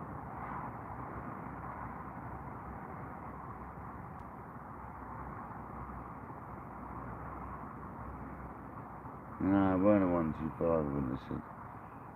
Probably like a 400 or a Harley, it was like a smaller like Harley style bike. Absolutely flat out. You get some absolute races going along down that road. I mean, it is a main road, so.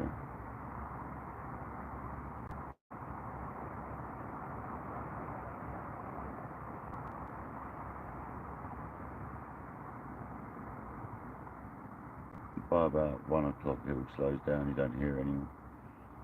It's always after the pub shutting up.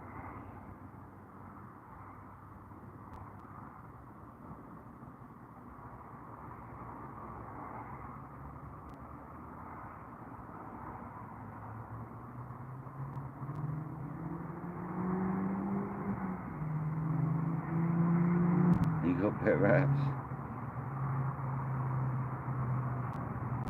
You love a KTM? See, I'm not a massive KTM fan. I used to ride Hondas when I motocrossed. I found when I had to go on a KTM, they're almost made for tall people because they're very tall and skinny feeling. They're weird. I didn't get on with it. I tried my mates.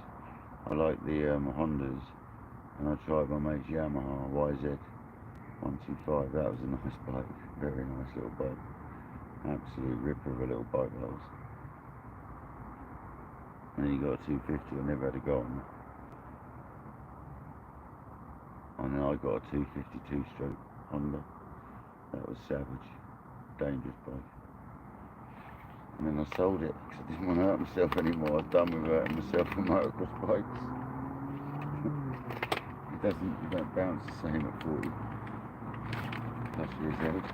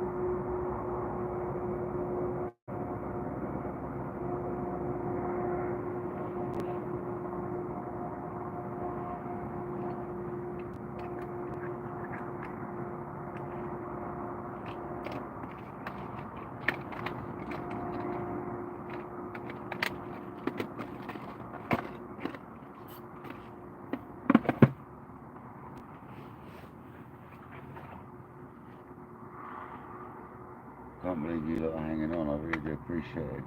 Because it ain't a nice thing to watch. In the dark. You're just as eager as I am to catch another fish.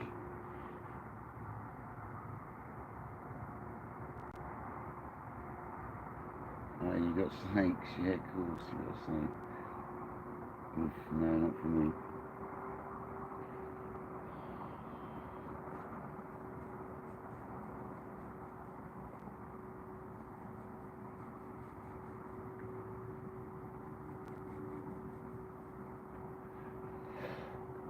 Not a massive snake person.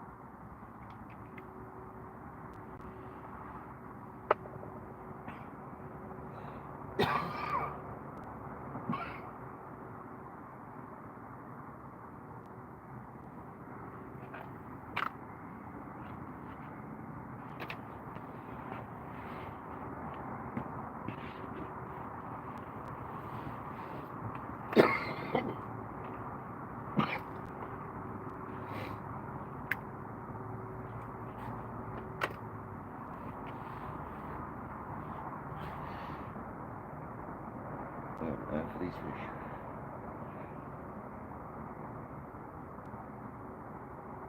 It's gone 9:30 now. Didn't get 9:30 fish. Well, it's still 9:30 technically. Still got 6 minutes to 9:30.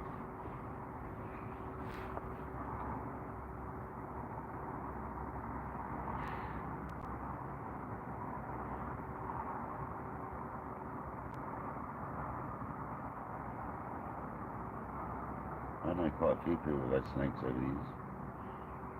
Just never really liked having them slinking all over me and freak me out a little bit. Don't mind them, just not really my thing.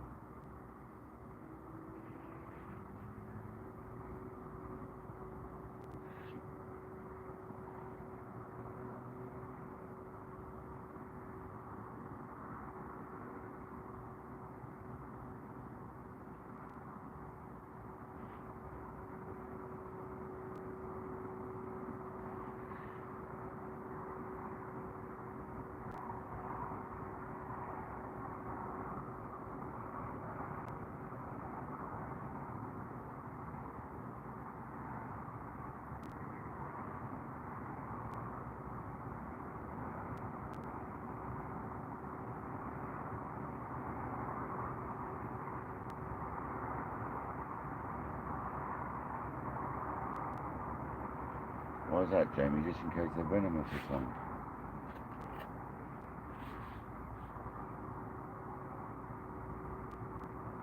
But just because you don't like feeding them.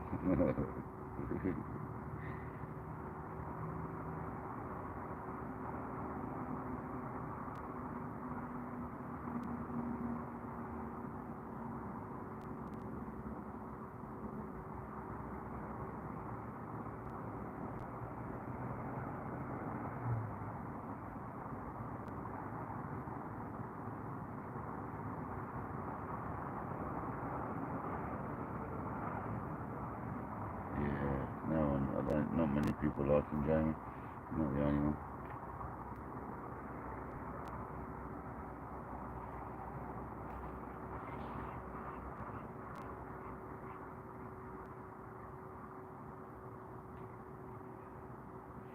We've only got adders in this country to worry about.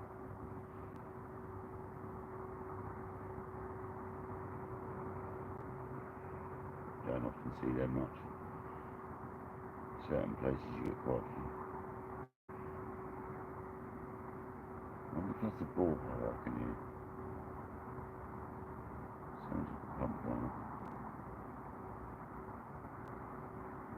Sounds like the right direction as well.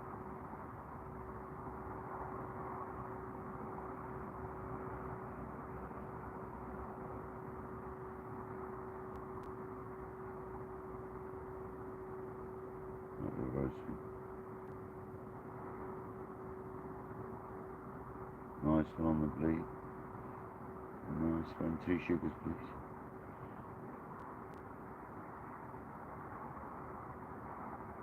I'll be back. Thank you very much on this dark session.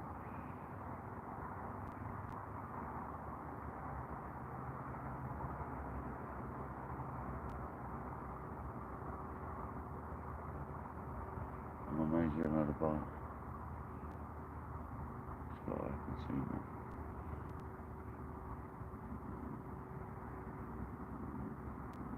Nice one. Appreciate it. Absolutely appreciate it.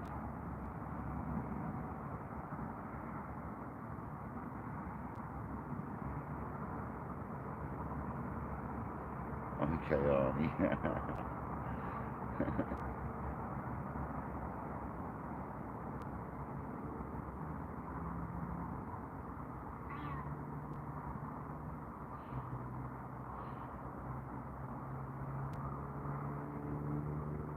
Yeah, what's the question, buddy?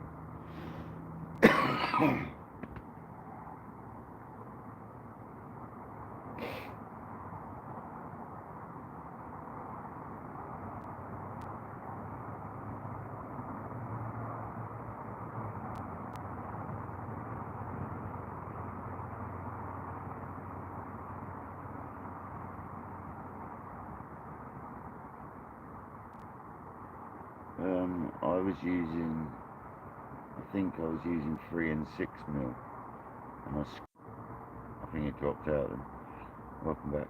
I was using 3 and 6 mil pellets, if I remember rightly, and I scalded them with a kettle of hot water, and then used some additives, and I let them go a little bit soft, and then I sort of mushed them up a bit, but not to the point they were really mushy.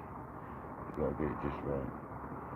And I just basically stuck them on to the method bait with anything else. Quite hard. You can pack them on quite hard. And I'd put a layer on, then I'd use like a 4-inch hook link, fold it in half, like back on itself, on top of the bait, and then stick another like half a handful on top. And they were quite big. And I used quite a big method. I was using a Carp so I had to. And I did really well, man. On the easier lake on this complex, I smashed it, man. I think I had like 21 fish or something over that night. Absolutely rinsed it.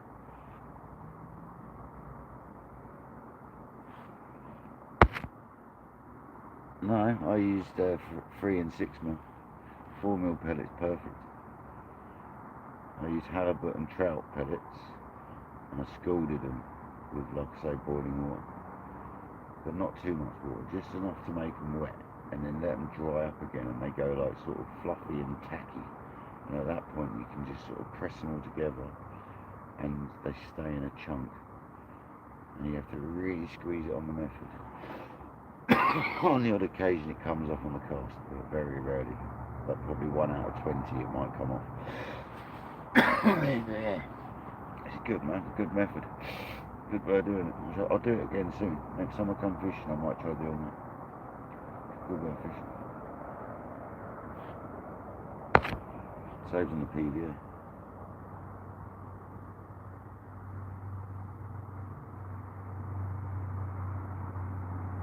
But he sells pellets.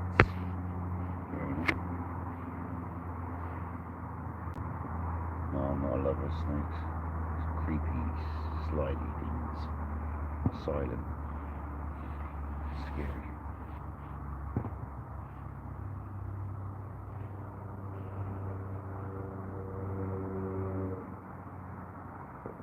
What if you're going tomorrow? No, you can. I mean, yeah, it's best to do it. It's best to do it the night before. But I've done it on the day. The day I did that, I chose to suddenly. I was fishing with bags, and I decided that I had enough of making bags. My friend suggested scalding them and putting them on a method, which I had with me. The method in my weight bag, and it worked really well. It was an inline method, like a Corum one, I think it was.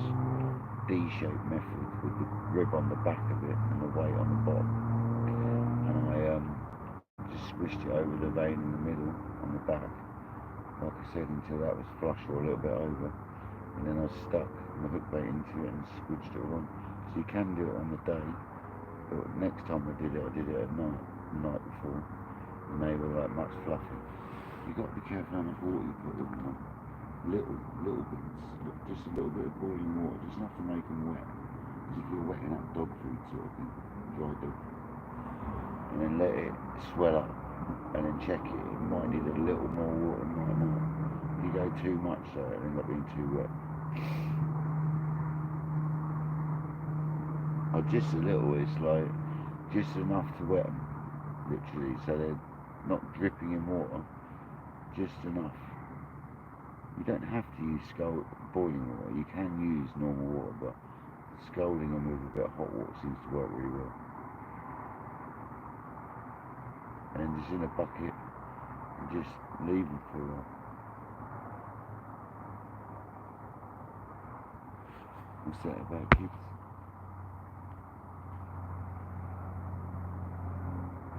What's the name?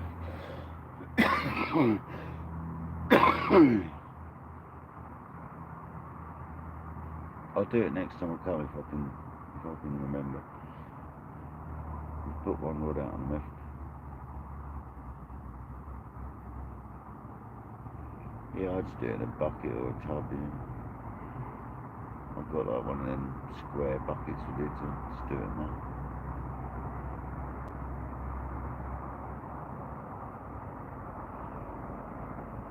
Just work out how much you want to take with you for the method and wet it up. And then if you want to take some dry pellet with you, you can soon wet that up as well. When you need it, just do it a little an hour in advance or something. Oh, I would just take as much as you think, however much you think you're going to need. And like I say, I'll take some dry with me as spare, and then use. It's hard to explain. You just need to dampen the pellet. You'll soon realise when it's enough, because it'll be like wet and shiny. The pellet will go like wet and shiny almost. You shake it around a bit in the tub until it's wet and shiny. Let it suck that in. See what it feels like. You don't want to be able to squash the pellet completely into powder. The pellet needs to stay almost like a pellet, but it gets a bit flattened. You know what I mean? Yeah, man. Just have a little experiment. And then obviously you can't save it afterwards, really. You've got to just use enough. Because it'll go mouldy. And if you leave that, then it'll go mouldy. I suppose you could freeze it if you've made too much, and then you could defrost it and use it again. Honestly, scalded pellet's dangerous. You can also add a bit of ground bait in with it. So once you wet it up, You could add a bit of ground bait in as well to like make it a little bit more sticky if you feel that way inclined. I ain't ever bother. Next time we do it, I might do that. I've got some ground bait to use up, so I might stick a bit of ground bait with it next time. And I also use some additives in it, some bait enhancers. A little bit of that in there as you're scalding it. Everything else. Like a fish just turned over, sort of to the left there in front.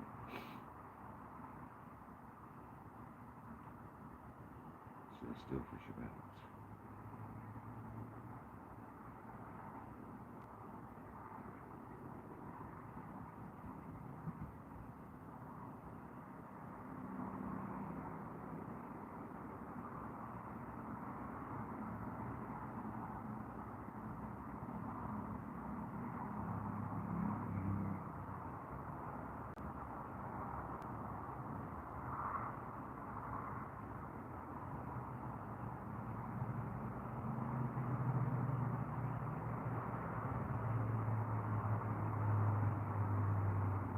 Need a fish to come through that channel and get out of the rod.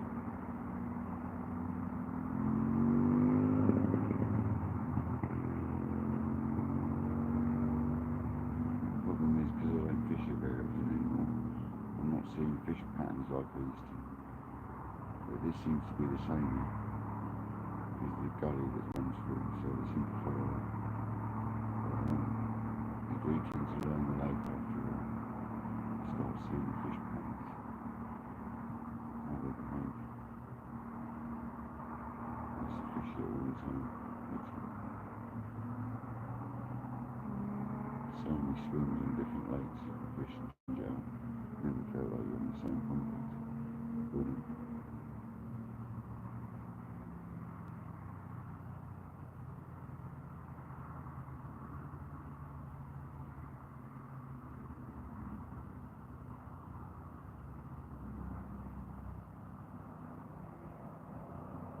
Behind me, which is joined onto this lake with the channels that I talked about, is much more scenic to look at. It's much nicer. It's got much better views. It's got longer stretches of water and a bigger island in the middle. So you've got lovely bushes on the island and stuff. It's got a much better view of the other part of this one.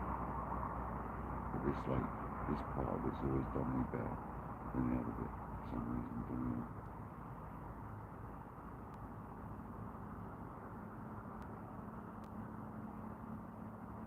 So it's always done me better than that side. It's very different fishing from one side to the other as well.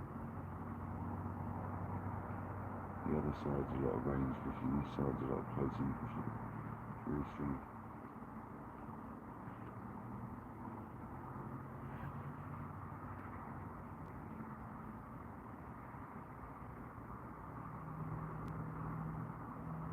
I've still got 30 people in the house. 127 lights in the absolute pitch black, and a very kind donation from KayakDangler. So thank you very much everyone, most appreciated. Hopefully one of them lights rips off in a minute and you get to see another fish. I'm not convinced I'm going to be live a hell of a lot longer. We're coming up to 8 hours 13 minutes I've got on my 8 hours 14 minutes right now on my clock. I don't know if that's the actual time I've been live because it sometimes messes about, but according to my clock on the live, we've been live 8 hours nearly 15 minutes.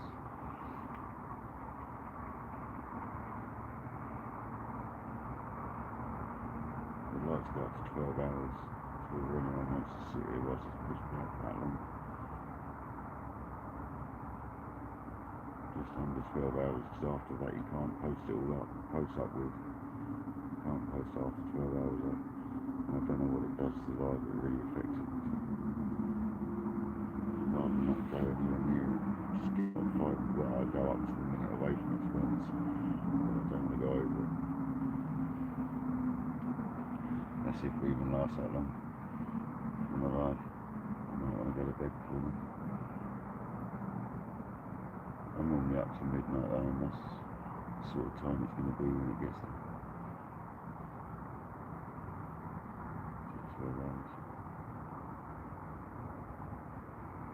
I know it'll be more like 1 in the morning or something, actually, 2 in the morning. It didn't start till 2 o'clock, was it? Something like that. After 2 o'clock. So it'll be stupid in the morning, I'll be up something. Unless it's something really wild.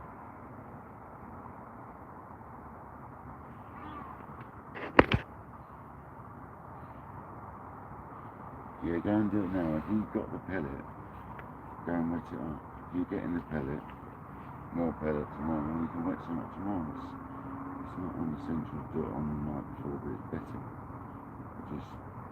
You might find you need to add a tiny bit more water in the morning. Sometimes it might be a bit damp and you can add a little bit more pellet to dry up a bit. So it's really like swings around. Just don't wet it up too much.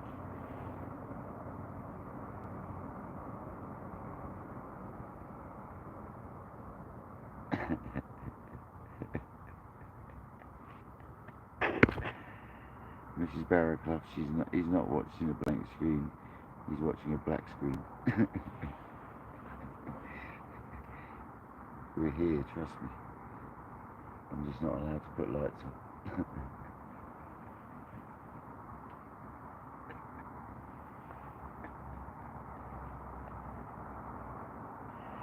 Yeah, there's light there, look, until I block it off.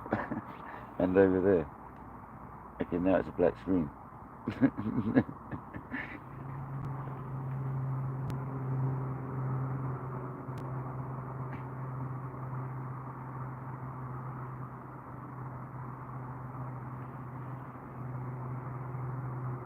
Nice one on the blue.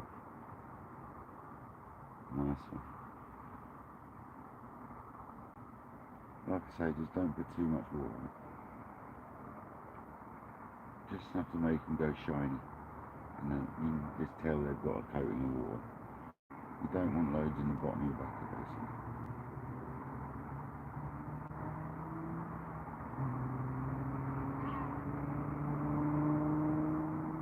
And then check them later on or tomorrow, first thing in the morning. You won't regret it, they're really good. It's a good method of doing it. I'll be doing it myself next time I'm going fishing, I'm pretty sure of it. I'll have to get some trout elite and some halibut. That's the two I used last time. I had 6mm halibut and 3mm trout elite.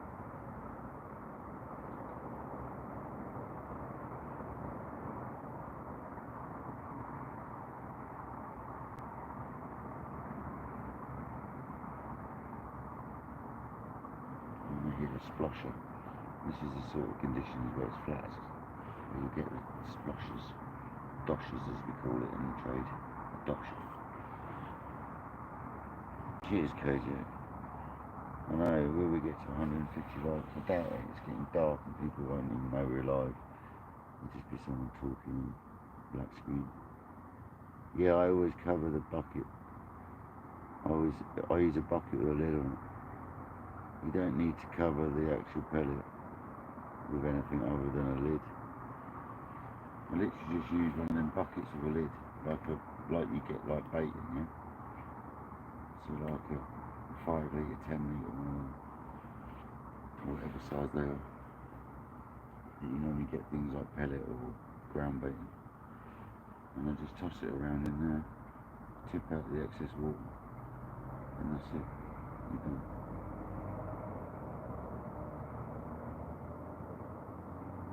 Once you've done it once, you'll realise it's so easy. It's so easy. Yeah, I mean, a takeaway box, a small one, won't last you long. You use a lot of pellet doing it. I have to tell you, if you're going to fish a bit hard, you end up using quite a lot of pellet. Like that day, I used quite a lot of pellet.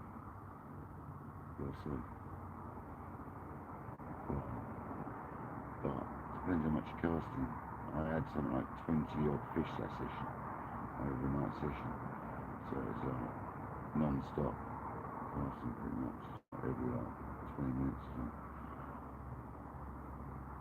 But you can treat it just like a PVA bag. Just cast it out, leave it out. It's fine. What I tend to do is unclip my rig and do like 5 or 6 of them on a mark I was using it clipped up, and then casting a bait over the top of it and then unclipping it. That's how I was doing it. You cast a few out there on the same spot. That's the one time I will fish on a tight spot when I'm using a method. Or a cage feeder.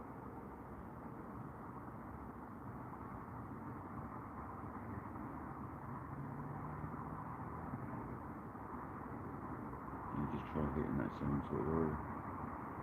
Time and time again.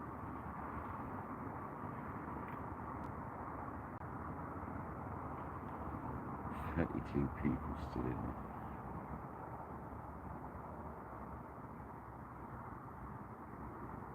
Come on, reasons.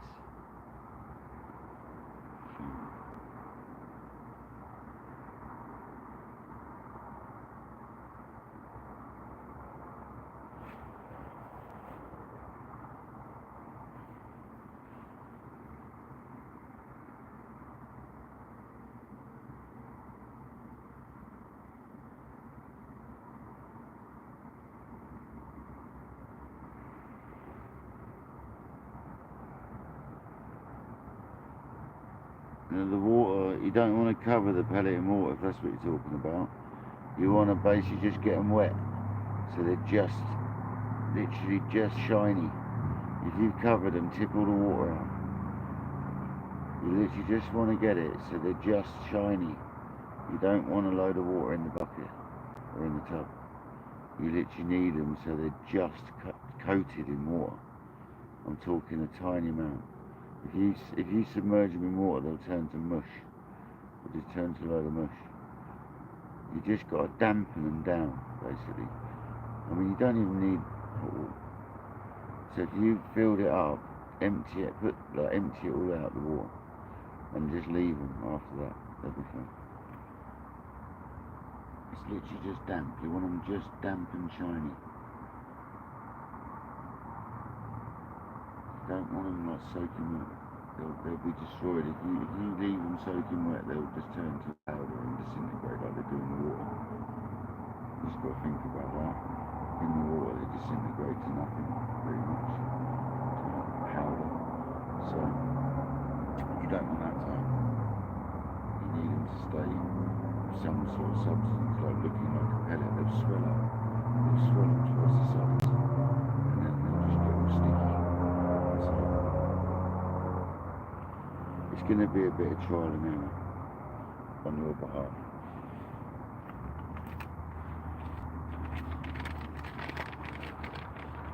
You're going to have to just have a go and you'll get the hang. You'll get the hang. What's going on, Craig?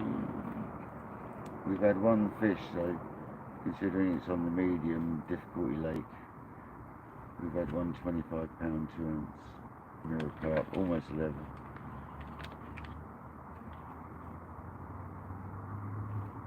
But that was at like 4 o'clock, 5 o'clock.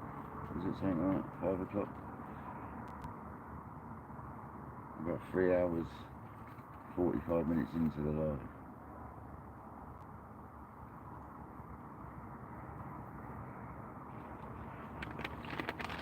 There's Craig to see what, so come on.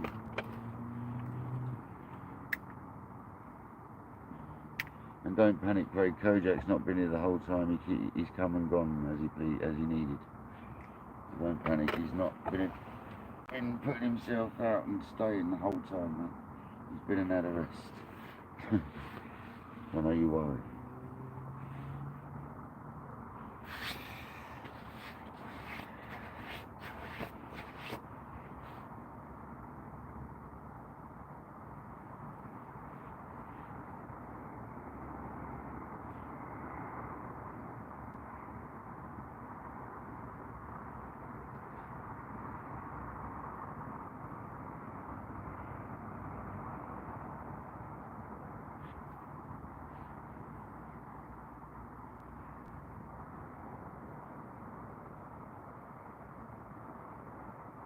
Just hoping for another fish now, Craig, whilst I'm still alive.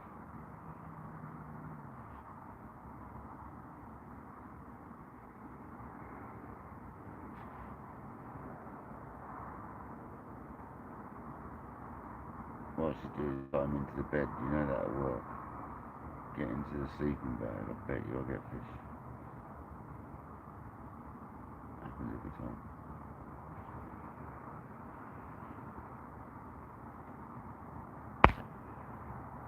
Yeah, it's a good one. The first fish of the year. First carp of the year. You weren't a dogfish, that's for sure.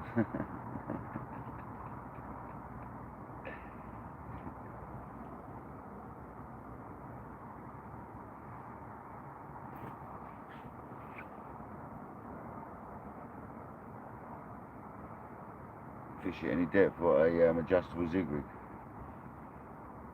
I used to make adjustable zig rigs. They're good. Used to use half a costy roll, like embedded on a massive hook, size 2 hook, inside it, and just let the carp suck away at it until it rips off, which you do really well. Males are welcome in. Still no more fish. We only had one, but it was a good one. Dumbbell rig, fair enough.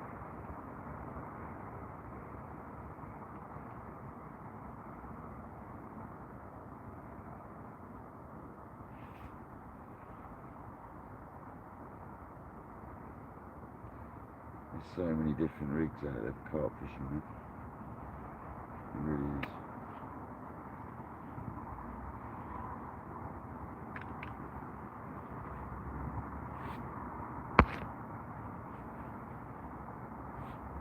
Or watching black skies, watching the dark lake. Watching the dark lake. You can always put rocks out and turn around.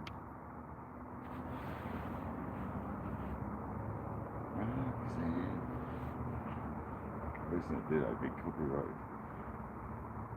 I think you're allowed to sing it, you're just not allowed to have music on with it.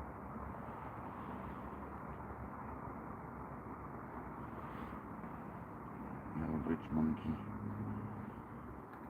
Red light. I reckon fish don't see it. I still not a big believer.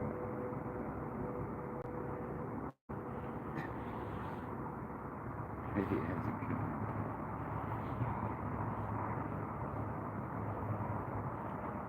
So yeah, that light doesn't shine out in the water anyway, so yeah. Welcome to extremely chilled kayak down the lake. It's even more chilled. It's good. I love this. This is what I like about it, it's relaxing. It's super relaxing. Let's do a little video in the red lights.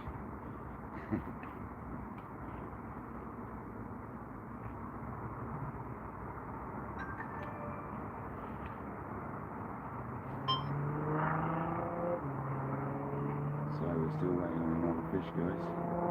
We've had the one at £25, 2 ounces at like 5 o'clock, whenever it was.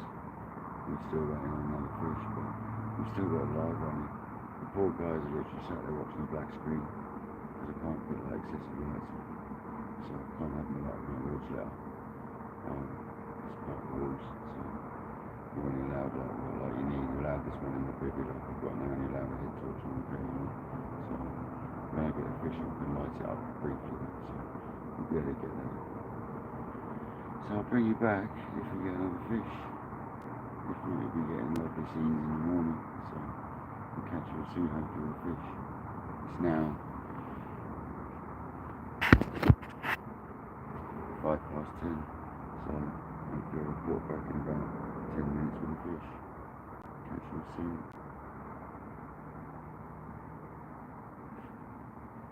There we go.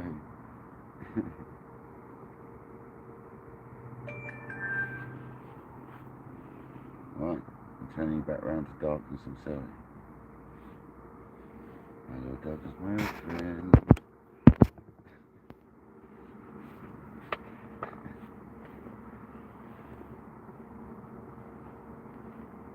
129 likes, so that's absolutely awesome. 32 people still here. Dean, I hope you showed your missus that then to prove that we're actually someone here, not just talking to a black screen, listening to someone sound like someone talking to nothing.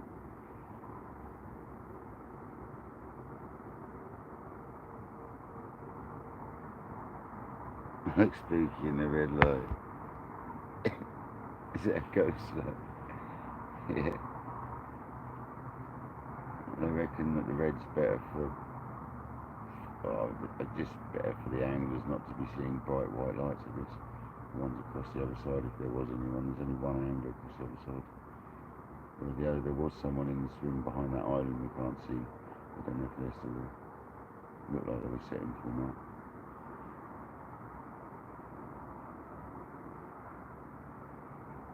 Yeah, hopefully not too wet. As long as they haven't turned to mush yet. You just got to leave them now. Give them the occasional shake.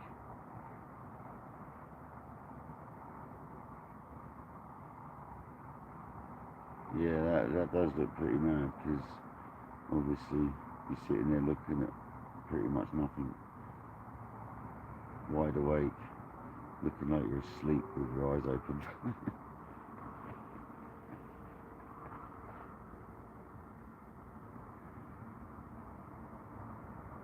Yeah, we do need it to go away, 100%. Yeah, it's no good.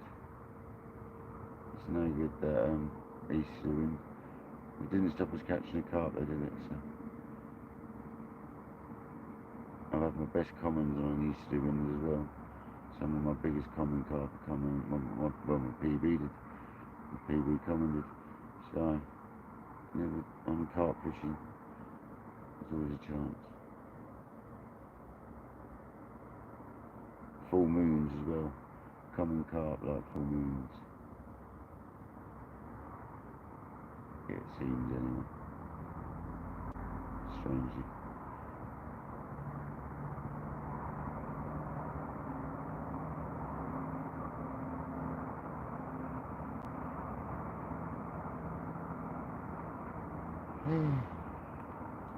Getting tired now though.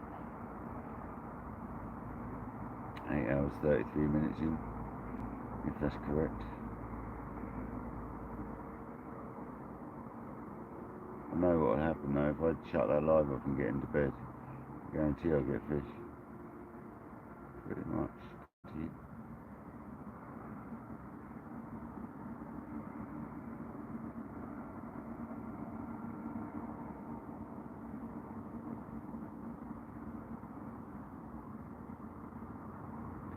So we'll just keep plugging away from it.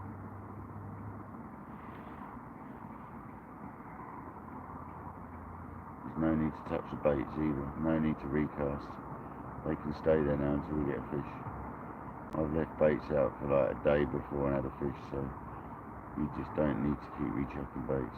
Not when you carp fishing. Not when you're using like hard hook baits and stuff like I'm using. No need for it. Just keep topping up the freebies every now and then over the top. Little and often is my method. Although I'm not putting them in that often tonight, so I don't think we need to. We haven't had any line bites at the moment, so I don't think they've been fed on them boys we put out there, so we're going to leave them out there for now. No more baits. Don't want to overdo it. It's still not that active, so you can overdo it. Don't want to give them too much choice without hooking.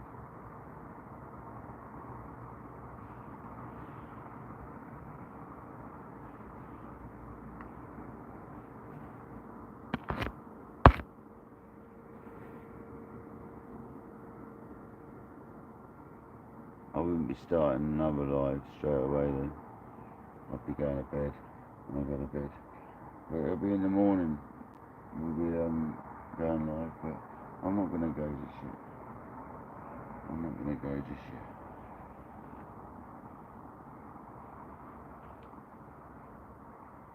Okay, so I really can't anymore. Is that right? The mouse. Mouse.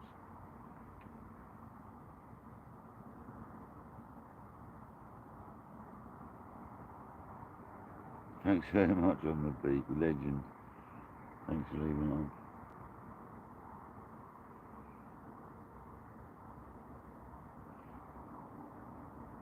You need to turn your sound down though, because if the bite alarm goes off, you're going to wake up thinking you've got a fish on, mate. In absolute panic. You're running around looking for your rods.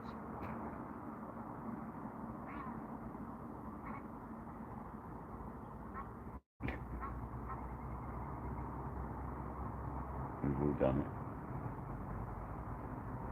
Wednesday, Caroline. Sorry about the darkness. No more fish yet, only that one so far. But this is one of them sort of lakes that's on and off anyway. I'm surprised we even had one at that time, but I have had fish in the daytime before, but I'm surprised at the moment. It's a very good sign. Hopefully tomorrow is active in the morning. That's what I'm really hoping for. Whilst we're live in the morning for the sunrise. And I get a feeling sunrise is right in front of us. Literally right in front of us. Or slightly to the right, I can't remember. I'm trying to get my bearings where we are. It should be just sort of to the right in the picture where it's out there. So we're going to get a sunrise session in the morning. It's going to be lovely.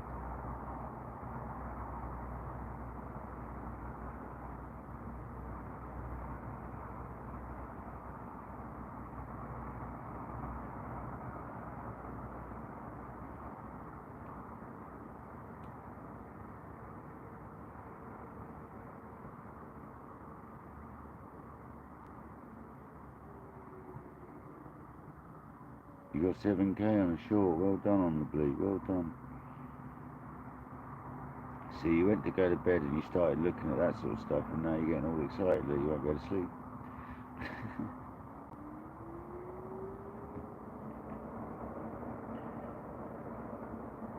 Well done, man. 7k on a short, that's very good.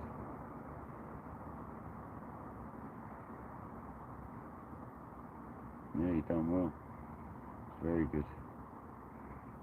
I'm not sure any of mine have got that much, so well done on that. I'm not sure, I can't remember.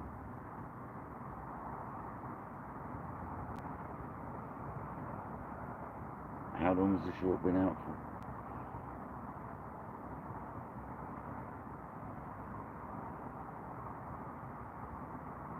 Oh, you're doing well on your shorts then.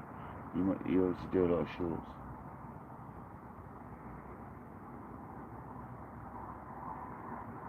Three days, wow, that's good going.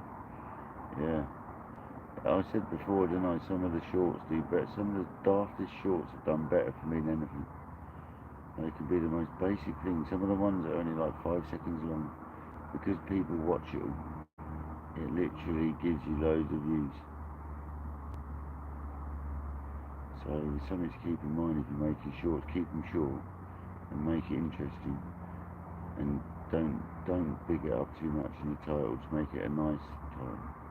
Seems to work really well. Whatever you're doing is working, keep doing it. Here's a picture of this room. Like I said to you before, all I did was put a picture of some mackerel up. A little tub of mackerel. Well, not a little tub, massive tub of mackerel. And that blew up. That blew up massive. Yeah, they're the ones, man. They're the ones. Because people don't skip out of them, they watch it all the way through. If they're longer than sort of 15-20 seconds, people generally back out of them. And we keep them short.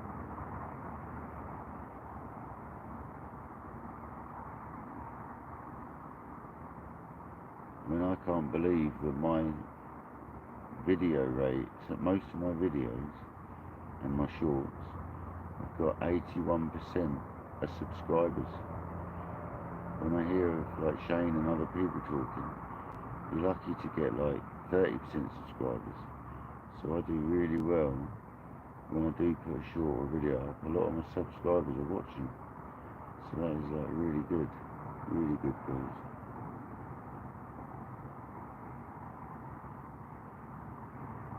Still one mirror carp at £25 2 ounces, just as Dean's just said. Nice fish, nice fish. Once I finish the live, I'll find it. And I'll edit the header. I could save that for tomorrow's live. To be honest. I could just stick it up as a badge on the original header, and then stick the actual main picture up on the live for tomorrow. It's still the same session. Yeah, first carp of the year, Caroline. Smashed out a 25-pounder.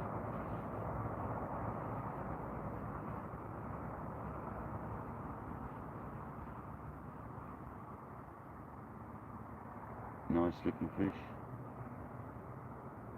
Bit of a scar on it where it's obviously been pecked by a heron when it was little, or it's done its on a reed. But it must have gone right through it because it's from one side to the other. There's the same looking scar right the other side, so it looks like a heron probably got it when it was small. And it's healed up and there's just a scar there now. So that's quite interesting. It might be called the scar, you never know.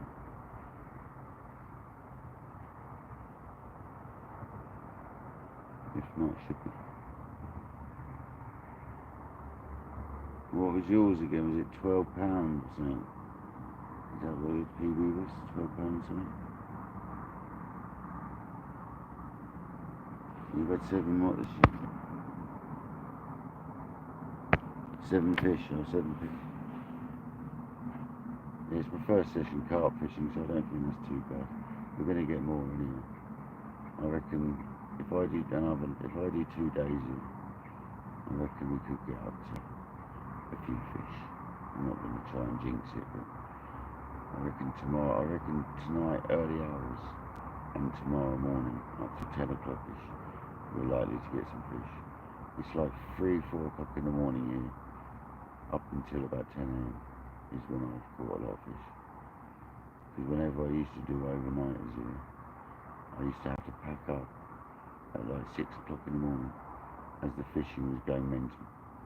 And it used to be depressing, having to pack up whilst you're getting runs and you've got to go to work when that's going on. It used to really be annoying, like really bad.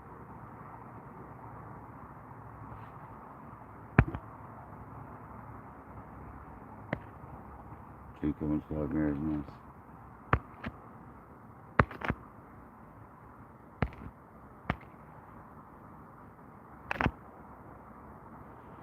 As we all sit here looking at a big black screen, kayaks out there living the dream. As he sits there fishing a puddle, let's hope he don't get himself in a muddle. Come on, Nick. I mean Ian, sorry. Thanks, mate. It's because Nick the fish came up afterwards.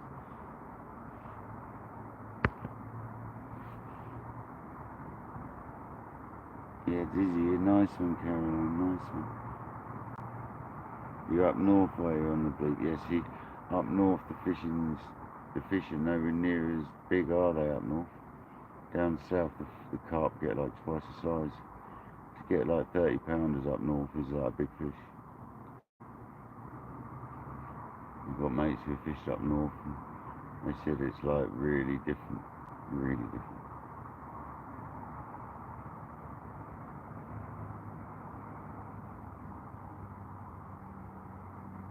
Yeah, my mate was fishing sort of that sort of Manchester, Liverpool, is that sort of same sort of area, isn't it? Not far from each other, are they? I know that they don't like each other, Manx and the Liverpool Pudlians. I know that much.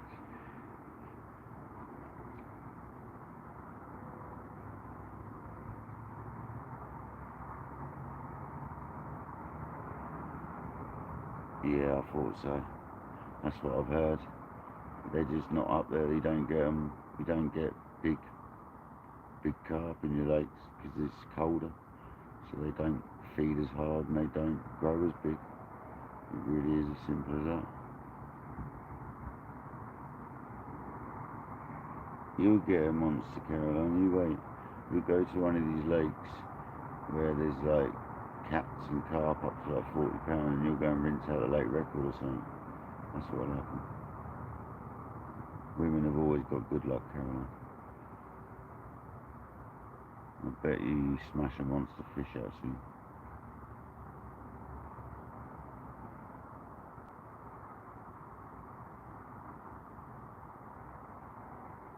It's the pheromones. We say that women's pheromones are attracted to the fish or something, like some tale like that anyway. I don't know how true it is, but something I've always been told. Female pheromones are attractive to the carp, apparently. If you get your lady to make your boilies, you've got a lot more chance, lads. Get your ladies to make your boilies.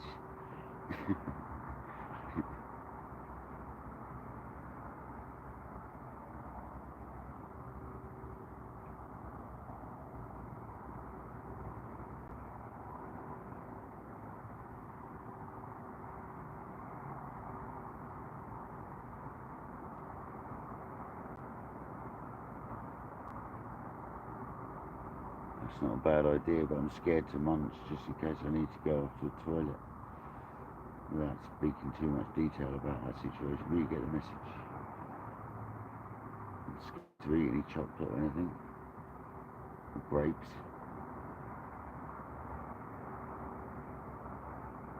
Yeah, see, that's what I thought. £30 a good size up that area. So there you go, that one there could reach 30 at times of the year, couldn't it? It might do this year, it might do next year, it might do the year after that. You know what I mean? It's one of them, isn't it?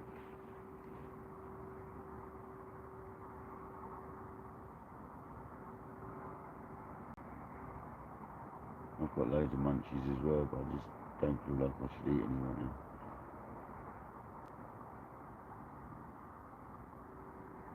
Is he? Yeah, the big ones generally are, man. They ain't big for nothing. That's what I always say.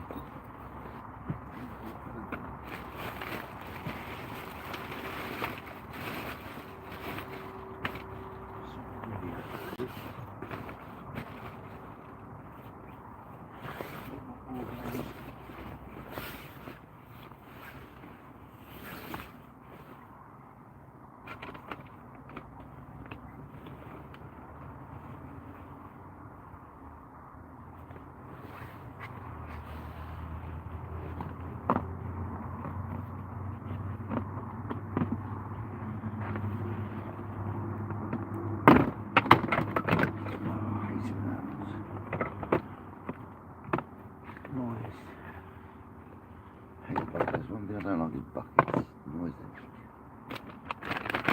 Noisy.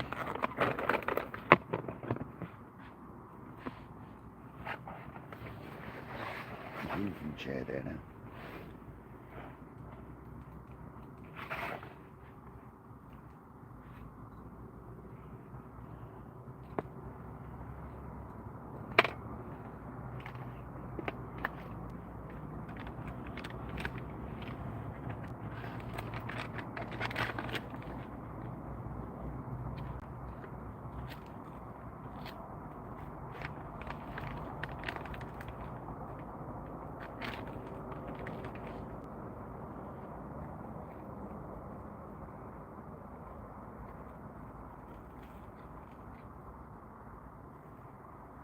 Need to make a silent bucket for carp fishing.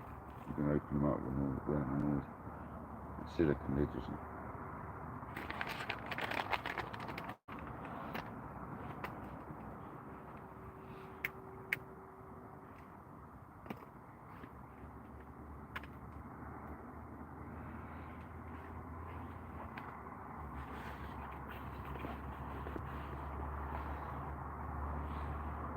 The wind's starting to puff straight back in here again now.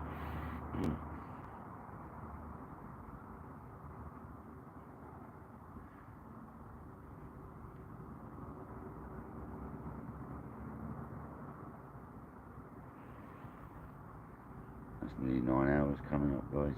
Come on, let's get another fish.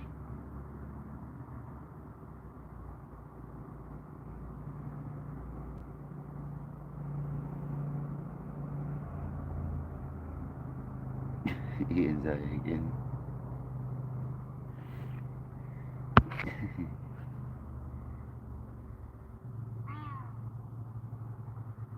Exactly that, Ian. That's the thing with carp fishing, you don't have to keep recasting. If you know your baits are good, in a good place, just because you're not getting bites doesn't mean your baits are wrong. It means the fish just ain't there at the time.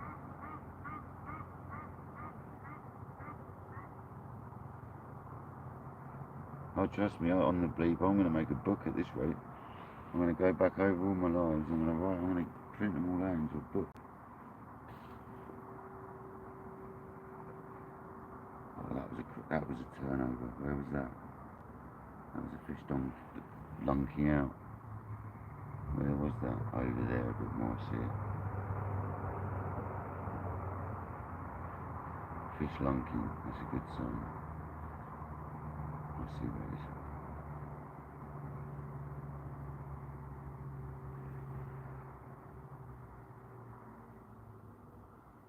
Do they? Well, there really is no need to keep recasting.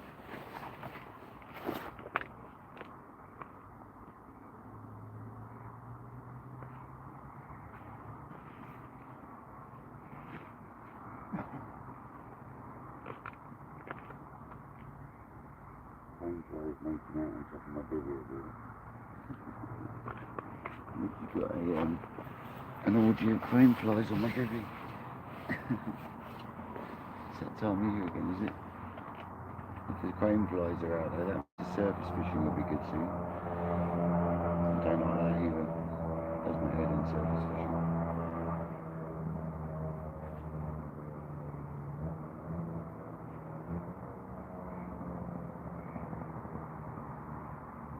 Exactly that one would be. When you're using the baits that I'm using, that last like 48 hours, there's no need. And these baits have been vlogging now for like a year, nearly, so they've got like special bait additives added to them, little bits at a time every now and then shaken up, they suck them in, so they go extra hard, they've got extra flavour, they last for ages. Anyway, some of my best results have been from baits that sat around for 24 hours. Sometimes the wiser fish, but there's a little story about that. I used to fish a lake where you'd have to go down and get a bucket of water, and all your freebies and all your hook baits, you'd have to wash them out.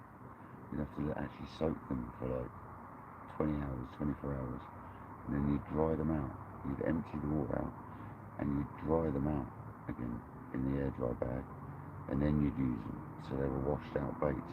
And if you didn't do that, you wouldn't catch fish on the lake.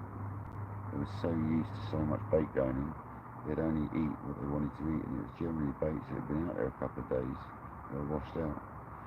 So we used to do that all the time. Your missus is on the soaps now, she's got the hump that you're watching fishing. Well, she's got the hump that you're watching a black screen with a couple of lights on it. She tried going for the night in the bivvy. Staying the night's different. It's a camping adventure, isn't it? I treat it like camping. That's why I love the carp fishing, because it's just like an adventure.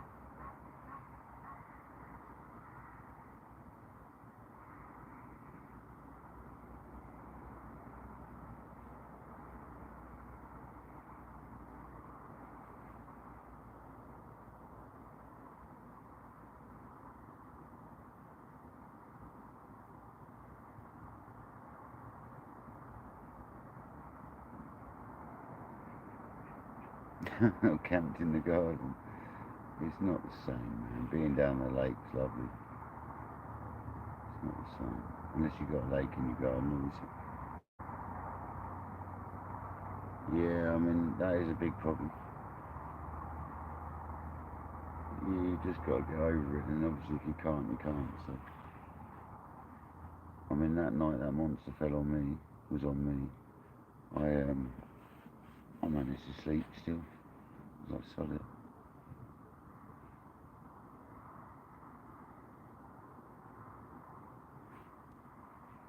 I'm getting all itchy, that is one on me, but solid. don't care anymore. One of the things that happens, I'll have to get rid of it. If I can't get rid of it, it just gets rid of itself. We're in its environment at the end of the day. I'm not going to worry about it. There's so many cone flies, I wouldn't know the difference. Nah, that's quite a lot of women don't like touching the fish.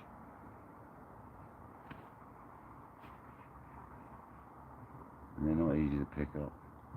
Slimy old things. It takes a lot of practice to be able to pick a carp up. A bigger one.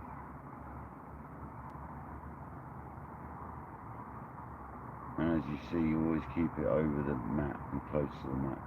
Because when they wriggle, you can slide it down on your arms and put it down. You definitely don't want to be lifting up high. Never stand up and hold a fish. Always keep it quite low.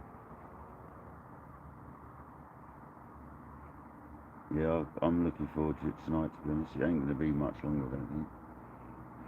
Getting tired now. I can guarantee though, if I finish this live and get in my sleeping bag, we're getting a fish. I can almost guarantee it. So you might see a short like 10 minutes after.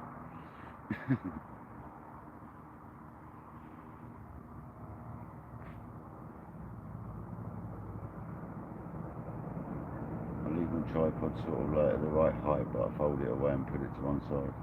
I can get that out in 2 seconds flat. So I'll stick the phone back on it. That's what I did the time before when I kept turning the live off. It was on this same lake as well on a different swim. When I kept turning the live off, I'd get a bloody fish. So I kept doing shorts. There's like 6 or 7 shorts in a row. And that's because I kept catching fish. It might not have been that many. I had a couple of fish on the live. But a lot of them came when I stopped the lives.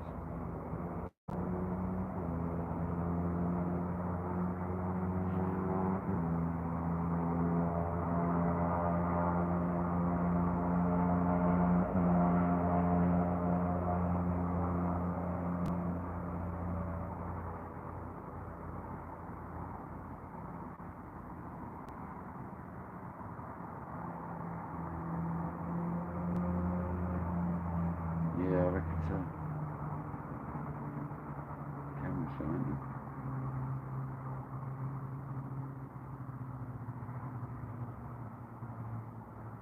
I do need to water the horse, that always brings a bite on.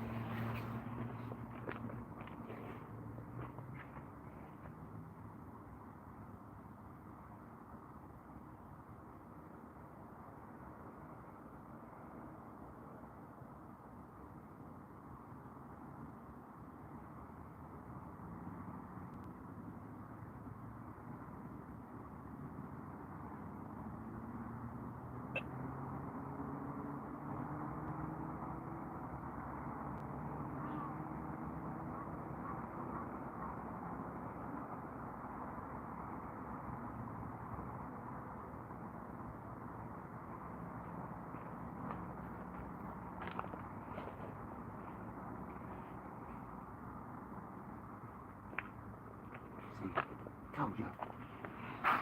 Watering the horse always brings a bite on. Told you. I know my fishing.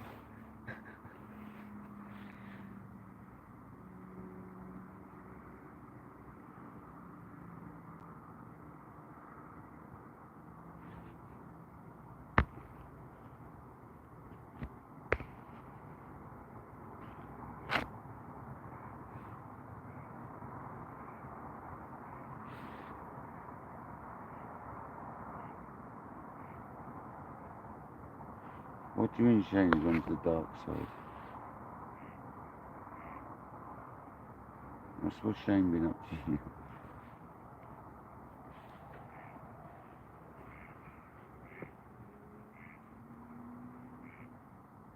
It was a bite, yes, on the bleep, yes.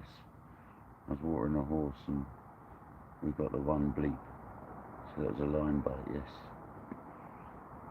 Just shows, you know, I said I bet if I water the horse we get a bite, and boom, we got a bite. Hopefully it rips off in a minute.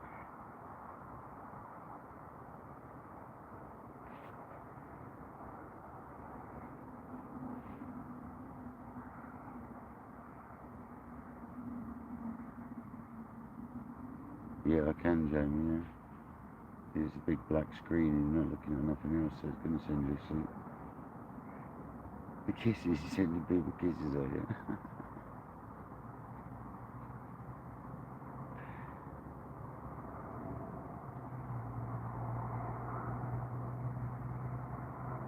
Yeah, the sound of the road sends you to sleep here, not the waves. Come on, fish. That was a reassuring sign we got a bite. There was a line bite where they're searching around them buoys, so any second now that might rip. Yeah.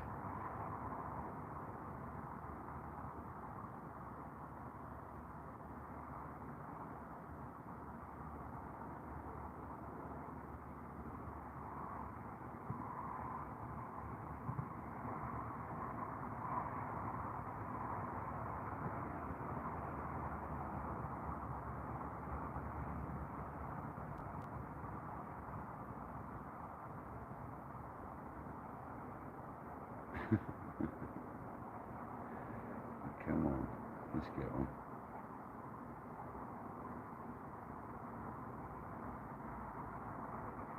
Let's get a big common, that's what we want. I like a big common carp, because they're not so common in England anymore. Not on this lake anymore.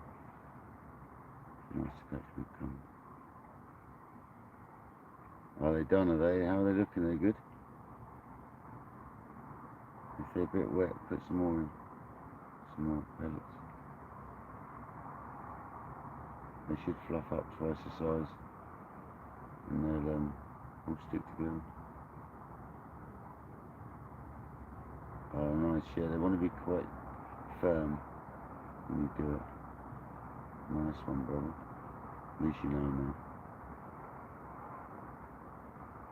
They might dry up a bit by the morning, so put a lid on them. And you might need to just sprinkle a little more water on them. Just cold water when you do that. See how they are when you go to use them. No worries, it's a good method, man. Good luck. Smashes it on the right lake. A really good method. I found fake corn was one of the best baits for it. Halibut pellets are really good bait for it as well. Using on top of it.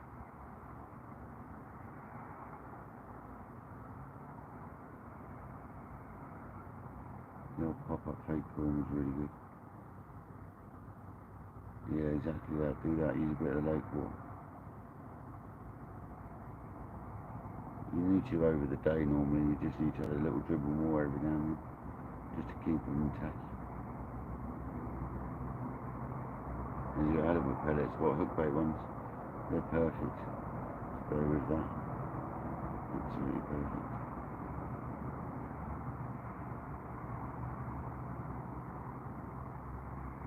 Come on, let's have one of them runs where it actually cracks as it hits the bobbin into the rod. I love them ones where it makes a smack sound. Where the bobbin smacks the rod so hard. Yeah, pre-drilled, yeah, that's the ones, like 12s or something like that, yeah.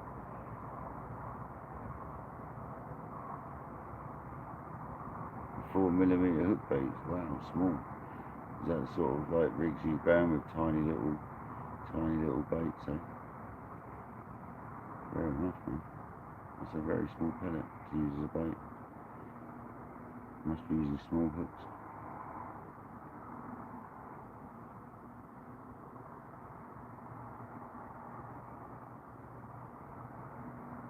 Oh yeah, abandoned one, yeah. Using like size 8s or something like that.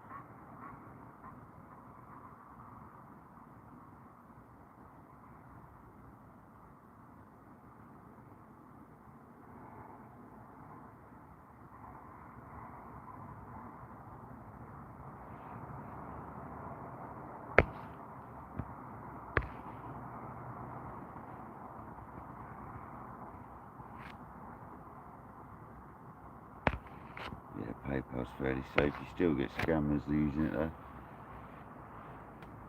When I got done over for that TSR on Facebook, they used PayPal. You need a so his missus's, and then it was his sister's, because his missus's wonder wouldn't work. I should have been suspicious at that point, you know. But when you want to buy something desperately, you don't think like that. That's why I'd never buy a reel like that again on Facebook Marketplace. No chance.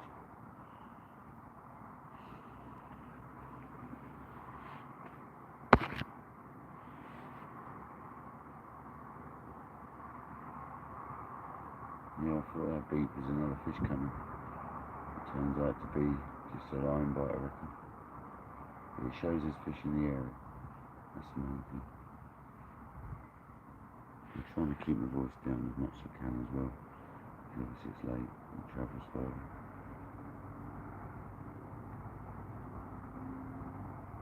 Always travels further in the dark.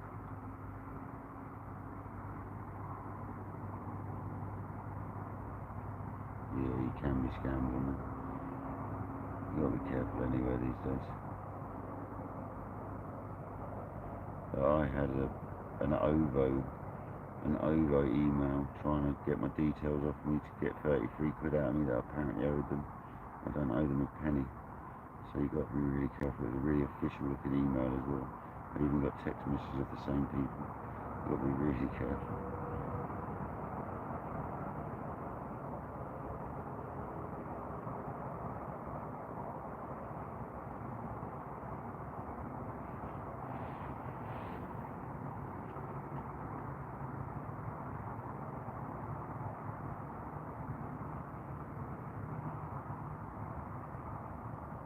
Thank you with us. Welcome in. Sorry about the darkness. We are carp fishing. I can't have loads of lights on, so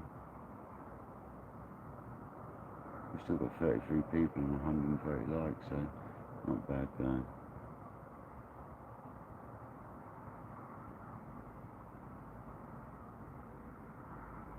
I'm the bleep. Go to sleep, man. I'm going to be going off soon anyway.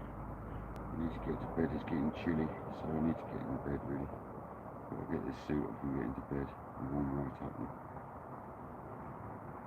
Ain't gonna be long, guys. I'm kind of hoping that won't go. Not that I'm tired. I don't want to be overtired for the night time session if it goes off, and I don't want to be overtired for tomorrow's session. So we won't be live much longer. I'm just going to give it 10 more minutes, see if that what develops.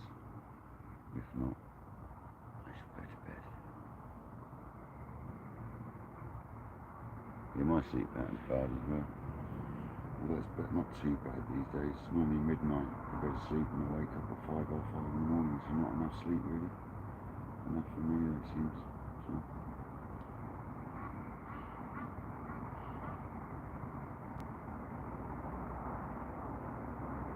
I'd like to chill out for an hour before I go to sleep really.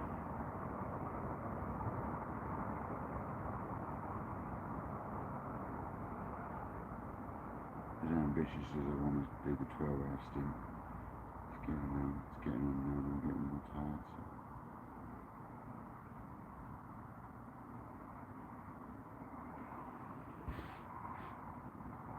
Oh, Wednesday Caroline, seriously man, you didn't have to do that. Caroline, appreciated. I tried donating to you guys the other day, but apparently your PayPal's not working. Caroline, an absolute legend. You really didn't have to do it. Thank you so much.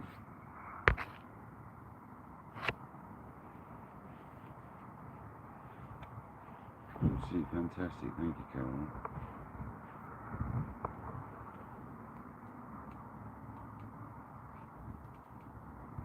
But when I tried doing one to you guys the other day, Mike said the PayPal doesn't work, so I do apologise. You guys are like me. I never wanted to get monetisation, but trust me, it's not a bad thing. You guys should do it if you can do it. Seriously, it really helps out the bait funds and stuff. I bought my VHF radio off people's donations from a couple of months. Donations, so I bought a life-saving bit of equipment thanks to everyone's help.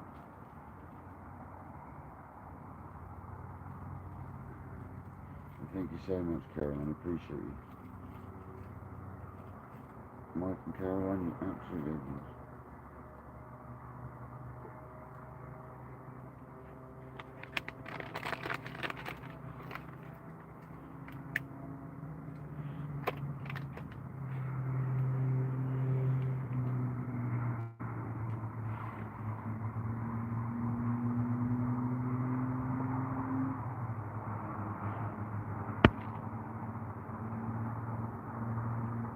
Yeah, I tried doing them a PayPal donation the other day, but they wouldn't. The PayPal's not working. Mike's PayPal wasn't working, so I couldn't do it. Don't think you can log into it, so there's not much point, is there? He got like hacked or something, and he got locked out of it.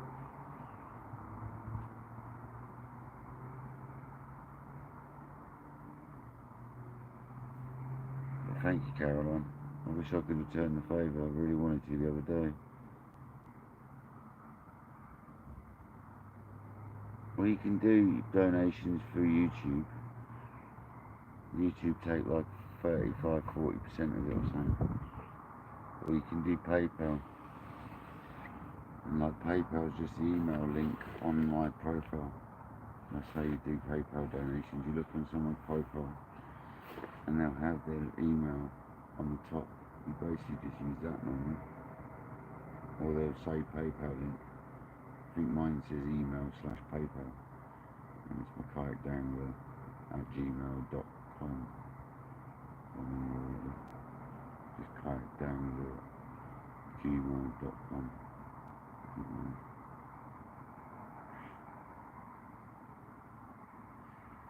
So if you didn't want to pay the fees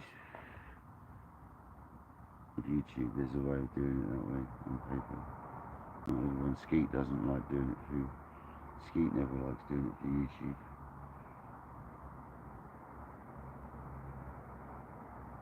But you do it on YouTube. If you're on an iPhone, you won't be able to do it. If you're on an Android or on a PC, there's a little dollar sign on the right hand side at the bottom or something. You should have if you've got a YouTube channel, you should have a PayPal you could set up 100%. Because you can get donations on that before you're monetized. I've never really wanted donations, if I'm perfectly honest with you. It's just there was quite a few people saying they'd like to. So I set it up for that reason. It's not everyone can get out fishing, and some people like to give you a bit of bait money or whatever. So I did it to stop offending people, if anything, because it actually sort of offends people a little bit that they can't do it, you know. Yeah, get your mate to sort it out. Yeah, it was actually offending a few people that they couldn't give me a donation, and I was sort of saying don't worry about it, and I was getting a few messages in it saying they wish they could. So Kojak convinced me. Kojak and I had a chat, and he said just go monetise, at least some people can do it if they want to. So, and all I can say is a massive thanks, because it does help. It's not like I've had a huge amount. That little bit I've had really helped me. So thanks very much. I don't expect it at all. No, neither am I. That's why I never wanted to do it. I know, Kojak, because it really does help the channel out as well. Because obviously YouTube then push you harder. That's what it is. As soon as you become monetized, YouTube put you higher up in the list of lives and stuff. So for people roaming YouTube, they're more likely to find you when you monetize than when you're not.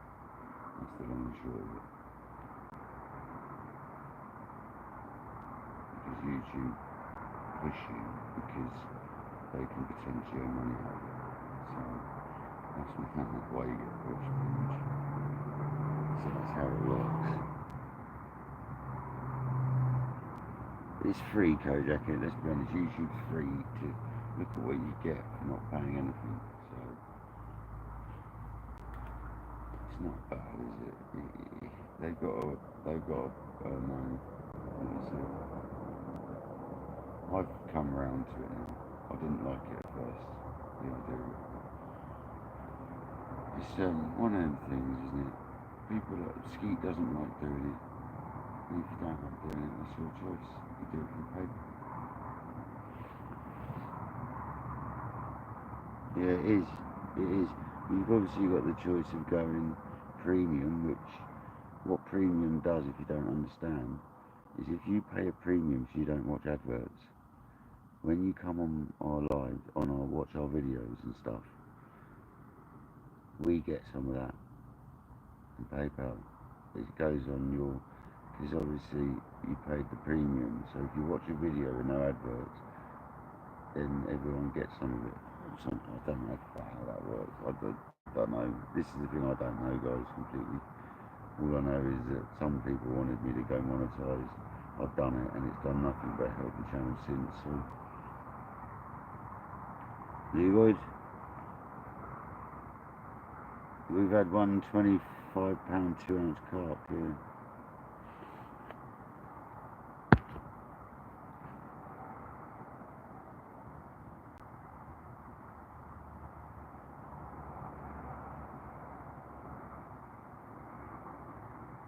You can do PayPal, I think.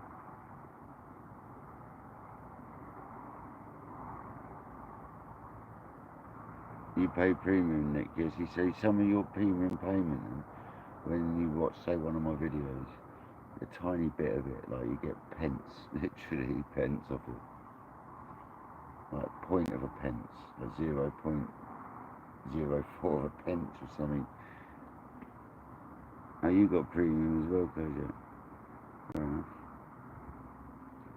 I keep getting offered it a month's free, and then obviously you got to pay after that. And I'm not bothered by the adverts because they help out the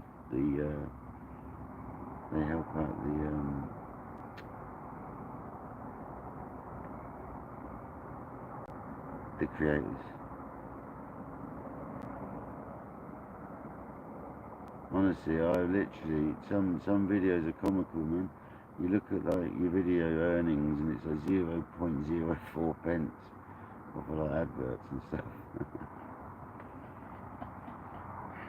It takes you like 20 videos for like a year to earn like 50 pence. Unless you're getting millions of hits on it, then it's a different matter.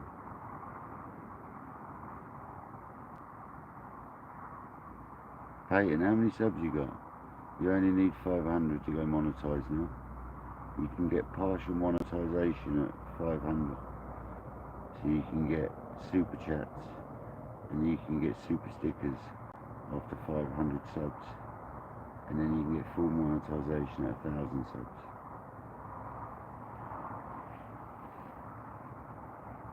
So come on people, go and follow Peyton.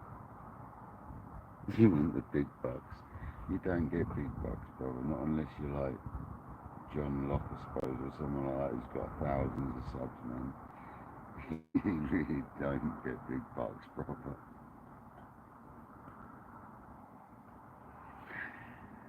If only it was Mr. Beast easy, eh? We're not.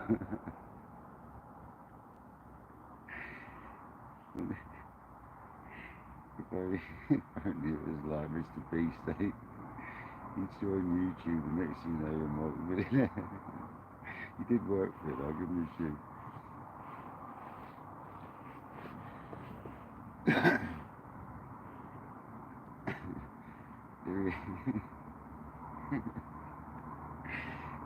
wish it was that easy, bro. I know you're only joking.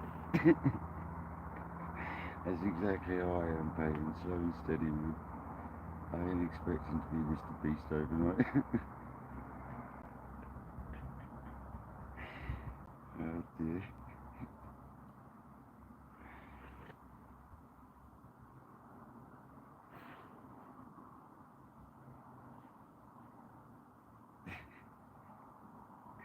Always makes me laugh thinking about that.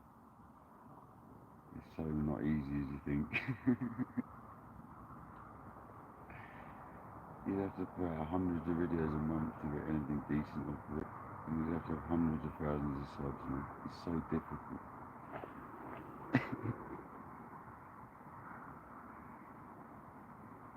Still no noses? No, no.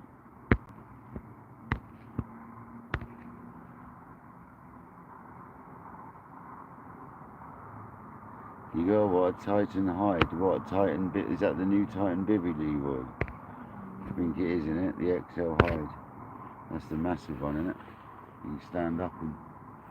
I've got the Aqua Ultralight, is it? You called the Ultralight? I'm sure it is. It's the brolly style thing. It's got the skull cap and the zip on the front. And today I've actually put the front on.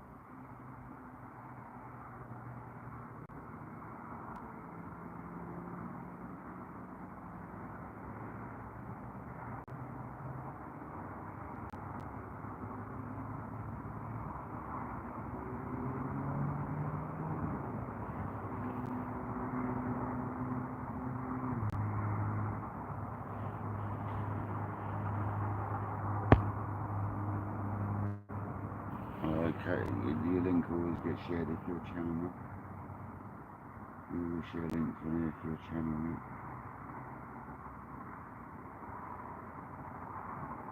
Obviously people, if you're watching and your link isn't getting shared, it's generally because the moderators check out your channel, and if you're a content creator then you generally get shared. If you're what I call a watcher, someone who's got a profile just for watching YouTube, then you're not likely to be shared. If you want to be a creator and you want to get shared, just shout, we'll help you out. We always help if you're going to do some content in the near future.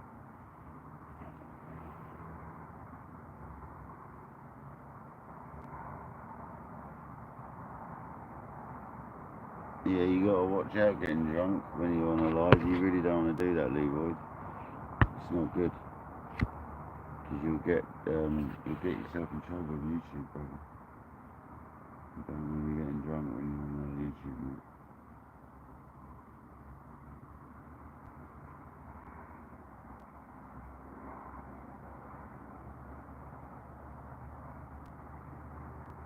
You're frozen the sky over there.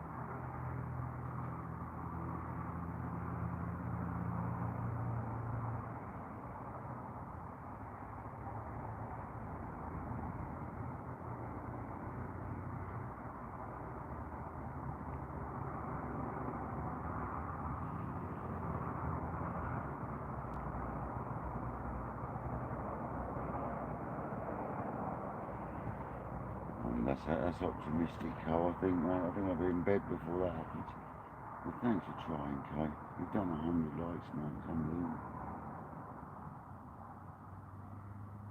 131 likes. Crazy. It's funny how them planes look like they're coming straight down and then they go round. It's weird. I'm watching them, they're going straight down there and then they're turning back around that way. It's really strange to see. You can turn the lights on at some point, so it's really weird. It's like an alien invasion. I'm going to be getting into bed in a minute, I think.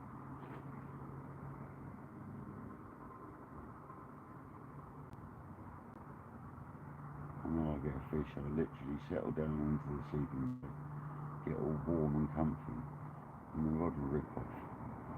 And it's freezing cold again. I won't have time to put my suit bottoms on. I'll leave my clothes on tonight. It's not warm enough to start stripping my clothes off this time yet. No chance.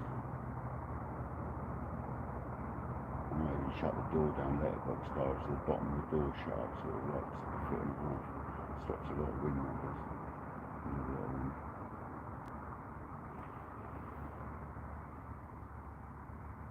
Skeet, welcome back, mate.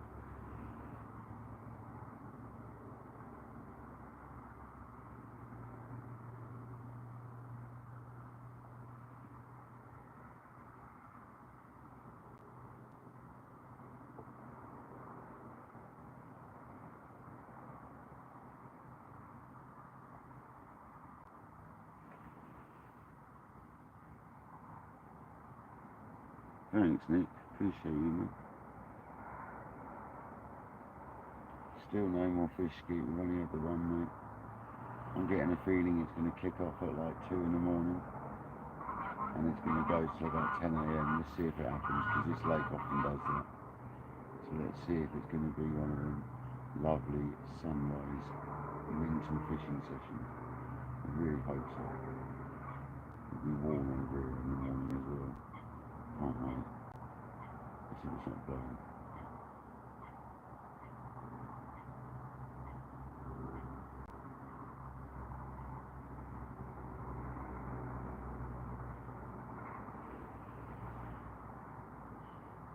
Caroline's still in the building. Oh, Caroline, she lives. Thanks for staying on board. That's a very kind donation. It's Kojak and Caroline tonight. Thank you very much, guys. That's bought me another pot of pop-ups. That'll pay for another pot of them lovely pop-ups that I've nearly run out of. So thank you very much. Appreciate it.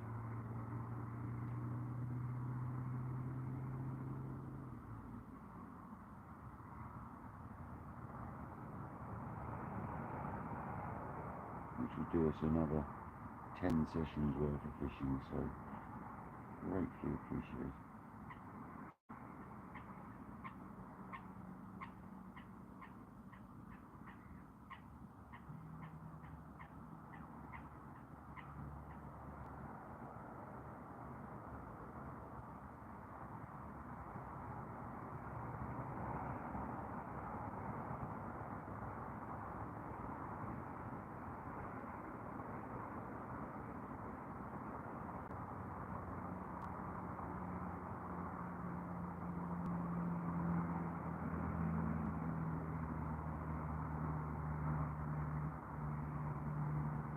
The only way you know I'm live is a couple of little lights and that big streak of light in the water.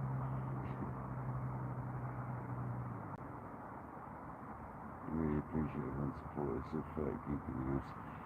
31 people, 130 likes. Crazy.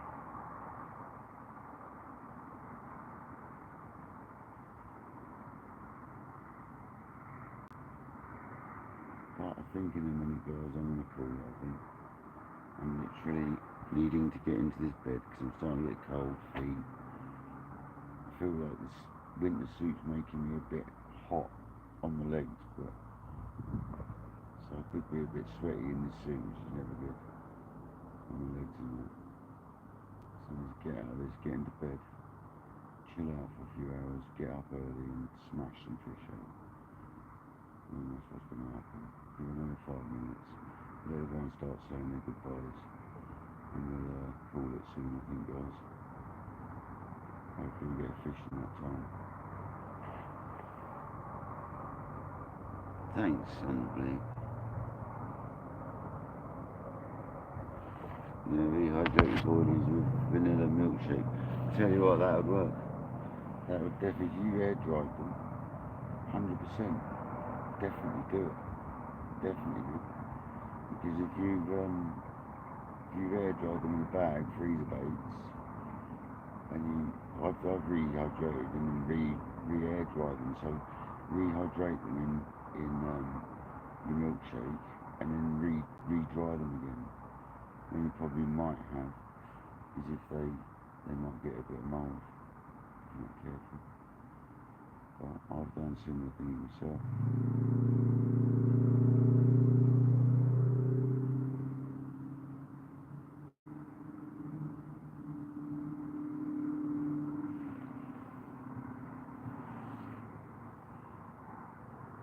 Yeah, definitely cheap way of doing it. Go to Macca's and get a Macca's. What's your bait, mate? Macca's milkshake, mate.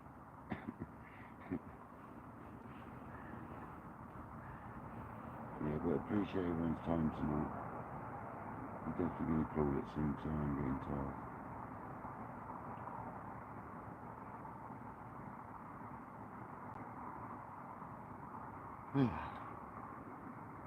It's double tiring being on live as it is fishing, so it's like double things to concentrate on.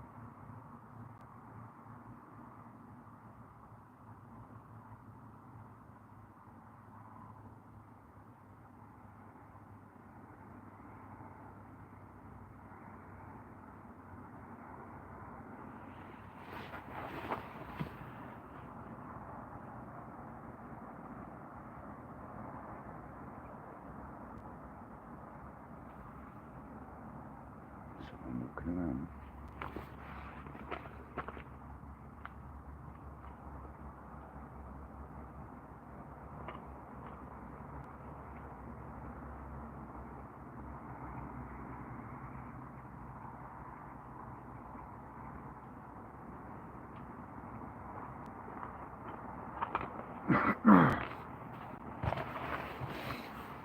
Sorry.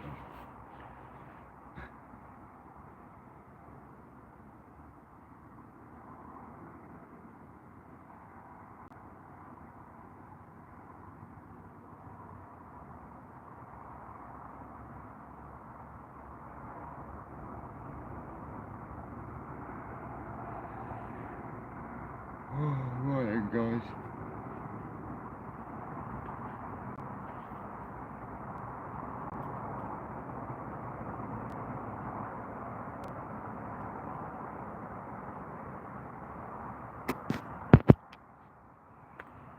Right then, guys. Thanks everyone for joining. Caroline and Kojak, thanks for the donations. I've got to call it, I think. Moonlight's well bright. I've got to call it, I think. I'm getting tired, cold, want to get into the bed. So, thank you all very much. I'm glad we've had a fish on this first live. We shall come back early hours. If I catch a fish, you see us short. So thanks everyone for joining.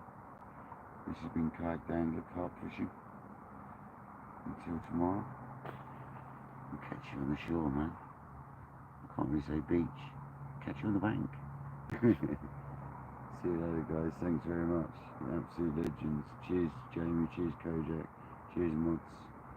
See you later, guys. Good night. See you, man.